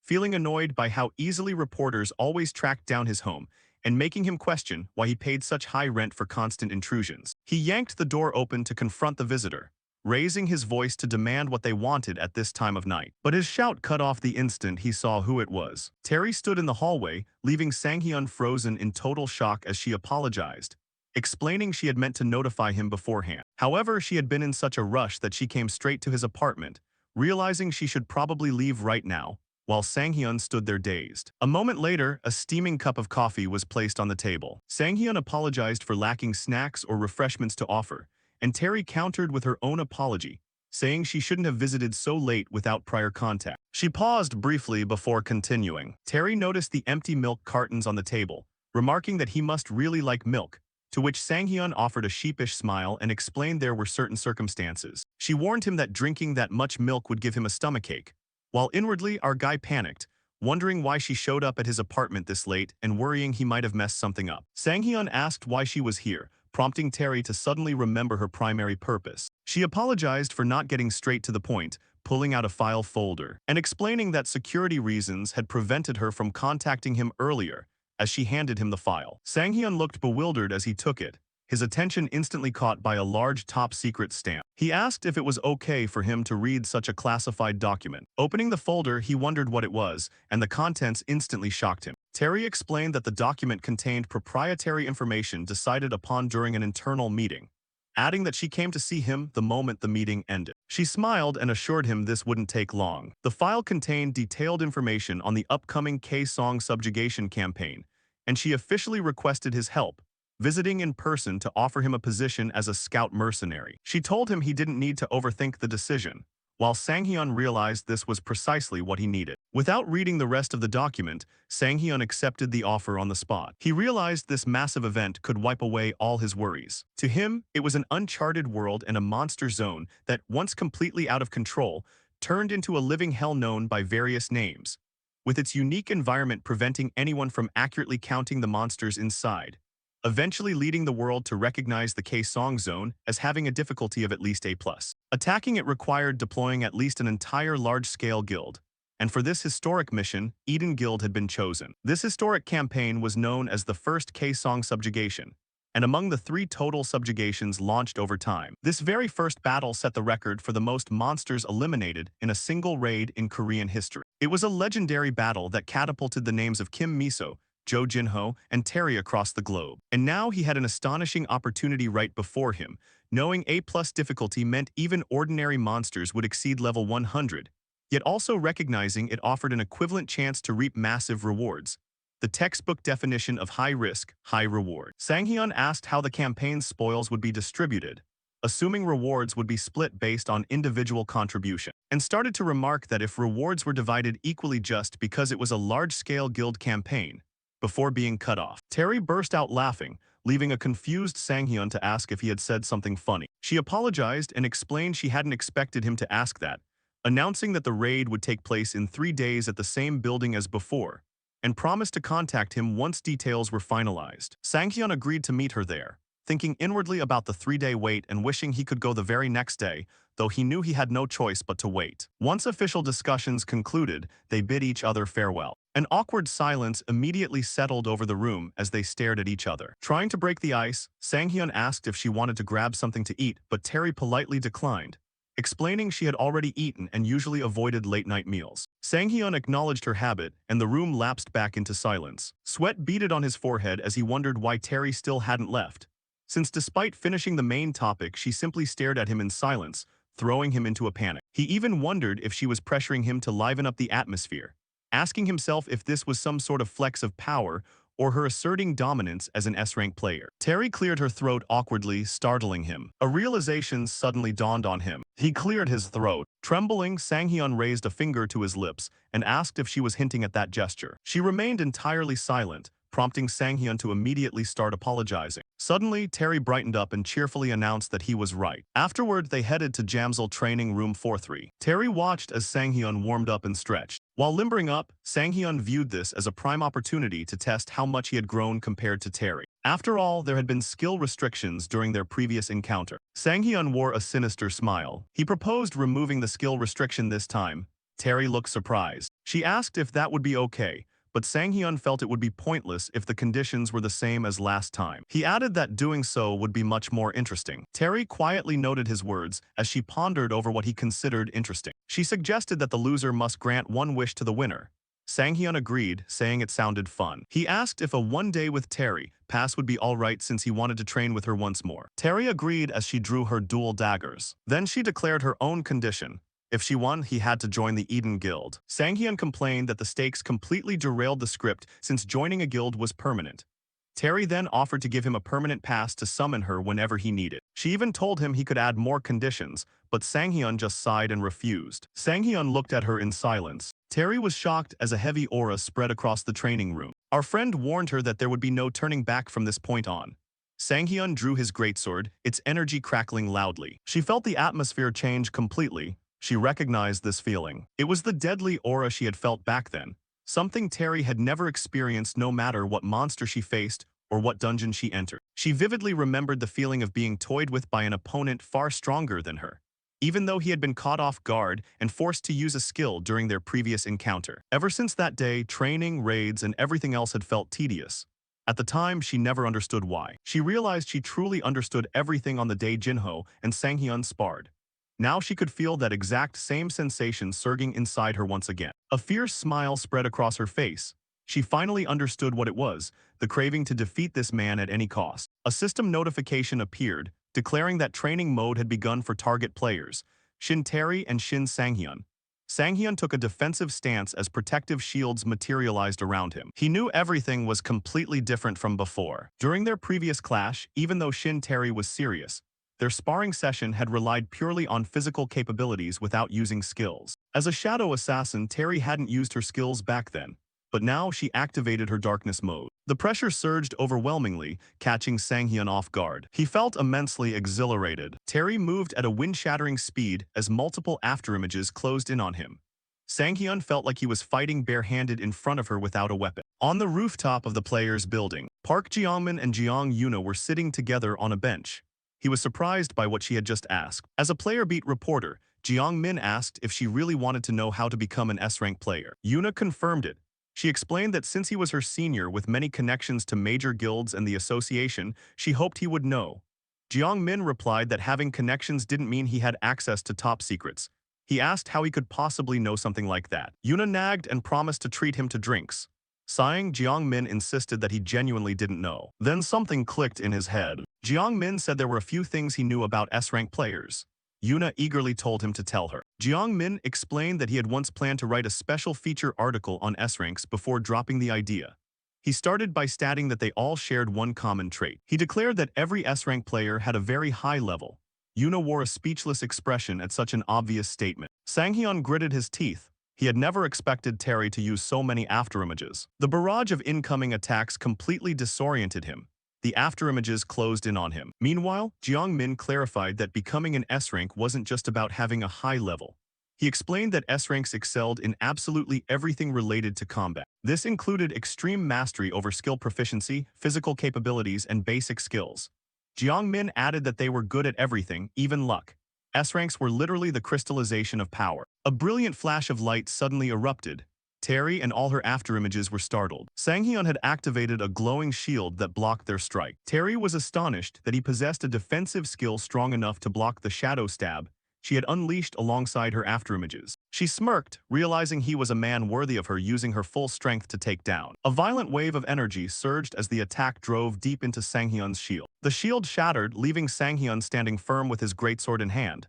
He wondered what skill she had used. Sang-hyun had been using his detection skill the entire time. However, he realized that all her afterimages possessed an equal amount of mana. Terry was distributing her mana evenly among them. Not only that, but they all coordinated with each other down to the tiniest detail. He wondered how that was even possible. Sang-hyun was amazed that Shin Terry was the only one who could use afterimages with this level of mastery. Even so, he had a plan. Sang-hyun activated the Overwhelm status effect. A wave of disruptive energy shockwaves spread across the battlefield. He declared that it was time to begin. He knew Overwhelm was hard to work against an opponent with too large of a level gap. However, he reasoned that it had a chance of succeeding against her afterimages, since Terry was splitting her total mana among them. The afterimages froze in surprise. Sang-hyun smiled. He had spotted the real Terry right behind the stunned afterimage. This meant the real body was the only one unaffected. Sang-hyun raised his greatsword high and rushed toward her. Terry's eyes widened in shock. Meanwhile, Yuna asked her senior whether S-ranks were weak against irregular attacks. Jeong-min doubted her logic. She playfully argued that masters of the basics were always weak against irregular attacks. It was basically a classic trope. He sighed and told her she read too much webtoons. When she looked confused, he asked if she had already forgotten what he just said. He reminded her that S-ranks had high levels in everything related to combat. Sang-hyun gritted his teeth and broke into a cold sweat as he realized he had just slashed through an afterimage. Jeong-min continued that because of that absolute mastery, S-ranks could adapt perfectly to any circumstance and handle any situation. At that exact moment, the real Shin Terry appeared behind Sang-hyun with a dark smile, her weapon raised high. Sang-hyun froze. Terry's eyes flashed as she told him that was a nice try. Jeong-min described S-ranks as monsters. Terry pointed out that Sang-hyun should have realized she could control all her afterimages. In the blink of an eye, all the afterimages ambushed him. Confident, she declared her victory. Yuna worried that such people would simply overwhelm and take everything for themselves. She wondered if monsters like S-ranks had any weaknesses at all. Jeong-min answered that they did. This surprised her. He said there was an idiom that fit this perfectly. The enemy of my enemy is my friend. At that very moment, Shin Terry froze as her eyes widened in shock. Sang-hyun had overpowered the afterimages and remarked that it was a nice try as well. He revealed that his true goal from the very beginning was to lure her real body out into the open. This completely proved what Jeong-min had said. After all, the only thing that could take down a monster was another monster. Terry looked at him in astonishment. She wondered if he had been hiding his true strength all along. Even so, she never expected him to take down 4 of her afterimages in such a short span of time. Sang-hyun cornered her remaining afterimages, catching her off guard. He activated a knock-up status, blasting her into the air. He declared that it was his turn now. Terry coughed as she was blasted backward. She realized he had just used another new skill. She wondered if it was some kind of disarming skill. She refused to give up, knowing the fight wasn't over yet. Deep down, she admitted she had simply been careless. Even having lost her advantage, she believed they were still on equal footing. While suspended in midair, Terry calculated her position. Sang-hyun wouldn't be able to attack her from that distance. She decided to carefully consider her next move. However, something abruptly caught her attention. Below her, Sang-hyun began fiercely gathering a massive amount of energy. He told her she better brace herself. Terry panicked as she saw his aura flare up. She realized that whatever he was preparing, it looked immensely dangerous. She finally understood he wasn't just trying to disarm her. Gathering his power, Sang-hyun unleashed a wave of energy that shook the ground. Determined not to repeat his mistake in the hollow forest, he focused on utilizing mana as efficiently as possible to avoid complete exhaustion. He intended to use the lesser flame skill to raise the temperature of his blade to the maximum. Then, he envisioned the sword of destruction enveloping the tip of his blade. Flames flared along the blade as he slowly and steadily ramped up the skill's output. From above, Terry looked down at the rising surge of energy and chuckled lightly.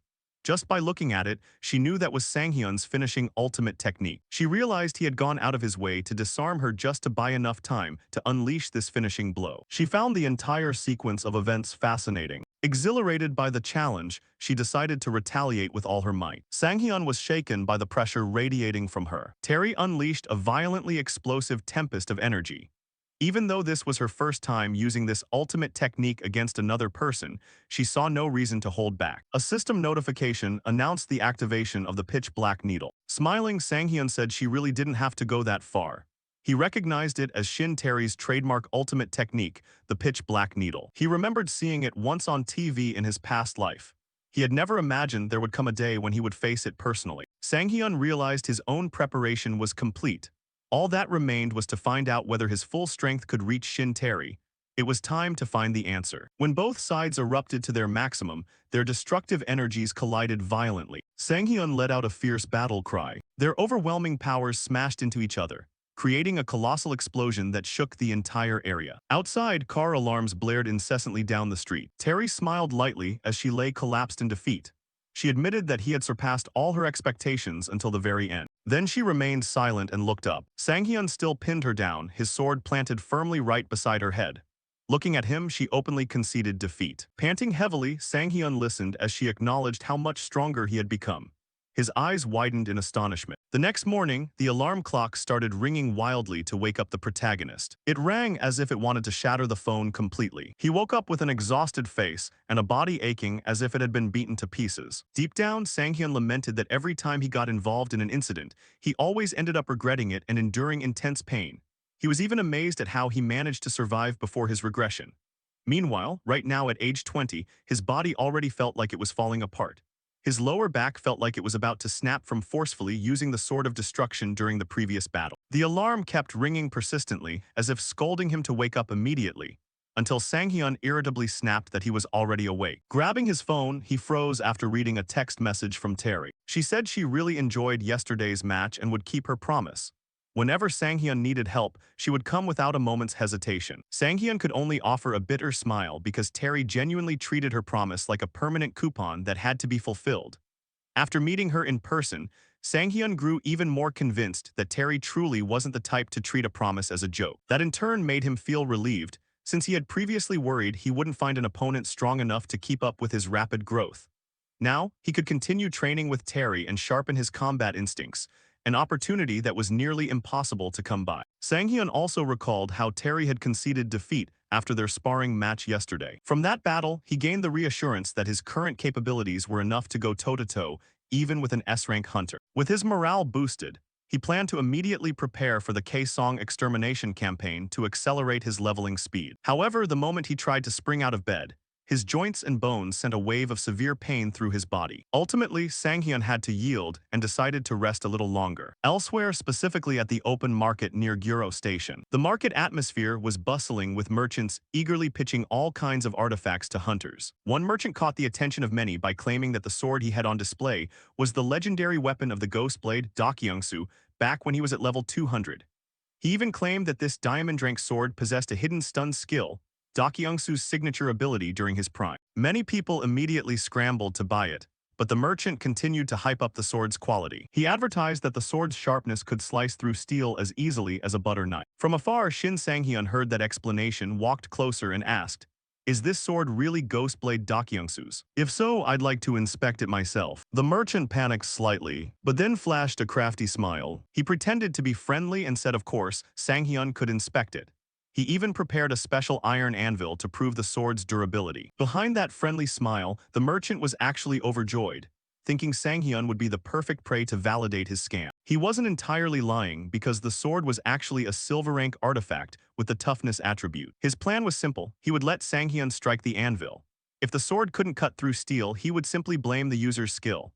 But if the sword remained intact after hitting the anvil, he would use that as proof of the sword's extraordinary nature, making buyers trust him even more. Just as Sanghyun was about to inspect the sword, several people nearby recognized him. They realized the man was Shin Sanghyun. The merchant's face instantly drained of all color because he had heard of Sanghyun's reputation as a very powerful hunter.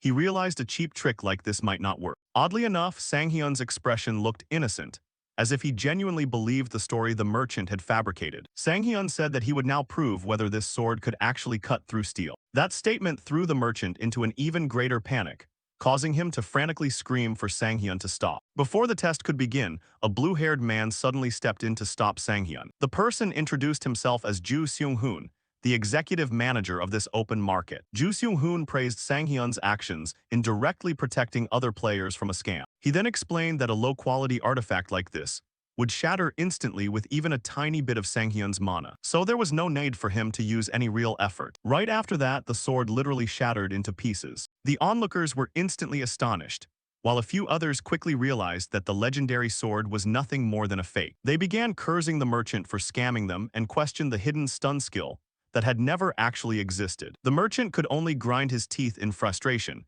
before frantically packing up all his goods and fleeing. Sang-hyun offered a bitter smile, remarking that most open-air markets apart from Hunjang Market were packed with swindlers like that, and even thought to himself that he might as well just head straight home since Hunjang Market was closed today. Ju Seung-hoon subsequently stepped forward to apologize for the management's delayed handling of the scam, to which Sang-hyun replied that Seung-hoon had already done a fine job, and he had simply been curious enough to tease the swindler a little. Ju Seung-hoon then asked what kind of artifact Sang-hyun was actually looking for, his expression full of eager anticipation. Sang-hyun explained that he was looking for artifacts ranging from bronze to gold grade priced under 50 million won, particularly those with special attributes that most people deemed useless, yet still retained a hint of practical value. Hearing such a specific request, Ju Seung-hoon chuckled softly and said he knew just the right place. He offered to provide an entrance to the secret market, a special market usually restricted to select members. Given how famous Sang-hyun had become, Ju Seung-hoon was willing to grant him privileged access. Sang-hyun enthusiastically linked arms with Ju Seung-hoon,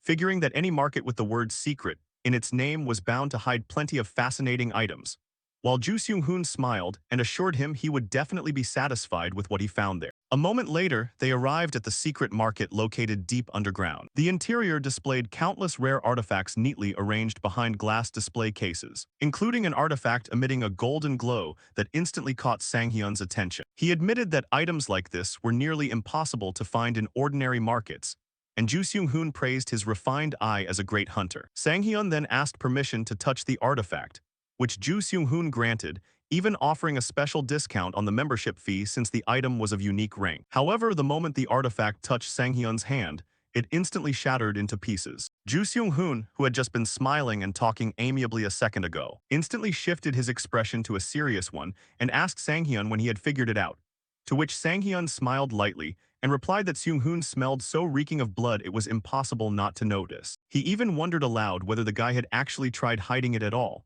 while Ju Seung-hoon confessed he couldn't understand Sang-hyun because even though he knew everything from the start, he still walked right into this trap, asking if it was out of recklessness, arrogance, or sheer confidence. Before the conversation could conclude, Sang-hyun sensed something hurtling down from above. Right after that, a burly man landed heavily onto the floor in front of him, smiling with bloodshot eyes overflowing with murderous intent. Sang-hyun's expression instantly turned grave. Simultaneously, a throng of enemies emerged from every direction and surrounded him, one of them speaking up to say they would now put Sang-hyun's confidence to the test. Sang-hyun immediately triggered his detection skill and began analyzing all the enemies encircling him. He counted 1 ranged archer, 2 regular archers, 1 spearman, 2 swordsmen, 3 tank gladiators, and 1 mage, bringing the total to 10. From how they moved, Sang-hyun instantly concluded they weren't ordinary criminals, but a professional criminal organization. The burly man standing at the front merely looked at Sang-hyun with a gaze of utter contempt, figuring Sang-hyun didn't look like anything special. Sang-hyun casually retorted that he had actually wanted to extract more information from Ju Seung-hoon, but seeing this fat guy made it look like there was nothing left to find, even mocking the man's already oversized physique as needing no further additions. The burly man refused to fall for the provocation. He stated that Sang-hyun was clearly trying to anger them to disrupt their formation. But unfortunately, they were professionals, so cheap taunts wouldn't work. Observing his opponents, Sang-hyun realized their discipline and composure far exceeded any criminals he had faced before. He understood that taking down 1 or 2 enemies first might not even be enough to shatter their fighting spirit. The burly man then mentioned they could have easily finished Sang-hyun off with an initial ambush, but they deliberately chose to show him a little mercy. According to him, they were simply enjoying the thrill of hunting their prey. Hearing that reason, Sang-hyun's eyes widened briefly before curling into a faint smile. That smile left the burly man unnerved. In the blink of an eye, before anyone could react, the burly man's body slammed violently onto the floor. Ju Seung-hoon's eyes widened in shock, failing to track how Sang-hyun had moved. Sliding along in agony, the burly man couldn't believe what had just happened, and demanded to know where Sang-hyun got the weapon currently bound tightly around his own. Sang-hyun wore a ruthless smile, as he stated he had zero desire to empathize with scum like them. However, there was one thing he could understand: the thrill of the hunt. With a smile growing steadily colder, Sang-hyun admitted he thoroughly enjoyed that feeling as well, especially when the prey happened to be scum like them. It all began about 3 months after the player era commenced, when another murder took place inside a dungeon. The modus operandi closely matched a series of previous cases, leading authorities to believe the culprit was the same person. Before special legislation for players was enacted, ordinary citizens and players lived under the exact same legal system, as though it were the most natural thing in the world. Elsewhere, a player was sprinting frantically as if chased by something. After running non-stop, he was finally cornered into a dead end, panting heavily and cursing in utter despair. Emerging from the shadows was the figure who had been hunting him down all this time, asking in a leisurely yet mocking tone if their game of hide-and-seek was finally over. Seeing his pursuer finally show up, the cornered man's face brimmed with anxiety. He spun around and shouted, demanding to know why this madman kept chasing him. The pursuer chuckled sinisterly, remarking that this was already the 13th time he had heard those exact words, and pointed out the bitter reality players faced. The law had abandoned them. The pursuer calmly added that the victim shouldn't worry too much about his friends, since they would probably suffer for a little while before dying anyway. He continued by asking who else was going to protect them now, before promising to kill the victim in a far more painful manner. Yet the hunted man no longer looked terrified, hardening his resolve to fight back, a shift that only seemed to amuse the pursuer slightly. Mustering his remaining strength, the cornered man launched a final desperate counterattack while hurling non-stop curses at his enemy. The narrative reaffirmed that players had only one choice left: to protect themselves. That became the new rule they treated as absolute truth. A fierce battle erupted between the two, and in light of that reality, the legal system ultimately chose to respect the rules established by the players themselves. From then on, special player legislation was born, with its most crucial provision being that acts of self-defense, when facing lethal threats, would always be recognized without exception. The scene shifted back to where Sang-hyun stood. Griping his sword tightly, Sang-hyun muttered that it was time to get things started. Yet before he could take another step, his instincts instantly flagged danger coming from above. An assassin lunged down wielding dual weapons. Sang-hyun immediately raised his sword to block the attack. While amidst the clashing steel, Sang-hyun mocked the assassin for risking his life just to save a friend, calling such friendship touching, and since he felt overly generous, he promised to grant that wish. Hearing those words, the bulky man whose life was currently threatened screamed in panic, begging Sang-hyun to stop. But Sang-hyun quickly hurled the man forward, declaring that he would bear everything himself. Suddenly, someone called Sang-hyun an idiot, momentarily startling him. The assassin prepared his next strike, expressing utter disdain as he muttered that scum like the bulky man wasn't a teammate at all, before unhesitatingly unleashing a fatal blow. In a flash, the body of the man Sang-hyun had tossed away was shredded into pieces. The strike not only killed him, but pulverized his entire body until nothing remained. Sang-hyun dodged the blow, but his mind immediately flooded with questions as he realized this group wasn't a cohesive organization after all, leading him to wonder what their true purpose was, since the number of people involved was far too large for it to be just about money, leaving him to suspect whether their primary target had been him all along. Seeing Sang-hyun lost in thought, the assassin stepped closer, taunting that Sang-hyun seemed to be deep in contemplation. Sang-hyun nimbly parried the opponent's strike, though the force of the impact still knocked him back quite a distance. The assassin remarked that no matter how much Sang-hyun thought about it, he wouldn't find the answer because he was going to die soon anyway. Sang-hyun's eyes widened as his opponent launched an ultimate attack, shouting that everything would end right now. But instead of panicking, Sang-hyun wore a faint smile, explaining that he hadn't actually been trying to find answers from the start. All he sought was a valid excuse to slaughter every last one of them. Those words caused the assassin's expression to turn pale. Standing before him now was Sang-hyun, radiating fierce momentum and an overwhelming pressure of raw power. With a single powerful slash of his sword, Sang-hyun cleaved the assassin in half, sending him crashing to the ground. All the surrounding thugs stood frozen in disbelief at such terrifying power. Elsewhere, Ju Seung-hoon looked at Sang-hyun with a trace of admiration. He acknowledged that the rumors about Sang-hyun weren't exaggerated at all, and that the man's confidence was backed by solid substance, prompting Ju Seung-hoon to immediately activate Level 3 Robin Hood's protection. Instantly, the firing speed and offensive output of the entire squad surged to the next tier. Every single attack was directed straight at Sang-hyun. Sang-hyun was slightly surprised to realize Ju Seung-hoon was actually a buffer, rather than a standard mage. He instantly concluded that the man likely still harbored several other hidden abilities. Even so, Sang-hyun merely smiled leisurely. Simultaneously, a barrage of critical arrows rained down on Sang-hyun. A loud explosion rang out as those arrows struck home. Yet as the smoke slowly cleared, everyone was left stunned to see the arrows planted uselessly into empty ground. Ju Seung-hoon's eyes widened in disbelief, knowing that based on all the intelligence he had gathered, Sang-hyun shouldn't have been capable of such a feat. Sensing a sudden shift in the wind, Ju Seung-hoon instantly realized something extremely dangerous was happening. In an instant, everyone present jerked their heads upward and saw Sang-hyun hovering midair. Wearing a mocking smile, Sang-hyun complimented Ju Seung-hoon for catching on so quickly, though inwardly he assessed that even though all their arrows were buffed, their velocity was still vastly inferior to Miso's arrows.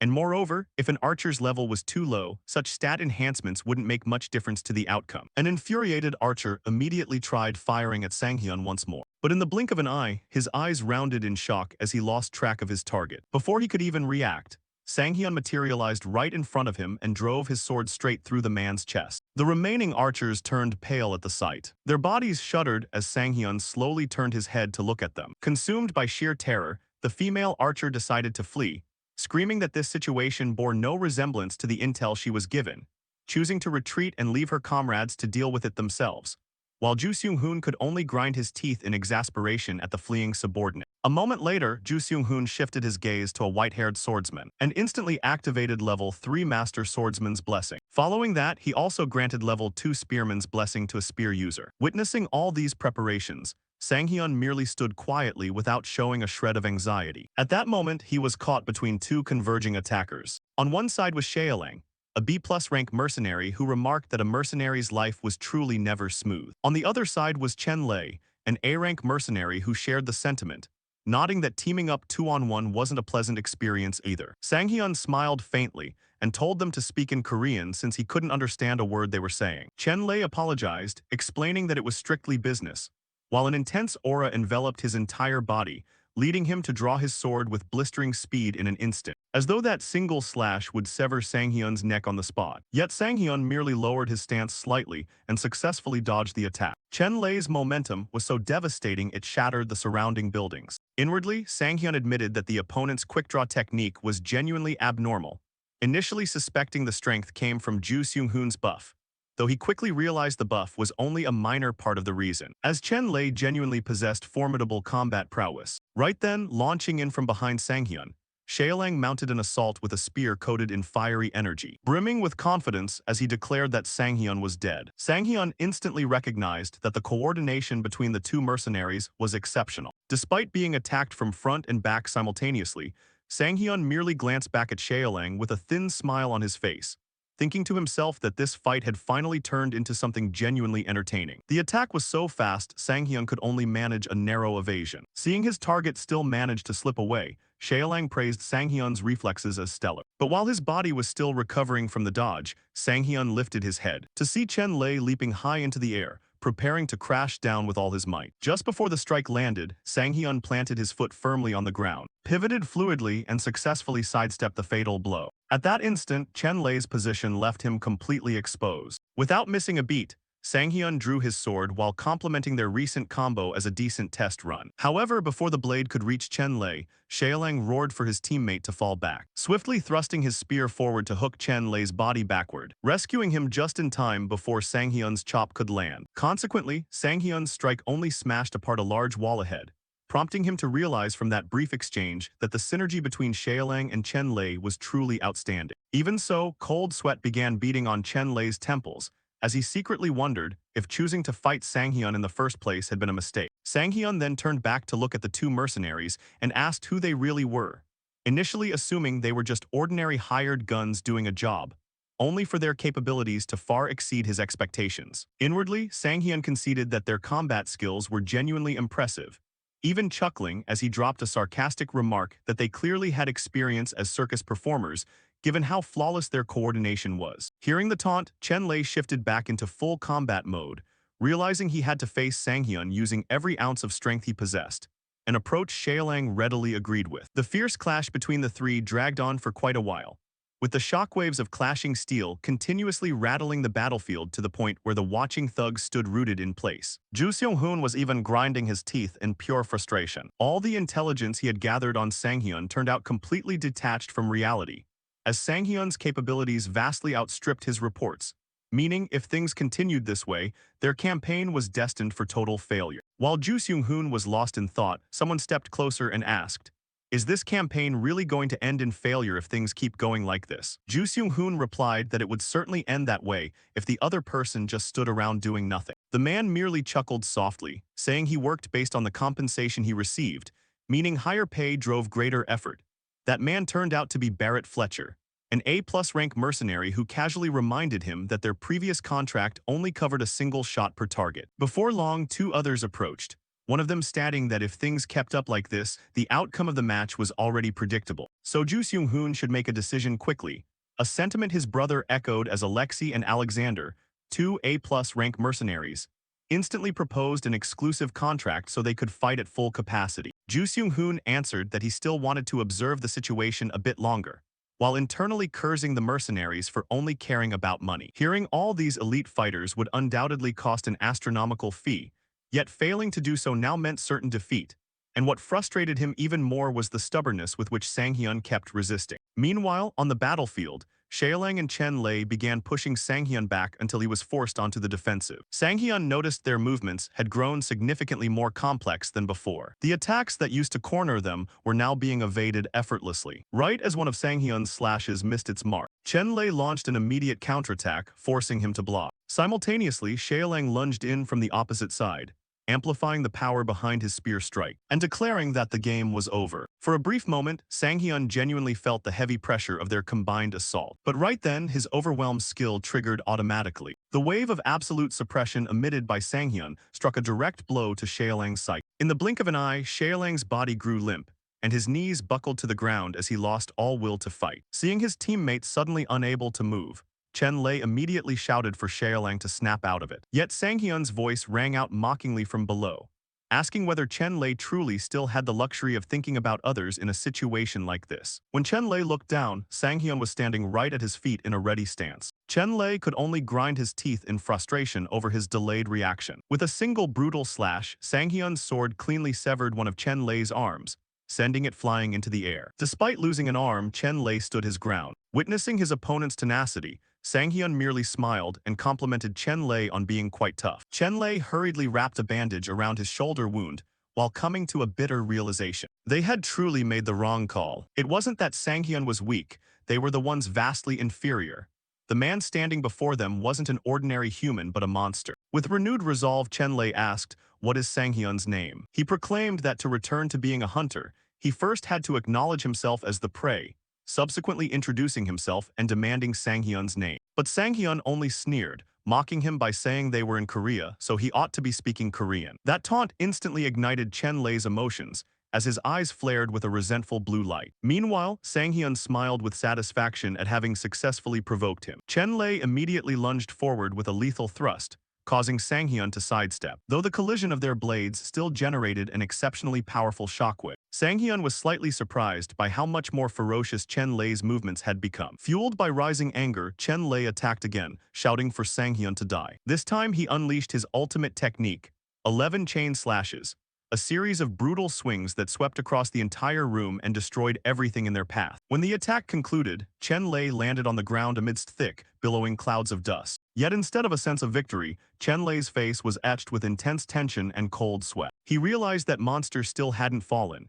Sure enough, as the dust cleared, Sang-hyun was standing firm without a scratch on him. Wearing a mocking smile, Sang-hyun admitted Chen Lei had caught him slightly off guard, even joking that if his performance kept this up, his future as a one-armed swordsman looked quite bright, finding it bizarre that Chen Lei actually seemed stronger after losing an arm. Hearing the taunt, Chen Lei merely chuckled and said he had now pushed far beyond his previous limits, so all his remaining power would be poured into his next strike. The two warriors charged at each other once more, Chen Lei shouting that everything would end right now. Meanwhile, Sang-hyun simply smiled and said that even if he didn't understand what his opponent was shouting about, that attack still wouldn't work. Immediately afterward, Chen Lei's body was cleaved in two by Sang-hyun's slash. From behind, a helpless Shaolang could only watch with a pale face as he called out his senior's name. Then he gritted his teeth in fierce resentment and cursed Sang-hyun. Yet Sang-hyun sensed danger closing in. Consumed by rage, Shaolang desperately charged forward once again, screaming for Sang-hyun to die. However, Sang-hyun's attention was drawn to a blinding light from another direction. He instantly realized someone was preparing a far more dangerous attack down below,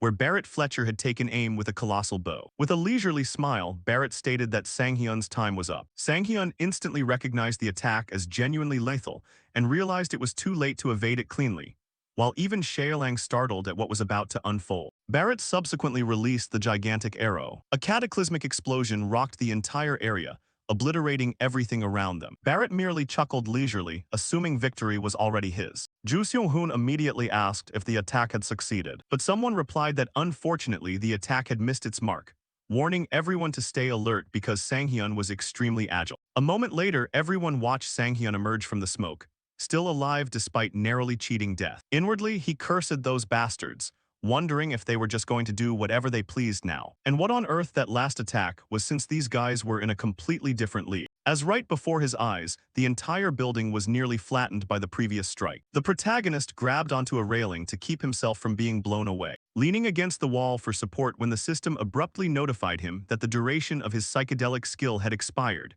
causing all effects to vanish. Sanghyun cursed furiously, having assumed his newly attained ultimate awakening state would extend the skill's duration further. The system then clarified that the ultimate awakening state granted a special effect, the ability to enter the zone, erasing penalties on awakening skills while doubling their potency, though currently that capability applied exclusively to the psychedelic skill. Sanghyun realized the situation was dire, knowing that under these conditions, facing all enemies simultaneously was virtually impossible.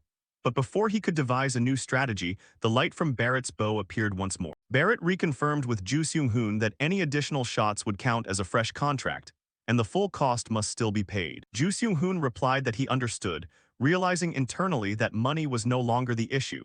Ensuring the campaign's success was what mattered most. Barrett Fletcher possessed low mobility, but his destructive output was rivaled only by S-class combatants. Add to that the infamous Alexei brothers, who ran wild on the battlefield thanks to their innate skills, leaving Ju Seung-hoon feeling compelled to secure an absolute victory after mobilizing Arank forces. He genuinely failed to understand why the person they referred to as that person wanted Sanghyun so desperately. Yet he had no choice left but to complete the mission. Barrett then called out to the Alexei brothers, telling them to stop acting like mere guards, pointing out that since they had taken an exclusive contract, it was time to show their true capabilities. Alex double-checked if Barrett's words were true, and with slight anxiety, Ju Seung-hoon promised the additional deposit would be wired immediately, while the remainder would be paid after Sanghyun was killed. The two brothers exchanged glances, acknowledging that while Barrett's attitude was annoying, his marksmanship undeniably deserved recognition. Barrett simply laughed, saying he cared nothing for compliments from men before telling them to pin Sanghyun down right where he was. Alexei then remarked that essentially all brothers were one, before the pair began shifting into their true form. Their bodies gradually fused into a single massive, far more powerful giant entity. Even Ju Seung-hoon startled as he watched their physiques balloon after the fusion completed, while the system instantly chimed that the innate skill Alexander Brothers' fusion had activated. From afar, Sanghyun could only look at the creature, letting out a bitter laugh and cursing softly as he wondered how to deal with such a monstrosity, initially planning to wipe them all out at once to claim their artifacts. But knowing a single misstep would get him killed instead, he reluctantly began weighing the option of retreat. Yet right at that moment, a voice suddenly echoed straight inside his mind, calling his name and telling him now was the moment. Sanghyun's eyes rounded in shock, bewildered as to how a voice could resonate directly inside his head. But seconds later, he recognized the owner of that voice and offered a bitter smile. Elsewhere, Barrett Fletcher looked perplexed when Sanghyun suddenly leaped forward to attack. Barrett even shouted for Ju Seung-hoon to claw back the money and stop wasting funds, reasoning that no sane person would recklessly charge head-on after witnessing the power of that fused monster. But right then, a steel chain whipped out from somewhere and instantly wrapped tightly around Barrett's body. Barrett froze in surprise before being yanked away from the battlefield. Seeing everything unfold just as anticipated, Sanghyun smiled faintly, calling his move a gamble. Barrett continued cursing from afar.